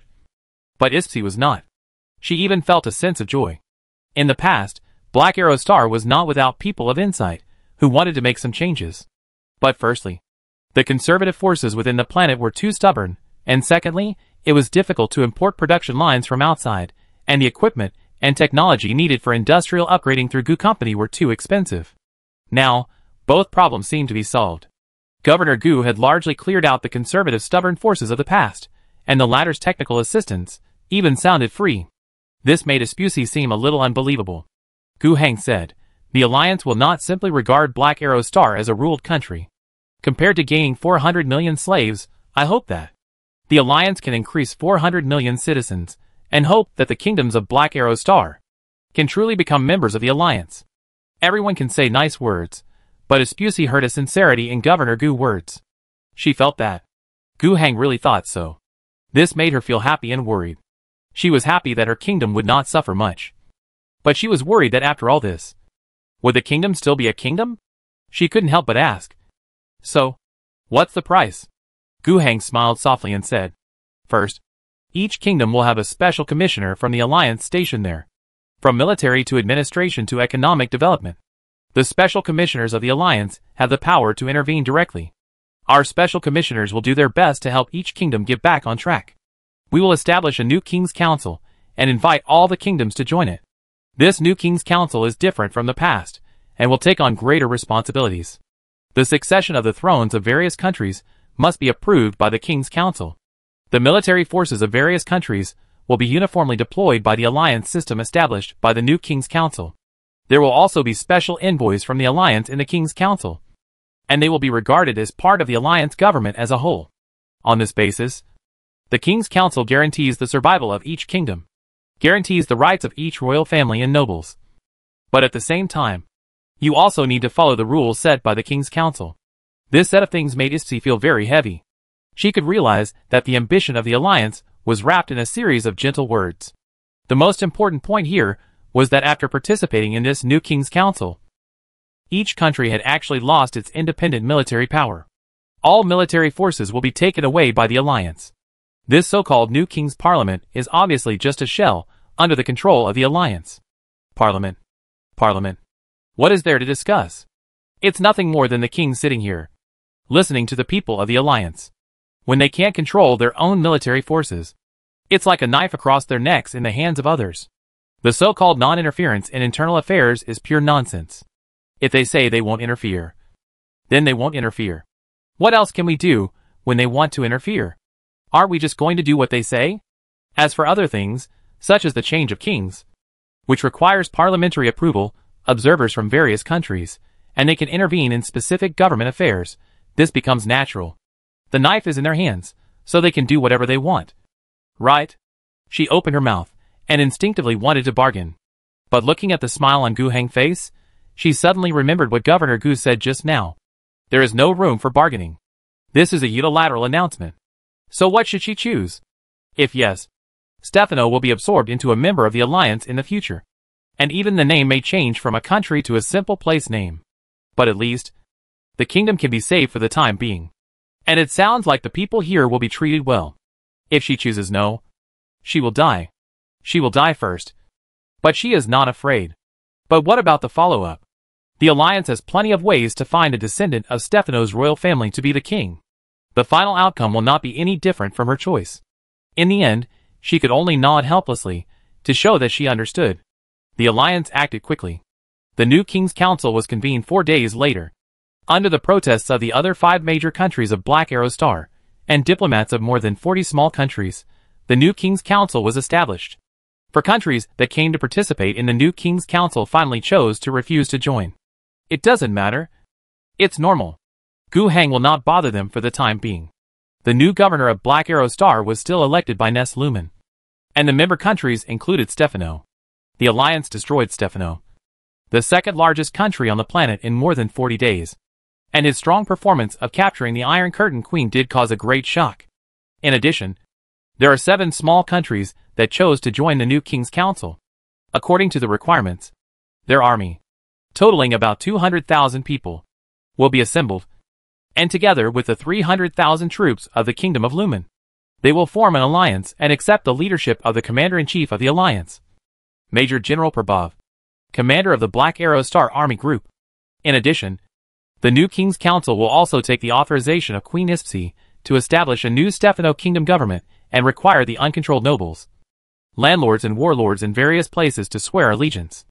Otherwise they will be traitors, and will be eliminated. This part of the work was handed over to the new allied forces. And Stefano's new government, part of it is composed of local nobles, part of it is expatriates from the Kingdom of Lumen, part of it is composed of alliance officials. They will also do their best to transform the 600,000 captured Stefano troops.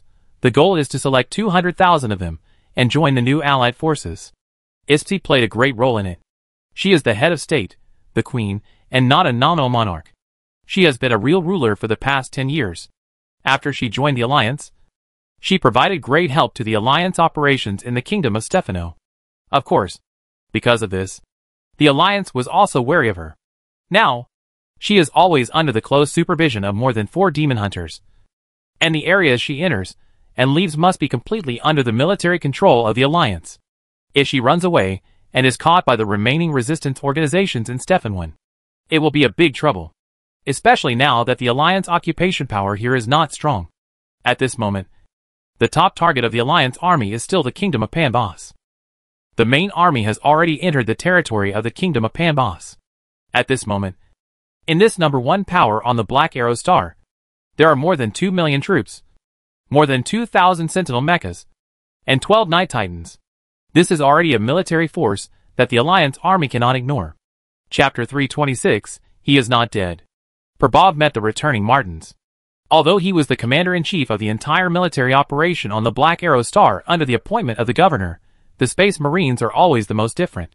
He was still very respectful to Martins. Your Excellency, the chapter master. Huh? Martins let out a long breath. He did not act indifferent or unkind in front of mortals. He just said calmly, our actions did not meet expectations. After the raid on the palace of the Kingdom of Pampos, the leader of the rebels was not there. Through interrogation, we learned that after the incident in the Kingdom of Stefano, the leader of the rebels strengthened their precautions in this regard, and the political and military centers were dispersed and transferred. Martin paused, and continued, if we need to carry out similar operations, we need more reliable intelligence support. We need to find out exactly where the enemy leader is. Understood. Prabhav responded seriously, as if he was the subordinate. Martins nodded slightly, turned and left, after watching the chapter master walk away, until he could no longer see him. Prabhav relaxed. He breathed a sigh of relief. When facing a Space Marine, there was still a sense of tension. After all, the identity of a Space Marine was too special. Whether in theory or in practice, Martins could deprive him of his command at any time. Although this was actually unlikely, Martins was not the kind of person who would do such a thing. And there was also the governor above him. But, to be honest, he has been a little anxious recently. Earlier, when the offensive against Stefano was launched, it was also a battle led by him. That battle was still well fought. But after the main force entered Pampos, the situation began to have some problems.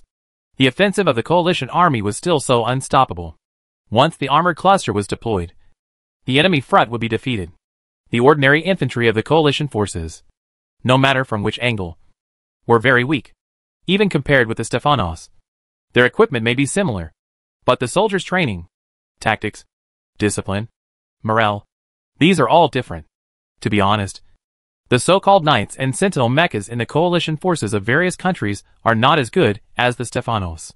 Many of them even cherish their lives on the battlefield. It is very simple to think so. The status of ordinary soldiers in the coalition forces of various countries is too low. In addition, the social structure of feudal rule makes those noble grandfathers really not take the lives of the bottom cannon fodder seriously. The Stefanos are much better in this regard. Their knights, in addition to being officers and commanders, are also serious about leading by example and fighting bravely. It is precisely because of this that they have been able to establish their status as the most famous military power on the Black Arrow Star. Even they were crushed by the Alliance army again and again in the previous war. Not to mention the coalition forces of various countries, whose standards are far inferior. However, the other side is not without advantages. First of all, there is a big difference in military strength. The Kingdom of Panbos, with a population of over 100 million, can gather an army of only 2 million people. The total number of reinforcements from other countries has exceeded 500,000. Numbers themselves are a huge advantage. If the Stefano army of 1 million people had really assembled, it would have been a problem to set up a battle on the vast plain battlefield. Secondly, they learned a lot from the experience of the Stefano people being rushed through. With an army of more than 2 million people, they opened up a long, multi-layered front with a very three-dimensional system. This makes the Alliance blitzkrieg not very effective. If the armored cluster wants to break through, it can indeed break through at will, and the enemy will indeed collapse at the first touch. But they are adopting the strategic policy of exchanging space for time. After the Arrowhead troops pass, the troops on the surrounding fronts will soon try to penetrate to the rear of the Arrowhead, and the forces of both sides will fight more stalemate here. Even if the penetration is easily defeated, they will immediately mobilize other troops from farther away to try to penetrate. Anyway, they have more people. As the two sides continue to fight each other, the two sides stretched out to the widest extent, and the jagged edges stretched out to almost 400 kilometers. In this case, the Alliance forces were spread very thin, which was not conducive to clenching their fists and fighting forward. For safety reasons, Probov even had to temporarily withdraw his troops, regroup, shrink the front line, and avoid being surrounded by a retreat. Although, at this stage, the casualty ratio of both sides was still the Alliance side had an absolute advantage. After more than a month of fighting, the Alliance army lost about 5,000 people in total, while the enemy suffered more than 60,000 casualties. The casualty ratio of about 112 is already exaggerated. However, even so, Probov could not accept this situation. If the battle continues at this casualty ratio, the Alliance army will die, and the enemy can only lose 4 million people at most. But the problem is that the Alliance will be gone after fighting these 300,000 people, unless the Angry Owl Star issues a mobilization order and fights to the death. But the countries may be able to recruit another 4 million troops. This is not the way to fight a war. So Probov wanted to copy the tactics he used in the Kingdom of Stefano, and asked the Storm Mage Corps and the Phoenix Corps to implement decapitation tactics against the enemy. The Psychers and the Space Marines did not disappoint.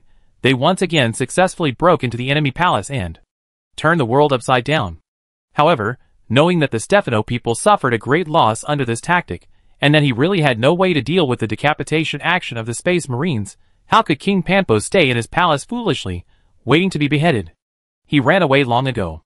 Not only did he run away, the entire kingdom's military and political governments were dispersed, ensuring that even if there were problems such as intelligence leaks, they would not be wiped out if they were caught once.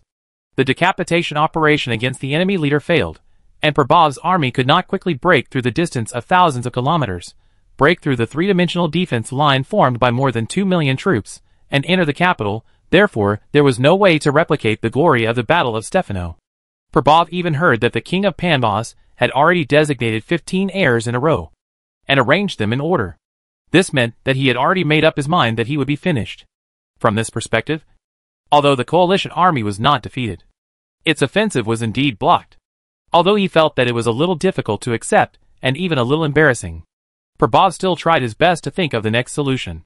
It seemed unrealistic to expect a quick victory every day. He began to change his thinking. If he couldn't win quickly, then he would follow the normal thinking of conventional warfare. He was ready to make a change in his strategic goals. The previous strategy could be roughly summarized as quickly destroying the enemy command system, occupying key positions such as the capital, to create a terrible political turmoil, and thus force the enemy to surrender. Next, he planned to change his strategic goals to using the mobility of the armored forces and the excellent military quality of the Allied forces to carry out various pincer attacks with the goal of destroying the enemy living forces as much as possible, and to annihilate the enemy in an organized and large-scale manner. If you can't surrender by capturing your king, then you can achieve the final victory by draining your manpower pool. He has prepared a war plan, but it needs the support of Governor Gu Hang. In this plan, the power of the new kingdom parliament needs to be mobilized. Here, He also needs a large number of Black Arrow Star native conscripts. For example, 500,000 kingdom troops have been assembled in the rear, and when necessary, he hopes to increase this number to 1 million. In this way, with enough troops to fill the line, Prabhat does not need to force his elite troops to be placed in various places on the defense line to guard separately, but can really make a fist and smash forward. He would use the armored forces as the spearhead, launch a single-point breakthrough from 2 different positions, forming a pincer attack. Then, before the enemy in the middle escapes, close the pincers and surround all the enemies in the middle. Without supply, hold the encirclement until the enemy inside collapses and surrenders. In previous battles, the enemy was defeated, as long as it was not destroyed on the spot. Even if it lost its combat capability for a while, it could often be reorganized and re-engaged in the battle, but if it was surrounded, there would be nowhere to escape. Without supplies, in the case of a complete encirclement, given the morale of the coalition forces, it is estimated that they will run out of ammunition and food and surrender in 2 or 3 days. Of course, during this process, the coalition army will certainly face the fierce attack of the enemy reinforcements, and will also face the pressure of the surrounded enemy desperate breakout. But as long as you win once, it is often a huge gain. Moreover, many tasks that require the number of troops can be handed over to the vassal army that comes from the rear.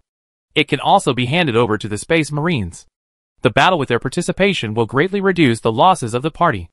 After all, these super warriors can quickly eliminate the most threatening targets of the enemy in the battle. Whether it is raiding the artillery position, or killing the Sentinel mecha, or even fighting against the enemy after the Night Titan is dispatched, the Phoenixes can complete the task very well.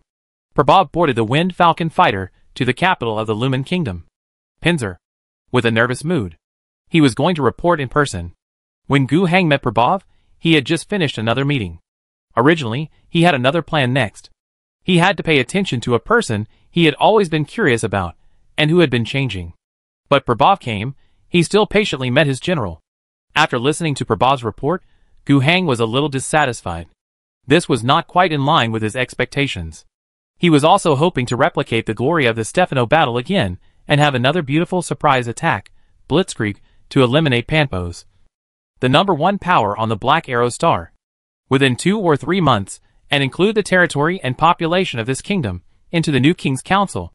In this way, the situation of the entire Black Arrow Star can be considered to be established, and the main focus of work in the future can be changed from military operations to economy and politics. However, Prabhat really brought him bad news. But while he was dissatisfied, he could also understand. Not everything will go smoothly, and can be quickly solved. A war with a total of more than 3 million participants on both sides cannot be considered small scale in any case. A quick victory, that was a surprise, cannot be expected to become the norm. Gu Hang quickly adjusted his mindset, and agreed to Prabhat's strategic plan. But he also put forward his own requirements. You want 1 million vassal troops, I can't give it to you, only 700,000 at most, and it's impossible to give you all of them in the short term. It is estimated that 200,000 can be in place in half a month, 500,000 can be in place in 3 months, and 700,000 to 800,000 can be in place in half a year. Well, I understand. Prabhat nodded with a serious face. He had actually expected this situation. He was a general, and he only had to consider how to fight, and what he needed to win the war. But the governor was a ruler, and he had to consider many things comprehensively. The new King's Council had just been established. Although there were 2 big countries, Lumen and Stefano, and 9 small countries, the total population was nearly 150 million, but this new King's Council was still very fragile under its initial establishment, and its ruling power over various countries was currently only based on military deterrence. At this time, it is unrealistic to draw millions of people from each country to participate in the war. If you want to draw manpower to participate in the war, you must wait until the new King's Council, as the ruling body of the alliance, gradually deepens its control over each country. Moreover, he can think further that after the follow-up manpower catches up, he cannot lose the war. If he keeps winning, then the help from various countries will continue. Once he loses a game, the new King's Council, which is based on military deterrence, will immediately be at risk of collapse. Gu Hang also mentioned this point. I gave you the people, and you have to fight beautifully. I need one beautiful victory after another. The number of casualties and the casualty ratio must be controlled, and the results must be brilliant enough. Do you understand? Yes. Governor, make sure you complete the mission. Go. After watching for Bob leave, Gu Heng sat in the office and thought for a while, and didn't continue to worry about it. Since the decision has been made, I believe that the generals under my command can do a good job. His thoughts returned to the thing he was thinking about before. That was about a person. The Apostle of War, Bojue Gallardo. This man who caused countless disturbances in the Pegasus Star region at this moment was in Gu Heng's Storm Kingdom, with his eyes closed. He was not dead, but he would be dead soon. And now, Gu Heng was thinking about what to do. Letting him die was the easiest, but Gu Heng had some new ideas. Chapter 327, I am not destined to die. Bojue Gallardo has never died. Even some time ago, he lived a good life. Of course, this so-called good life does not mean that he has any quality of life, but that his life is not in danger. The story started when Gu Heng tricked him into the subspace. After this guy fell in, the golden light on his body did not weaken at all, but because he entered the subspace, it became stronger. Gu Heng judged that it was a blessing from the Emperor of God. Of course, this blessing was not given directly to Gallardo, the Lord of the Sun, the actual ruler of the human empire. Sokum was a real living saint who had received the grace of the Emperor of God and possessed divine power. Moreover, he was far more powerful than any other living saint in history. The grace he received from the Emperor of God was so much that it was enough to support him in carrying out the largest solar expedition in the human empire since the Great Expedition. As one of the 46 apostles of the Lord of the Sun, the Lord of the Sun shared a part of his divine power with him in the form of blessing.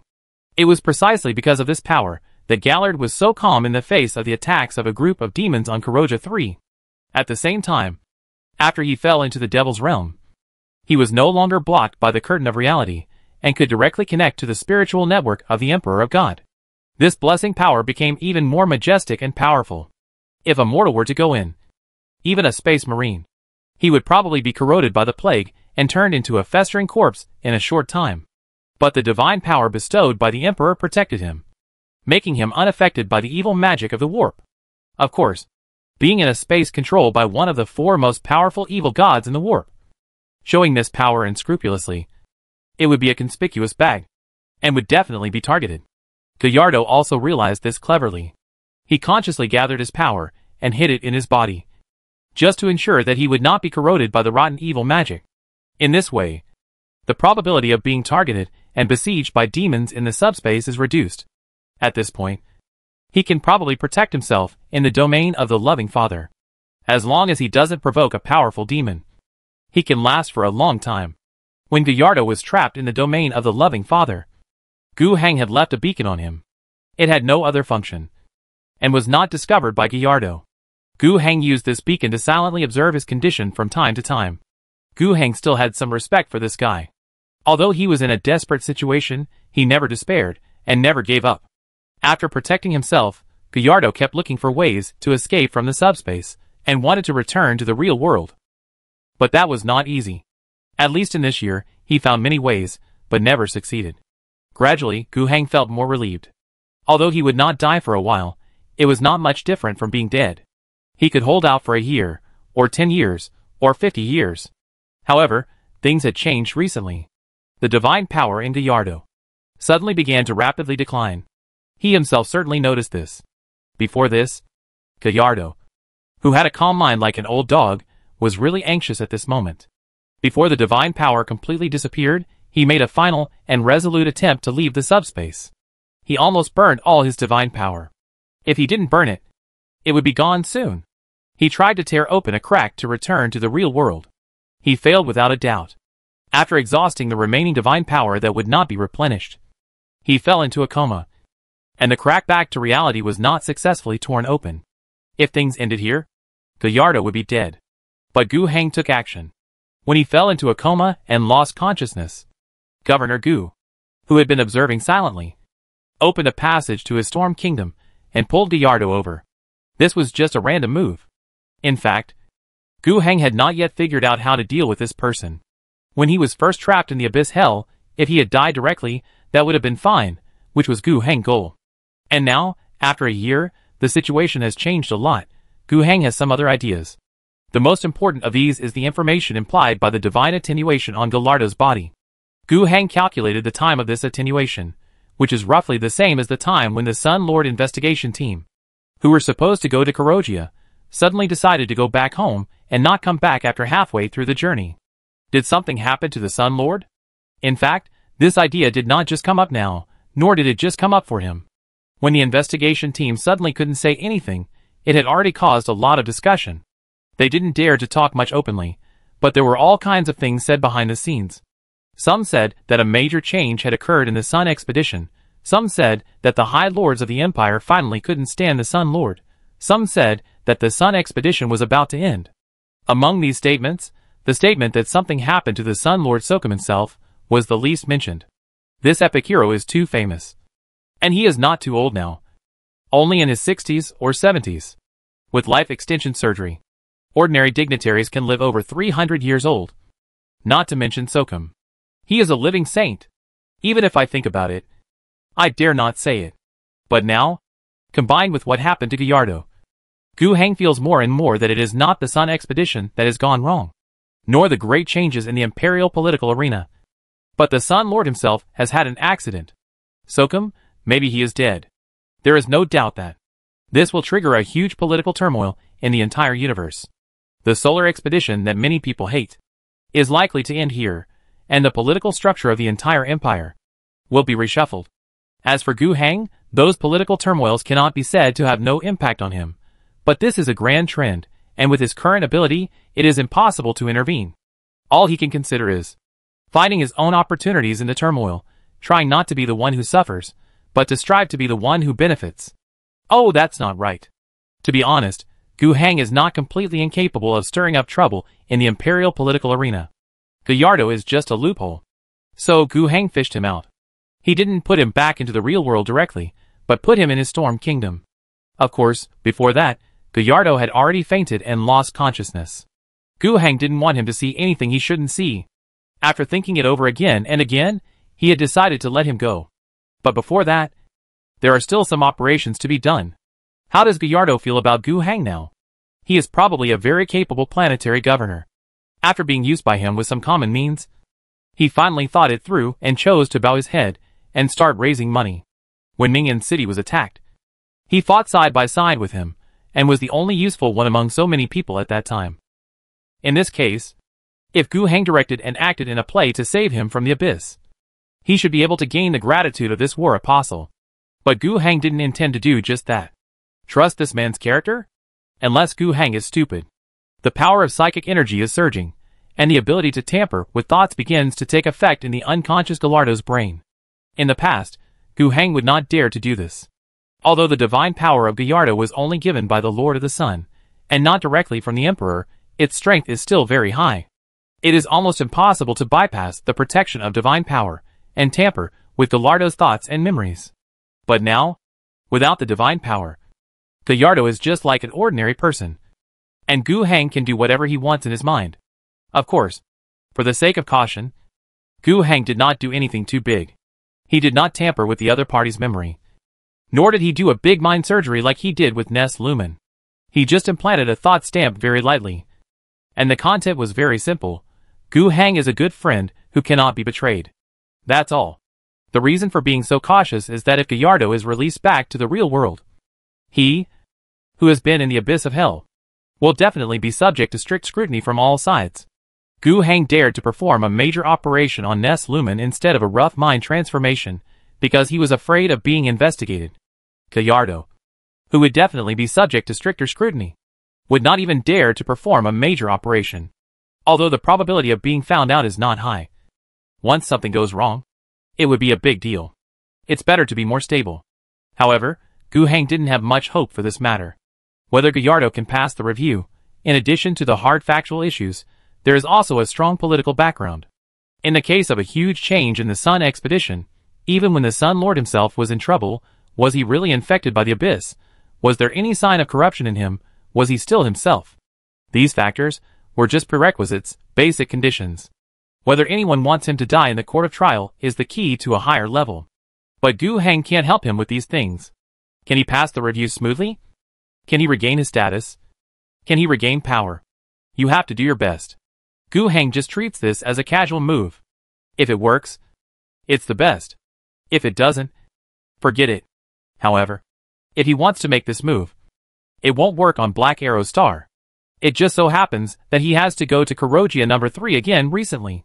The struggle between the Fokkers family and Little Pede seems to have a clear result.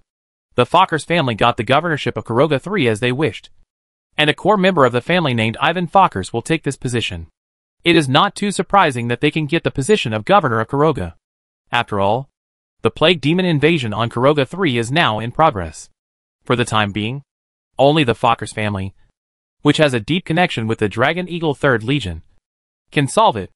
Without their cooperation, without the power of 20 million star army, no one can change the situation on Kuroga 3.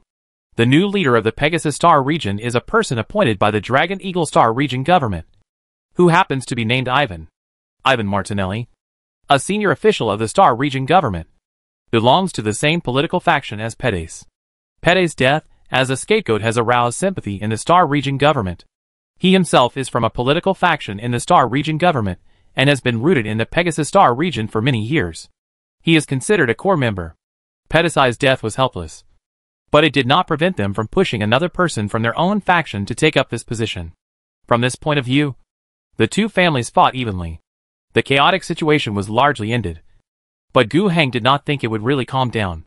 The confrontation between the two families would only change from the original melee to a clear-cut positional war, and he had already received an invitation to go to Kuroga number 3 first to attend Ivan Fash's inauguration ceremony, and then rush to Faye Star to attend Ivan Martinelli's inauguration ceremony. Two Ivans. Quite interesting. Baggio Gallardo slowly opened his eyes. In the darkness, he could vaguely see a faint yellow light, which came out from some gaps. After the initial confusion, he gradually came to his senses. I'm not dead? His heart was filled with ecstasy. When the divine power declined, he realized that the Lord of the Sun was dead. Unlike others, as Sokum's confidant, as the person who received the blessing of divine power, he knew the details of the situation better than anyone else. The divine power was declining so fast and outrageously. There was no other possibility, only the death of Sokum. This made him very panic. But obviously, being in the abyss, he was powerless to the impact and disturbance caused by the death of the Sun Lord. What's more, once the Sun Lord died, he would die soon without the divine power. So, he made a final attempt to burn himself out with his last determination. He himself did not have any hope for this, but he did not expect that it would really work. Although he did not know how it worked, he fainted and had no sense at all, but this did not prevent him from being happy. It was good that he was not dead. As long as he was not dead, all hope was still there. He took a deep breath, and the smell of corruption made him cough twice. The body without the protection of divine power became very weak, and the environment here was obviously not very good. He was not unfamiliar with this. The real area eroded by the plague evil magic was like this. He estimated that after he tore open the cracks back to the real world, he should have landed in an area on Kurogia that was invaded by plague demons. His heart sank again. Now, if he encountered any plague demons, he would have no ability to resist. He tried, and although his body was weak, he could still move. He tried to stand up. At this moment, he seemed to be in a collapsed closed space. He looked towards the only light source that came through, and found a metal baffle in front. He pushed it open with great effort, and the baffle made a heavy sound when it fell to the ground. This sound attracted something he didn't want to see. He wanted to run at the first moment. But soon, dozens of plague zombies surrounded him from all directions. He was weak. His divine power disappeared, and he was unarmed. Gallardo was in a desperate situation. He couldn't help but think.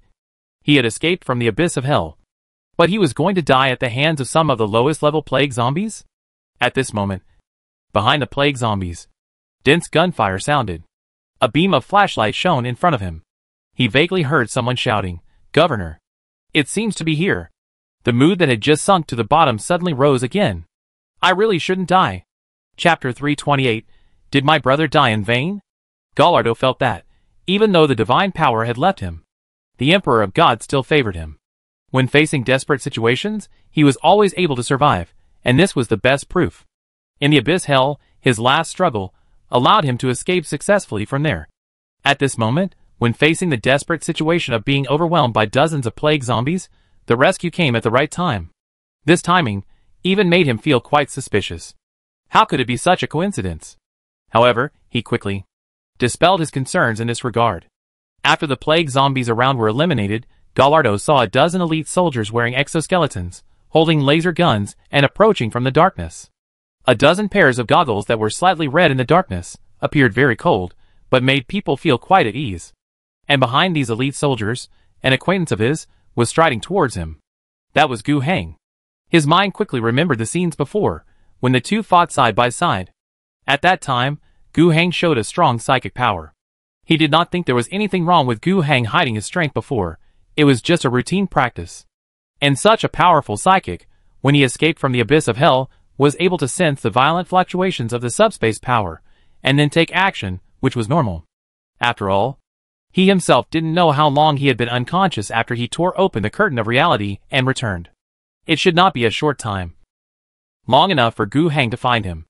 As he thought, he smiled and opened his arms towards Gu Heng. He could see that Gu Heng looked a little stunned for a moment. As if he didn't know why he was so enthusiastic. It was normal. Without experiencing what he experienced. How could you know his gratitude to Gu Heng? He hugged Gu Heng tightly. You are the most reliable person, my friend. His words were spoken sincerely, and from the heart. He felt that he had never had such a reliable person. Even his colleagues were full of intrigues. But Gu Heng, whom he had clearly betrayed at the beginning, was willing to save him regardless of the past. He even felt ashamed of his previous behavior. He was determined to do his best in the future to make up for it all. What is this? What is this? Ah? Why didn't he die? My brother died, why didn't he die? On the Winged Star, at a private secret gathering, when he just heard the news from Koroja 3, little Pedes had a gloomy face. Until this moment, he finally couldn't help it, and got furious. His eyes were red, and his face was full of nervous smile. Because of him, how many troubles have occurred in the entire star region? When he got into trouble, from the star zone to the star field, and then to the universe field, there was chaos, and they wanted my brother and Akuna to be buried with him. Now, the people who were buried with him have been dead for several months, and now you tell me he is alive? My brother's death was a joke. This is a fucking joke. Everyone else present was silent. They understood little Pede's emotions very well, and in fact, they also had similar feelings. Although, it was not their relatives who died, but the former leader Pedes was their leader. In the past, under the leadership of that leader, they controlled many powers in the Pegasus Star region. It was a banner. Their backbone. Its collapse brought unprecedented impact. If before this, they felt that the death of leader Pedes was inevitable and helpless. Now, Gallardo was clearly not dead and was rescued. Which was a pure joke. Anger. Resentment. Absurdity. Although the crowd did not express it as obviously as little Pedes. Their emotions were consistent. And some people occasionally echoed it. However, in the end, little Pedes' words silenced everyone. He is not dead. We will help him die. Everyone looked at each other. Is this something you can say? Complain? Curse in private? That's all. He is not dead. You still want to assassinate him? You still want the major investigation teams to mess with the Tianma Star region? Okay. That's enough. A short, long-haired man spoke up to stop little Pedes from going crazy. He is one of the two Ivans in the Pegasus sector. The upcoming head of the sector. Ivan Martinelli. Little Pedes turned his head suddenly. His eyes seemed to be about to devour someone. The speaker looked at him calmly. Little Pedes' chest rose and fell vigorously. Martinelli sighed. We all understand your feelings. And we all even feel the same. But don't say stupid things here. After a pause, he continued, our current enemy is Fox, not the war apostle. He is a plague god. Send him away quickly. We can't afford to let things get out of hand again. Just let it go. Martinelli asked back. What else can we do? Something must have gone wrong with the Sun expedition. We can. That's not our business. Martinelli scolded. I warn you, don't act rashly. No matter what happens in the solar expedition. It is the battlefield of the struggle among the top leaders of the entire empire. And it is not something we can participate in. Don't think that you are so great just because you are a big shot in the planet or in the star region. A grain of sand blown by the imperial political arena is like a mountain on our heads. It's as heavy as Mount Tai. At this moment, on Koroja 3, another Ivan was also sighing. He didn't feel uncomfortable. For him, for the Fash family, Whether it was Gallardo's disappearance before or his recovery now, it was a great benefit. Without this, without the chaos in the Star Zone, how could there be any chance? Gu Heng sat in front of Ivan Fash and drank tea. This thing is a treasure. In the current Pegasus Star Zone, only the 3 planets of the Fash family can produce it. Gu Heng really missed the slightly bitter and sweet taste. Ivan Fash observed Gu Heng's expression, and then said with some regret, "Little Gu, you should keep Mr. Gallardo. With his participation, my inauguration ceremony will be more glorious." Gu Heng put down the teacup, and said with a smile, "I thought so too. But unfortunately, Mr. Gallardo still had important things to do, and he left in a hurry. However, we will have a chance to meet again in the future." Thinking about the changes that the Plague God had brought to the Pegasus Star region in the past year, Ivan Fox shuddered and couldn't help saying, "Forget it. Forget it. The War Apostle has too many things to do, and is too busy, so it's better not to disturb him." Chapter 329. Goodbye, my friend. After deciding to rescue Gallardo, Gu Heng had already been preparing for today. He came to Kuroja 3 by attending Ivan Fash's inauguration ceremony. Then, he took advantage of a conversation with Wang Yuyang, the president of the Pegasus Psychic Order, and guided him through words without leaving any trace, so that the other party took the initiative to invite him to use a divination device of the Order. To be frank, this thing is nothing magical. It is just something that enhances psychic perception. In order to find the trace of Gallardo, they brought this divination instrument from the Winged Star and used it many times. Zhang Guangyan, the chief wizard of the Dragon Eagle Star region, is also an A-level psychic and personally performed the operation, but could not sense anything. No one had any hope for this. But until now, Gallardo has not been declared dead. So the related search work, even if they know there is no hope, they have to pretend to do it. But on this day, the situation was different. When Gu Heng used it, he really sensed the abnormal subspace fluctuations inside Pheno City through the expanded psychic perception of the divination instrument. Wang Yuyang immediately used it as well. He was just a C-level psychic, but even he could feel this new fluctuation. But he still didn't realize how serious the situation was. Kuroja 3 is a world that is being invaded by plague demons, and it has been 2 years so far. Pheno City was the worst hit area. A subspace crack appeared inside, and some demons escaped. Isn't this normal? But Gu Heng said that this fluctuation was very abnormal. What should we do?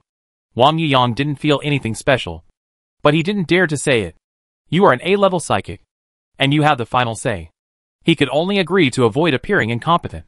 Then, Gu Heng was about to take action.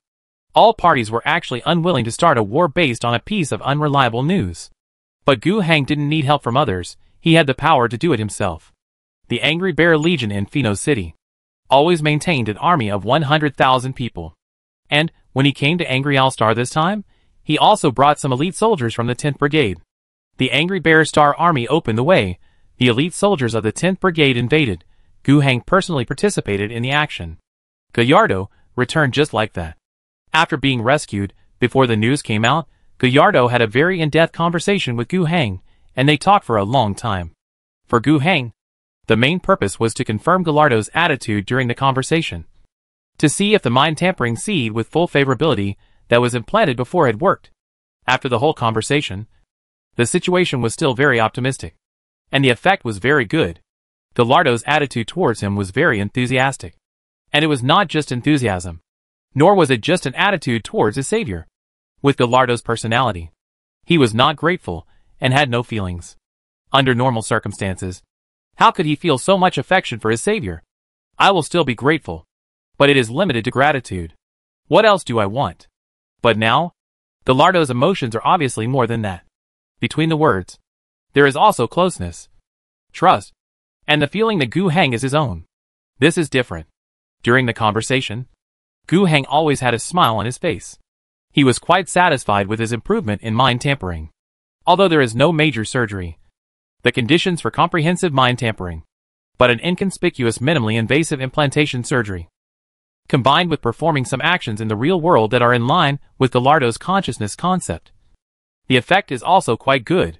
Of course, Gu Heng could not make Gallardo regard him as his master. It was not that he could not do it, but it was too obvious and could be easily discovered during the trial. But Gu Hang could make Gallardo regard him as his most important friend. Moreover, the backdoor left in the spiritual will allow Gu Hang to directly take over Gallardo's thinking when necessary. Of course, that was the last resort. If he used it, he would have to abandon this chess piece. Otherwise the trace would be too large. Gu Hang didn't plan to use this trick too hastily. He was still hoping that his good friends, who had left the Tianma Star region, would be able to do him some good in the imperial political arena. If that worked, the fact that he had someone in the central government would be a great help to Gu Hang in strengthening his own power in the local areas. I hope you won't let me down. And don't be swept away by the sudden death of the Sun Lord as soon as you enter the political arena. It will be very dangerous for me to leave this time, Gallardo said to Gu Hang with a heavy face. For him, this conversation was more like telling a friend his last words before leaving. He hesitated for a moment, but still told Gu Hang a piece of news. Don't have extra expectations. I can tell you clearly now, His Highness the Lord of the Sun is dead. No, don't be surprised. Don't feel unbelievable. This is the fact. Otherwise, there is no possibility that will cause the gift of divine power in me to fade away. The Solaria universe must have been in chaos, and the central government of Holy Terra must be undercurrents at this moment. I am in danger now, so I need to leave the Pegasus region immediately. Now, every minute of time is precious. Go to Solaria? No, I won't go there. I am different from my other brothers. I am not like them, leading the army alone. With my own army, fleet, and territory, my advantage lies within the Empire, in the connection between the solar expedition and various places, and the central government. Over the years, I have made many enemies, which is the source of danger. But at the same time, don't think that I can only do dirty things. If I can only make enemies, but not make friends, how can I always get enough resources for the solar expedition? Even in Holy Terra, I also have a certain influence. I need a ship to leave secretly. No, no, no. I don't need protection. If I die, then even the Navy protection is meaningless. But as long as I don't die, even if I'm alone, I can eventually make a comeback. I have traveled through countless territories of the Empire and set foot on thousands of planets. But this is the first time I have met a like-minded friend like you. Believe me, no one wants to talk to you more than me. I have to say goodbye to you, my friend. I must be honest. Maybe we won't meet again in a short time. But I know your contact information. And when the time is right, I will contact you as soon as possible. If I am not dead, if I can continue to fight for a seat, I promise you, I will provide you with all the help. And what you need to do is to develop, and develop again. A powerful angry owl star, or even a powerful you, will be my greatest help. I trust you completely, just like you tried your best to save me. Gallardo said these words sincerely. Gu Hang was deeply moved. Of course, I will give you a gift now. I know you are ambitious. I knew it from the first day I met you. You want Black Arrow Star, or even the entire Pegasus Star region. Right? Don't rush to deny or admit it. It doesn't matter at all. I don't have the ability to give you a planet, or even a star region. But I can still help you with something. Take advantage of the fact that the news of the death of the Sun Lord will not spread so quickly, and the fact that the Sun expedition has not been clearly ordered to end. And I, the War Apostle, still have a little time window to do something. Your so-called alliance is a good idea. Wait. It won't be long before the name of the alliance becomes a legal organization registered in the Empire, allowing multiple worlds and galaxies to join or leave freely. I think this will be of great help to your joint rule of Black Arrow Star. And it will also help you with some things you want to do in the future. Come on, my friend. Chapter 330. Black Arrow Star joins the alliance. Gallardo really left a big surprise for the Tianma Star region and Gu Hang. For the Tianma Star region, his sudden appearance made the previous events very absurd. A year of chaos, the death of the governor of the most populous planet in the Star region, and the death of the Star region leader were all caused by his disappearance. Now that he has suddenly returned, he cannot make the political environment of the Tianma Star region return to what it was more than a year ago. But obviously, except for the family of Little Pedes, no one had this expectation. The Fash family was very happy. Before Akuna and Pedes died, their influence could hardly break through the galaxy. Now, even Kuroja 3 fell into their hands. Good news from heaven. However, they did not want the War Apostle to be found. Gallardo's ability to stir up trouble was too strong. and it was too memorable. He had destroyed Pedes and Acuna in the first place. But who knew what he would do in the future? But Ivan Fox didn't dare to do anything. During this period of time, he had sent people, and even personally looked for Gu Hang several times, just to find out what the war apostle was like now, and what he was going to do later. Gu Hang calmed Ivan Fox's mentality, and told him that the apostle had no other plans, and just wanted to leave the Pegasus Star region as soon as possible. When Fox heard the news, he was of course much more relieved, and even once asked whether it was necessary to send troops to protect the war apostle when he left. Gu Hang refused this. This was also Gallardo's own opinion. According to his original words, in the current situation, in the entire Tianma Star region, except Gu Hang, he could not trust anyone. In fact, he could not even trust the Imperial Navy. When leaving the Tianma Star region, Gu Hang only needed to provide him with a traveler, and a team of elite special forces for personal protection. It was normal not to trust the Imperial Navy, or other forces in the Tianma Star region. After the Sun expedition, his identity as a war apostle became very embarrassing. Although according to what he said, he still had many friends, and he still had value in existence. His friends and his value were definitely not in the Pegasus Star region.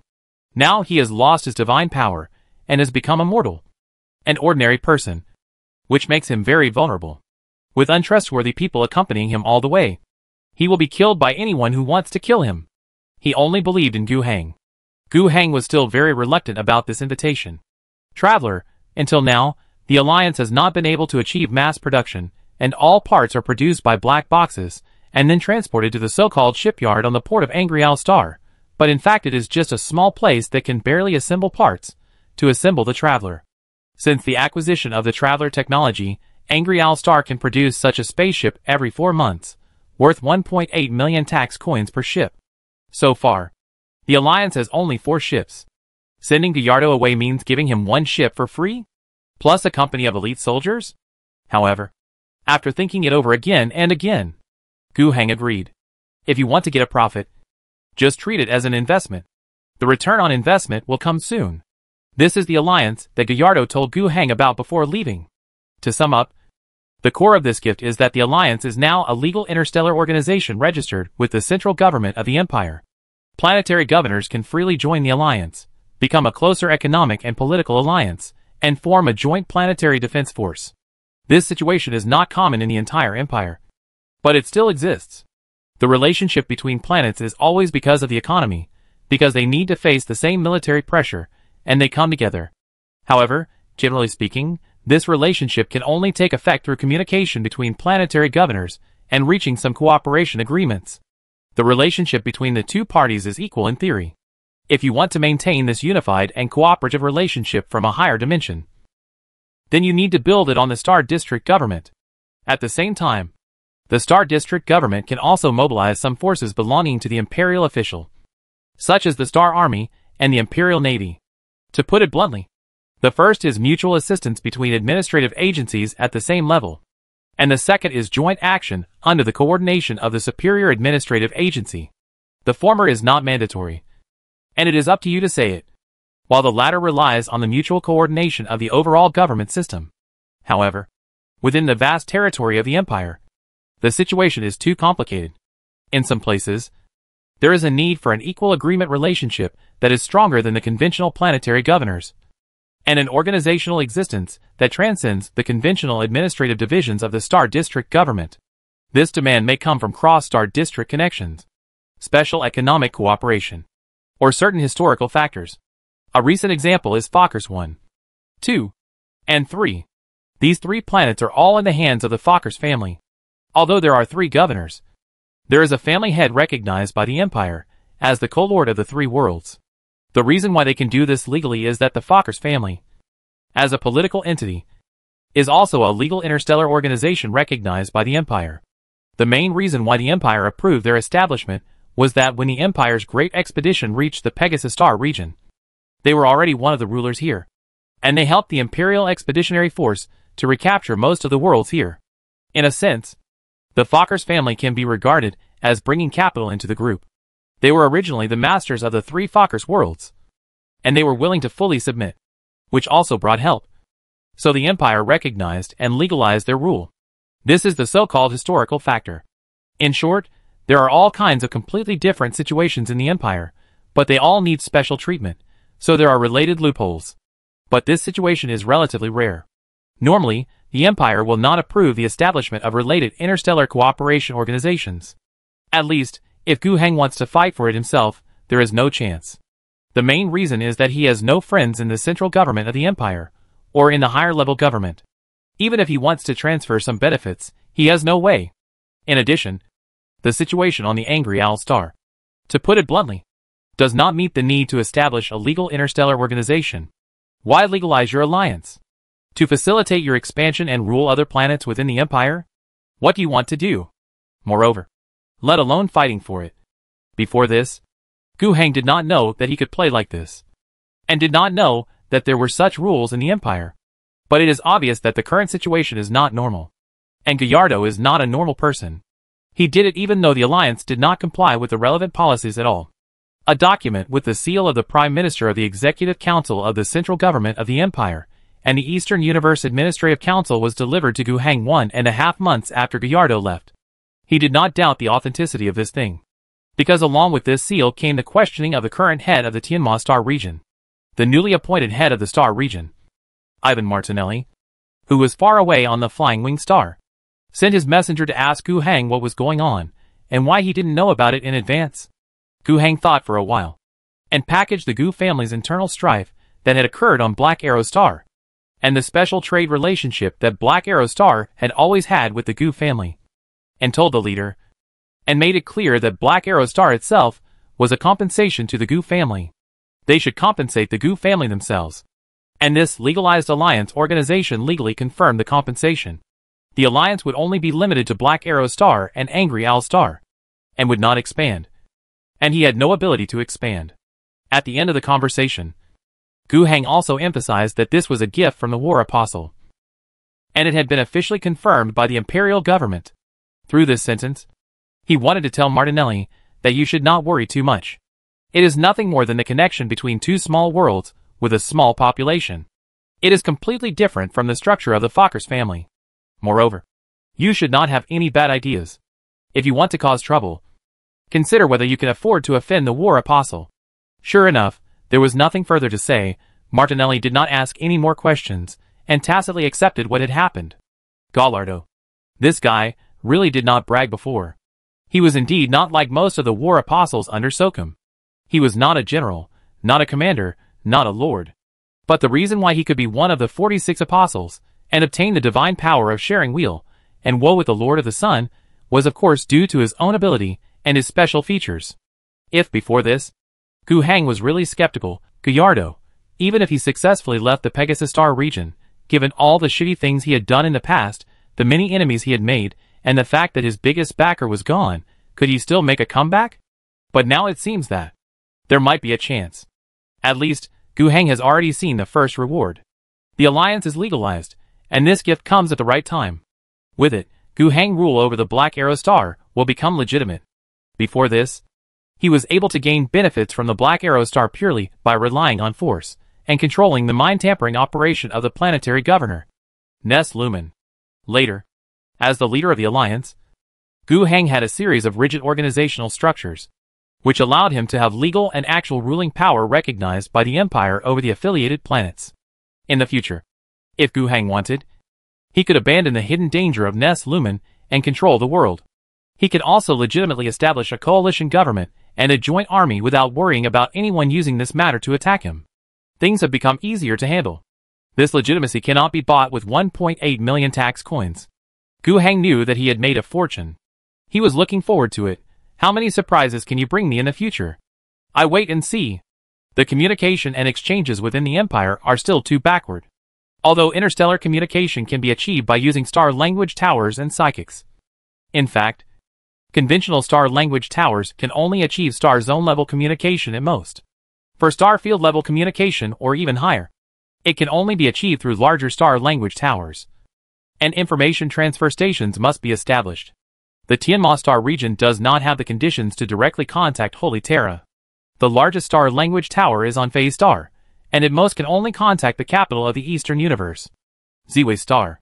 But it is enough. For many things, there is no need to go to the level of the imperial central government.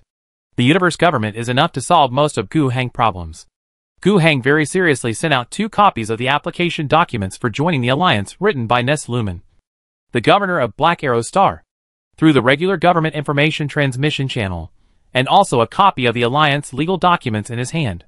There are actually 2 original copies of this set of documents, one in the center of the empire, and one in his hands, in the middle, from the universe to the star domain to the star region. Each level of government has a copy.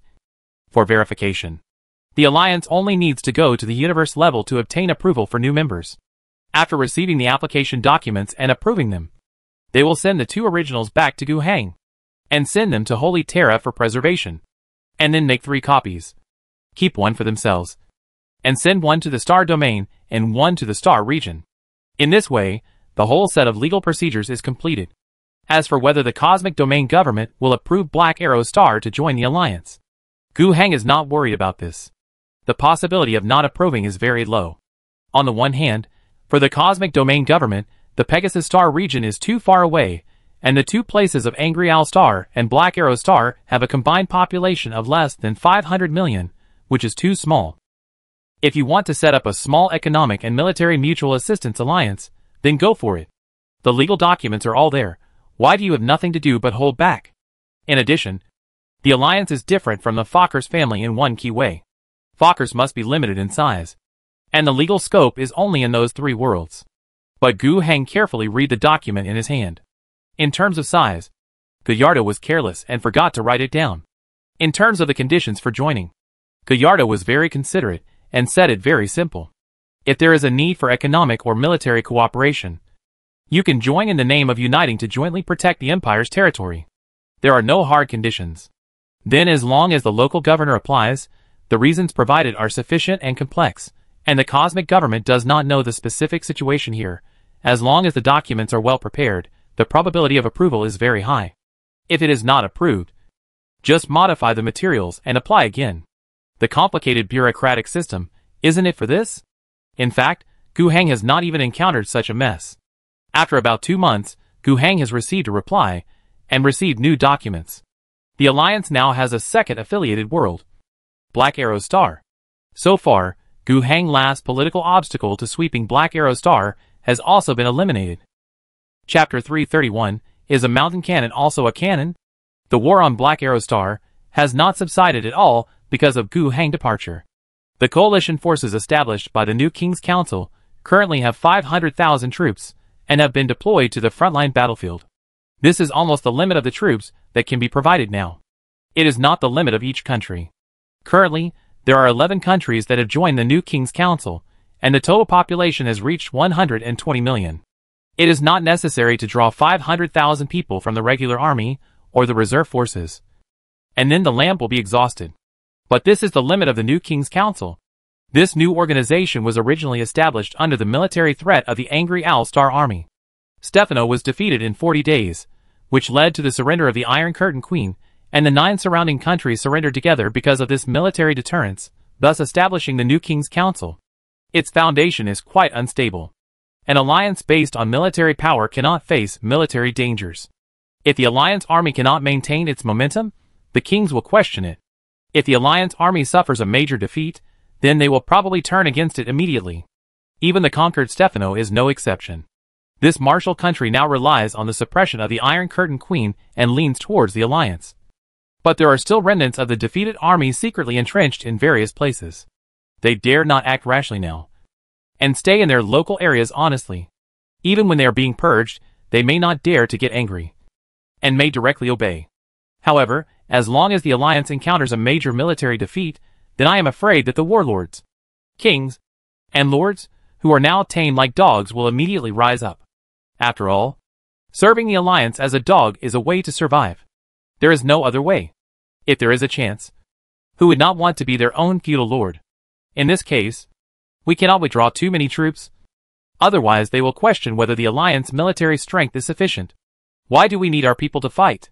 Moreover, the credibility of these vassal armies is also quite questionable. The feudal states are inextricably linked because of aristocratic marriages and exchanges of interests. Maybe some knight, some earl, some general, will turn against the enemy in the middle of the battle. In fact, Prabhav did not dare to leave the key position of the defense line, the important logistical lifeline, to these vassal troops. If something goes wrong, it will be a big mess. However, with 500,000 vassal troops, Prabhav has more troops at hand anyway. Although, when facing 3 million enemy troops, he cannot make the offensive too big, and cannot launch a full-scale attack on the front line of hundreds of kilometers. But he finally had enough troops. And he could draw the elite troops of the alliance, form a fist, and carry out key assaults on individual fronts. And he also adopted the tactics that he had declared to change when reporting to Governor Gu Hang before. He no longer cared about important strategic points, landmark towns with great political significance, but relied on the powerful breakthrough ability of armored units, and the excellent mobility of motorized units. When faced with some difficult-to-conquer nodes, he could also call for the assistance of space warriors. With these means, Prabhav fought 3 beautiful annihilation battles in the past 4 months. 2 of them were active attacks. He used a pincer attack to break through on both sides of the battle line, which was about 80 kilometers wide, and blocked the retreat of the kingdom army in the middle, which had no time to retreat. Then, he cut off the supply line, cut off reinforcements, prevented the breakout, and bombarded the enemies surrounded inside with heavy artillery for a long time. The first time, 170,000 people of the kingdom army were surrounded, and they failed to learn the lesson. So the second time, 310,000 people were simply surrounded. In these 2 battles, Prabhav deliberately chose non-urban areas. The surrounded enemies numbered hundreds of thousands, and it was impossible to find enough food supplies on the spot. Not to mention, the combat effectiveness of modern armies would decline rapidly when they lacked ammunition and fuel, which had little to do with fighting will. After all, no matter how brave and skilled the soldiers were, they could not turn bullets into bullets with fighting will.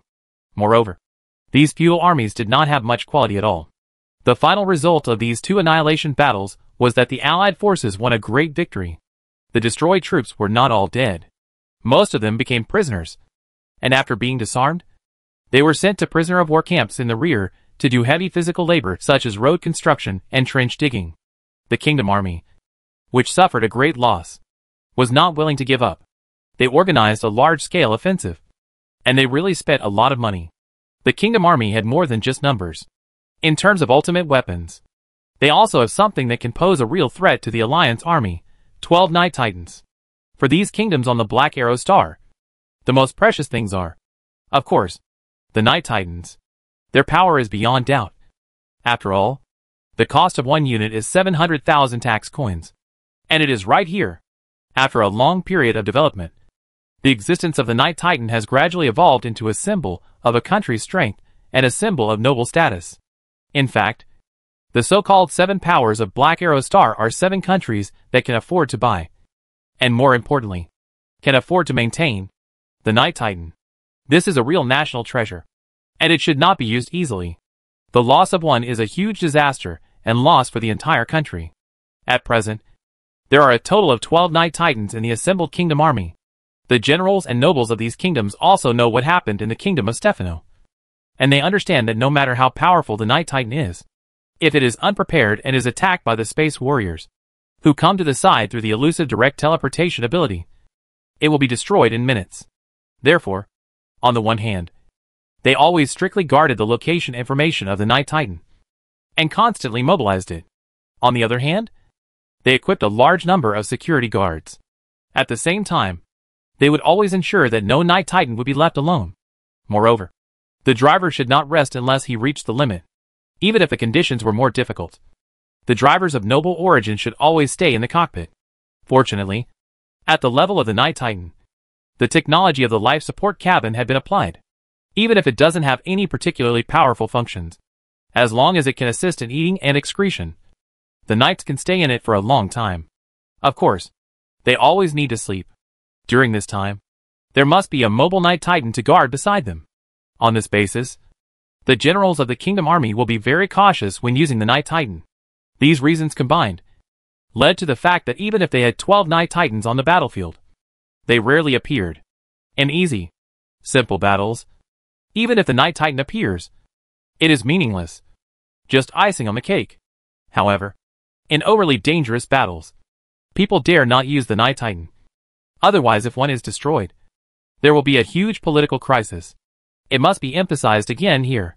The kingdom army is an army formed by a group of feudal countries. The king is the leader. But in essence, they are just the greatest nobles. The feudal lords. These Night Titans are in the hands of the nobles.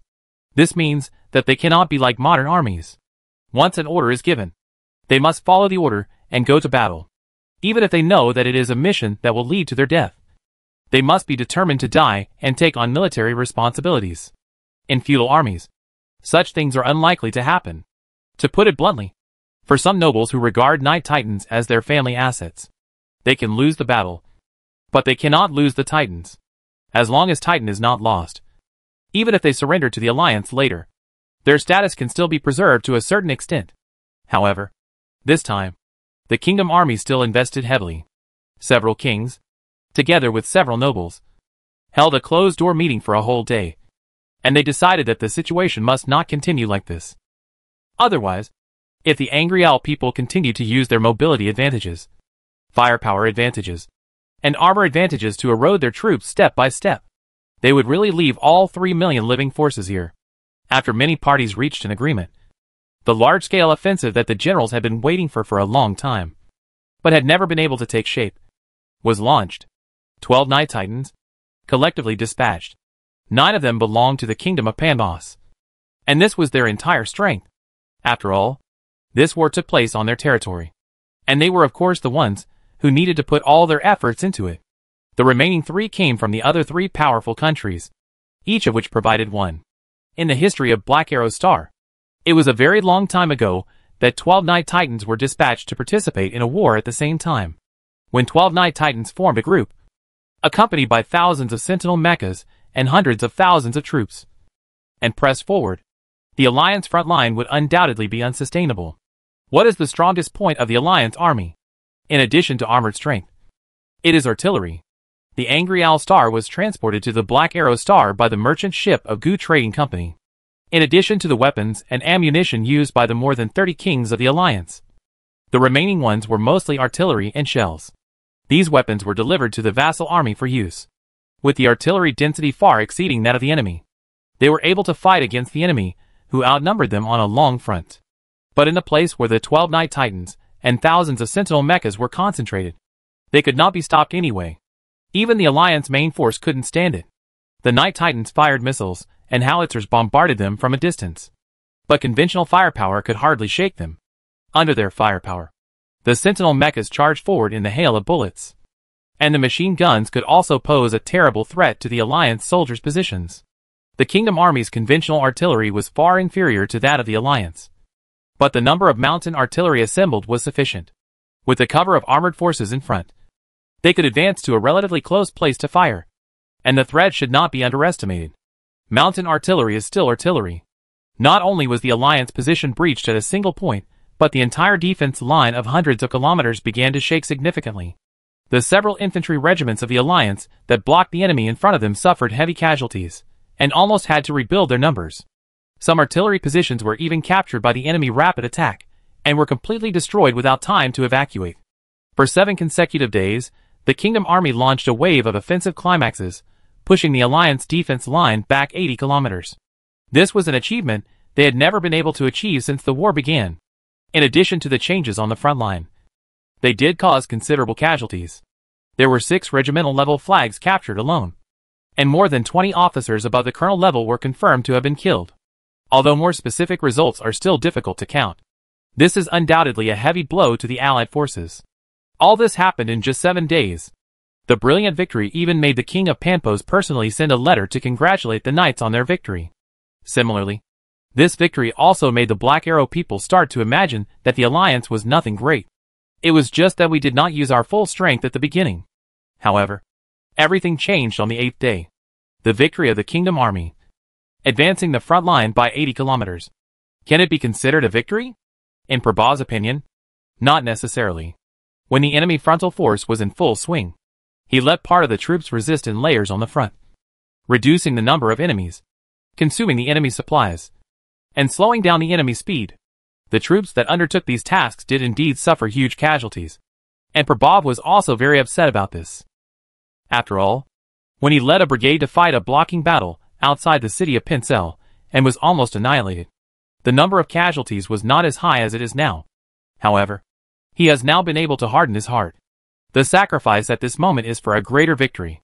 While the front troops were buying time, the armored forces of the Alliance began to maneuver on both sides. Then, on the 8th day of the Kingdom Army's large-scale offensive, they moved to both sides of the salient that was 80 kilometers deep and 40 kilometers wide. Several armored brigades rushed out at the same time, and with the support of artillery and air force, they forcefully broke through the enemy who was attacking the Alliance position. Then, at a speed that the enemy could not react to, they quickly penetrated both sides of the salient. Within one day, the 4 armored brigades dispatched from both sides penetrated the 40-kilometer salient supply line and completed a victorious meeting.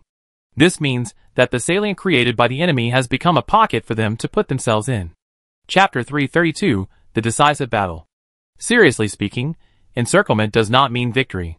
When the news of the cutoff of the retreat reached the Kingdom Army deep in the enemy camp, they did not panic. Although logistic supplies could not be delivered for a while, there were more than 500,000 people in this encirclement of 60 kilometers wide and 80 kilometers deep. If the supply cutoff lasted a little longer, it would easily lead to a comprehensive and uncontrollable collapse. But they didn't think this would happen. The cluster of 12 Night Titans was still here. They were going to surround us from behind? It was not certain who was surrounding whom.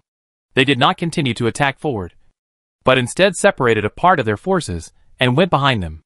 6 Night Titans and more than 500 Sentinel mechas formed the core of the battle, preparing to recapture the lost rear positions. If conditions permit, it would be best to fight 1 or 2 more effective encirclement and annihilation battles. However, at this time, their nightmare came. The Alliance army seemed to know their plan completely, and was ready to hold on. Moreover, the Alliance was determined not to retreat this time. They did not even rely on trenches, fortresses, etc. to hold on and consume the Kingdom Army in a positional war. The tank troops took the initiative to attack, and the Falcon fighter planes in the sky risked lowering their altitude and began to provide fire support to the ground. Especially when detecting some enemy artillery positions in the rear, they often just fired a few missiles at them. If they were not completely destroyed, they would rather risk being hit by rocket launchers and anti-aircraft guns, and use laser guns to destroy the remaining mountain guns in the enemy artillery positions. On the front battlefield, the total force of the Alliance participating in the decisive battle on the battlefield was 10 armored brigades. The numbers were the 1st Sheafing Brigade, the 13th Armored Brigade, the 35th to 38th Armored Brigades, and the 59th to 62nd Armored Brigades. These 10 brigades, with a total strength of only more than 80,000 men, gathered nearly 900 Lion tanks and more than 2,000 combat armored vehicles of various types. There is no doubt that Prabov went all out and regarded this battle as the most important decisive battle on the Black Arrow Star. The two sides had a total of 600,000 people, and on a front line about 60 kilometers wide. They fought fiercely in brigades and regiments. For the Kingdom Army, the decisive battle came a little unexpectedly, which exceeded their initial psychological expectations. Originally, at the beginning of the full-scale offensive, they were mentally prepared for a big battle. However, after several days of overwhelming victories, they relaxed. Some idiots thought that the Alliance army was just SOSO, and some not-so-idiots tended to think that the Alliance was not ready for a decisive battle with them, and chose to avoid the sharp edge. But they did not expect that the Alliance was not unprepared for a decisive battle, but decided to hold the decisive battle when the encirclement was formed and the two sides switched offense and defense. The current situation is quite clear. Either they gather the Alliance head-on and smash the 10 armored brigades that are behind them and poking their asses in one go. Otherwise, they will be completely wiped out after losing all their supplies in the encirclement. At this critical moment, they were cowardly. The main reason is that at the first time, they only sent 6 Night Titans to the rear to deal with the encirclement. According to the commander of the Kingdom Army, it is not that they dare not fight a decisive battle, but that before the decisive battle, the strength they gathered is not enough.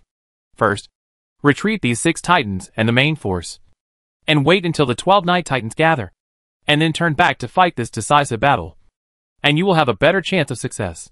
From some perspectives, the commander-in-chief of the Kingdom Army was not wrong, but he made only one mistake, which was to seriously underestimate the determination of the Alliance armored forces in this battle. In this decisive battle, courage and morale are extremely important. If anyone is a little bit cowardly, then a small loss may lead to the collapse of the whole situation. This situation happened on the front battlefield. After receiving the message to retreat and join the other 6 Titans, the 6 Night Titans on the front line did not choose to continue to attack forward and retreat instead. But then, the armored forces of the Alliance had already advanced to a very deep position. The ordinary infantry who stayed behind to guard the rear could not withstand such a great offensive pressure. In the rear, under the overwhelming fire of self-propelled artillery, their defense was already shaky. When the armored vehicles really began to attack their front line, they almost formed no effective resistance and collapsed completely. Then, some core troops of the Kingdom Army were attacked. Dozens of Sentinel mechas were bitten by the Alliance Walker infantry fighting vehicles. Under the strong attack of hundreds of machine guns, those Sentinel mechas and the surrounding Kingdom Army infantry had to turn around to fight. In the hasty battle, the number of the two sides was quite different, and they were suppressed very badly. Moreover, if the battle lasted a little longer, there would often be batches of dense 155 howitzers bombarding the rear of the Alliance army, the artillery battalions under the armored brigades of the Alliance, and the artillery support companies in each synthetic battalion have fully upgraded the original towed artillery to self-propelled artillery. The process of transfer, deployment of artillery positions, and then transfer has become much faster than in the past, and can adapt to the armored forces more smoothly, and provide firepower support when the enemy is quickly breaking through and attacking. At the moment, these firepowers played a big role. Under the heavy artillery bombardment, the Sentinel mechas that lacked cover during the retreat were destroyed very quickly, especially when the distance of the exchange of fire was close to a certain extent. The infantry of the Alliance army could also pose a great threat to them. Those company and platoon level mortars. I won't say much. The accuracy of this thing is not enough. Facing the Sentinel mechas that are much more flexible than tanks, it is not easy to hit them, and they can only be used to attack the cannon fodder infantry of the Kingdom Army. But that was enough. The more terrifying thing in the hands of the infantry was the heavy bolter. Each company had one, and if they were hit by a few or a dozen rounds, it wouldn't be a big problem.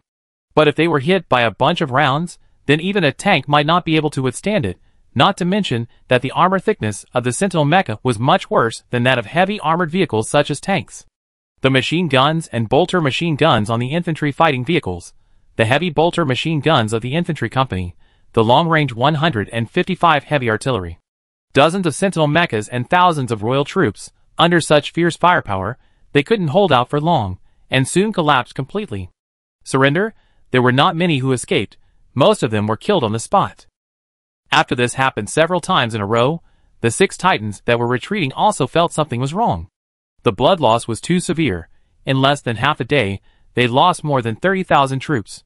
If these ordinary infantrymen were not worth their attention, after all, they were all low-value cannon fodder.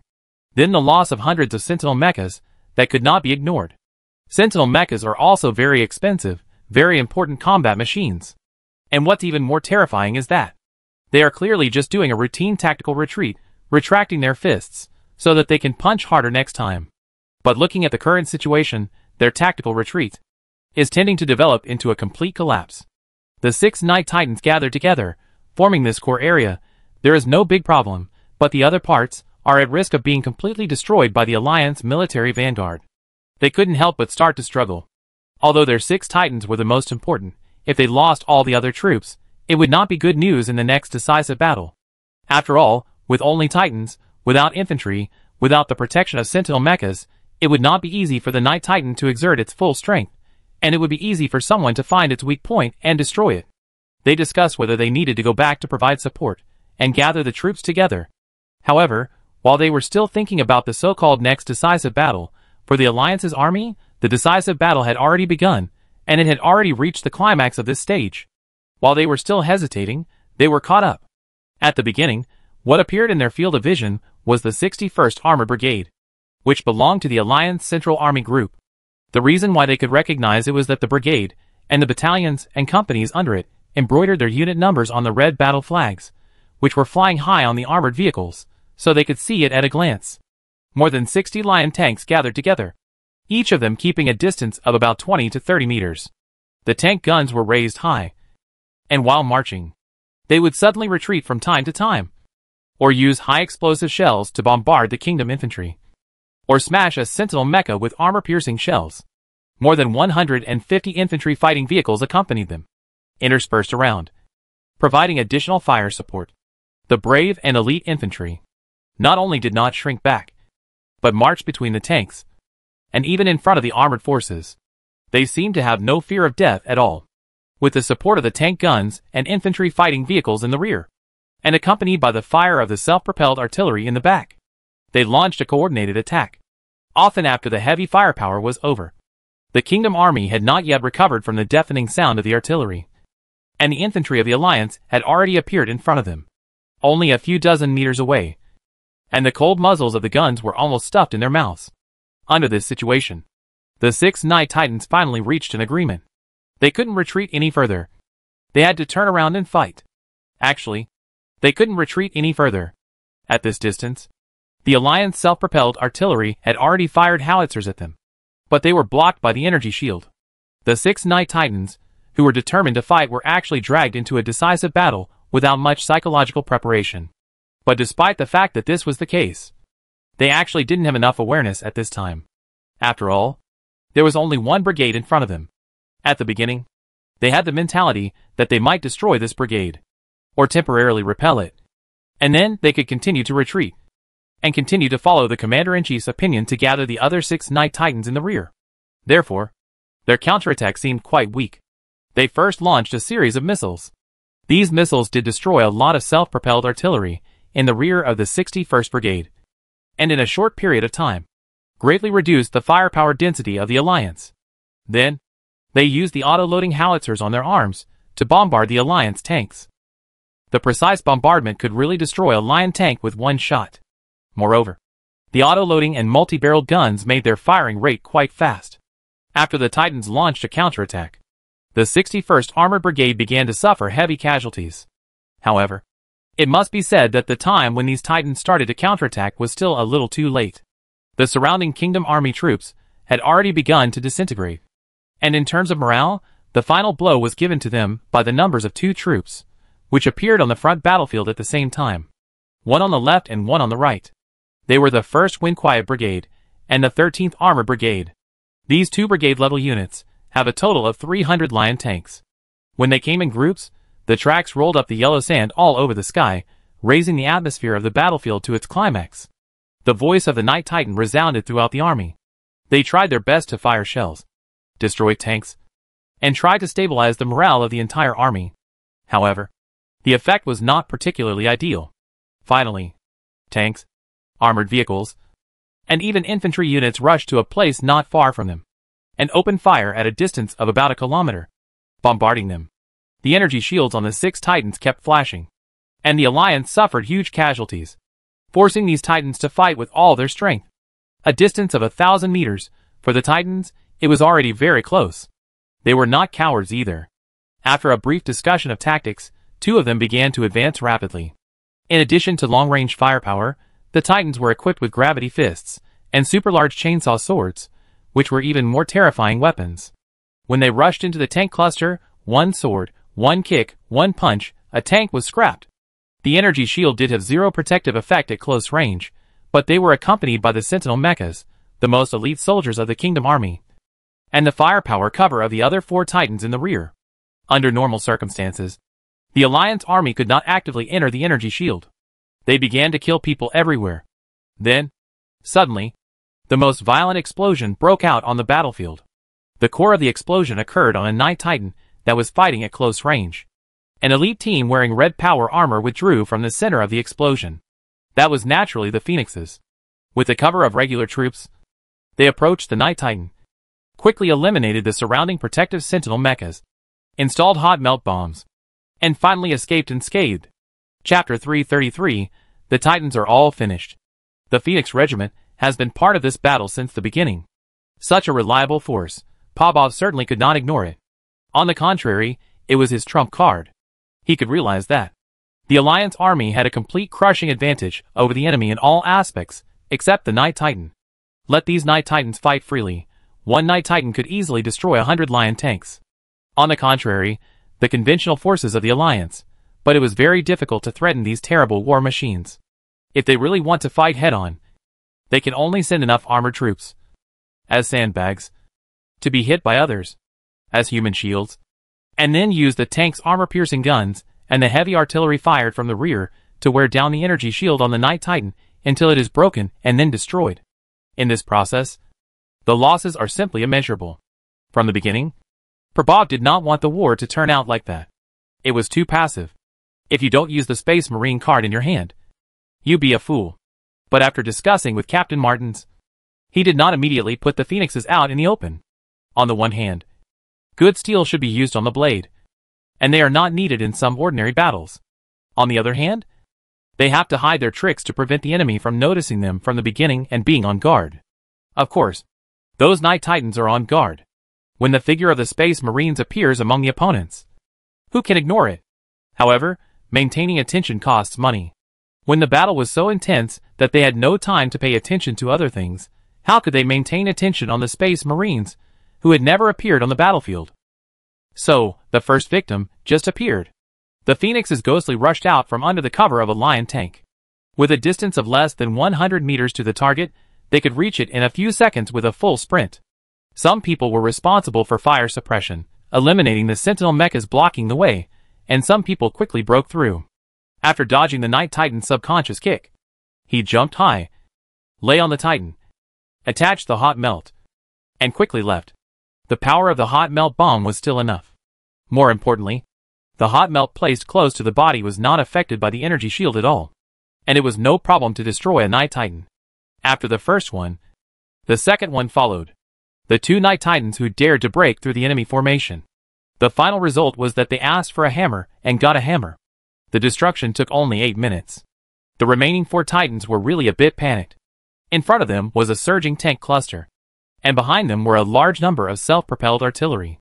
Under the combined firepower, the remaining 4 Titans on their side were not in danger for a while. But the accompanying troops were gradually unable to hold on. If the strength of both sides was at the same level, it would be fine. However, in the previous evacuation process, some troops had already disappeared while evacuating, and some troops were simply caught in the extremely urgent pursuit of the Alliance army, and were either destroyed or dispersed, or were still in fierce exchanges of fire. At this moment, the regular troops around them were not many to begin with, and under the fierce attack, they were even more shaky. After the regular troops collapsed, their 4 Titans would be lambs to be slaughtered. Without the assistance and protection of the regular troops, the tall Titans would be easily sneaked under someone's feet without anyone noticing, passing through the protection of the shield, and then being destroyed. This was not easy in the first place. After all, the Night Titans were not without any close-range self-protection capabilities. For conventional means, the punches and kicks of the Night Titan, and the melee weapons, are all fatal threats. However, isn't there a Space Marine in front of them? They saw with their own eyes how the 2 Night Titans were destroyed. So how could they not know how powerful they were? The risk was too high, and they felt that they should not continue to fight. And they had the idea of retreating. Before retreating, they aimed at the red figure of the Phoenix, and fired several heavy artillery rounds at it. It's true that the firepower of the Night Titan is a threat even to the Space Marines. In their field of vision, 3 Phoenixes fell to the ground after being bombarded by the Titan's heavy artillery. They didn't have time to confirm the casualties of the target, but just retreated while bombarding the target. The Night Titan wanted to retreat, but there was nothing that could stop it for a while. However, it couldn't resist the Alliance army chasing after it. What's worse is that this will trigger a series of chain reactions. The regular troops of the Kingdom Army began to waver more seriously. Before, there were 6 Titans as the core of the entire front. Even in the face of the impact of the steel torrent, they watched the tanks in front of them being destroyed one by one, and they still had the courage to fight. But now, even 2 Night Titans were broken, and the remaining 4 were about to run away. What can they do? The regular troops collapsed, and the 4 Titans had no way to deal with it. They had tried their best, and called on the team to maintain resistance, but it was still of little use. Only a very small number of people stayed by their side, and accompanied them in retreat. However, the increasingly violent heavy artillery, and the increasingly fierce attack, made the number of these troops decrease rapidly. When the number of these troops was reduced to a certain extent, the final general offensive began. They saw that not far from them, the space was distorted, and dozens of red-armored warriors, who were only a little above their knees, appeared out of thin air. The small number of regular troops accompanying them could no longer stop these space marines, who suddenly used psychic teleportation to approach. The Titans almost immediately launched firepower, and some brave ones wielded huge gravity fists or giant chainsaw swords to attack those space marines. However, this could not change their final fate. Among the 4 Titans, 3 were damaged in battle, and the remaining 1 surrendered. The Alliance army, with the power of a great victory, swept the defeated army towards the main force of the Kingdom Army. On the contrary, the Kingdom Army on the other side was like being poured with a bucket of cold water in the midst of the enthusiasm. A few days ago, they were still unstoppable, and although they learned that their retreat was cut off, they were not panicked at all. However, not long after the whole incident happened, they suddenly heard the result that 6 Night Titans were all killed in one battle. The whole army was shocked. They had no way to control the news, because the sound of the Alliance artillery fire was getting closer and closer, and anyone could hear it. Standing on a slightly higher hill, they could see the Alliance armored group in the distance, and the yellow smoke that covered the earth as they marched in the wilderness. They could faintly see red flags in it, fluttering in the wind. In front of the Alliance front, the Kingdom Army was like a dog that had lost its home, being chased and beaten. What was even more frightening was that they were about to become one of the dogs that had lost their home. The whole encirclement is only 60 kilometers wide and 80 kilometers deep. They won a great victory today. If they can't reach us tomorrow, the gun barrel will be stuck in our throats the day after tomorrow at the latest. In this situation, no one can say anything stubborn. What should we do? This question is lingering in the entire Kingdom Army. The Commander-in-Chief of the Kingdom Army has made a decision, which is the only way to go: gather all forces and fight to the death with the Alliance army. What else can they do? They were so proud of themselves in the previous 8 days, and now they are so anxious. The attack in front was too smooth. In this area, there was no time to build positions, and the various supplies in stock were not sufficient. They wanted to hold on and wait for help, but they didn't have the conditions. What's more, even if they could hold on, who would come to help? All 12 Night Titans are already here. Only by fighting to the death, only by winning, can they break out of the encirclement. The Commander-in-Chief of the Kingdom Alliance Army has been trying hard to cheer up the generals of the entire army, especially the drivers of the 6 Night Titans. He described the future: as long as this war is won, the backbone of the Alliance army will be broken. In a short period of time, it is impossible for them to organize an armored cluster with thousands of tanks, and after such an extremely tragic defeat, it will greatly shake the Alliance rule over the entire Black Arrow Star. In the rear, those countries that have been occupied by the Alliance will also be agitated and resolutely resist. In short, the future is bright. As long as they win this final battle, they will all be heroes of the whole world. However, just listen to it. These words, at most, can only make the morale look less ugly on the surface. Privately, those generals, those noble drivers of the Night Titan, what exactly are they thinking? To be honest, this old marshal who comes from the royal family of the Kingdom of Panbos is not sure at all. Even, not to mention others, even he himself, while struggling, muttered a few words to a junior among the Titan's pilots, who was also from the royal family. According to him, when fighting, of course you must be brave, but if, just in case, you really encounter an overwhelming force, then don't be stupid. Choosing to surrender is not something that is completely unacceptable. As long as the person is still there, surrendering with the mecha, maybe there is a chance to leave some hope for the royal bloodline as much as possible. This is already the worst case scenario.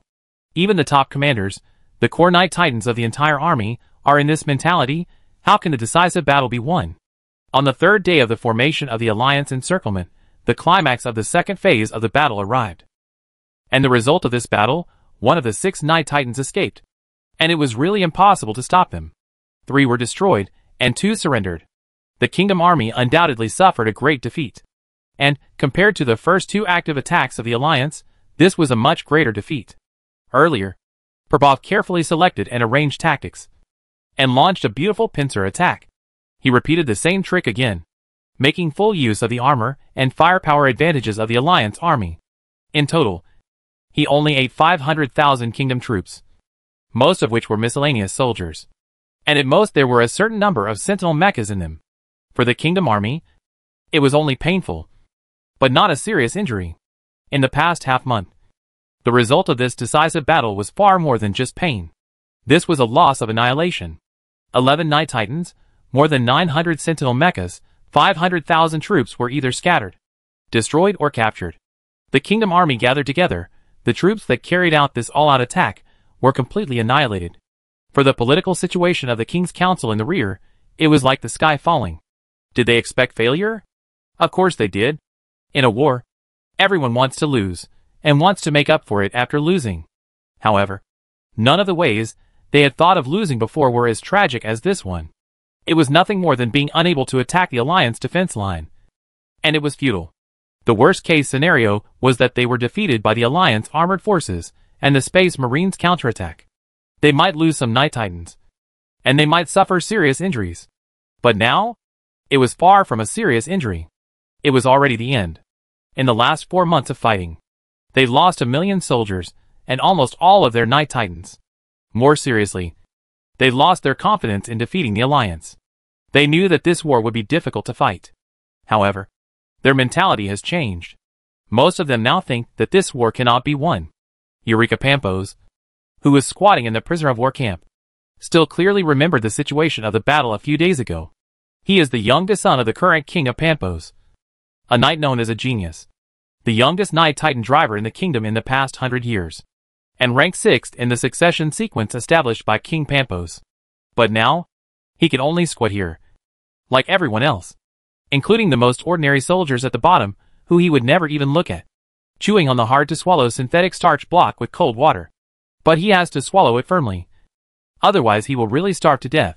He felt that the stuff had become a lump in his throat. It was not that he had never suffered before. Nor was he a spoiled prince. Since he was a child, he knew that he could not inherit the throne under normal circumstances. So he was determined to join the army, and was recognized by his father. He was hardworking, fought in the army, received the most rigorous training, and finally achieved his current performance. But in his life experience, he had never felt what hunger was. Since childhood, he has always enjoyed rich nutrition for training. No matter how hard or tiring the training is, a hearty meal is always necessary afterwards. But in the Alliance prisoner of war camp, he felt it. It's not that the Alliance is intentionally abusing the prisoners, but that the Alliance has received too many prisoners at once. And there is a problem with the food supply. In this regard, the Alliance approach is even a little unexpected for him. The so-called political commissars in the Alliance actually came to the prisoner of war camp and did ideological work with the prisoners, saying that the current difficulties are only temporary and the problem will be solved soon, so that everyone should not panic. By the way, they will also shoot several prisoner of war camp management officers who distribute food unfairly and withhold prisoners' rations. Generally speaking, these are the vassal army officers from the Kingdom of Lumen or the Kingdom of Stefano. These measures made the political commissars of the Alliance popular among the captives.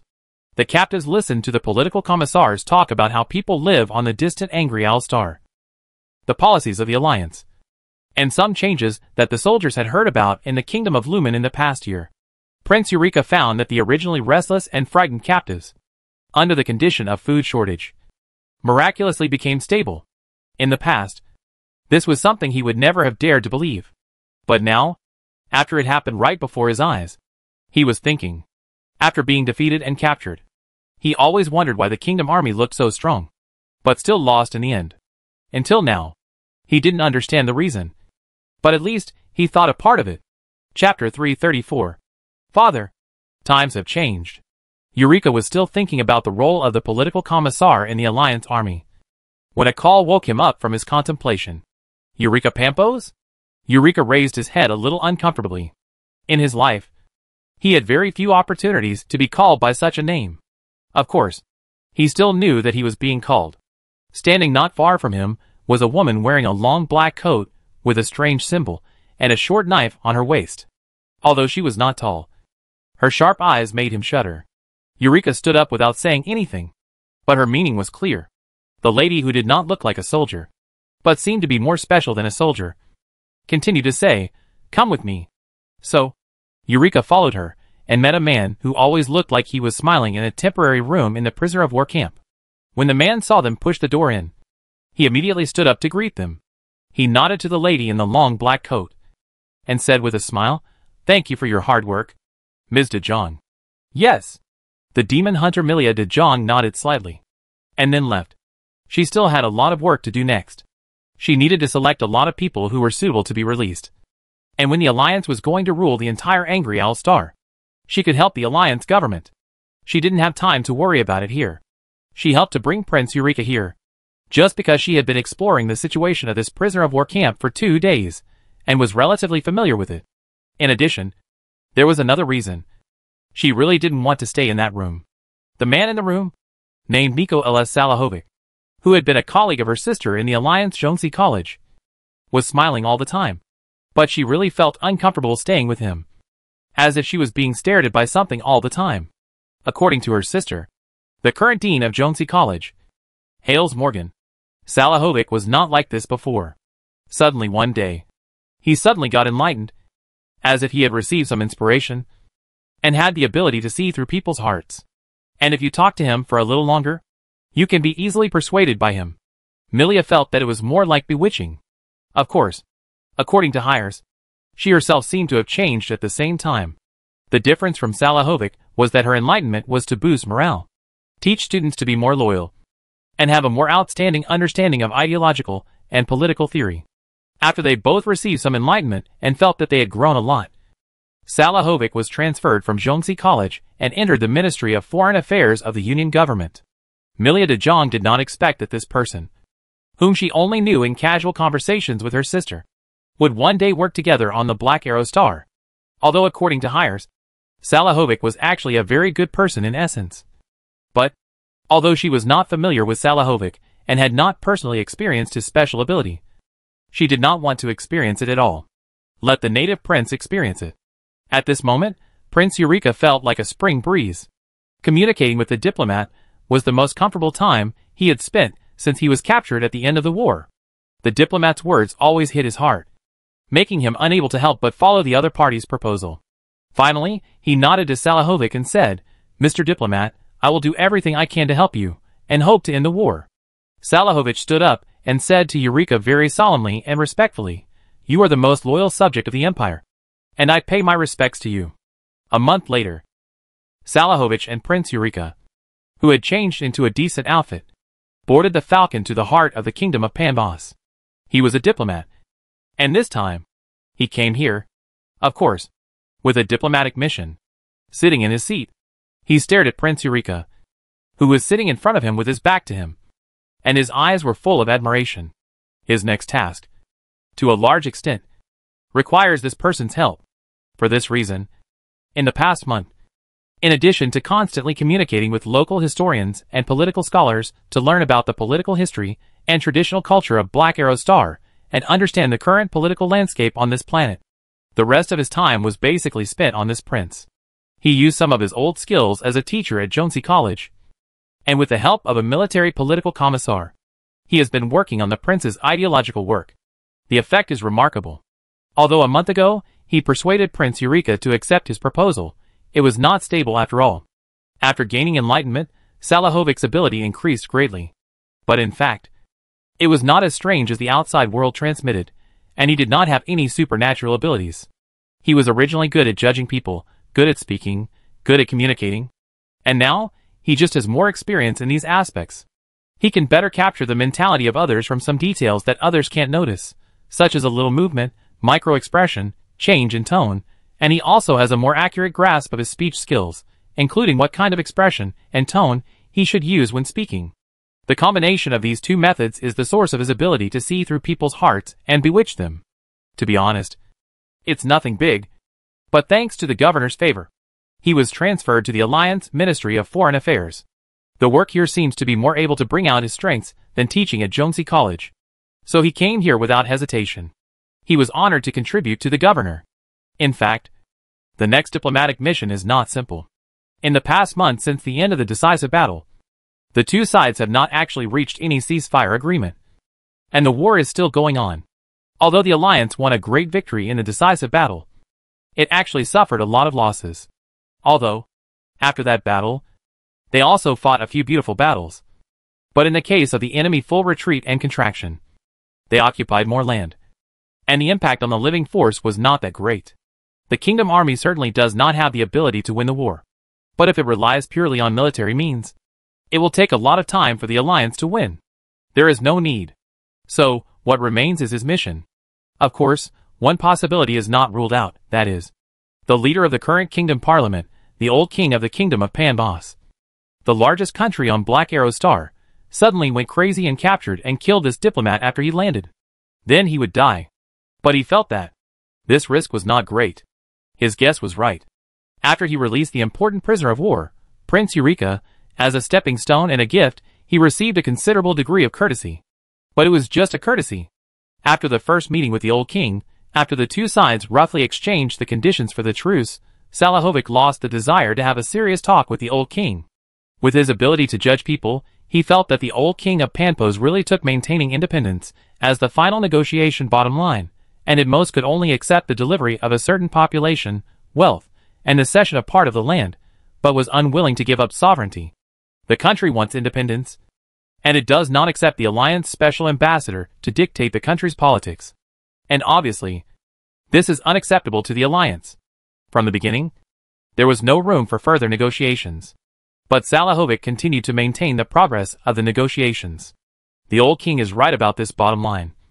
But what about others? The remaining forces on the entire Black Arrow star that resist the alliance are not only the Panbos kingdom. Even within the Panbos kingdom, is the old king really so decisive? What was the attitude of those generals and powerful nobles?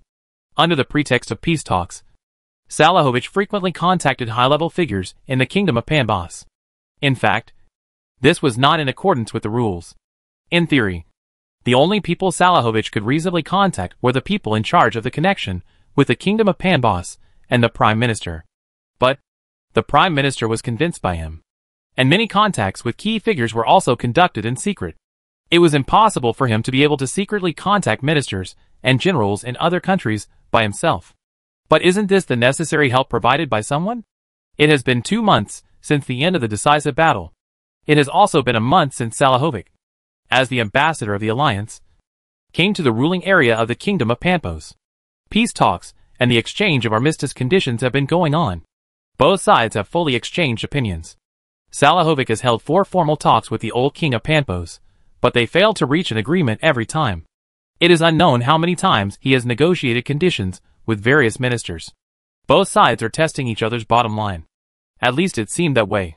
During this time, the war continued. It was not large in scale, but everyone knew that the kingdom of Panbos, or all the remaining kingdom troops, were actually dead, but had not been buried yet. Under the command of Prabov, the Allied forces advanced step by step, firmly seizing one strategic location after another. The kingdom troops, which had neither the strength nor the will, were completely unable to stop it, and collapsed at the first blow. To use what Salahovic said to Panpos and ambassadors from other countries in the diplomatic arena, that is, what you can't get on the battlefield, don't expect to get at the negotiation table. All the demands of the alliance are not excessive. The only difference is that we have reached an agreement now. And everyone ends this decently. Maybe you still have hope of survival. Or you can continue to wait, waiting for our soldiers to send all of you to the trial bench and the gallows one by one. By then, we can get everything we want. And what you will have left by then, no one can guarantee. There is no doubt that the failure of the previous decisive battle not only broke the backbone of the kingdom army, but also the backbone of the rulers in the rear. At present, the news that the city was conquered and the army was surrounded and annihilated was like a slow torture of their bodies lying on the ground unable to resist. Most people, after the decisive battle, had their psychological defenses collapsed. The few who did not collapse also collapsed in the frequent news of defeat during this period. Against this background, the 5th formal negotiation between Salahovic and the old king of Panpos began. They negotiated on the conditions as usual. The chamberlain, who spoke on behalf of the old king, lowered the conditions again, just like the previous times. In general, he was willing to cede more land, give more wealth, and more people. Even the alliance request to send envoys to the palace could be reluctantly agreed, but only with supervision power, and not to interfere in internal affairs. In general, the situation has improved, according to the king and his ministers. Even if they fail to reach an agreement this time, it will be just like the previous times, and they can wait for the next negotiation. They still have hope for the situation on the battlefield. It is impossible to win the war, But the kingdom still has 1,000,000 soldiers. They can resist layer by layer, retreat step by step, fight with a tenacious attitude, and show strong determination. Indeed, your alliance can get everything on the battlefield, but you need to pay the blood of the soldiers to get whatever you want. Is it worth it? It is better to accept our conditions. This is probably the mentality. Salahovic had seen through this a long time ago. Even after the first negotiation, he had already given up hope that the old king would accept the alliance conditions. And the reason why he had been playing cozy with the king and ministers of the kingdom of Pambos for the past month was to prepare for a big event. And today, all the necessary preparations have been made. That is the time. This time, his attitude suddenly changed. He no longer had the smiling face that he always had.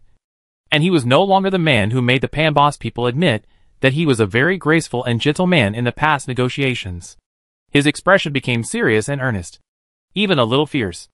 Altai Pambos, on behalf of the governor of the alliance, I express my deep regret to you. All the generous conditions of the alliance are based on the governor's kindness. But in the past month, you have ignored the overall situation and repeatedly set unrealistic conditions, disregarding the good intentions of the governor. I reiterate to you the conditions of the alliance. According to the imperial decree, the order signed by the governor of Black Arrow Star, and approved by the Imperial Executive Council, the alliance, as a legitimate interstellar organization of the empire, has already effectively gained full ruling power over all the land and people of Black Arrow Star. As a subject of the empire, you have no choice but to accept all the conditions of the alliance, without any room for bargaining. This is my ultimatum to you on behalf of the governor of the alliance. Salahovic broke his usual toughness, catching everyone off guard. The old king coughed twice. Can you give us more time? We need to discuss. No. Salahovic decisively refused. The time for the ultimatum is 30 seconds. Your Majesty, I'm calling you this for the last time. Please give me an answer immediately. There will be no next negotiation. Even though he had to show respect to Salahovic because of the strength of the alliance, Altai was the de facto king who had actually controlled the most powerful kingdom on Black Arrow Star for decades. He was a powerful king, and he was still a little embarrassed to be threatened by such a strong force. More importantly, the specific conditions proposed by Salahovic crossed his bottom line. He would rather lose his country and his clan than accept the conditions of the alliance. In his opinion, there is no difference between the two. He took a deep breath, and the majesty of the king returned to his face again. Mr. Ambassador, we cannot accept the alliance proposal. Salahovic had expected this. He shook his head slightly, sighed, and said, I understand. I will bring your meaning back to our governor. At this moment, behind him, at the gate of the hall, heavy footsteps suddenly appeared. The old king could tell that it was the sound of the sentinel mech and the night titan marching. A young figure walked into the hall. Prince Eureka took off his helmet and said to his father at the top, Father, times have changed. Chapter 335, Please Your Majesty Abdicate. The old king's expression was full of disbelief. He really didn't understand what was happening. There were two reasons for his misunderstanding. First, he didn't understand why his most heroic son rebelled. Second, he didn't understand why this rebellion succeeded. This rebellion, there is no doubt that it succeeded. The old King Altai was not mentally prepared for this. He knew nothing. His son Eureka personally led the troops into the hall, and the roar of the last remaining Night Titan of the Kingdom Army could even be heard outside. There is no doubt that these military forces are all under Eureka's command. This has declared that no matter what Eureka wants to do in this hall today, he will succeed. Looking at the appearance of the rest of the people in the hall, except for a few who seem to be very panicked, who don't know why they are like this, at least half of the remaining people, their expressions are just solemn and nervous, without too many surprises. Obviously, what Eureka did was not a simple betrayal, but a military rebellion of a small number of people. On the contrary, it was a coup d'état that was widely supported. In other words, even if there was no fighting, he was still a loser. In a short time, King Altai, who understood this, felt relieved, since nothing he did would change the situation. What else could he say? At this time, he just had a doubt and wanted to get an answer. Eureka, since the day you were born, the whole palace has been celebrating, and the royal family has gained another outstanding descendant. Although you will not inherit the throne of this country, nor will you become the ruler, you are still the master of this country, and you should shoulder your responsibilities. I am proud to watch you grow up day by day and become the embodiment of bravery. We have always ruled this country with wisdom and strength. I hope your brother can master wisdom, and you will be the most outstanding force in this country. Together, you will bring Pampas to prosperity.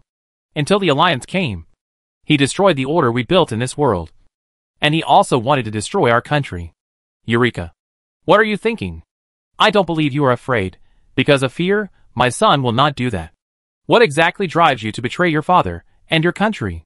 When he said this, King Altai leaned forward slightly, his emotions became more and more excited, and the king's majesty also rose.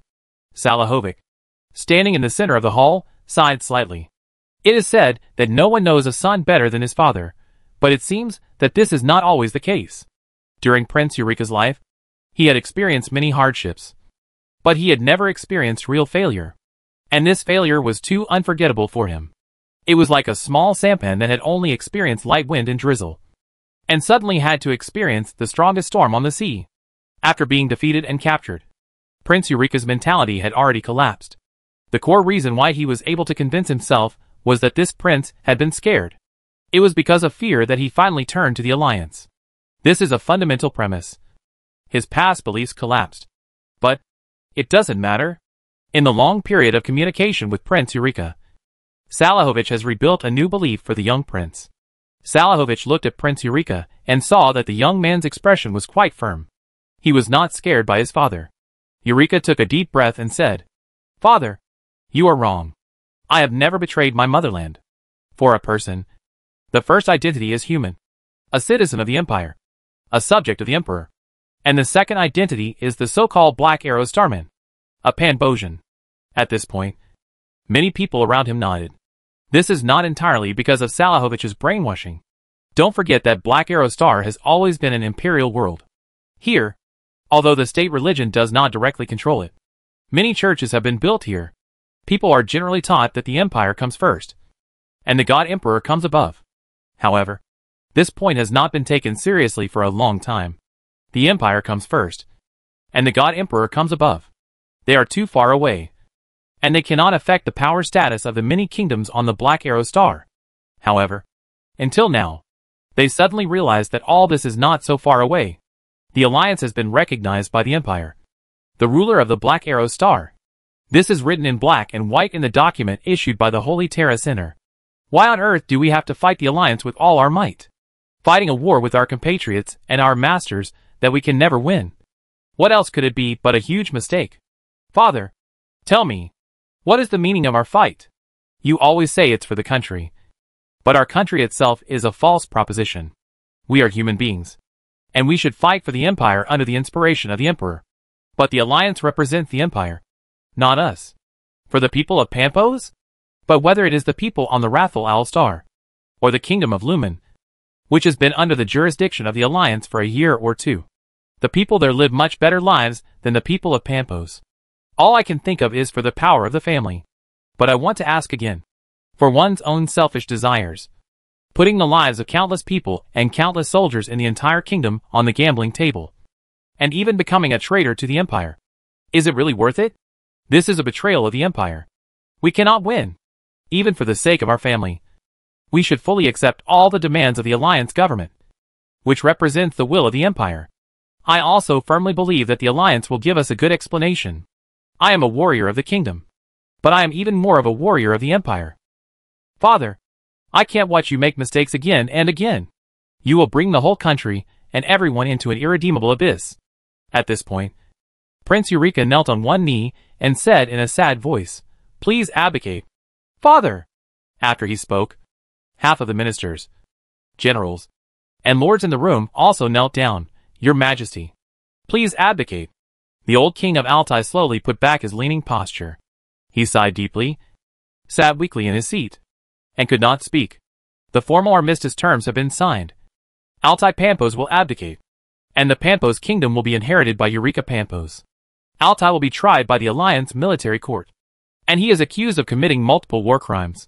After the armistice agreement is signed, the remaining nearly 2 million kingdom troops under the control of Pampos will surrender to our army unconditionally in batches and accept all controls.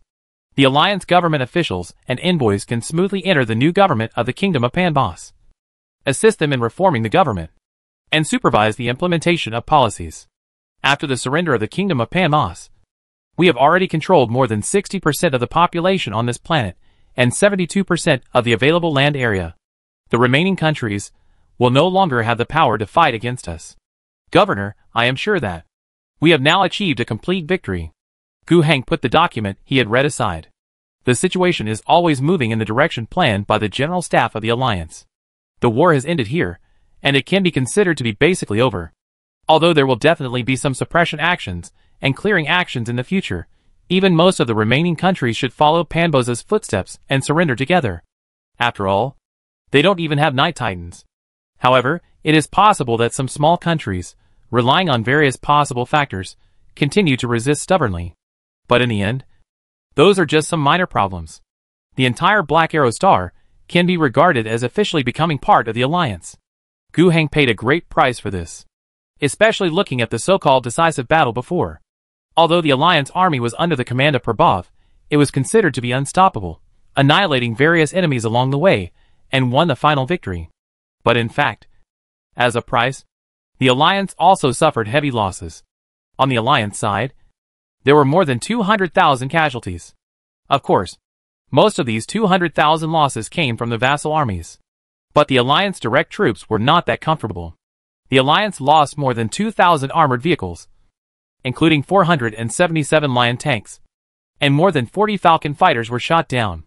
In terms of casualties, nearly 80,000 people permanently withdrew from the military, and more than 40,000 of them were killed. This was almost the battle with the largest single loss since the establishment of the Alliance. Of course, this victory also had gains, or the gains were far greater than the losses. First of all, Gu Heng received more than 20,000 points of gift points in a series of battles after the Alliance army entered the Kingdom of Panbas. Moreover, it was through this decisive battle that the Alliance completely laid the foundation for the task of conquering the entire planet. In addition, the documents legalizing the Alliance issued by the central government of the Empire. Gu Heng can now say that he is the master of Black Arrow Star, both in name and in reality.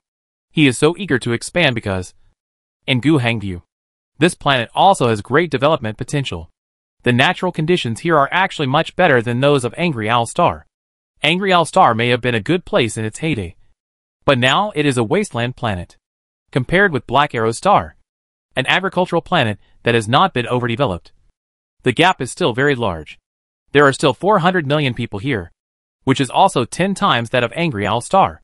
Although there is a big difference in population quality, the quality of Angry Owl Star's population has not been good since the first day. It has been promoted tirelessly for more than 3 years, which has forced it to rise a bit, even if the quality of the population of Black Arrow Star may be worse. Gu Heng believes that all problems can be solved.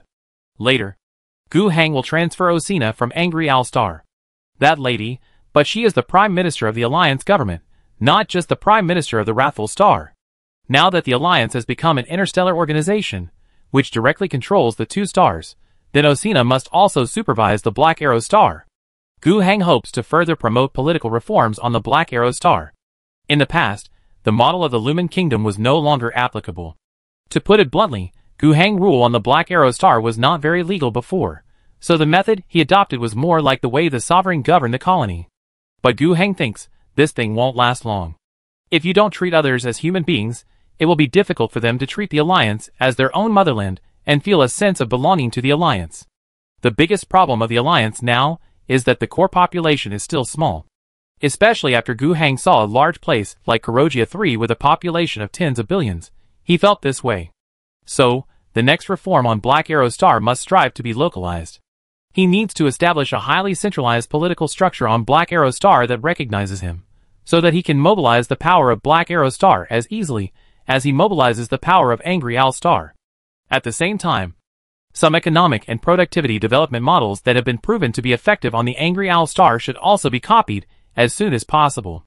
At that time, several suitable locations will be selected on the Black Arrow Star to establish industrial centers similar to Weishing City. The current Black Arrow Star is still a backward planet, with agricultural production as the main production. Agriculture should never need so many people. There is still a lot of land that has not been cultivated. But the serfs on the Black Arrow Star have to be restricted to work hard on only a few acres of land per capita. And most of the income from their labor is exploited by the lords and nobles. In Gu Hang's opinion, this is a huge waste of productivity. Large farms. Mechanized large-scale production. Liberating the agricultural population. Building industrial industries. This series of actions must be implemented and completed on Black Arrow Star.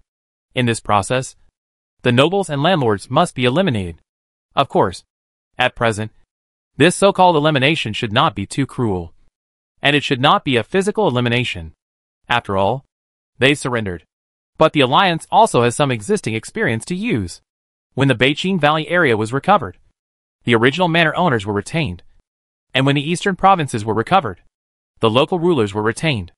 The Alliance experience is to incorporate the original rulers into the government management agency of the Alliance, to perform similar duties, but deprive them of property rights and ownership.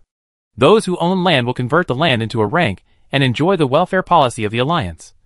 But in the end, the land will belong to the official ownership of the Alliance. Only those nobles will continue to manage the land, and the people on it as officials of the Alliance. But after such a change, those former landlords, now officials, can no longer act recklessly, and must follow the rules of the Alliance, and violating the rules. From now on, the Alliance will start to establish an anti-corruption system. Alliance Chief Justice Lambert will arrive at Black Arrow Star soon. To put it bluntly, the top leaders of the Alliance are not so naive, and do not think that those nobles can be qualified officials. But first, they must fulfill their promises to them, and give them a chance to reform. Secondly, they must first get through the early stage when no one is available. And finally, they can be fattened up before being killed. Chapter 336, It's tax season again. Gu Hang and the senior officials of the Alliance designed a series of political system plans and economic development plans for Black Arrow Star. But many of these things are not effective immediately, but require long-term implementation and patience. For example, completely eliminating the nobles, landlords, such as population quality education, such as copying the Alliance system and implementing it completely on Black Arrow Star. Many of these long-term policies have not been implemented in the past 6 months, let alone seeing results. In this regard, the Alliance also maintains sufficient strategic determination. There is no need to rush many things, and you can take your time. In addition, some things that can be done immediately and have relatively little resistance are promoted. For example, agricultural mechanization, the liberation of agricultural population, and the establishment of 3 industrial centers. These have effectively solved many problems and brought a lot of benefits, especially the 3 industrial centers directly managed by the Alliance government. In terms of construction specifications, they are all built according to the level of a population of tens of millions, and an industrial diffusion chain that radiates to 50 million people. Although, it is impossible to accommodate 30 million industrial population at once. Within half a year, these 3 industrial centers also started to operate due to various equipment and technical guidance transported from Angry Owl Star. These 3 places did not have time to expand greatly within half a year, and the half-year construction and production period was not enough for them to contribute much wealth in this period of taxation. But there is no doubt that, as time goes on, their potential will gradually spread. At the same time, since these industrial centers were newly built, a large number of people were attracted by government orders or economic conditions, and there was no residual influence of local forces. Everything started from scratch, and the Alliance ready-made management experience could be used directly, which was also a way to jump out of the cage of primitive feudal society and create a new world. When these 3 industrial centers were well established, the relevant experience could continue to be replicated. To put it bluntly, the Alliance was not afraid of the deep-rooted feudal remnants of the nobility and landlords on Black Arrow Star. When productivity develops, and people's lives are quickly freed from the land, the noble landlords will immediately feel the devastating blow to their inherent rights. Moreover, the Union government will deliberately promote this situation in many aspects, such as administration and legislation. For example, a large number of people have been relocated to industrial centers. What should the landlords do if they lack sufficient manpower to plant crops? They can only sell or lease the land to the union officials, establish a government-owned collective farm, and then mechanized agricultural production will begin. This will lead to a significant reduction in agricultural production costs, followed by a sharp drop in food prices. Many manor owners, who continue to maintain the traditional feudal system, find that the price of food has fallen too much to bear, and it is very unprofitable to maintain more farmers to produce. So they can only sell their land or lease it to the Alliance. This is normal economic logic.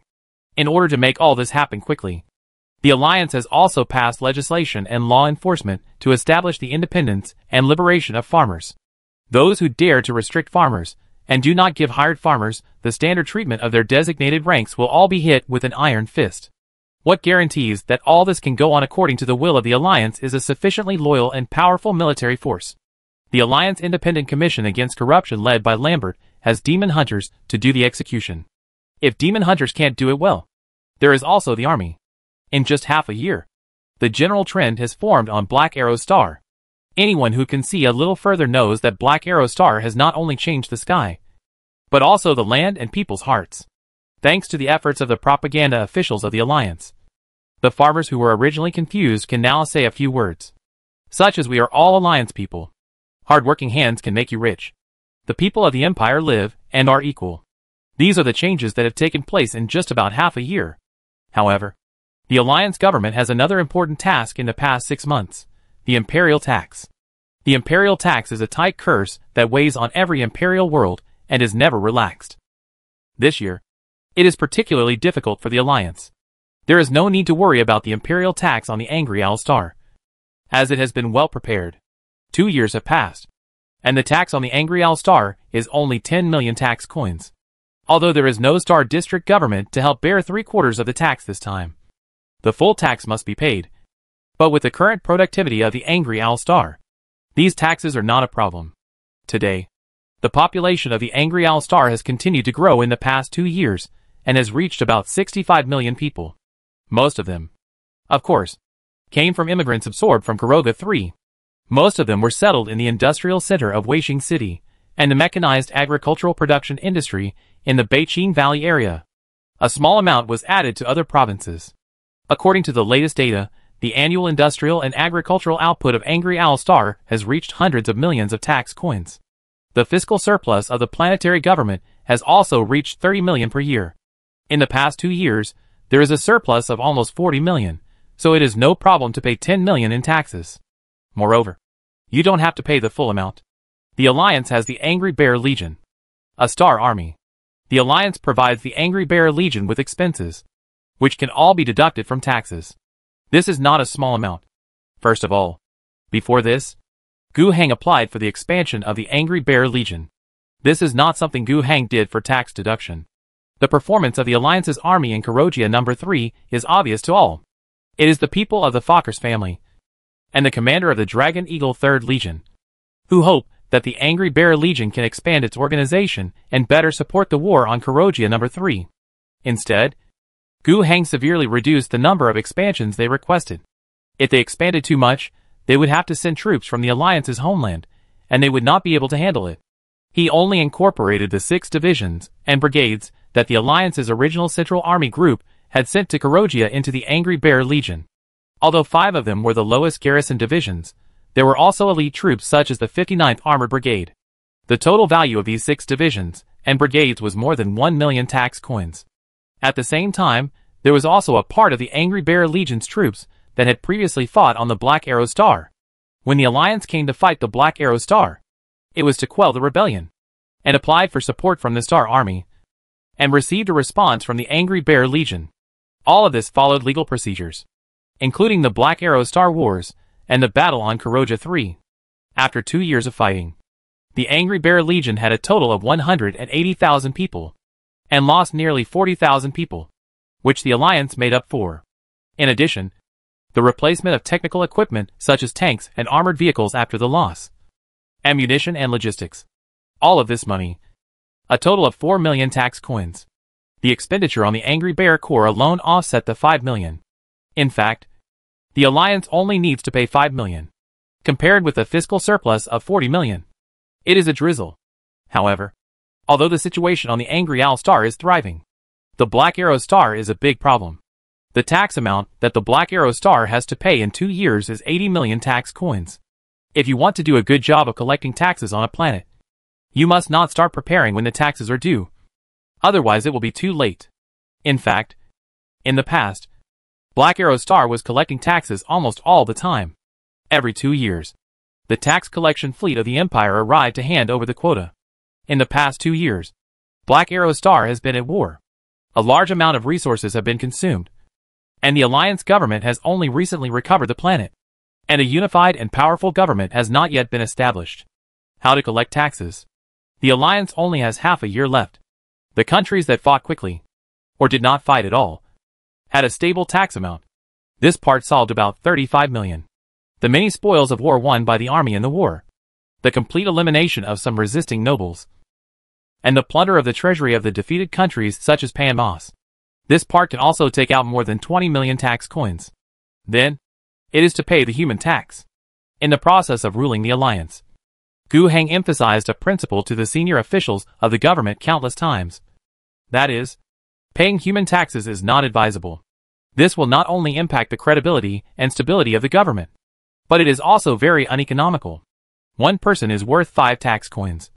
But the value of a person's life, in Gu Heng's opinion, far exceeds this number. If a person from a certain world cannot earn back these 5 tax coins, then the governor of this planet is doing a terrible job. However, the situation on Black Arrow Star can be relaxed a little. Some people's taxes are not because Gu Heng wants to collect oral sex, but because there are a group of diehards on the planet, as well as the problem of prisoners of war that was difficult to solve before. Then just pay it and be done with it, once and for all. In the past, Black Arrow Star often had to ask others to make up for the insufficient tax payment. Adding up all these, Black Arrow Star can solve the amount of about 60 million tax coins by itself. There is still a difference of 20 million. Then only Angry Owl Star can fill this hole. From this perspective, the Alliance has lost a lot in conquering Black Arrow Star so far. The army spends money on fighting, investment, and construction spend money, and Black Arrow Star has to make up for the tax gap. But Prime Minister Osina has promised Gu Heng that the next time he pays taxes, that is, 2 years later, Black Arrow Star will be self-sufficient. This was her guarantee to Gu Heng, the ruler of the Alliance. As the head of the government, half a year had passed in a flash. The chief tax officer of the Dragon Eagle Star region, Neil Laus, once again came to the Pegasus Star region on his Star region taxation tour. According to the importance of the taxation of the entire Star region, generally speaking, Laus would only personally visit Kuroja and Phase Star. The amount of tax to be paid by each of these 2 planets was about 4 billion tax coins. As long as we keep an eye on the situation of these 2 planets, the tax collection work of the entire Tianma Star region will be almost completed. At most, we will go to the 3 worlds in the Fokker star system to take a look. The rest are all scraps. Governor Gu, who has made a great reputation in the Star region in recent years, only collects 5 million in taxes a year. It is pitifully small. Lao Isi has never had the energy to pay attention to such a world personally. The last time I came to the Tianma Star region, I went to the Angry Owl Star for a tour. It was simply because of the request of the War Apostle. But this time, there was no War Apostle. But Lao Isi still came here on her own initiative. The tax officer came, of course, to collect taxes. But it was not just to collect taxes. In fact, she came here mainly to see Gu Heng. Angry Owl Star, 10 million tax coins in 2 years. Black Arrow Star, 80 million tax coins in 2 years, which added up to less than 100 million. For the tax fleet, it was a drop in the bucket. Moreover, she did not think that Gu Heng would not be able to pay taxes. Then you think too highly of me. Gu Heng was overwhelmed by the compliments. Black Arrow Star has just joined the Alliance, and there is a lot of work to be done. There are more than 400 million people there, and this round of taxes requires 80 million. I am under a lot of pressure. Lao Isi smiled and said, the pressure is only for this year. And didn't we pay it all in the end? I heard that you have controlled the situation on Black Arrow Star for only half a year. I have seen the results of your work. It has been quite good to achieve this in half a year. By the next tax season, you will definitely have no pressure at all. Gu Heng smiled happily, looking very cheerful. Although he was trying to hide his shortcomings, it was meaningless to deny such an obvious fact. In the past 6 months, since Black Arrow Star fell into the hands of the Alliance, it has indeed developed quite well, which is undeniable. Half a year ago, when the dust of the war on Black Arrow Star was just settling, 2 bigwigs in the government of the Alliance, Asuna and Lambert, came to Black Arrow Star. Gu Heng himself, during this period, also stayed in Black Arrow's star for a long time. The alliance came up with a series of political and economic reform plans, and began to implement them. Although the effect will take a longer time to show, at least, with some accumulation from Black Arrow Star, plus some holes filled by Angry Owl Star, there will definitely be no problem in paying taxes. In addition, Angry Owl Star is still developing at a high speed, and Black Arrow Star is also changing for the better in an all-round way. Even this year's most difficult tax payment work has been passed, and it will only get easier in the future. This is exactly why Lao Yisi praised Gu Heng sincerely after witnessing the changes in Black Arrow Star. For so many years, she has served as a tax officer, and has been traveling in hundreds of worlds in the Dragon Eagle Star region. In her eyes, most of the worlds are stagnant water. It was like this last time, and it will be the same next time. 2 years ago, when she came to Angry Owl Star, she saw the huge changes in Angry Owl Star. Now, the changes on Angry Owl Star are even greater. At the same time, Gu Heng also led the alliance into the interstellar space, and brought this huge change to Black Arrow Star. Lao Yisi was full of admiration for this young governor. During the chat, she couldn't help but say, "I really hope you can be the governor of Kuroga number 3. Then my job won't be so difficult." Hearing this, Gu Heng hard jumped. Is the dagger revealed? Chapter 337, The Pill for the Sustainability of the Empire. Gu Heng didn't even dare to answer the question about Kuroga number 3. Lao Yisi seemed to be observing Gu Heng's expression. She smiled and said, "Don't get me wrong, I'm just talking casually, complaining." Then, she really started complaining about her work situation, as if she was chatting with an old friend. The general content was that the tax collection work was not completed smoothly, and the Star Domain government was worried about the future of Kuroga. The former really surprised Gu Heng. When the imperial tax officials collect taxes, how can it not be smooth? If the taxes cannot be paid, wouldn't it be enough to shoot the governor? Is this the only impression you have of the imperial tax department? Gu Heng found that he seemed to have accidentally told the truth, and felt a little embarrassed at the moment. But he didn't blame him. Who else would have this impression of the tax officials? If only it were that simple. Lao Yisi sighed. For the governor who fails to pay the imperial taxes on time and in full, I can execute him. But please note, it is only possible in some particularly severe documents. It is only a suggestion at most, never a must. The situation is always complicated. Take your Angry Star as an example. I signed the execution orders for several governors before, and the agents of the Ministry of Justice did it. Why did I do that to the Angry Star? Because I know that no matter whether I give them a chance or not, they will not be able to collect the imperial tax. Not only this time, but also next time. Then, execute the person, and replace him. At least we can strongly maintain the dignity of the imperial tax, and urge the next governor to do a good job. Gu Heng understood. In fact, it is nothing more than the tax amount of Angry Owl Star is too low, only 5 million a year. Since it can't be paid in full, then kill him, maintain the dignity of the imperial tax, use the death of the governor of Angry Owl Star to warn all the governors of the empire, to do a good job for me. The importance of this point may be higher than the tax of Angry Owl Star. But the situation in Kuroga is obviously not like that. Every time I come to Kuroga 3, I have to collect 8 billion tax coins. Flying Wing Star also provides 8 billion tax coins. These two planets are the most important tax bases not only in the Tianma Star region, but also in several surrounding star regions. There are Fox Ear Star region, Lingyan Star region, Flying Boat Star region, and so on nearby. There are almost 50 planets in total. They can only pay more than 10 billion tax coins every year. From this comparison, you will know how important the two pearls in your Tianma Star region are. Kuroga is the most important source of human resources in the entire star field, and Fiexing is one of the important shipyards. These two places are extremely important assets for the star field. Kuroga is in such a state now, and the Starfield government is very dissatisfied. But we can't act rashly. Ivan Fokker said that this time, the tax can't be paid on time and in full. He said that it's okay to pay it anyway. There are plenty of people on Kuroga 3. A net city with more than 1 billion people will be given to us. Let our tax fleet go down and recruit people ourselves. What kind of attitude do you think this is? But I really can't do anything about it. Can I really execute him? Things are never that simple. It takes a whole set of procedures to dismiss a planetary governor. That's very troublesome. It's not appropriate to get the consent of the Star Domain government or the Universe Domain government. The documents need to be sent directly to the center of the empire. It takes a long time to go back and forth. To deal with planetary governors who can't pay taxes, the fast procedure is usually followed. The tax chief like me submits the documents under his name, the chief of law signs and confirms. And the agent just needs to do the job. This is a quick procedure. The full set of legal procedures still needs to be completed afterwards. But if you encounter a situation that the Ministry of Justice agents cannot handle, what's the point of judging the governor as a traitor? You can't kill him. At that time, either compromise or judge him as a traitor to the empire. Generally speaking, it's a compromise. Judgment as a traitor to the empire. It's easy to say. How to suppress the rebellion. Mobilize the Astra Militarum, mobilize the Navy, mobilize the Space Marines to deal with it. Then I ask you, if you're Alliance rebels now? Gu Heng quickly waved his hand. No. No, don't give me such an example. I am extremely loyal. It's just an example.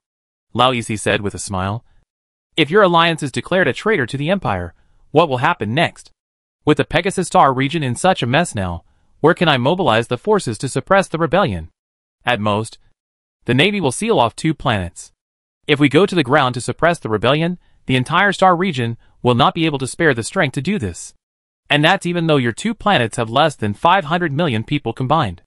If Ivan Fox is declared a traitor, if the Ministry of Justice fails to deal with the governor, the assassination fails, he is not like Akuna, Pedes, who is willing to die on his own, then will the entire Fox family be sentenced. For worlds, a total of 50 billion people, such a behemoth, how to suppress the rebellion? It's unrealistic. Ivan Fox doesn't completely avoid paying taxes. He wants to apply for war zone treatment. If Kuroga 3 is included in the war zone, it will be calculated according to the war zone standards. Although the tax to be paid will not be less. It can be fully used to suppress the rebellion of Kuroga 3 itself. Even the star field will provide supplies and support troops to help them suppress the rebellion. Gu Heng thought about it. It seems reasonable. Kuroga 3's current situation is already very bad, and it meets the conditions for applying to become a war zone. So let them apply. If things are settled, it will be possible to pay taxes steadily in the future, which is better than forcing people to pay taxes in the past few years. And then the tax system collapses, and they can't pay a penny. Seeing Gu Heng's expression, Lao Yisi smiled. Are you thinking that this might work? Actually, it's not possible. I said before that Kuroga 3 is the most important human resource output place in the entire star field. If we only focus on Kuroga and the Tianma star field, this may be feasible. However, the star field also suffers threats at the star field level. The plague cult problem of Kuroga, no matter how much trouble it causes, is currently limited to 1 planet. Look, the group of greenskins of the Iron-Tooth clan tribe occupy 4 star regions. The greenskin plundering fleet is constantly fighting with the fleet of the star field. And from time to time, they invade a planet with a large number of greenskin troops.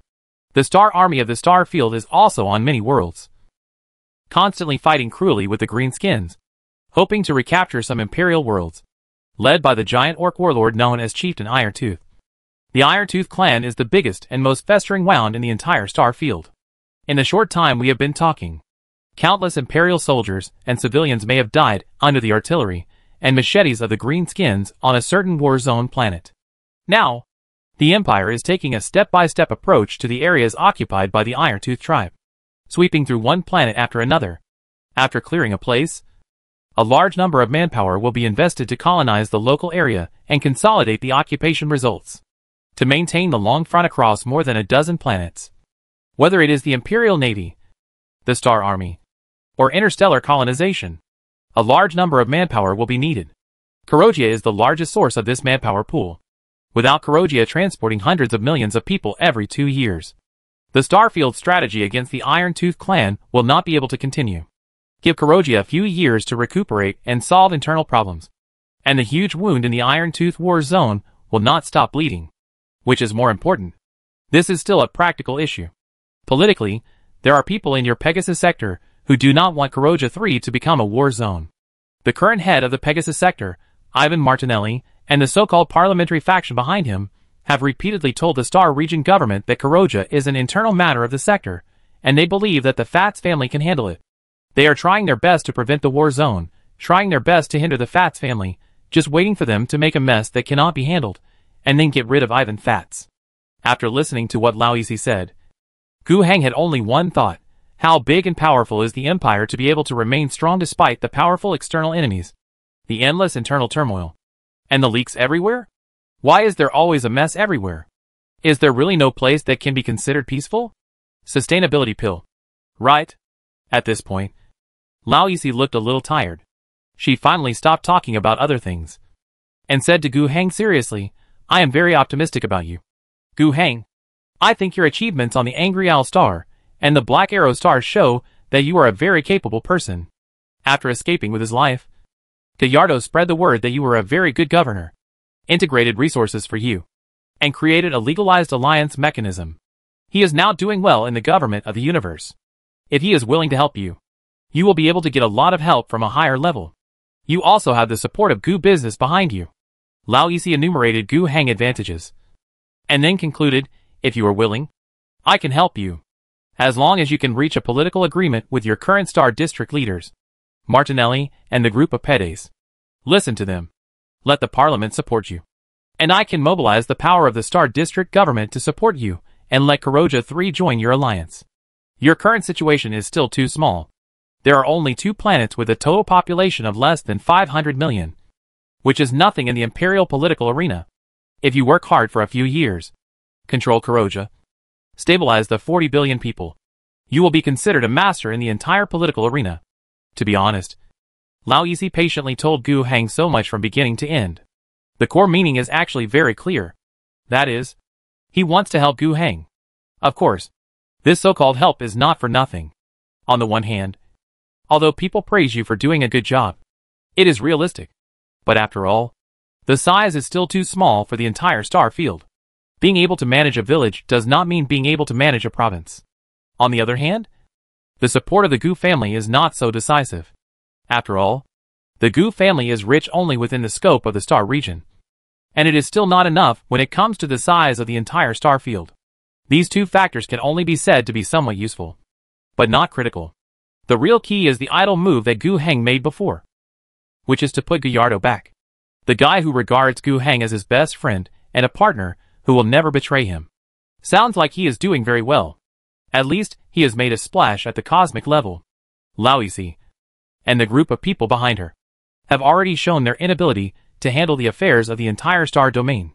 Pulling Gu Heng in, it may be to use the influence of the War Apostle to see if he can get some benefits from the higher level government. That is, the Eastern Universe level, to solve the many practical problems facing the Dragon Eagle star domain. And Gu Heng was indeed moved by everything Lao Yixi said. Kuroja number 3. 40 billion people. How huge is this force? If he could copy the alliance system to Kuroja, let those 40 billion people really work for him, and develop rapidly like the Angry Owl Star, Gu Heng would immediately become the top political leader. As Lao Yixi said, a Nest City world with tens of billions of people like Kuroja is extremely rare in the entire star field.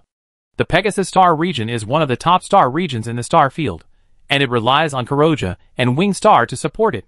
Those ordinary star regions, often several of them added together, are not as populated as the planet of Kuroga 3. With those 40 billion people, if nothing else, Gu Heng monthly gift points will explode. However, even if he was tempted, Gu Heng was still not overwhelmed. There are more than 100,000 people in the Angry Bear Legion fighting there continuously. Gu Heng is very clear that the current situation on Kuroga 3 is a cesspool. I thought that if Fokkers was replaced as the governor, he could get the full support of Fokkers' 3 planets, and the Dragon Eagle 3rd Legion, and solve the cult problem on Kuroga 3, but the reality is contrary to my expectations. In the occupied area of Pheno City, the situation has not improved at all. In other large nest cities, there have been worrying reports of plague evil magic, and the infection has a tendency to expand further.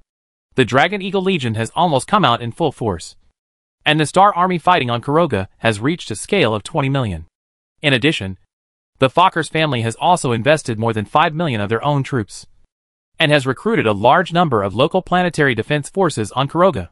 This has created an excessive demand for arms, which Kuroga number 3 cannot meet by itself. And the 3 planets of Fokkers combined are not enough. The productivity of the Angry Owl Star is strong, but after all, it is too small. The arms orders have exploded, and it cannot be produced. Gu Trading Company started running at full speed, receiving a large number of trade orders, going to other star regions, and even some forging worlds to purchase arms. According to Governor Ivan Fox, he wanted to expand Kuroja's original 100 million planetary defense forces to a scale of 1 billion people. Gu Heng thought he was just bragging. Given the economic situation and administrative capabilities of Kuroja 3 and the current difficulties, 100 million planetary defense forces are already difficult to maintain. 1 billion troops? Impossible. This is indeed the case. Until now, the defense force of Kuroja has only expanded to more than 120 million, which is still far from what Ivan Fox boasted. With the Fox family and the 3 worlds they control, with tens of billions of people as the most solid backing, Ivan Fox still can't stop the worsening situation in Kuroja, so Gu Heng doesn't think he can do it. The size gap is too big. Chapter 338, Military Expansion. In Gu Heng's opinion, Kuroja number 3 is now a world full of despair.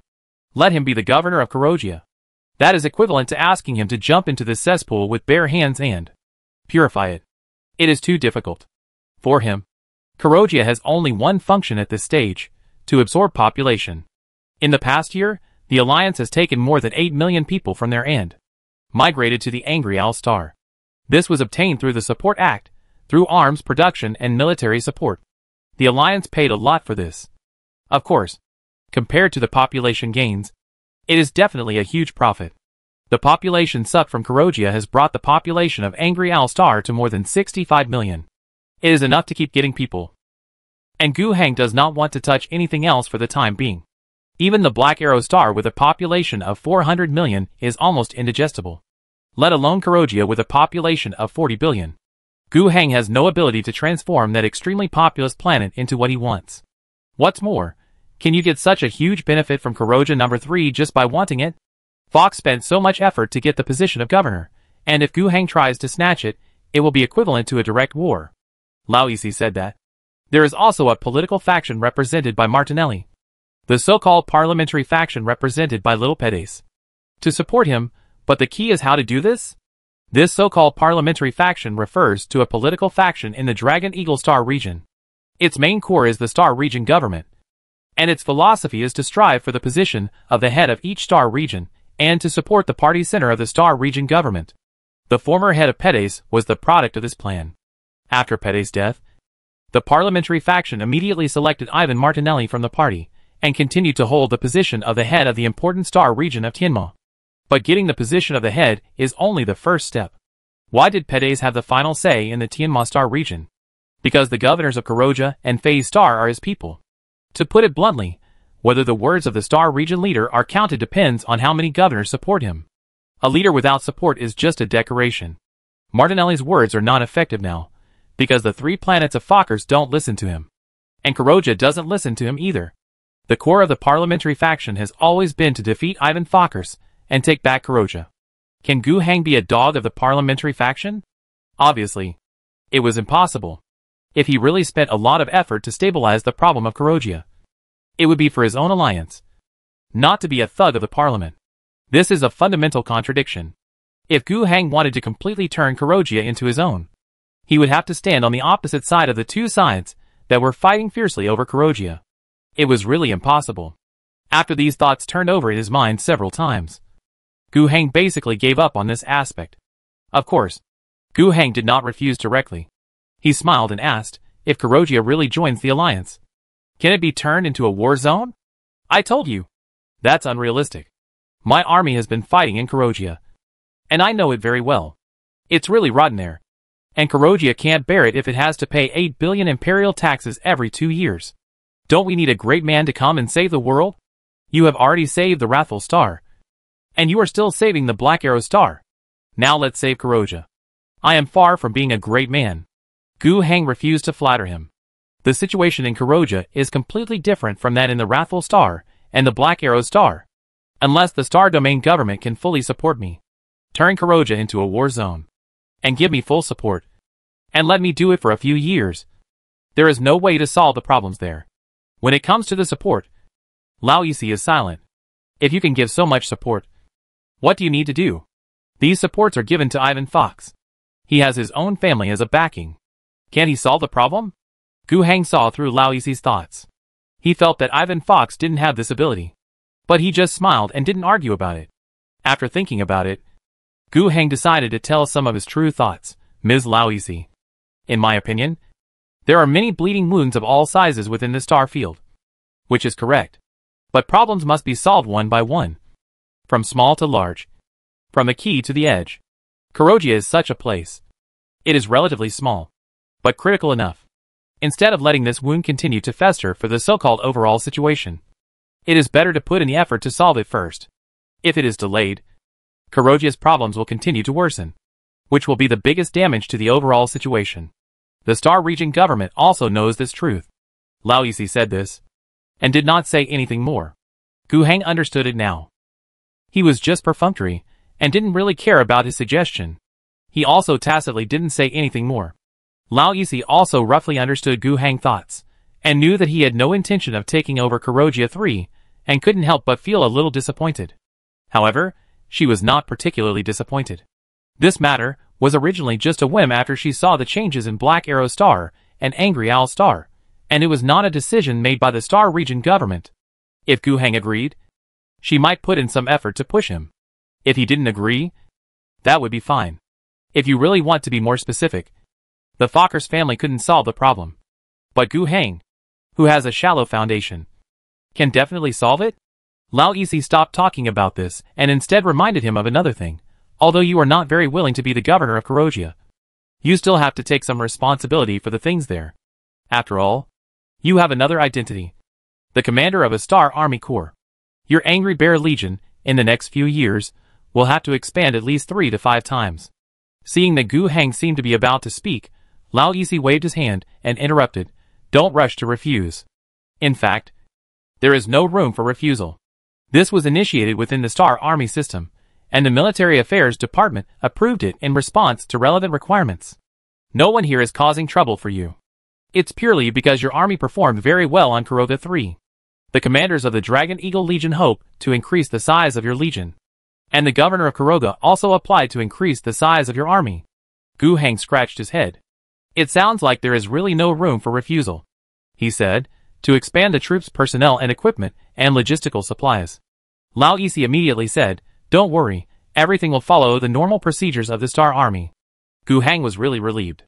He smiled and said, how long can you stay in the Pegasus Star region? About 6 or 7 days. That should be enough. I hope to invite you to my engagement ceremony. Engagement ceremony? Lao Yixi said in surprise. I have heard rumors before, but I didn't expect it to be true. Congratulations to you and Major General Yu Lixia. Congratulations. Gu Heng responded with a smile. For Gu Heng, it is not impossible to expand the Angry Bear Corps. After all, it is his own army, and is completely under his control. However, it is not possible to do it for free. Even if it is not free, and more Alliance troops are transferred to the Angry Bear Corps, even if they are paid, Gu Heng is not very happy. Among them, the most important point is that the Alliance key work for a long time in the future is to digest the immigrant population of Black Arrow Star and Angry Owl Star, and to take advantage of the surge in population size to vigorously carry out production and construction. Gu Heng does not have so much manpower to invest hundreds of thousands of dollars in the construction of the Angry Bear Legion. But if it is the standard construction process of the Star Army, there will be no problem. After agreeing on the expansion of the Angry Bear Legion, Lao Yixi left. She is a very busy person. She was able to take time to come and meet Gu Heng. She was really giving him a lot of face and treatment. However, after she left, some other members of the team stayed behind. On the one hand, the tax settlement work of the 2 planets is still going on. On the other hand, the expansion of the Angry Bear Corps is underway. The 2 leaders have already discussed the general intention. But if things are to be done properly, then the people below have to negotiate the details and actually push forward to get it done. Among the team she brought, there were people from the Military Affairs Department. The work of the Military Affairs Department was to organize and support the Star Army and the Imperial Navy, although it did not have battlefield command, nor did it have the responsibility to mobilize troops and issue military missions.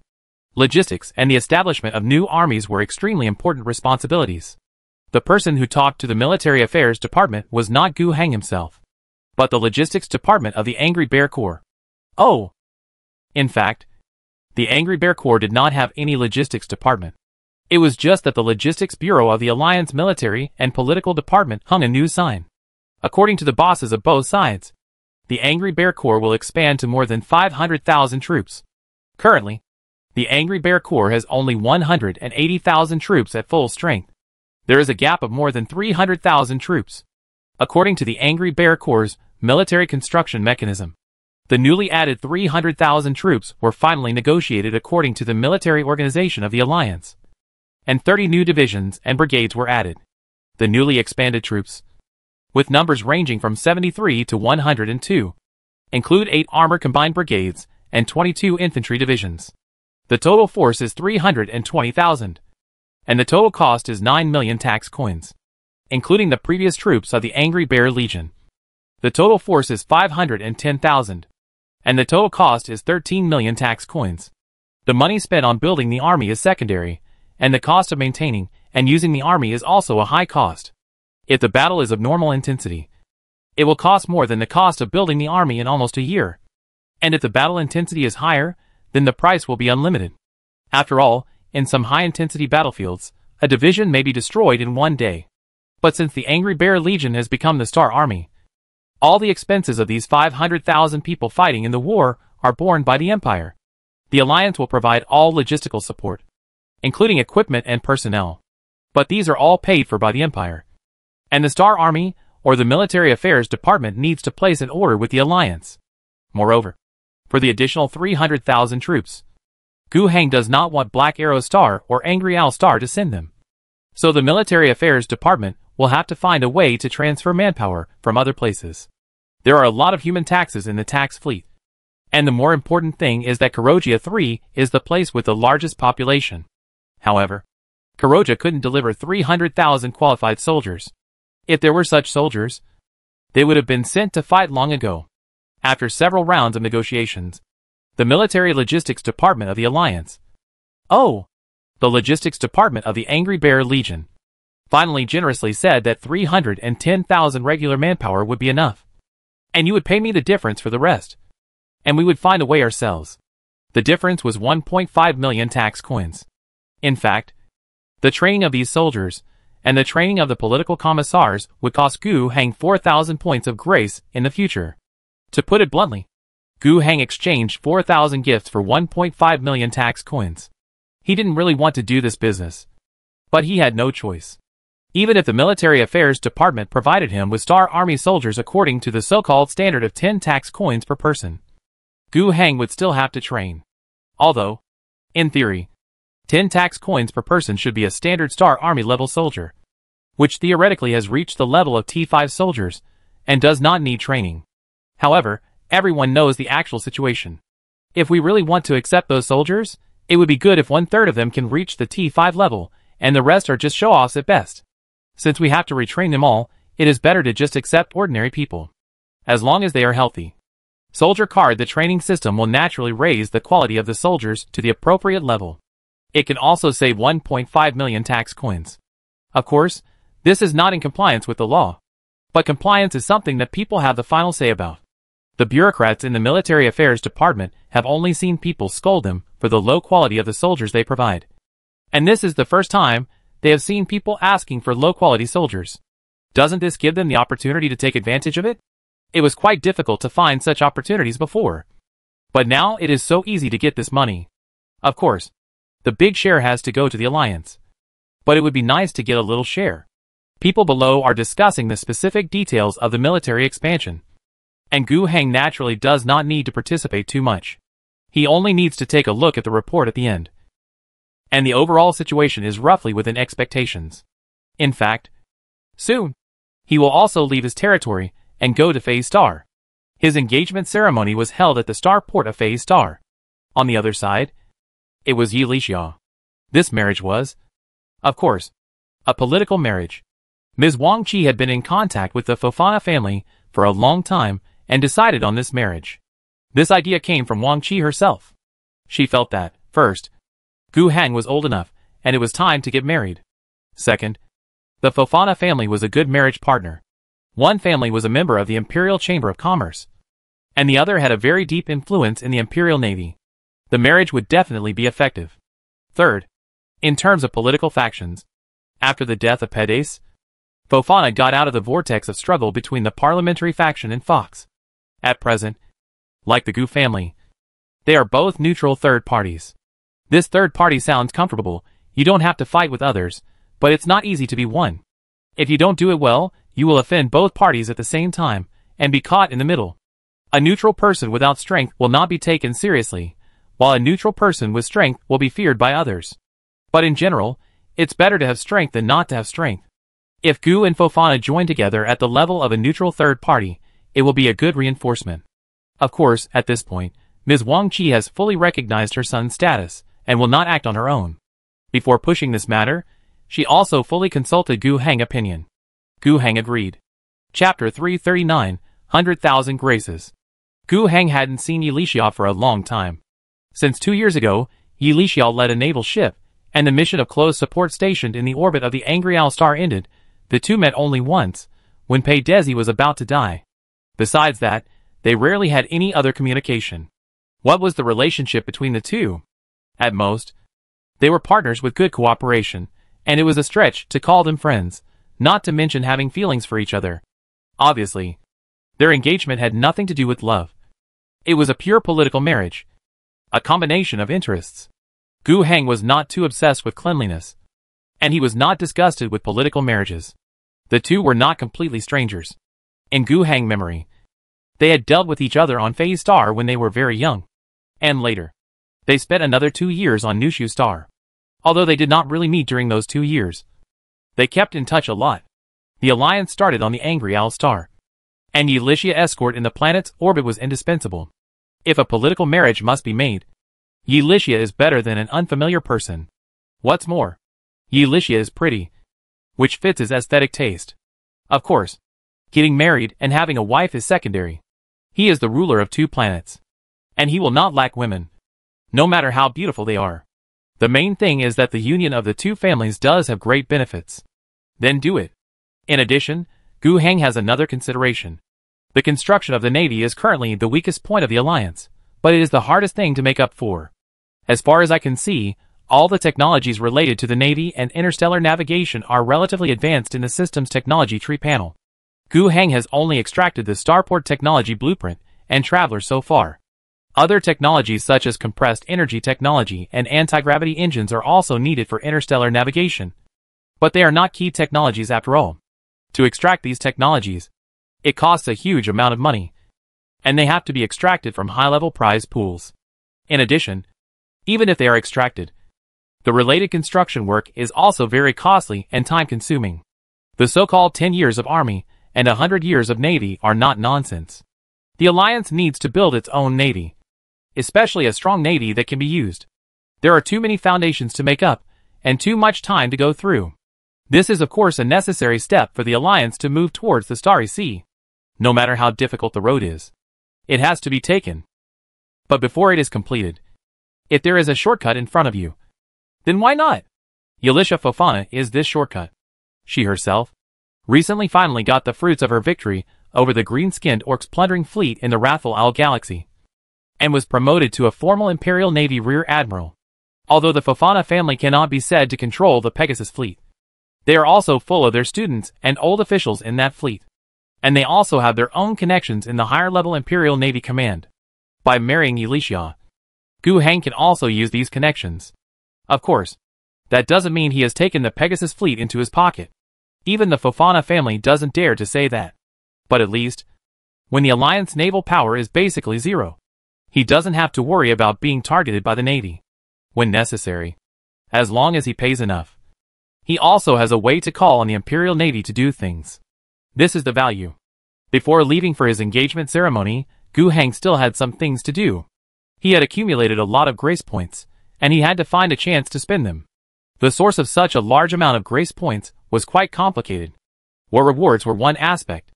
In the series of battles in the kingdom of Panmas alone, although the troops suffered heavy losses, no one could deny that it was a victory. Gu Heng also earned more than 20,000 grace points here, adding the previous offensive against the kingdom of Stefano. And after the overall situation was determined, some rebellion suppression work, and some wars of annihilation against some small countries that were confused, The total amount exceeded 10,000 points. The continuous fighting of the Angry Bear Legion on Kurogia also earned Gu Hang thousands of grace points. In general, the war rewards totaled 40,000. The remaining bulk came from the monthly grace points accumulated over the past year. With the influx of a large number of people, the original population of Angry Owl Star has been utilized, and the productivity has developed rapidly. The monthly grace points provided to Gu Hang have exceeded 4,000. As for Black Arrow Star, it was considered a vassal state in the early days. The grace points provided were not many, only a few hundred points. It is estimated that the vassal state has experienced a large decline. However, with the occurrence of two things, the situation has changed. First, the political entity of the alliance has been recognized by the empire, thus becoming legal. This gave Gu Hang a legal and recognized ownership of the Black Arrow Star in name. Secondly, Gu Hang actually controlled the world through military operations. Thirdly, the alliance's own political system, which was actually implemented under the guise of the new King's Council, took root quickly in the past 6 months and effectively improved the alliance's control over the entire Black Arrow Star. These changes were directly reflected in the situation within the system. That is, under Gu Hang's vassal panel. In a short period of time, in addition to the Kingdom of Lumen, many other countries were added. And then, the vassal levels of these countries were rapidly improved. A few days ago, the option of annexation finally appeared. Gu Hang had already clicked it. At this point, Black Arrow Star will be regarded by the system as a homeland like Angry Owl Star. However, the bonus of grace points that this homeland can provide is not much at present. Although it has a population of 400 million, the monthly grace points provided are less than 2,000 points, which is less than half of that of Angry Owl Star.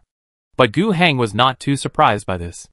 Gu Hang knew that the supply of monthly grace points should be closely related to a series of data such as population size, total productivity, average living standards of the population, government control, etc.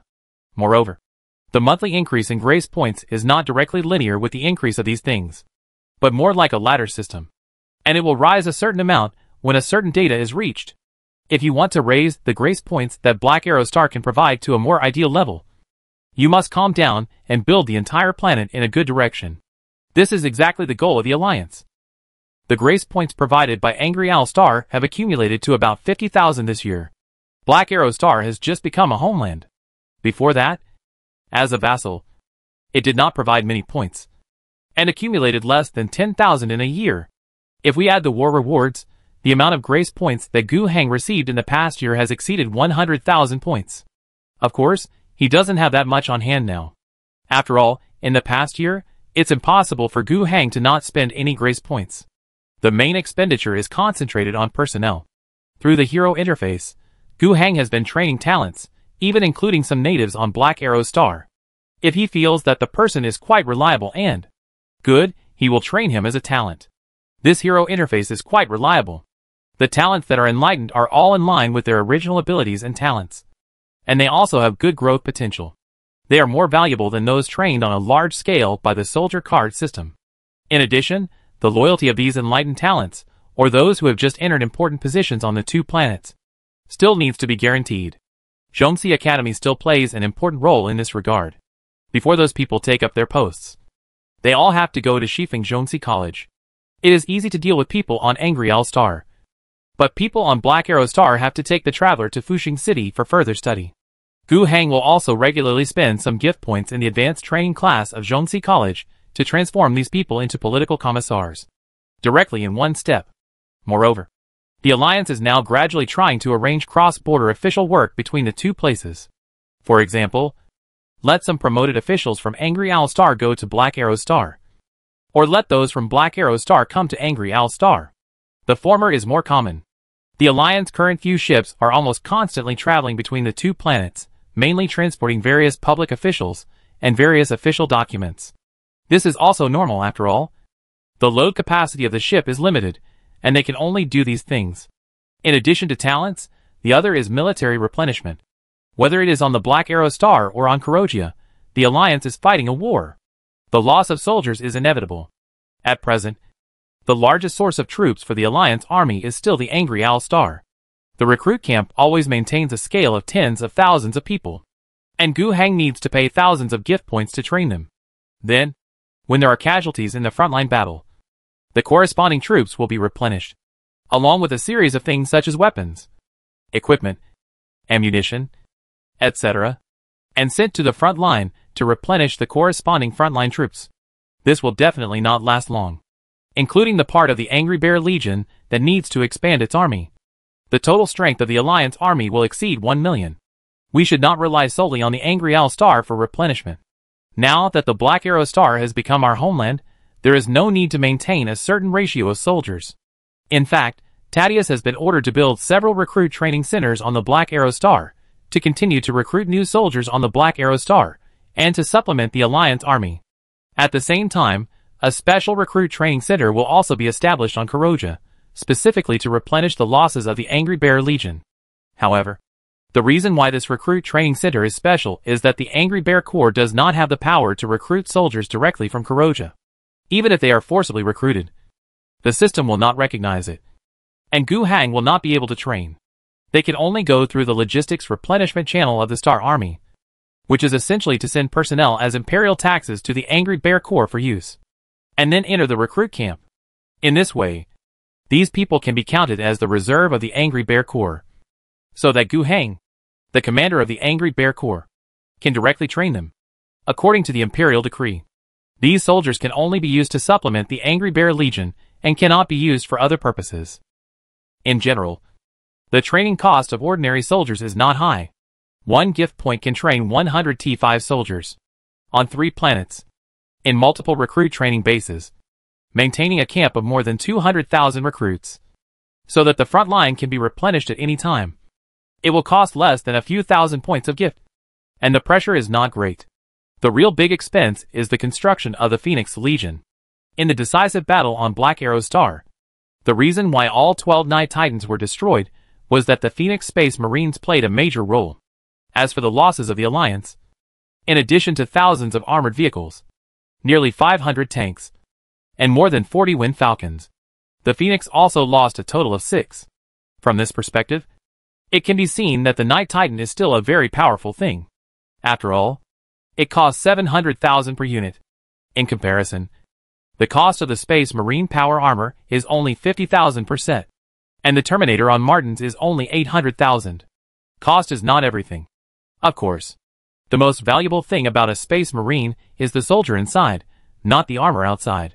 But no matter what, cost can also explain a lot of problems.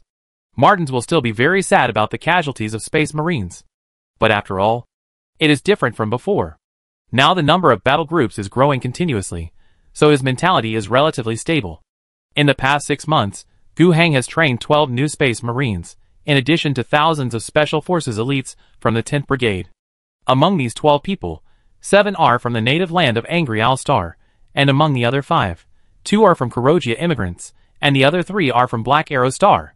Gu Hang did this intentionally in many things. For the recognition of the concept of alliance, and the integration of species, Gu Hang will try his best to do everything he can.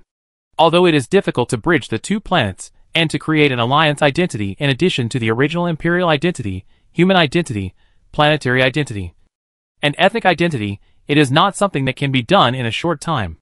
But we still have to do it. And we have to seize every opportunity to emphasize it. Gu Hang has been following this line of thought in various personnel exchange policies, officials, the army, and even the selection of space warriors. It is true that the Wrathful Owl Star is his most important base, but after all, it is too small.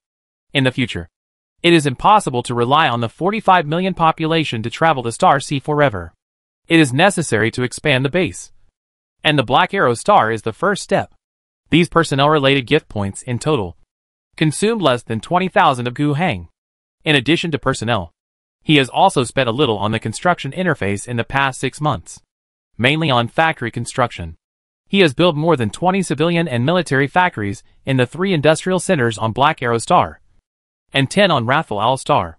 This is another consumption of more than 3,000 points of grace. But in general, it is not much. He still has more than 70,000 points. He plans to keep more than 20,000 points for emergency use. And the remaining 50,000 points, he plans to use all of them to draw technology.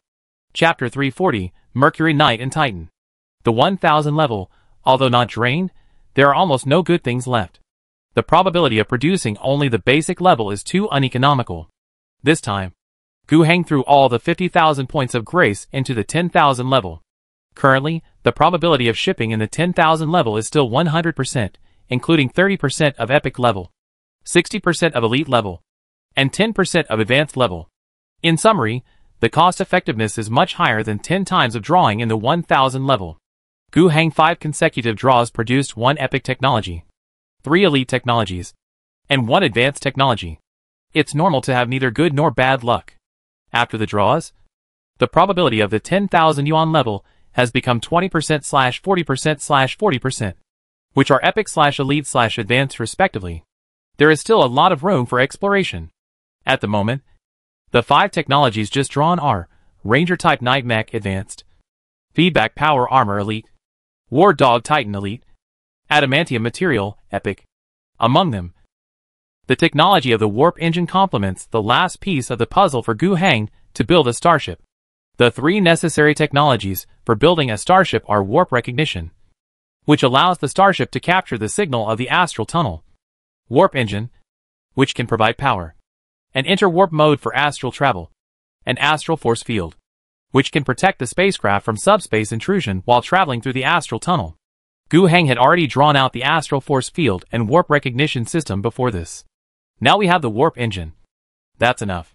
The most direct significance of this is that the starport on the Angry Owl star, which can only do small boat maintenance and simple assembly work, finally has a place to use its skills and can officially build traveler spaceships. It is only at this level that it can be considered a proper shipyard. Although it can only build this kind of small boat, it is also a good start. Don't look down on the traveler.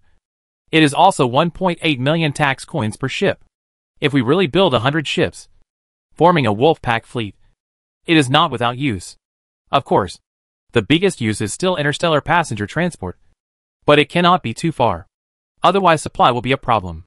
If it is just to build a ship like Traveler, it requires so many pre-technologies to complete, which is definitely not worth it. But these 3 pre-technologies are essential for all ocean-going ships. Later, we will build large-scale merchant ships, transport ships, and warships, and all 3 of them are indispensable. This is a necessary technology for entering the Starry Sea, so it is also good to have it early. After all, skilled shipbuilding workers also need practice to be trained, and it is not enough to have a technical blueprint. It is good to build a Traveler first. And the feedback power armor technology is also very interesting. This is a technology developed to match the Space Marine power armor, and it is called the God Servant type. Compared with the Space Marine power armor, the God Servant has almost all shortcomings. The armor thickness is not as good. The flexibility is not as good.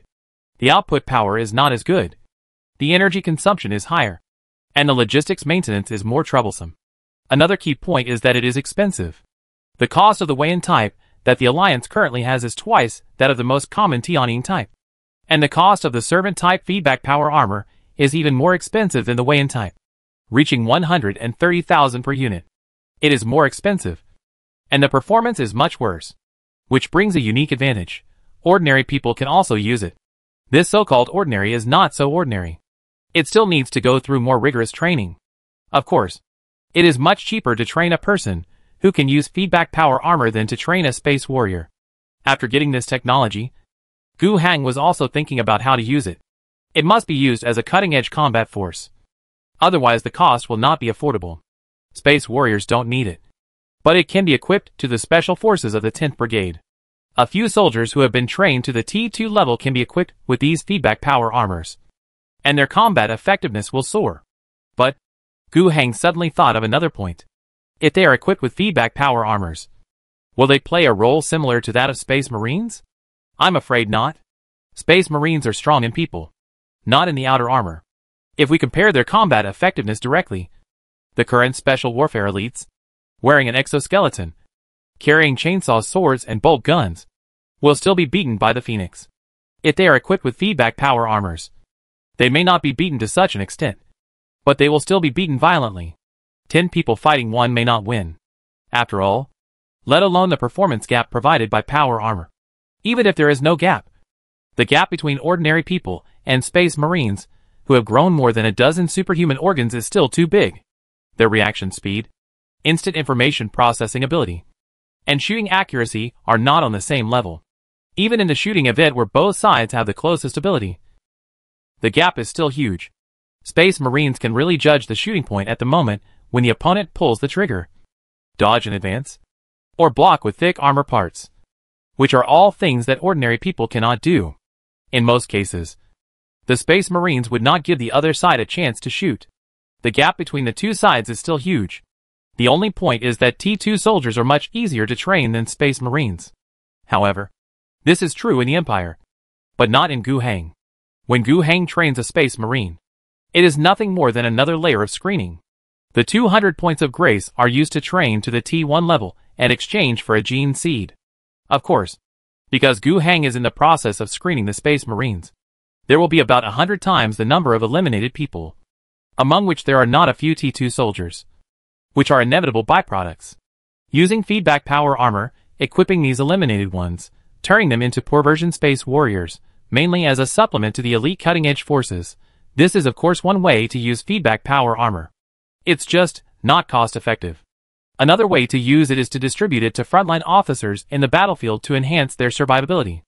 A brigade commander or battalion commander commanding on the front line is actually very fragile, but this enhancement effect is also relatively average. In short, although the feedback power armor is indeed an elite technology, it is still relatively useless for the current alliance. It has its place, but it is not critical. Gu Hang will not promote the large-scale production of this technology, which will take up a lot of the alliance productivity. However, the extracted technology can pull out 2 units from the black box every month. The free ones must be taken. Then, Gu Hang turned his attention to 2 other technologies, Ranger-class Night Mech and War Dog-class Titan. The former is an old acquaintance. The Alliance now has 6 of them. After the Black Arrow planet surrendered, except for the ones that were destroyed in a few wars, there are only 6 left on the entire planet. Although theoretically the ownership is still in the hands of the surrendered nobles, if the Alliance wants to recruit them, they have nothing to say. People always call the Night Mech the Night Titan, but in fact it is not correct. The proper name is just Mech. The Ranger is 8 meters high, and the interior can be equipped with different technical configurations, and equipped with multiple components, forming some derivatives. For example, the Lance type emphasizes heavy firepower, and the Watch type emphasizes mobility. But in the end, they are all under the category of Ranger. As for the Warhound Titan, it is a real Titan, although it is the smallest Titan. The biggest difference between the Titan and the Night Mech is that the latter has a special cockpit, which people brag about as the mechanical throne, where the Knight drives the mech to fight, while the Titan does not have a special cockpit and cannot be operated by one person. The 15-meter-high Warhound Titan, like a 5-story building, can accommodate more than 10 people, who work together to operate the machine.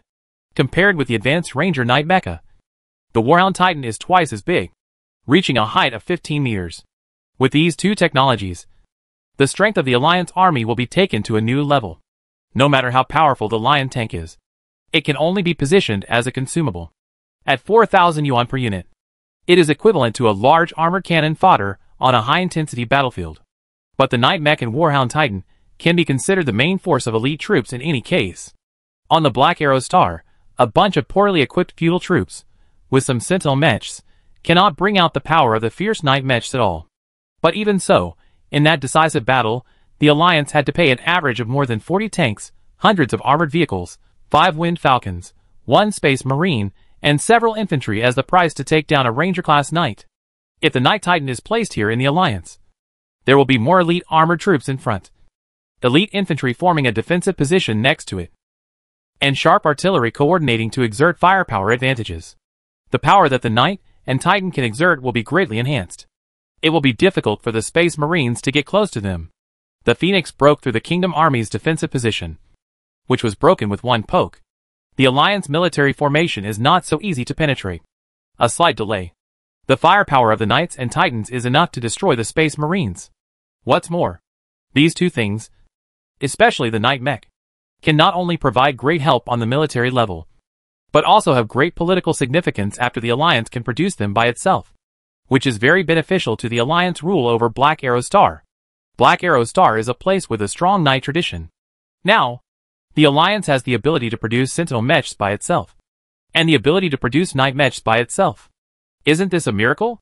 Gu Heng thought of many ways to deal with it in an instant.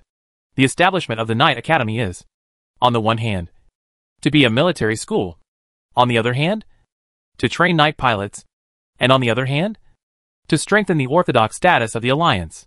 If you want to be a Knight in the future, you don't have to waste the family's savings for who knows how many years. Just apply for the Knight Academy and enlist in the army. And you can become a glorious Knight and drive a Sentinel mecha. The best people can drive a Ranger Knight. Special subjects are opened up, and those who cannot be single Ranger Knight drivers have the opportunity to become a larger and more powerful real Titan driving team, and use War Dog Titans in groups of more than a dozen people. There are many benefits to doing this. These noble families of Black Arrow Star still have their merits. Their ancestors were born as Knights, and they are proud of being Knights. The new things that the Alliance has come up with now fit their traditions, and are conducive to strengthening their rule. Because of these traditions, they have been trained how to drive Knights since they were young, and they are the most suitable source of drivers. On this basis, Gu Heng even plans to establish a new organizational structure, which will be placed under the Alliance Army. He had already thought of a name, called the Alliance National Knights.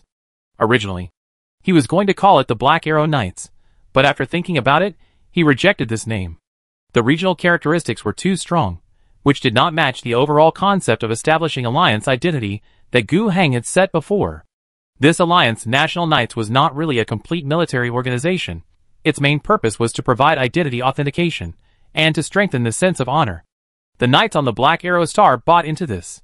On the other hand, it is the professional management of the two expensive top-level equipment, the Knight Mech and Titan, from the selection of drivers, equipment maintenance, special logistics supply and other aspects.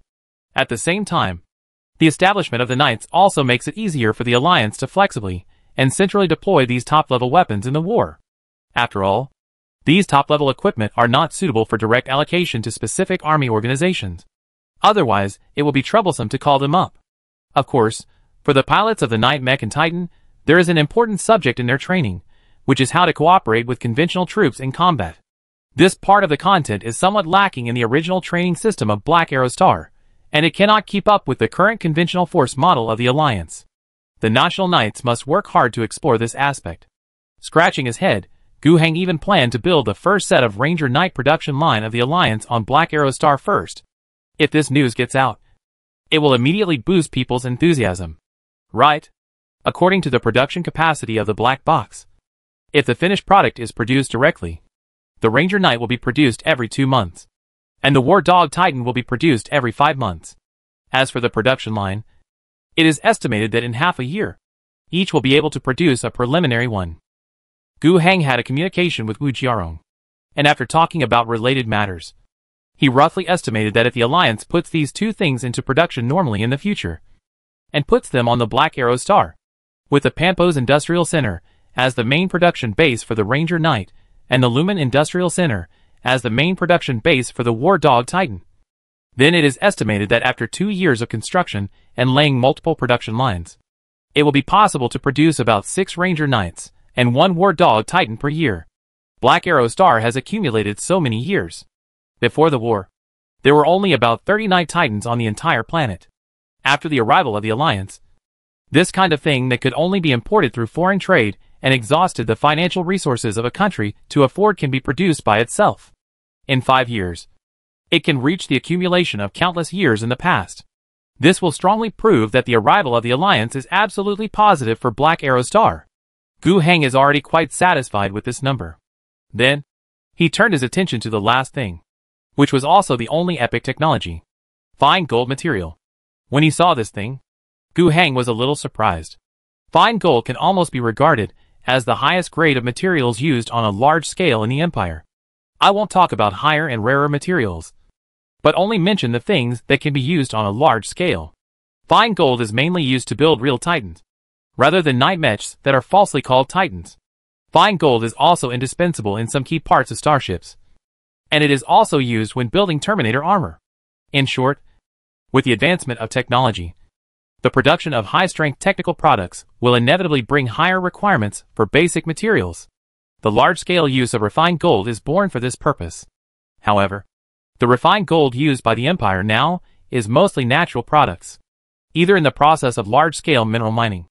A small amount of associated refined gold minerals can be collected, or on some very few planets, extremely precious refined gold veins can be found. This thing is undoubtedly a strategic resource in the Empire. The Empire has a precedent of launching a war for a fine gold mine. Now, what does this set of fine gold technology that Gu Heng has developed mean? Fine gold mining technology? Why is it called epic technology? It is difficult to mine. But more importantly, its scarcity. As long as it can be found, its high value is enough to make people ignore the difficulty and cost of mining. If it can be called epic technology, is it fine gold synthesis technology? Gu Heng took a closer look and found that it was true. After understanding the meaning, he had only one thought in his mind: I'm getting rich. Moreover, this wealth is not like some of the technologies that were developed before, which are difficult to explain and use. This wealth is something that Gu Heng can use seriously. He can just put the synthesis of refined gold in a certain mining area and say that he has discovered a refined gold mine. This way, there will be a legitimate production channel, and Gu Heng can sell it. As for being found out, Gu Heng is not afraid at all. Without a thorough investigation in the mine and a geological study, who knows if what he said is true or not? Not to mention who has nothing to do but fight for the share of refined gold, but to question the authenticity of the refined gold mine. Even if you want to do this research, it is too difficult to do it in Gu Heng territory. The smelting and synthesis production line of this thing can not only provide basic material support for the future, when the Alliance area creates various high-precision technologies, but also can be produced immediately, earning tax revenue for the Alliance. There is a big customer in the Tianma Star region, the Phase Star Shipyard. It is a place that can produce and build cruiser-level starships, and there is a direct demand for refined gold. The only pity is that the synthesis technology of refined gold, even if the production line is pulled out later, the speed of expanding production capacity cannot be too fast. The estimated output after 1 year may be only 1 micro-refined gold mine. But it is enough. A micro-refined gold mine, purely doing foreign trade, can also earn 20 million tax coins a year. Moreover, the Alliance does not necessarily have to sell all of them. Some will certainly be kept in case there is a higher level of technology in the future. When this material is needed, it can be used directly. After finishing the technology lottery, Gu Heng explained the relevant matters to Wu Jiarong through remote communication, and then boarded the spacecraft and set off for Phase Star. He was going to attend his engagement ceremony, and his fiancée was waiting for him there.